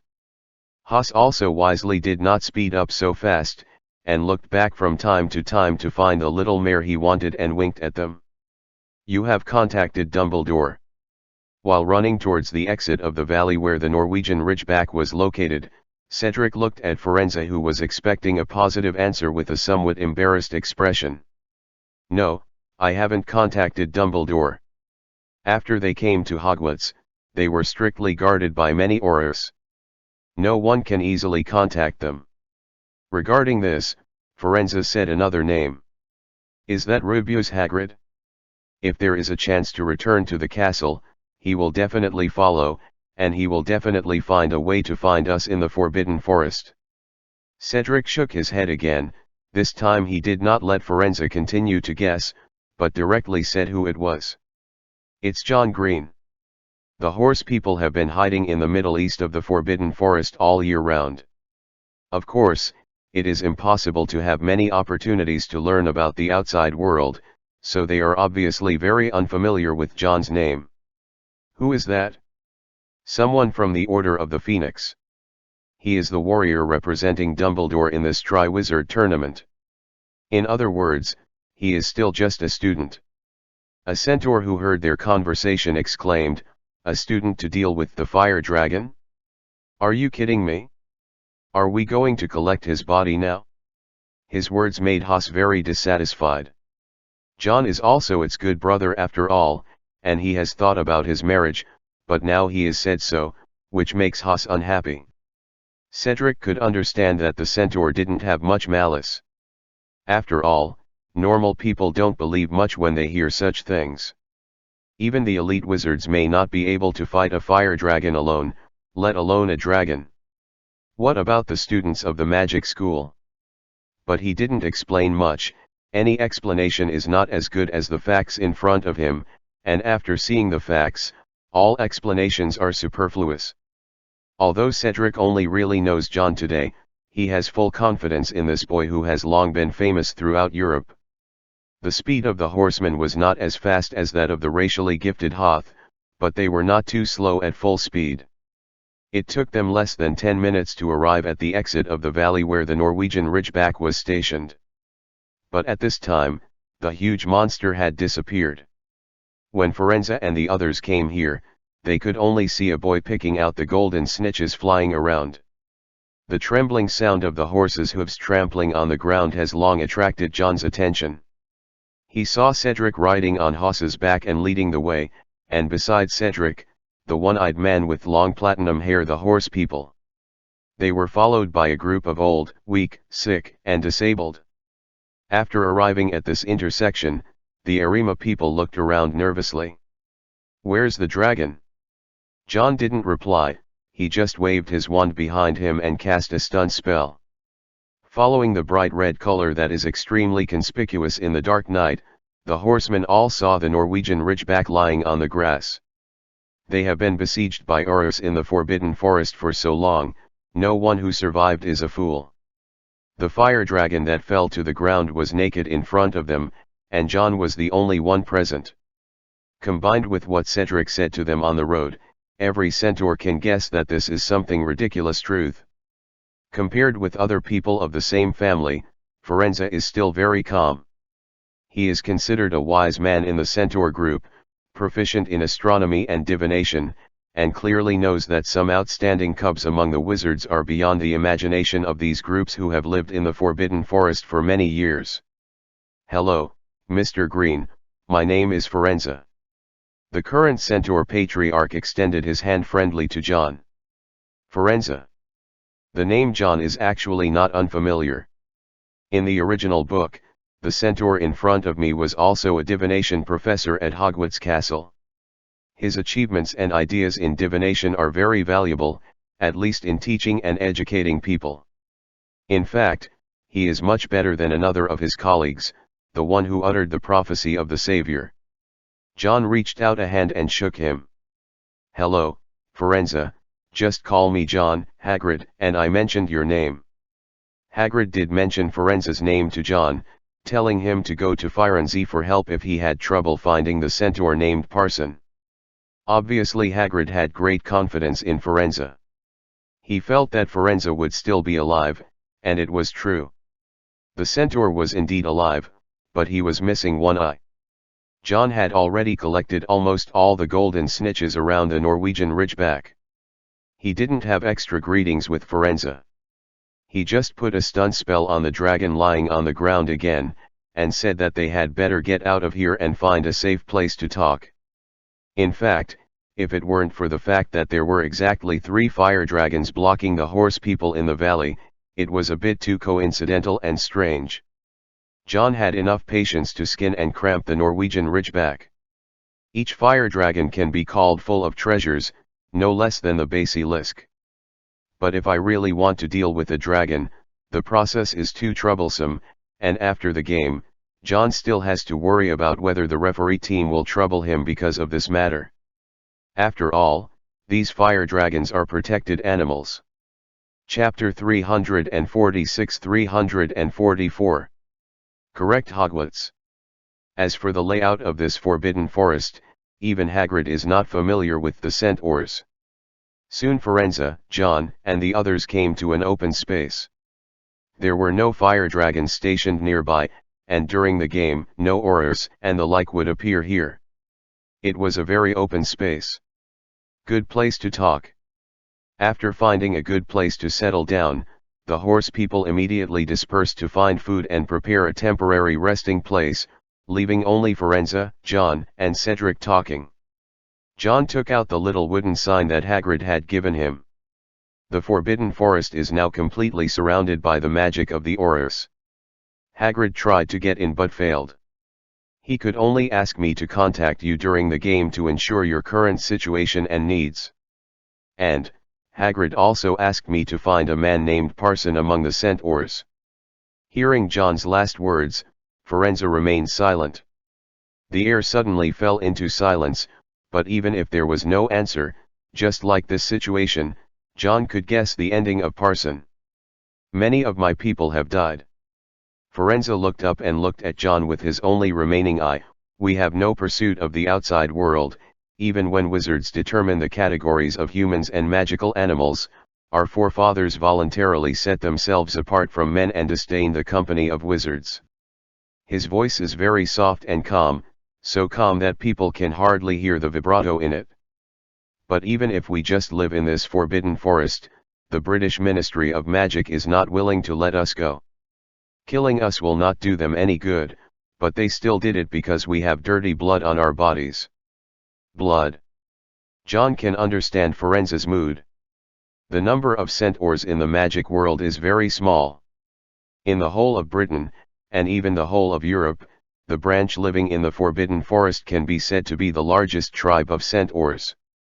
But now an indiscriminate disaster has befallen them, most of their compatriots have been slaughtered, and the rest of the old, weak, sick, and disabled can only hide in the XZ, and 2 or 3 fire dragons at random can almost trap them all to death. It would be strange if Forenza had no resentment against the wizard in his heart. Cedric on the side also had a look of guilt. He really should be guilty, no matter what he thought in his heart, but as a half-blood, and his father had a job in the Ministry of Magic, he was a half-blood who officially joined Voldemort's camp and enjoyed privileges. Everything we enjoy today is based on the oppression of other people. But John wouldn't just be fooled by his 1 or 2 sentences like this. It's a pity what the horses are going through now, but is it really not their fault? I sympathize with what happened between you and the Ye people, Mr. Forenza, but I also have a question I would like to ask you to answer. John did not avoid Forenza's strange blue eyes. Since you have encountered the situation you are in today, all if you can immediately think of asking Dumbledore and Hagrid for help. What about the whole Hogwarts war against the Dark Lord? What is the position of the centaurs as a whole? John's question made Forenza close his eyes, and made the guilty Cedric look up to listen to his answer. After a long time, Forenza spoke again. At that time, I tried my best to persuade other clansmen to get out of the Forbidden Forest and help Dumbledore. No matter who wins or loses in the end, only Dumbledore and the others are our most steadfast allies. But other people don't think so. They think that since the centaur they can't even count as people, so they shouldn't meddle in the disputes between wizards. No matter who is ruling this school, the horse people can live well in the Forbidden Forest. John was not at all surprised by his answer, even though neither Dumbledore nor Hagrid had ever mentioned it, but if the Centaurs had participated in the war in which Hogwarts Castle fell at that time, then in the end Dumbledore will definitely try his best to take the Centaurs out of the Forbidden Forest, and keeping them will only make them extinct. But there is no centaur in the Order of the Phoenix today, so it can only be that the centaur back then was in a state of watching from the sidelines. With all due respect, Mr. Firenze, if the horses had chosen to help us back then, they might have been in a difficult situation, but they would definitely not have fallen to where we are today. John's words are very straightforward, and he must be straightforward. He can't be fooled by others like Cedric, and he feels that it is his fault. It is true to help the horse people, but this kind of help must not be defined as compensation. In this regard, Firenze also showed no stubbornness. He wanted to combine Voldemort and Dumbledore into one, and attribute the current tragic situation of the Centaurs to the wizard's fault. He took a deep breath and looked brightly with John. I don't mean to put this battle on you because of such a thing. I know who the enemy is better than anyone else. In the eyes of other centaurs, maybe a wizard is a wizard, but I know that the Dark Lord and the difference between Dumbledore is also very clear who is our friend. So this time I am asking you, Mr. Green, please contact Dumbledore, please help rescue the rest of my tribe, continue. The only thing waiting for us in the Forbidden Forest is genocide. He put his posture very low, obviously standing in front of John.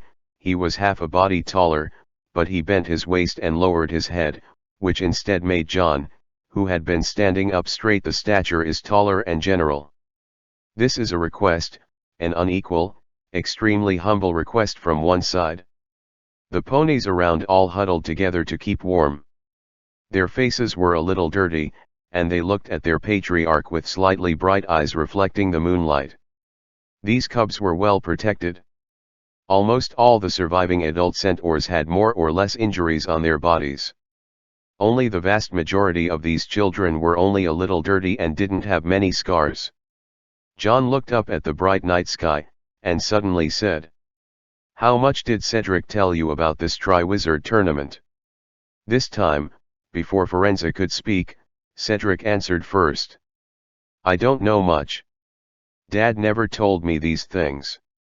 He just told Firenze that you will come to Hogwarts Castle in this competition, and the outcome will have a great impact on the situation." John said seriously. "It's not very big.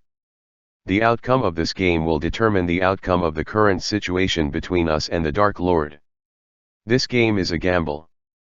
As long as we win in the end, then we can win in the French host.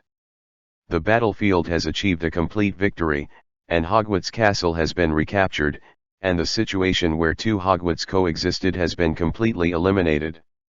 Both Cedric and Firenze were stunned. Firenze had also thought about the fact that this event, which had been suspended for such a long time, must be reconvened under the current situation, but he never thought that the Dark Lord and Dumbledore actually had such a big bet on this game. Hogwarts is of great significance to any ruler of the British wizarding world. It can even be said that only by taking control of this castle can it be said that the most complete control of the entire United Kingdom has been completed. Once the only legitimacy of this 1,000-year-old school is lost, it is almost equivalent to losing half of Britain to Voldemort. This is much more serious than the so-called loss of France, and it directly shakes the foundation of his rule. John and Dumbledore also understand this very well, and the reason why Dumbledore agreed to the bet without investigating why Voldemort proposed the purpose of the game was because there are two plans. John only needs to be responsible for completing the game with all his strength, while Dumbledore has to make additional preparations and investigations. "So what do you need us to do?" Firenze looked at John and asked. "You don't need to do anything. It is best for you to stay on the edge of the Forbidden Forest near Hogsmeade during this time. I will explain your situation to Professor Dumbledore after this game. If you want to leave the Forbidden Forest directly, then we can also help you at that time and take you to France, where it is under our control, and going there means your safety." After John finished speaking, Firenze shook his head. His eyes were obviously dark with hatred. "The cubs can go to France for protection, but the men go to the front line. We are not afraid of sacrifice, let alone sacrifice for hatred and blood." John knew the value of these centaurs. Even if they couldn't use any magic, they were all good players. Not only did every adult centaur have superb archery skills, but they were far superior in terms of agility and physique. Much better than the wizards. Otherwise, in the face of so many years of siege, the gang of horsemen in the Forbidden Forest would have died long ago. "I will pass on your thoughts to Professor Dumbledore, but the most important thing you need to do now is to protect yourself. I always think that the 3 fire dragons will not be so coincidental and block your way out just right. If it is not a coincidence, that means someone has other plans for you." After telling the centaur what he should tell, John turned his attention to Cedric again. "Can we have a private chat?"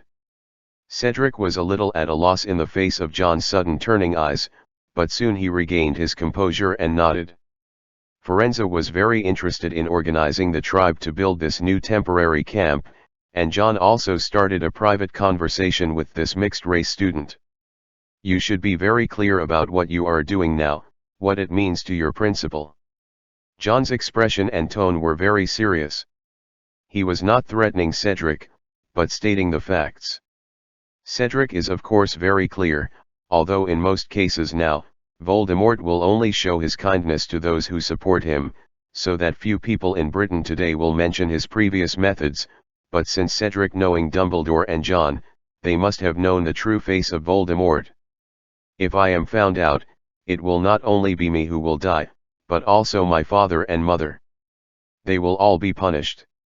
Cedric's voice was trembling slightly, but his expression and eyes were firmer than the night wind that was always blowing. "But I can't deceive myself. The education I have received since I was a child let me know what is right and what is wrong. Maybe I can still use the illusion that mixed-race students in Hogwarts did not suffer much injustice. Comfort myself, but the words you said when you rescued the girl that day made me unable to accept everything I have with peace of mind." John looked at him. "Britain has declared to the outside world that the dark wizard who sneaked into Hogwarts Castle last year was me." "No." Cedric shook his head. "They will never admit that they will be tricked by a student like you who has not yet graduated from school, but it is no secret in the Ministry of Magic. Many staff members know that, the person who did what happened last year is the same person who killed the Lestrange couple in public this year. I know this, and it was my father who accidentally said it when he drank too much during the summer vacation." He looked at John, those clear eyes reflecting the moonlight. "I know I'm not as good as you, John, but I don't want to be a pure-blooded slave either.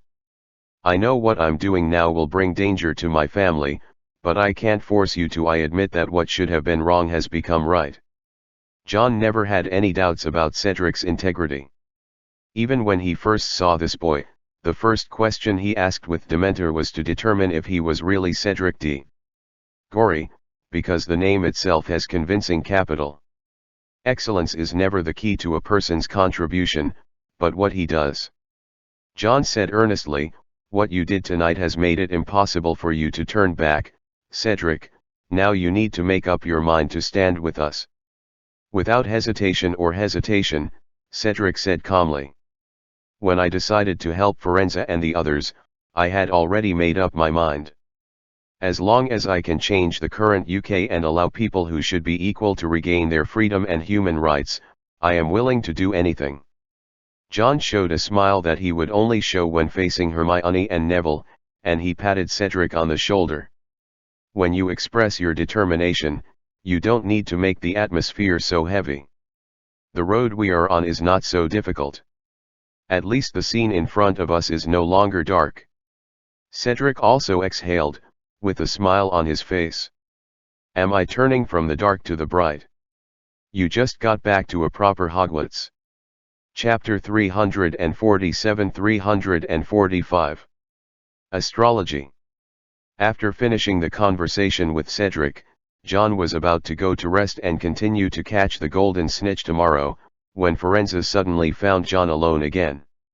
He looked like he had something to say to John in private, and he waited until a time when no one was around. As for why the Dark Lord suddenly wanted to host the Triwizard tournament, you said, I don't know the reason, but there may be one thing that can help you. John's face became serious, and he listened to Firenze's words. Our entire group is relatively proficient in astrology and divination, and I studied it deeply when I was young. But I have always regarded this talent as an interest, and rarely have any real interest in the results of divination. How superstitious! Many human divinations are placed on insignificant accidents. In fact, in the face of the vast and magnificent universe, these things are as insignificant as ants, unaffected by the movement of the planets, and not understood by life. The day before the Dark Lord captured Hogwarts Castle, I observed the changes in the stars. The stars in Centaurus were dimmed. The whole sky was obviously not covered by any dark clouds, but it seemed particularly obscure. I had someone find it. Hagrid, knowing that something big was going to happen, wanted him to pass the news to Dumbledore, but it was already too late. When I learned all this from the astrology, Dumbledore probably knew it already. War is inevitable, and there must be a duel between him and the Dark Lord over the future of Britain. After that day, the original bright stars began to become dim and uncertain, Saturn's rings broke out several times, and Pluto began to change, deviating from the established planetary orbit. From that day on, such astrology unexpectedly it settled down, and at the same time, the Dark Lord completely ruled the whole of England and this castle. But the trajectory of fate is shifting, but one thing has never changed. While Firenze was talking, he pointed at the starry sky above his and John's heads at the same time. See that star directly above us? The one facing the Hogwarts Castle Observatory.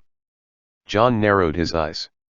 Following Firenze's guidance, he saw the bright stars at that moment among the stars in the sky. What does that star mean? This star began to shine after the Dark Lord defeated Dumbledore, and it never appeared before.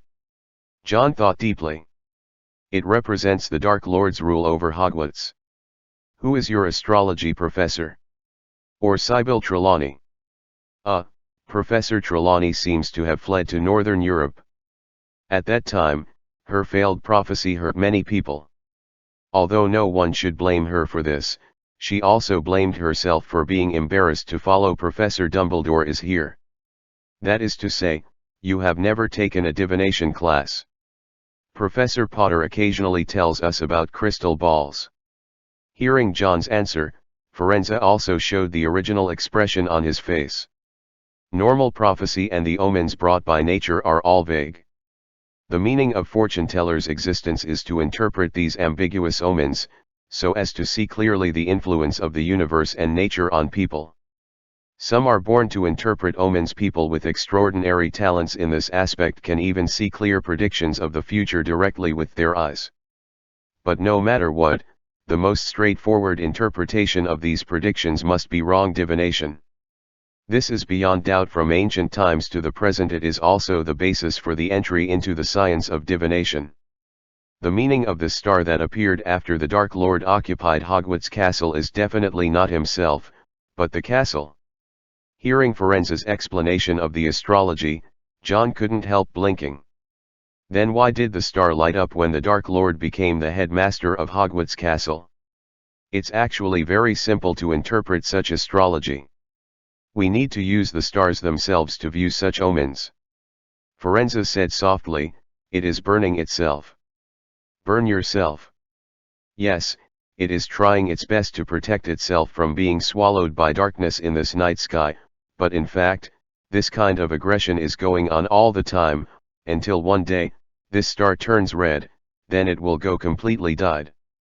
Firenze turned to look at John. What it represents is this castle.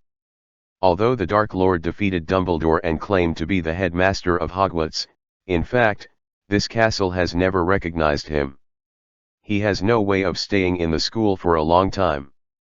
This school is rejecting him, making him unable to be the real master of Hogwarts. Firenze's words made John suddenly think of the fact that Voldemort would only appear in Hogwarts Castle on the 2 nights at the beginning of school and the end of the semester. At other times, even on the night of the Christmas dinner, as the principal, he would not come to the castle to celebrate with the students. This is of course extremely abnormal.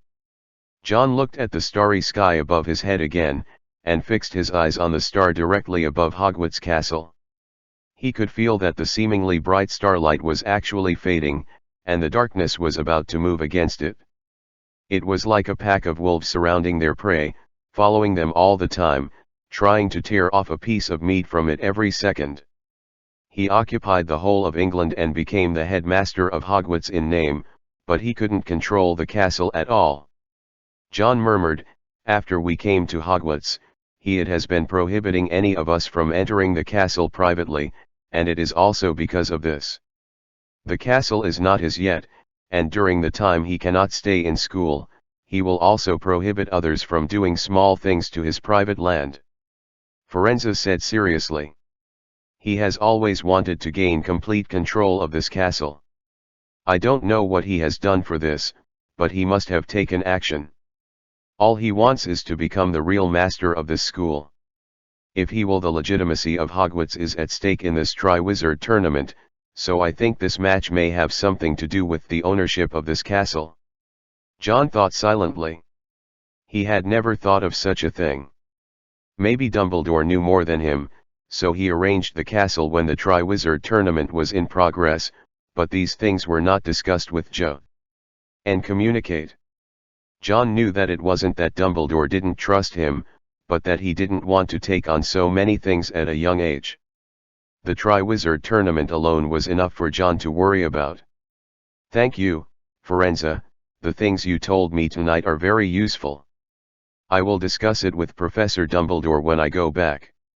After communicating with John about the information about Hogwarts Castle, Firenze didn't bother him to rest, and returned to the Centaur's camp, while Cedric was already in the camp after John finished talking with him privately. He had already left the Forbidden Forest and returned to the castle. During the day, he almost revealed his secrets. He couldn't go back too late tonight, otherwise it would be too easy to arouse the suspicion of others. Early the next morning, John woke up early, rode on horse and left the Centaur camp. The matter and follow-up arrangement of the horseman will not be discussed until the end of his game in the Forbidden Forest, and now it is the 3rd day of the first project. Tonight, at 8 p.m., it was time to complete the competition. The 3 players in the Forbidden Forest who were competing could choose to end the competition at any time. At the same time, the length of time would be included in the score. John has no intention of competing for the first place in time. Judging from the score ratio, if you catch more golden snitches, you will have more score advantages in terms of number of rankings. Now that Draco has been confirmed to be out, even if he walks out of the Forbidden Forest on the last day, he will still be 3rd in terms of time and can get 20 points. Of course, he would definitely not choose to be so late. The number of golden snitches that John has obtained so far, according to his plan, as long as he finds another 100 golden snitches, the number can be made up to 200, which is 5 points of the total. 2. It can basically be confirmed that it is the number 1. Based on the time it took him to deal with these fire dragons and get the golden snitch, he could have walked out of the Forbidden Forest before 12 o'clock, so that he could not be too far behind in completing the game. The whole day after that, John and Haas followed the fire dragon map he had drawn in the Forbidden Forest before, looking for objects that were not flexible enough to deal with, and collected the golden snitch. For example, the 2 Ukrainian iron bellies he found at the entrance of the valley where the centaurs were trapped before. It is very difficult to knock down such oversized fire dragons, but if you want to catch the golden snitch from them, you must much more convenient than other dragons. It took John a whole morning to collect all the golden snitches around the 2 Ukrainian iron bellies. Before entering the Forbidden Forest, Matthew gave each of the 4 of them a bag with a traceless stretching spell cast on them. All the golden snitches he collected were put in this bag, which would not affect carrying. After finding something casually for lunch at noon, he continued to look for other fire dragons in the Forbidden Forest. During this period, John also found 2 fire dragons whose surrounding golden snitches had been taken away. It was obvious that Diane or Emile had already come here in advance. Even if their method of capturing the snitch is definitely not as convenient as John's, they all have their own methods. John found a fire dragon with no golden snitch around him that had been hit by the eye sickness spell. And just as the sun was setting to the west, John counted the number of golden snitches in his hand, and was about to find the last fire dragon.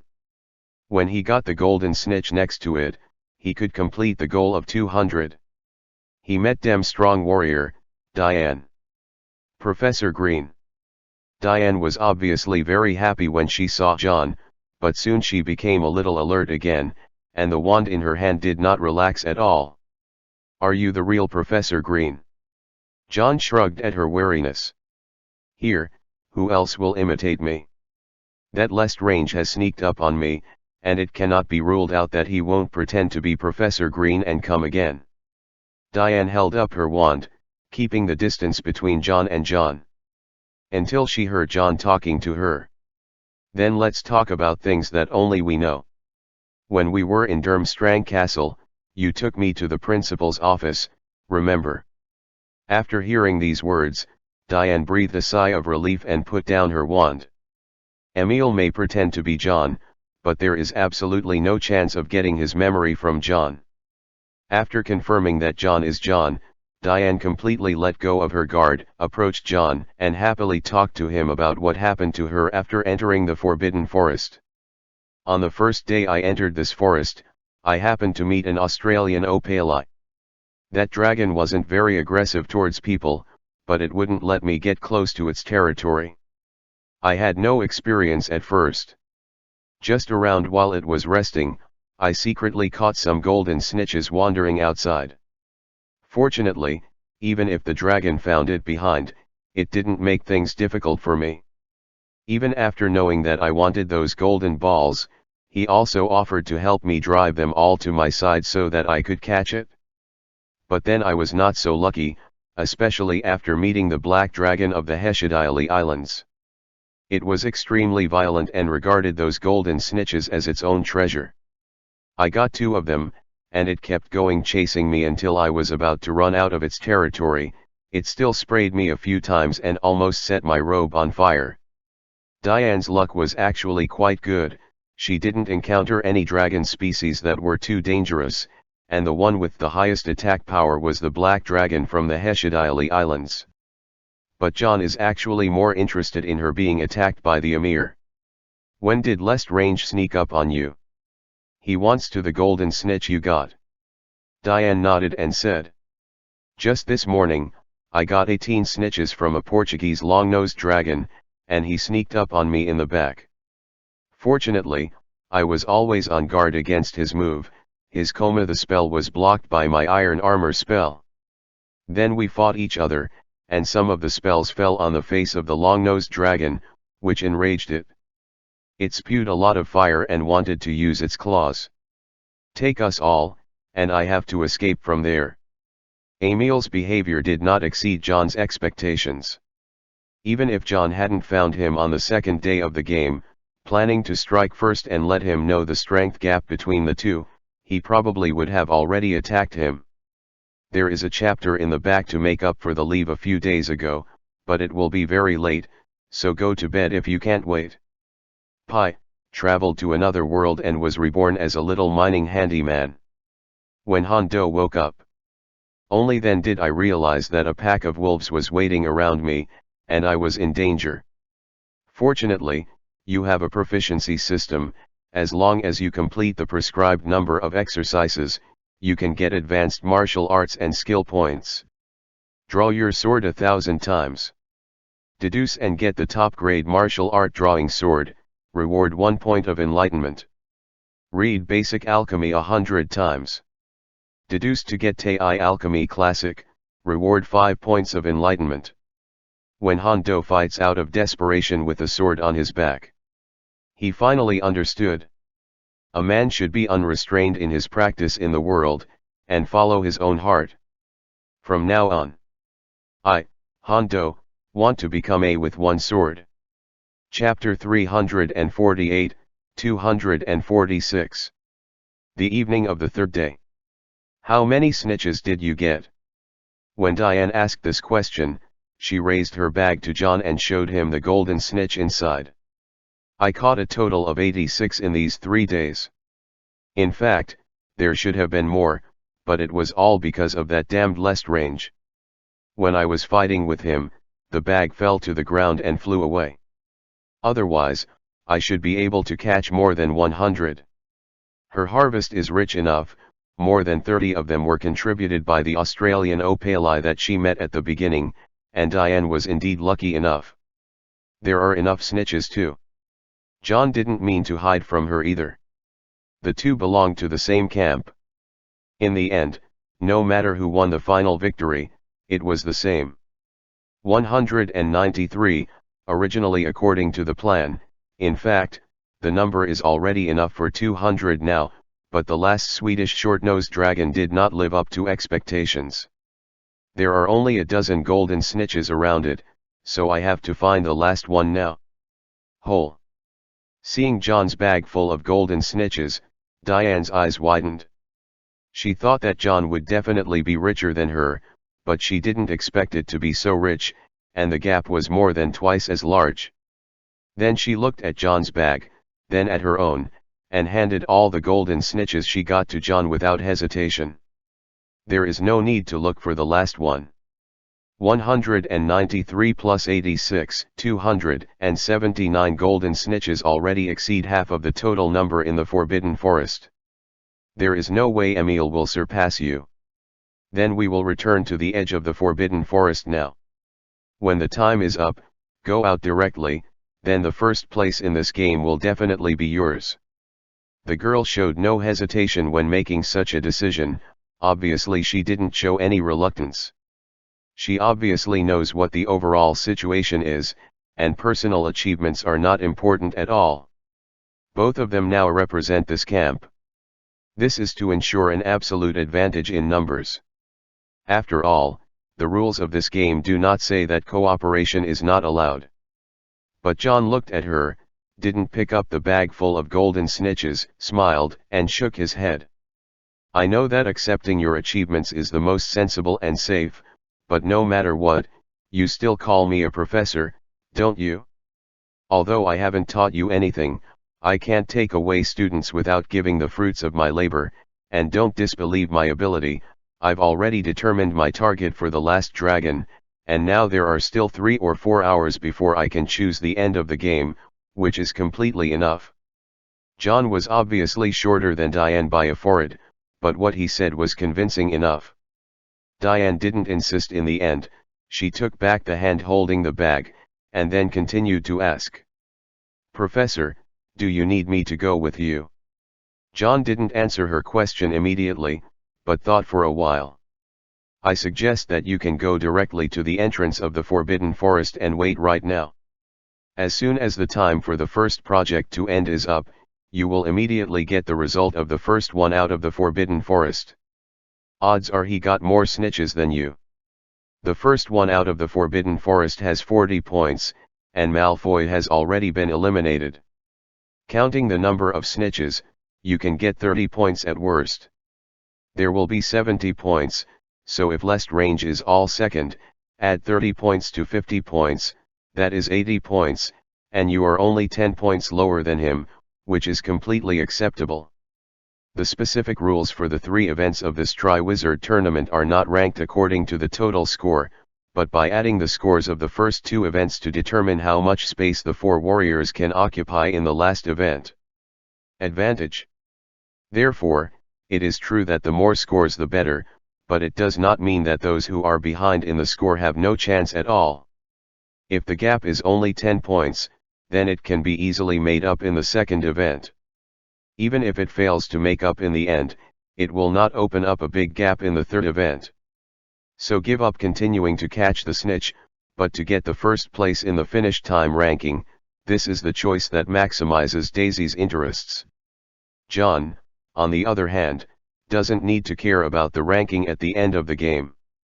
As long as he can get more than 210 golden snitches, he can be sure that he is the number one in the number of snitches.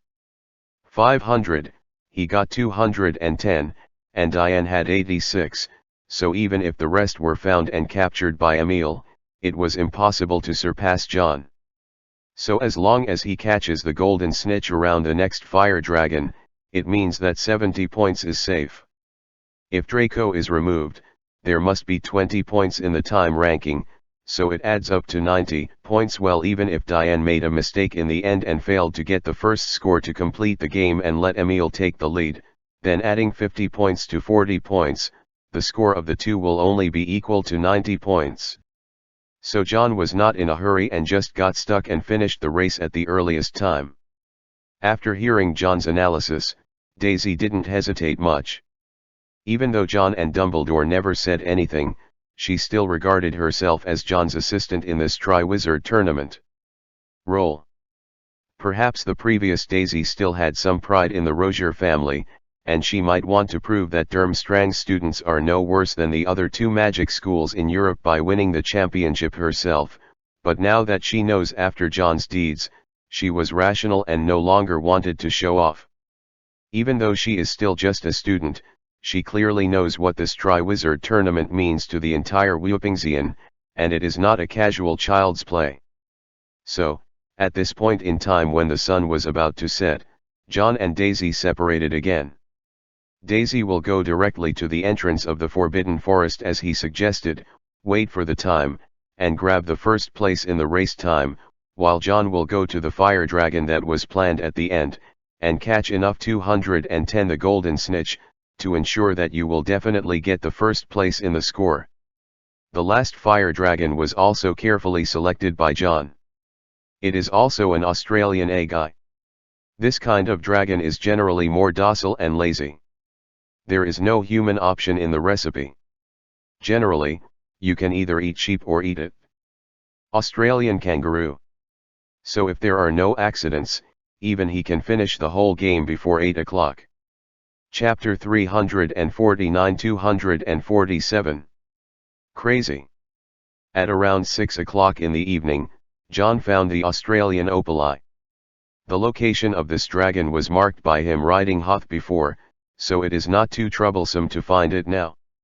Of course, John also estimated that all the golden snitches around this dragon have been captured by Diane or Emil, so he actually has two alternative fire dragons, but these two dragons are far away from the exit of the Forbidden Forest.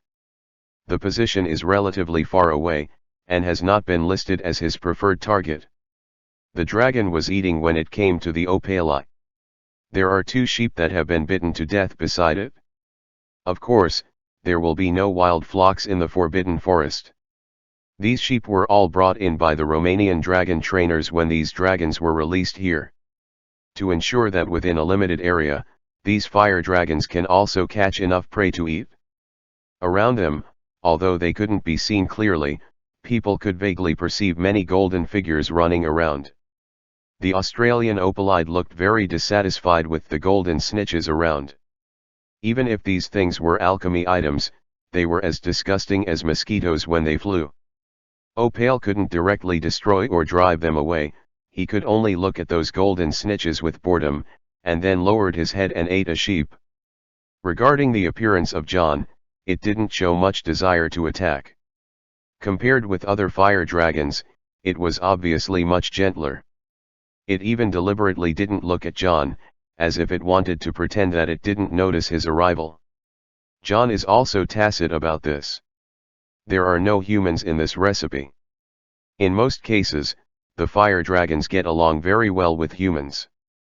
They have no essential conflicts at all. The golden snitch is not a dragon egg.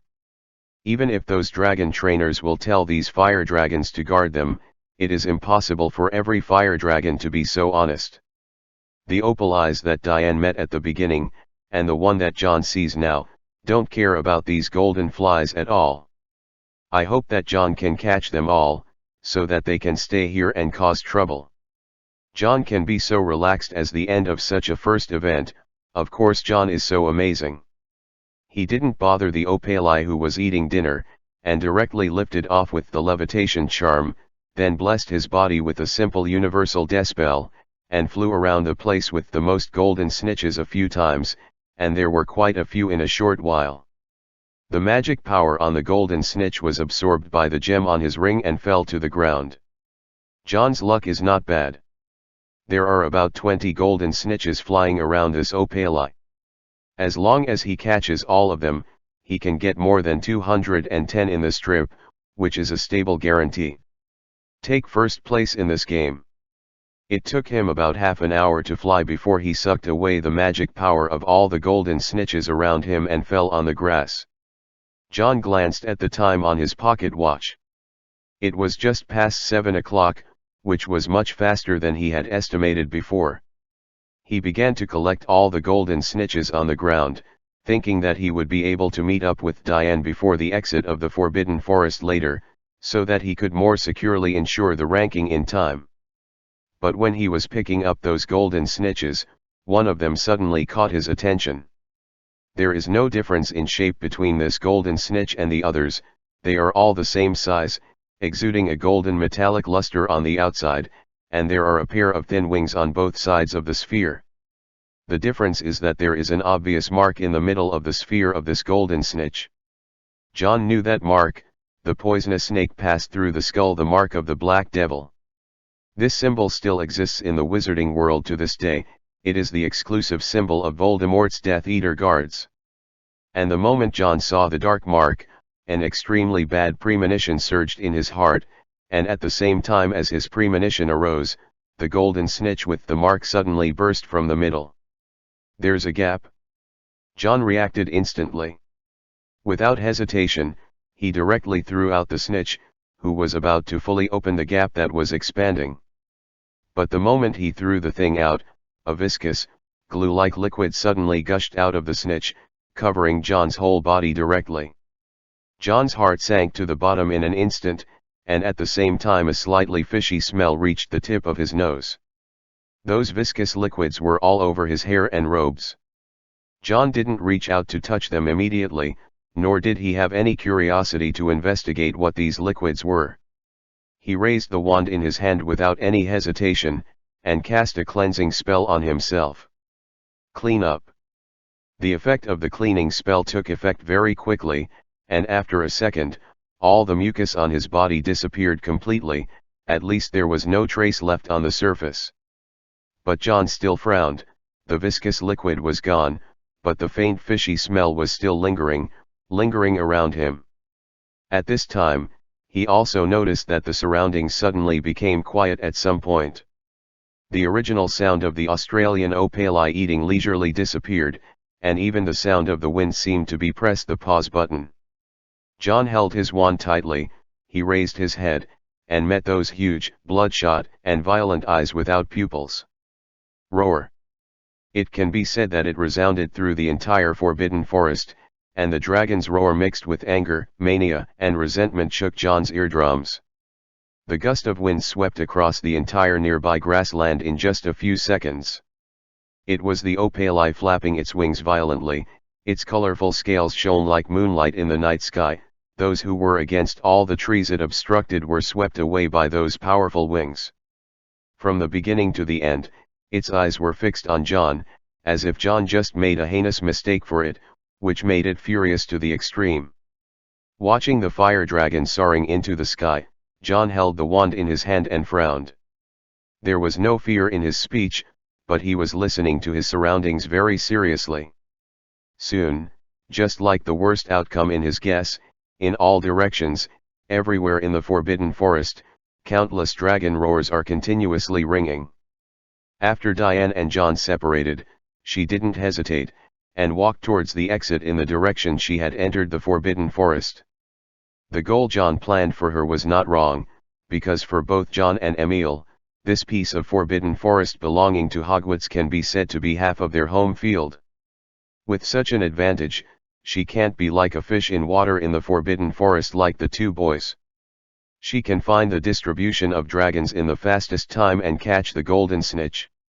So even if she continues to stay, she will not be able to gain an advantage in the number of golden snitches caught. Therefore, the score on the end game time is necessary. Borrowing the moonlight, Diane quickly found the outer path that entered the forbidden forest from the direction of Hogwarts. She followed this path straight forward and soon came to the place where the four of them were about to set off at the beginning of the game. A clearing. Right now in the open space, the three referees from the International Federation of Wizards were waiting here, surrounded by about a dozen or 20 reporters and aurors. These news practitioners are very clear that some of the contestants will definitely be able to complete the first night of the competition to guarantee the score on the time ranking. These are first-hand news, and most wizards in Europe today, while paying attention to this Tri-Wizard tournament, being able to get this news represents the sales of the newspaper. Just when Diane saw those people in the open space, the three referees and the reporters waiting here also saw her. Suddenly, countless flashlights came on, and every camera present captured the scene of Diane walking out of the forbidden forest. But it's only 7 o'clock now, and there is still an hour before the first event can officially end at 8 o'clock, so even if Diane comes here, her game is not over yet. She has to wait until 8 o'clock. Only when the clock is ticked can the silver line whose protection restrictions be removed be crossed, and only in this way can it be considered that the normal game has been completed. And when Diane was already standing in front of the silver line, a red spell was shot from behind her without a sound. Such a sneak attack made Daisy, who was dazzled by the camera flashes, have no time to react at all. But when the spell was less than 10 centimeters away from hitting her back, a shield reflecting the light of the red spell suddenly lit up. Diane kept the iron armor curse on her body in the forbidden forest all the time and saved her once. The silently cast spell didn't penetrate her iron armor curse, it just created a few cracks on the surface, and there was no way to do more damage. Diane turned around with a disconcerted face. She held the wand in her hand without hesitation and immediately moved in the direction of the sneak attack spell, and also cast a silent spell. The bright red light pierced the darkness in the forbidden forest, and also illuminated Amir's cold face. Because Diane was only relying on the sense of the direction of the sneak attack to fight back, so her spell was not aimed very high. Emil just turned his body slightly, and the spell passed by him. This sneak attack and counter-attack only happened within a few seconds. And the reporters who saw all this with their own eyes all let out a burst of exclamation. Their fingers pressing the shutter became faster, and the flashes continued to light up. Durmstrang's warriors and Bosbaton's warriors met before the finish line, so as long as they both want to compete for the first place in time, then this battle must be inevitable.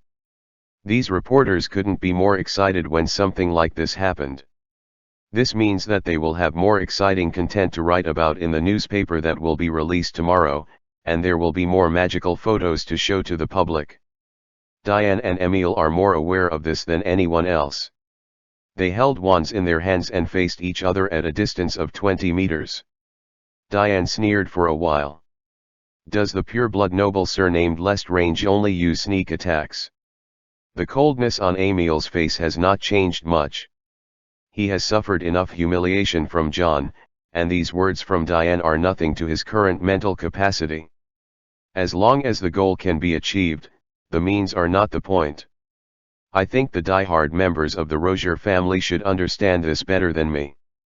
Although both of them came from pure-blood families, they have two completely different camps. The focus of the ridicule is naturally on the family. Just when the duel between them was about to start, the ground suddenly began to tremble. Everyone present felt the shock, and even many reporters holding their cameras almost fell to the ground without standing still. Immediately afterwards, along with the vibration came countless roars that resounded through the sky. In the forbidden forest, more than a dozen places lit up with dragon flames spewing into the sky, and then those huge monsters soared into the sky. Such a huge movement changed the faces of all the people present. Among the three referees, Matthew looked at the sky with an ugly face. The next second, he turned his head to look at the dragon trainers from Romania. What happened to those dragons? After hearing the dozen or so dragon roars, the dragon trainers all changed their faces. They stared wide-eyed at the sky covered with golden dragon flames. No one answered Matthew's question. Among all the people present, only Emil did not show much surprise on his face. He glanced back at the forbidden forest that had been shrouded in golden flames, and the corner of his mouth even curled into an inconspicuous arc. This is the first competition project proposed by the Hogwarts castle, so how could they not have made some preparations for John? John certainly doesn't know what happened at the entrance outside the forbidden forest, and he doesn't have the energy and mood to think about it. After the fire dragons in the entire forbidden forest roared, he turned over and rode on Hoth's back without any hesitation. Run! Hoth! Go in the direction of Hogwarts castle. Run to the outskirts of the forbidden forest. However, before Hoth took his first horseshoe, the Australian opali crashed down from the sky, blocking John and Hoth. At the same time, the high temperature evaporated the moisture in the air, and even the strong wind became hot and dry. Roar! With the roar of the dragon, golden dragon flames spewed out from its mouth, and the flame full of dragon magic power was like a living fire snake. The moment it was spewed out, it began to surround John and the others. John saw that the road ahead was blocked, and Hoth had no way to break through the encirclement of the flames. At the same time, as the undulating roar of the dragon in the distance was getting closer, he made a decisive decision. Go back. You have to get out of here first. Chapter 350-348. Dragon Attack, 6000. Under John's guidance, Hoth didn't hesitate at all. After hearing the voice, he turned into a wind and ran away in the opposite direction of the Australian opali. As long as Hoth can run, no creature can catch up to him. The blazing high temperature was left behind in an instant, and the Australian protein eyes disappeared in front of their eyes in the blink of an eye. Although John gave Hoth a direction, he didn't determine the specific location for it, so after Hoth started running, he didn't stop at all. The roar of the dragons around him continued, and John rode on Hoth's back and began to return to the depths of the forbidden forest. In the beginning, John wanted to let Hoth take him to the exit of the forbidden forest first, so that even if the fire dragon was attracted there, the dragon trainer and referee would definitely be there. But he quickly dismissed the idea. It's not that I can't go, but it's not possible yet. The time for the end of the game has not yet come, and the isolation magic for the entire forbidden forest still exists. As long as there is 1 second before the end of the game, none of the referees and dragon trainers can enter the forbidden forest, and John can't go out unless he chooses to give up the game. So even going to the entrance of the forbidden forest now will have no effect, but will restrict John's next actions to death, so he has to find another way.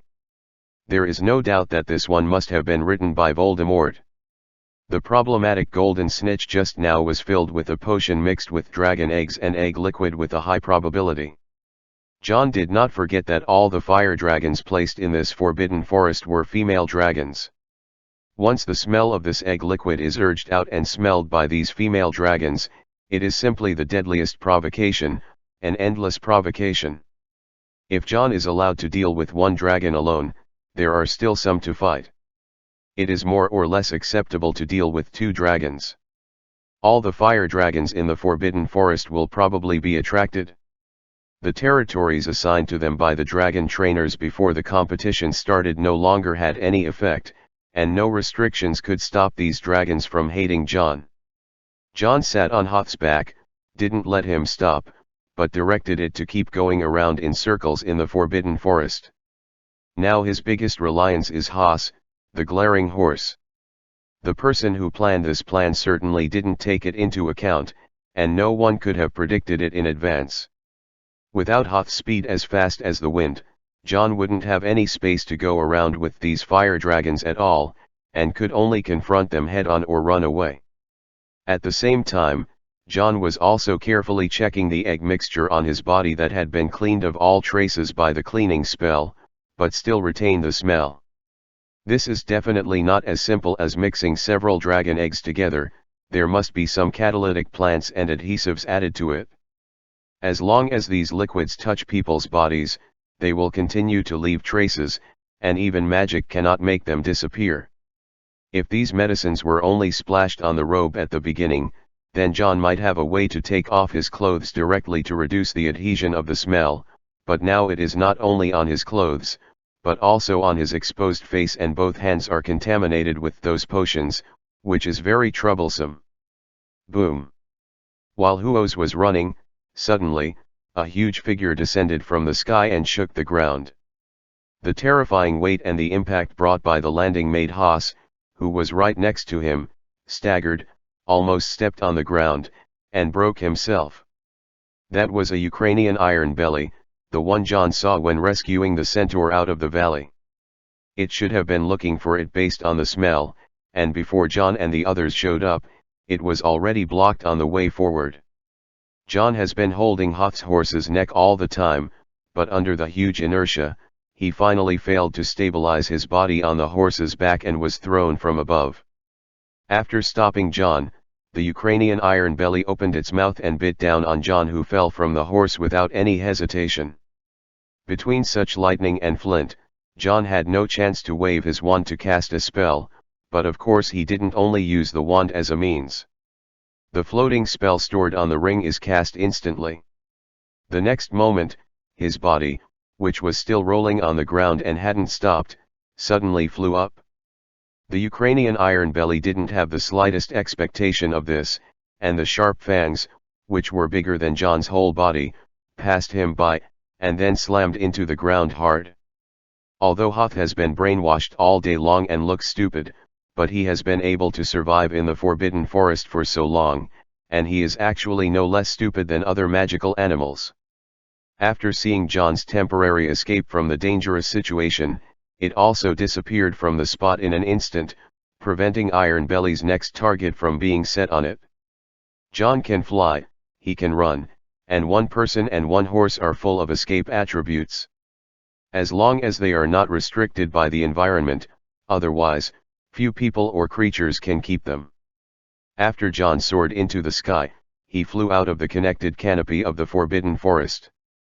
Under the bright night sky, he also saw the fire dragons flying in the sky.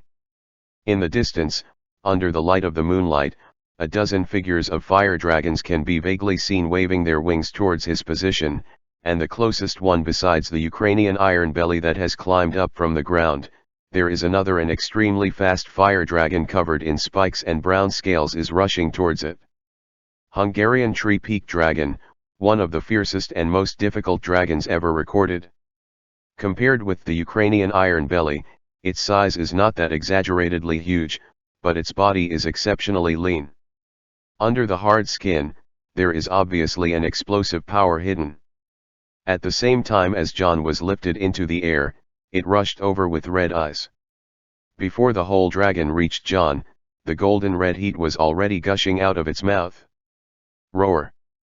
At the same time, he shook his head that had become drowsy after hitting the ground, and the Ukrainian iron belly also opened its mouth from the ground. The dazzling fire contained extremely powerful magic power, like a volcanic eruption. Like a burst. The next second, the surrounding air rose by an unknown number of degrees in a very short period of time. The entire sky where John was located turned into a sea of golden red flames, as if covering the setting sun. Half of the Forbidden Forest was reddened. With such a large area covered by the dragon's breath, no matter how fast John flew, there was no room for him to dodge immediately, so he had no intention of dodging at all. The moment the dragon's breath was sprayed out, he raised one hand, he raised his wand, and at the same time read out the universal cracking spell on the second gem of the ring, and then waved his wand in the next second to use the fire avoiding spell. When the two spells took effect together, the fiery dragon's breath had completely covered him. Neither the Hungarian tree-peak dragon nor the Ukrainian iron belly dragon has stopped breathing. The temperature is still rising, and the area occupied by the flames is also constantly expanding. And at this moment, a black figure rushed out of the encirclement of dragon flames. The general anti-curse on the ring helped him eliminate the exploding dragon magic power in the dragon's breath, and then the fire-avoiding spell necessary for medieval witches helped him block the damage of the flame without magic power, which allowed John to escape from it immediately. But the magic power of these two fire dragons is much stronger than that of John. Relying on his own magic power to cast spells, John has no way to erase their magic power. He can only use the reserve magic power originally stored in the gem to enhance the spell. But from the magic power absorbed by Sir Stokes' tower, John has gone through so many battles, and it can be said that there is not much left. So even when dealing with these two fire dragons now, he uses them sparingly, just estimating the amount that can be offset by mobilizing them. But no matter how much he estimates, there is no way to guarantee absolute accuracy. Most of the magic power in the dragon's breath has been successfully wiped out, but there is still some left over that penetrated the fire-avoiding spell and brought John some damage. Fortunately, he still has the iron armor curse to maintain his defense, so even if he was injured, it didn't hurt John to the point of breaking his bones, but it also made him look a little disgraced, and his hair was baked by the high temperature. Come to roll, his face is also covered with black ash, and the robe on his body is full of scorched holes. After breaking away from the encirclement of these two fire dragons, John didn't hesitate at all. Instead of staying in the sky, he fell straight to the ground. Hoth! In mid-air, his shout summoned a flying horse-like wind.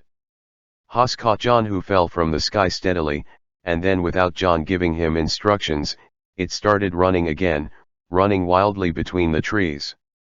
John hugged Hoth's horse's neck tightly, took a long breath, and exhaled a cloud of black smoke from his mouth. Then he didn't care about grooming, and immediately began to take off his robe.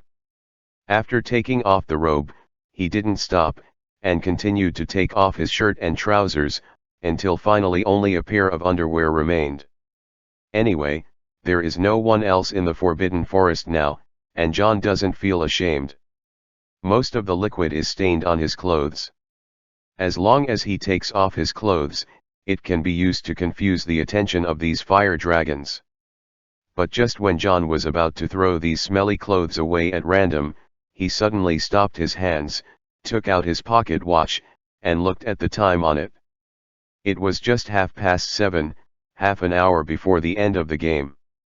This made John narrow his eyes, and an idea suddenly came to his mind. The riot of fire dragons in the Forbidden Forest attracted the attention of everyone waiting for the end of the game at the exit. The reporters had new footage. They pointed their cameras at the fire dragons flying above the Forbidden Forest and kept pressing the shutter.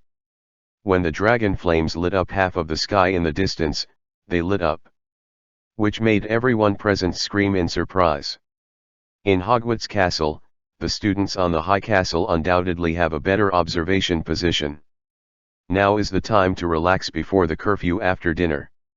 Many pure-blood and mixed-race students have not returned. Instead of a common room, play around in the hallway. When the earth-shattering roar of the dragon sounded, it attracted the attention of most of the students. They found the nearest tower and windowsill one after another, and looked towards the direction of the Forbidden Forest. The dozen or so behemoths that flew up from the Forbidden Forest made many people show excited and shocked expressions on their faces. It was obvious that some big movements had taken place in the competition in the Forbidden Forest, but few of the students in the castle were worried or scared by it. Anyway, Draco, the warrior of Hogwarts Castle, had already been eliminated from the very beginning, and now there are no warriors from them participating in the competition in the Forbidden Forest. The more chaotic the competition is, the more they are happy to watch lively. Cedric also stood on a tower of the castle and looked at the sky above the Forbidden Forest. The dragon's flames were like a burning cloud, his face was full of solemnity and worry. On the grass at the exit of the Forbidden Forest, Not only Matthew and the three referees, Roger, Beauxbaton's vice principal, and Dumbledore himself also came here. Except for Voldemort, the referees of the Triwizard Tournament are all present. Matthew looked at the dragon trainers with a gloomy face. He really didn't want to see any accidents in this Triwizard Tournament. What is going on? The leading dragon trainer finally recovered from the riot of those fire dragons. He swallowed and replied. These fire dragons are all irritated, they are very angry, and no one can control them unless they can dispel their anger. What I want to know is why. Matthew turned up the volume, and he looked at the dragon trainer coldly. We bought these fire dragons with money, including you who also paid for them. Then why is there such a situation now? If you need, Mr. Graves, we can enter the Forbidden Forest now to investigate the cause. The dragon trainer looked at him without much fear on his face, shrugged and said, We are dragon trainers. These it is true that you bought dragons with money, but they are not house elves. And when you choose, you can choose female dragons in estrus. These dragon species are more difficult to control, and now they look like this, no one can control it. Matthew wanted to say something else, but Dumbledore comforted him with a calm face. Don't be so excited, Matthew, it's just that there have been some unexpected situations.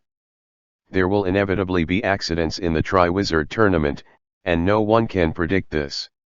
John is the only one who hasn't shown up yet, and the changes of these fire dragons in the Forbidden Forest are probably related to him, but Dumbledore, who is involved, is much calmer than everyone else.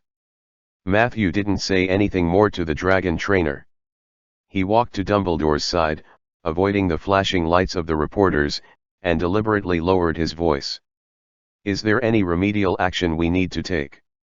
Dumbledore didn't answer his question immediately, but picked up the watch first, and looked at the time on it. Don't do anything. The rules of the game are that unless someone calls for help and says he wants to quit, then the referees can intervene. Otherwise, no one has the right to interfere with the game. The person who is most likely to be in danger now is John, and as John's headmaster, Dumbledore himself didn't say anything, so Matthew naturally wouldn't say any more. The riots in the Forbidden Forest did not affect the situation at the exit. After the initial shock, Diane and Emile continued to confront each other.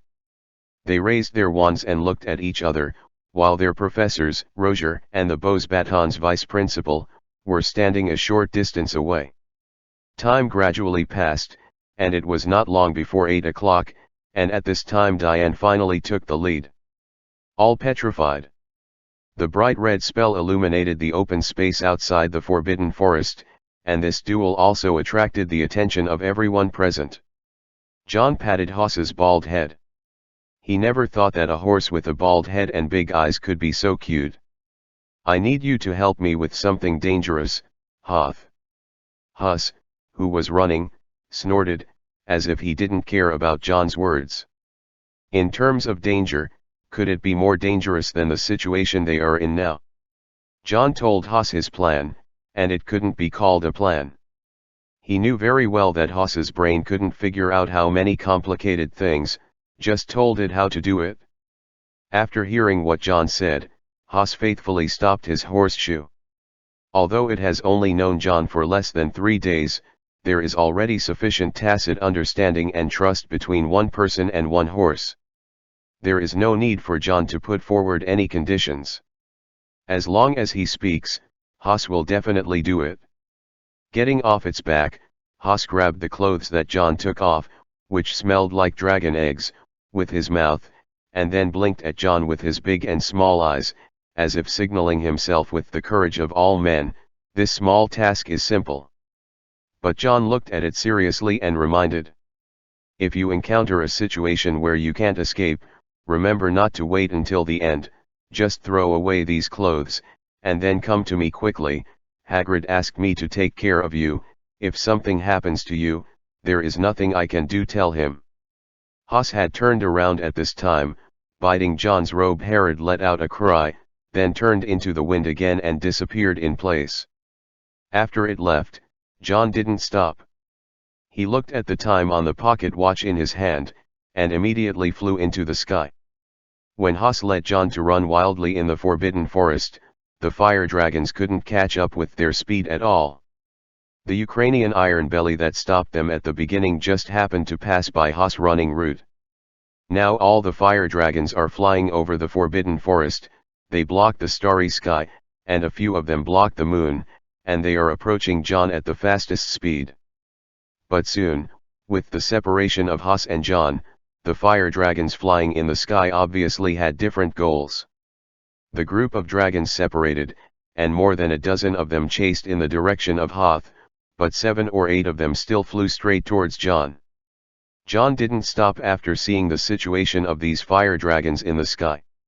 He avoided the position of the fire dragons flying towards him and circled deep in the forbidden forest.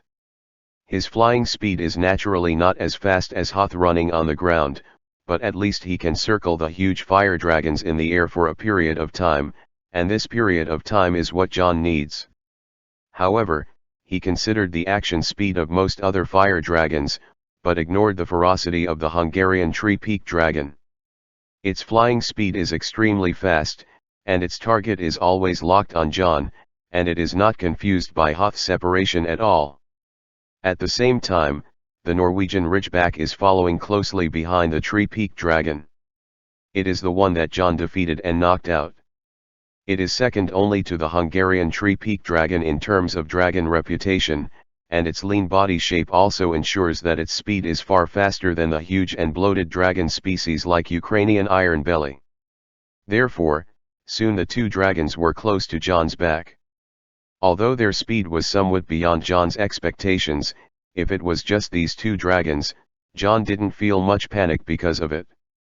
His body was still flying forward at a very high speed, but the whole person had already turned his body, facing the Hungarian tree-peak dragon that was getting closer and closer to him, and raised the wand in his hand with both hands.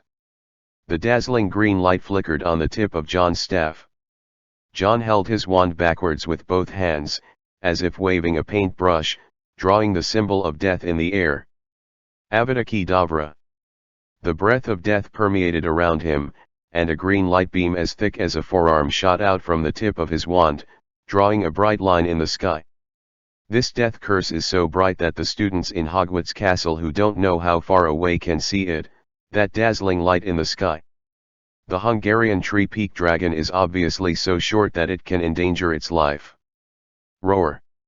It roared, and the dragon body suddenly deflected in mid-air, trying to avoid the death curse. But no matter how fast it flies, it is still a huge fire dragon after all. John chose the right timing to cast the spell. The distance between one dragon and one person is less than 100 meters, even if the tree-peak dragon can react come here, the body can't keep up with the nerves. The green light directly hit its wide wings, and the next moment, Schifenglong's eyes, ears, nose, and mouth were all spurting blood. Its wings couldn't continue to flap, and the huge dragon body fell powerlessly towards the ground, and the hot dragon blood splashed on the trees like rain. Boom! With a loud noise and the sound of countless trees being smashed, the Hungarian tree-peak dragon was successfully shot down by John.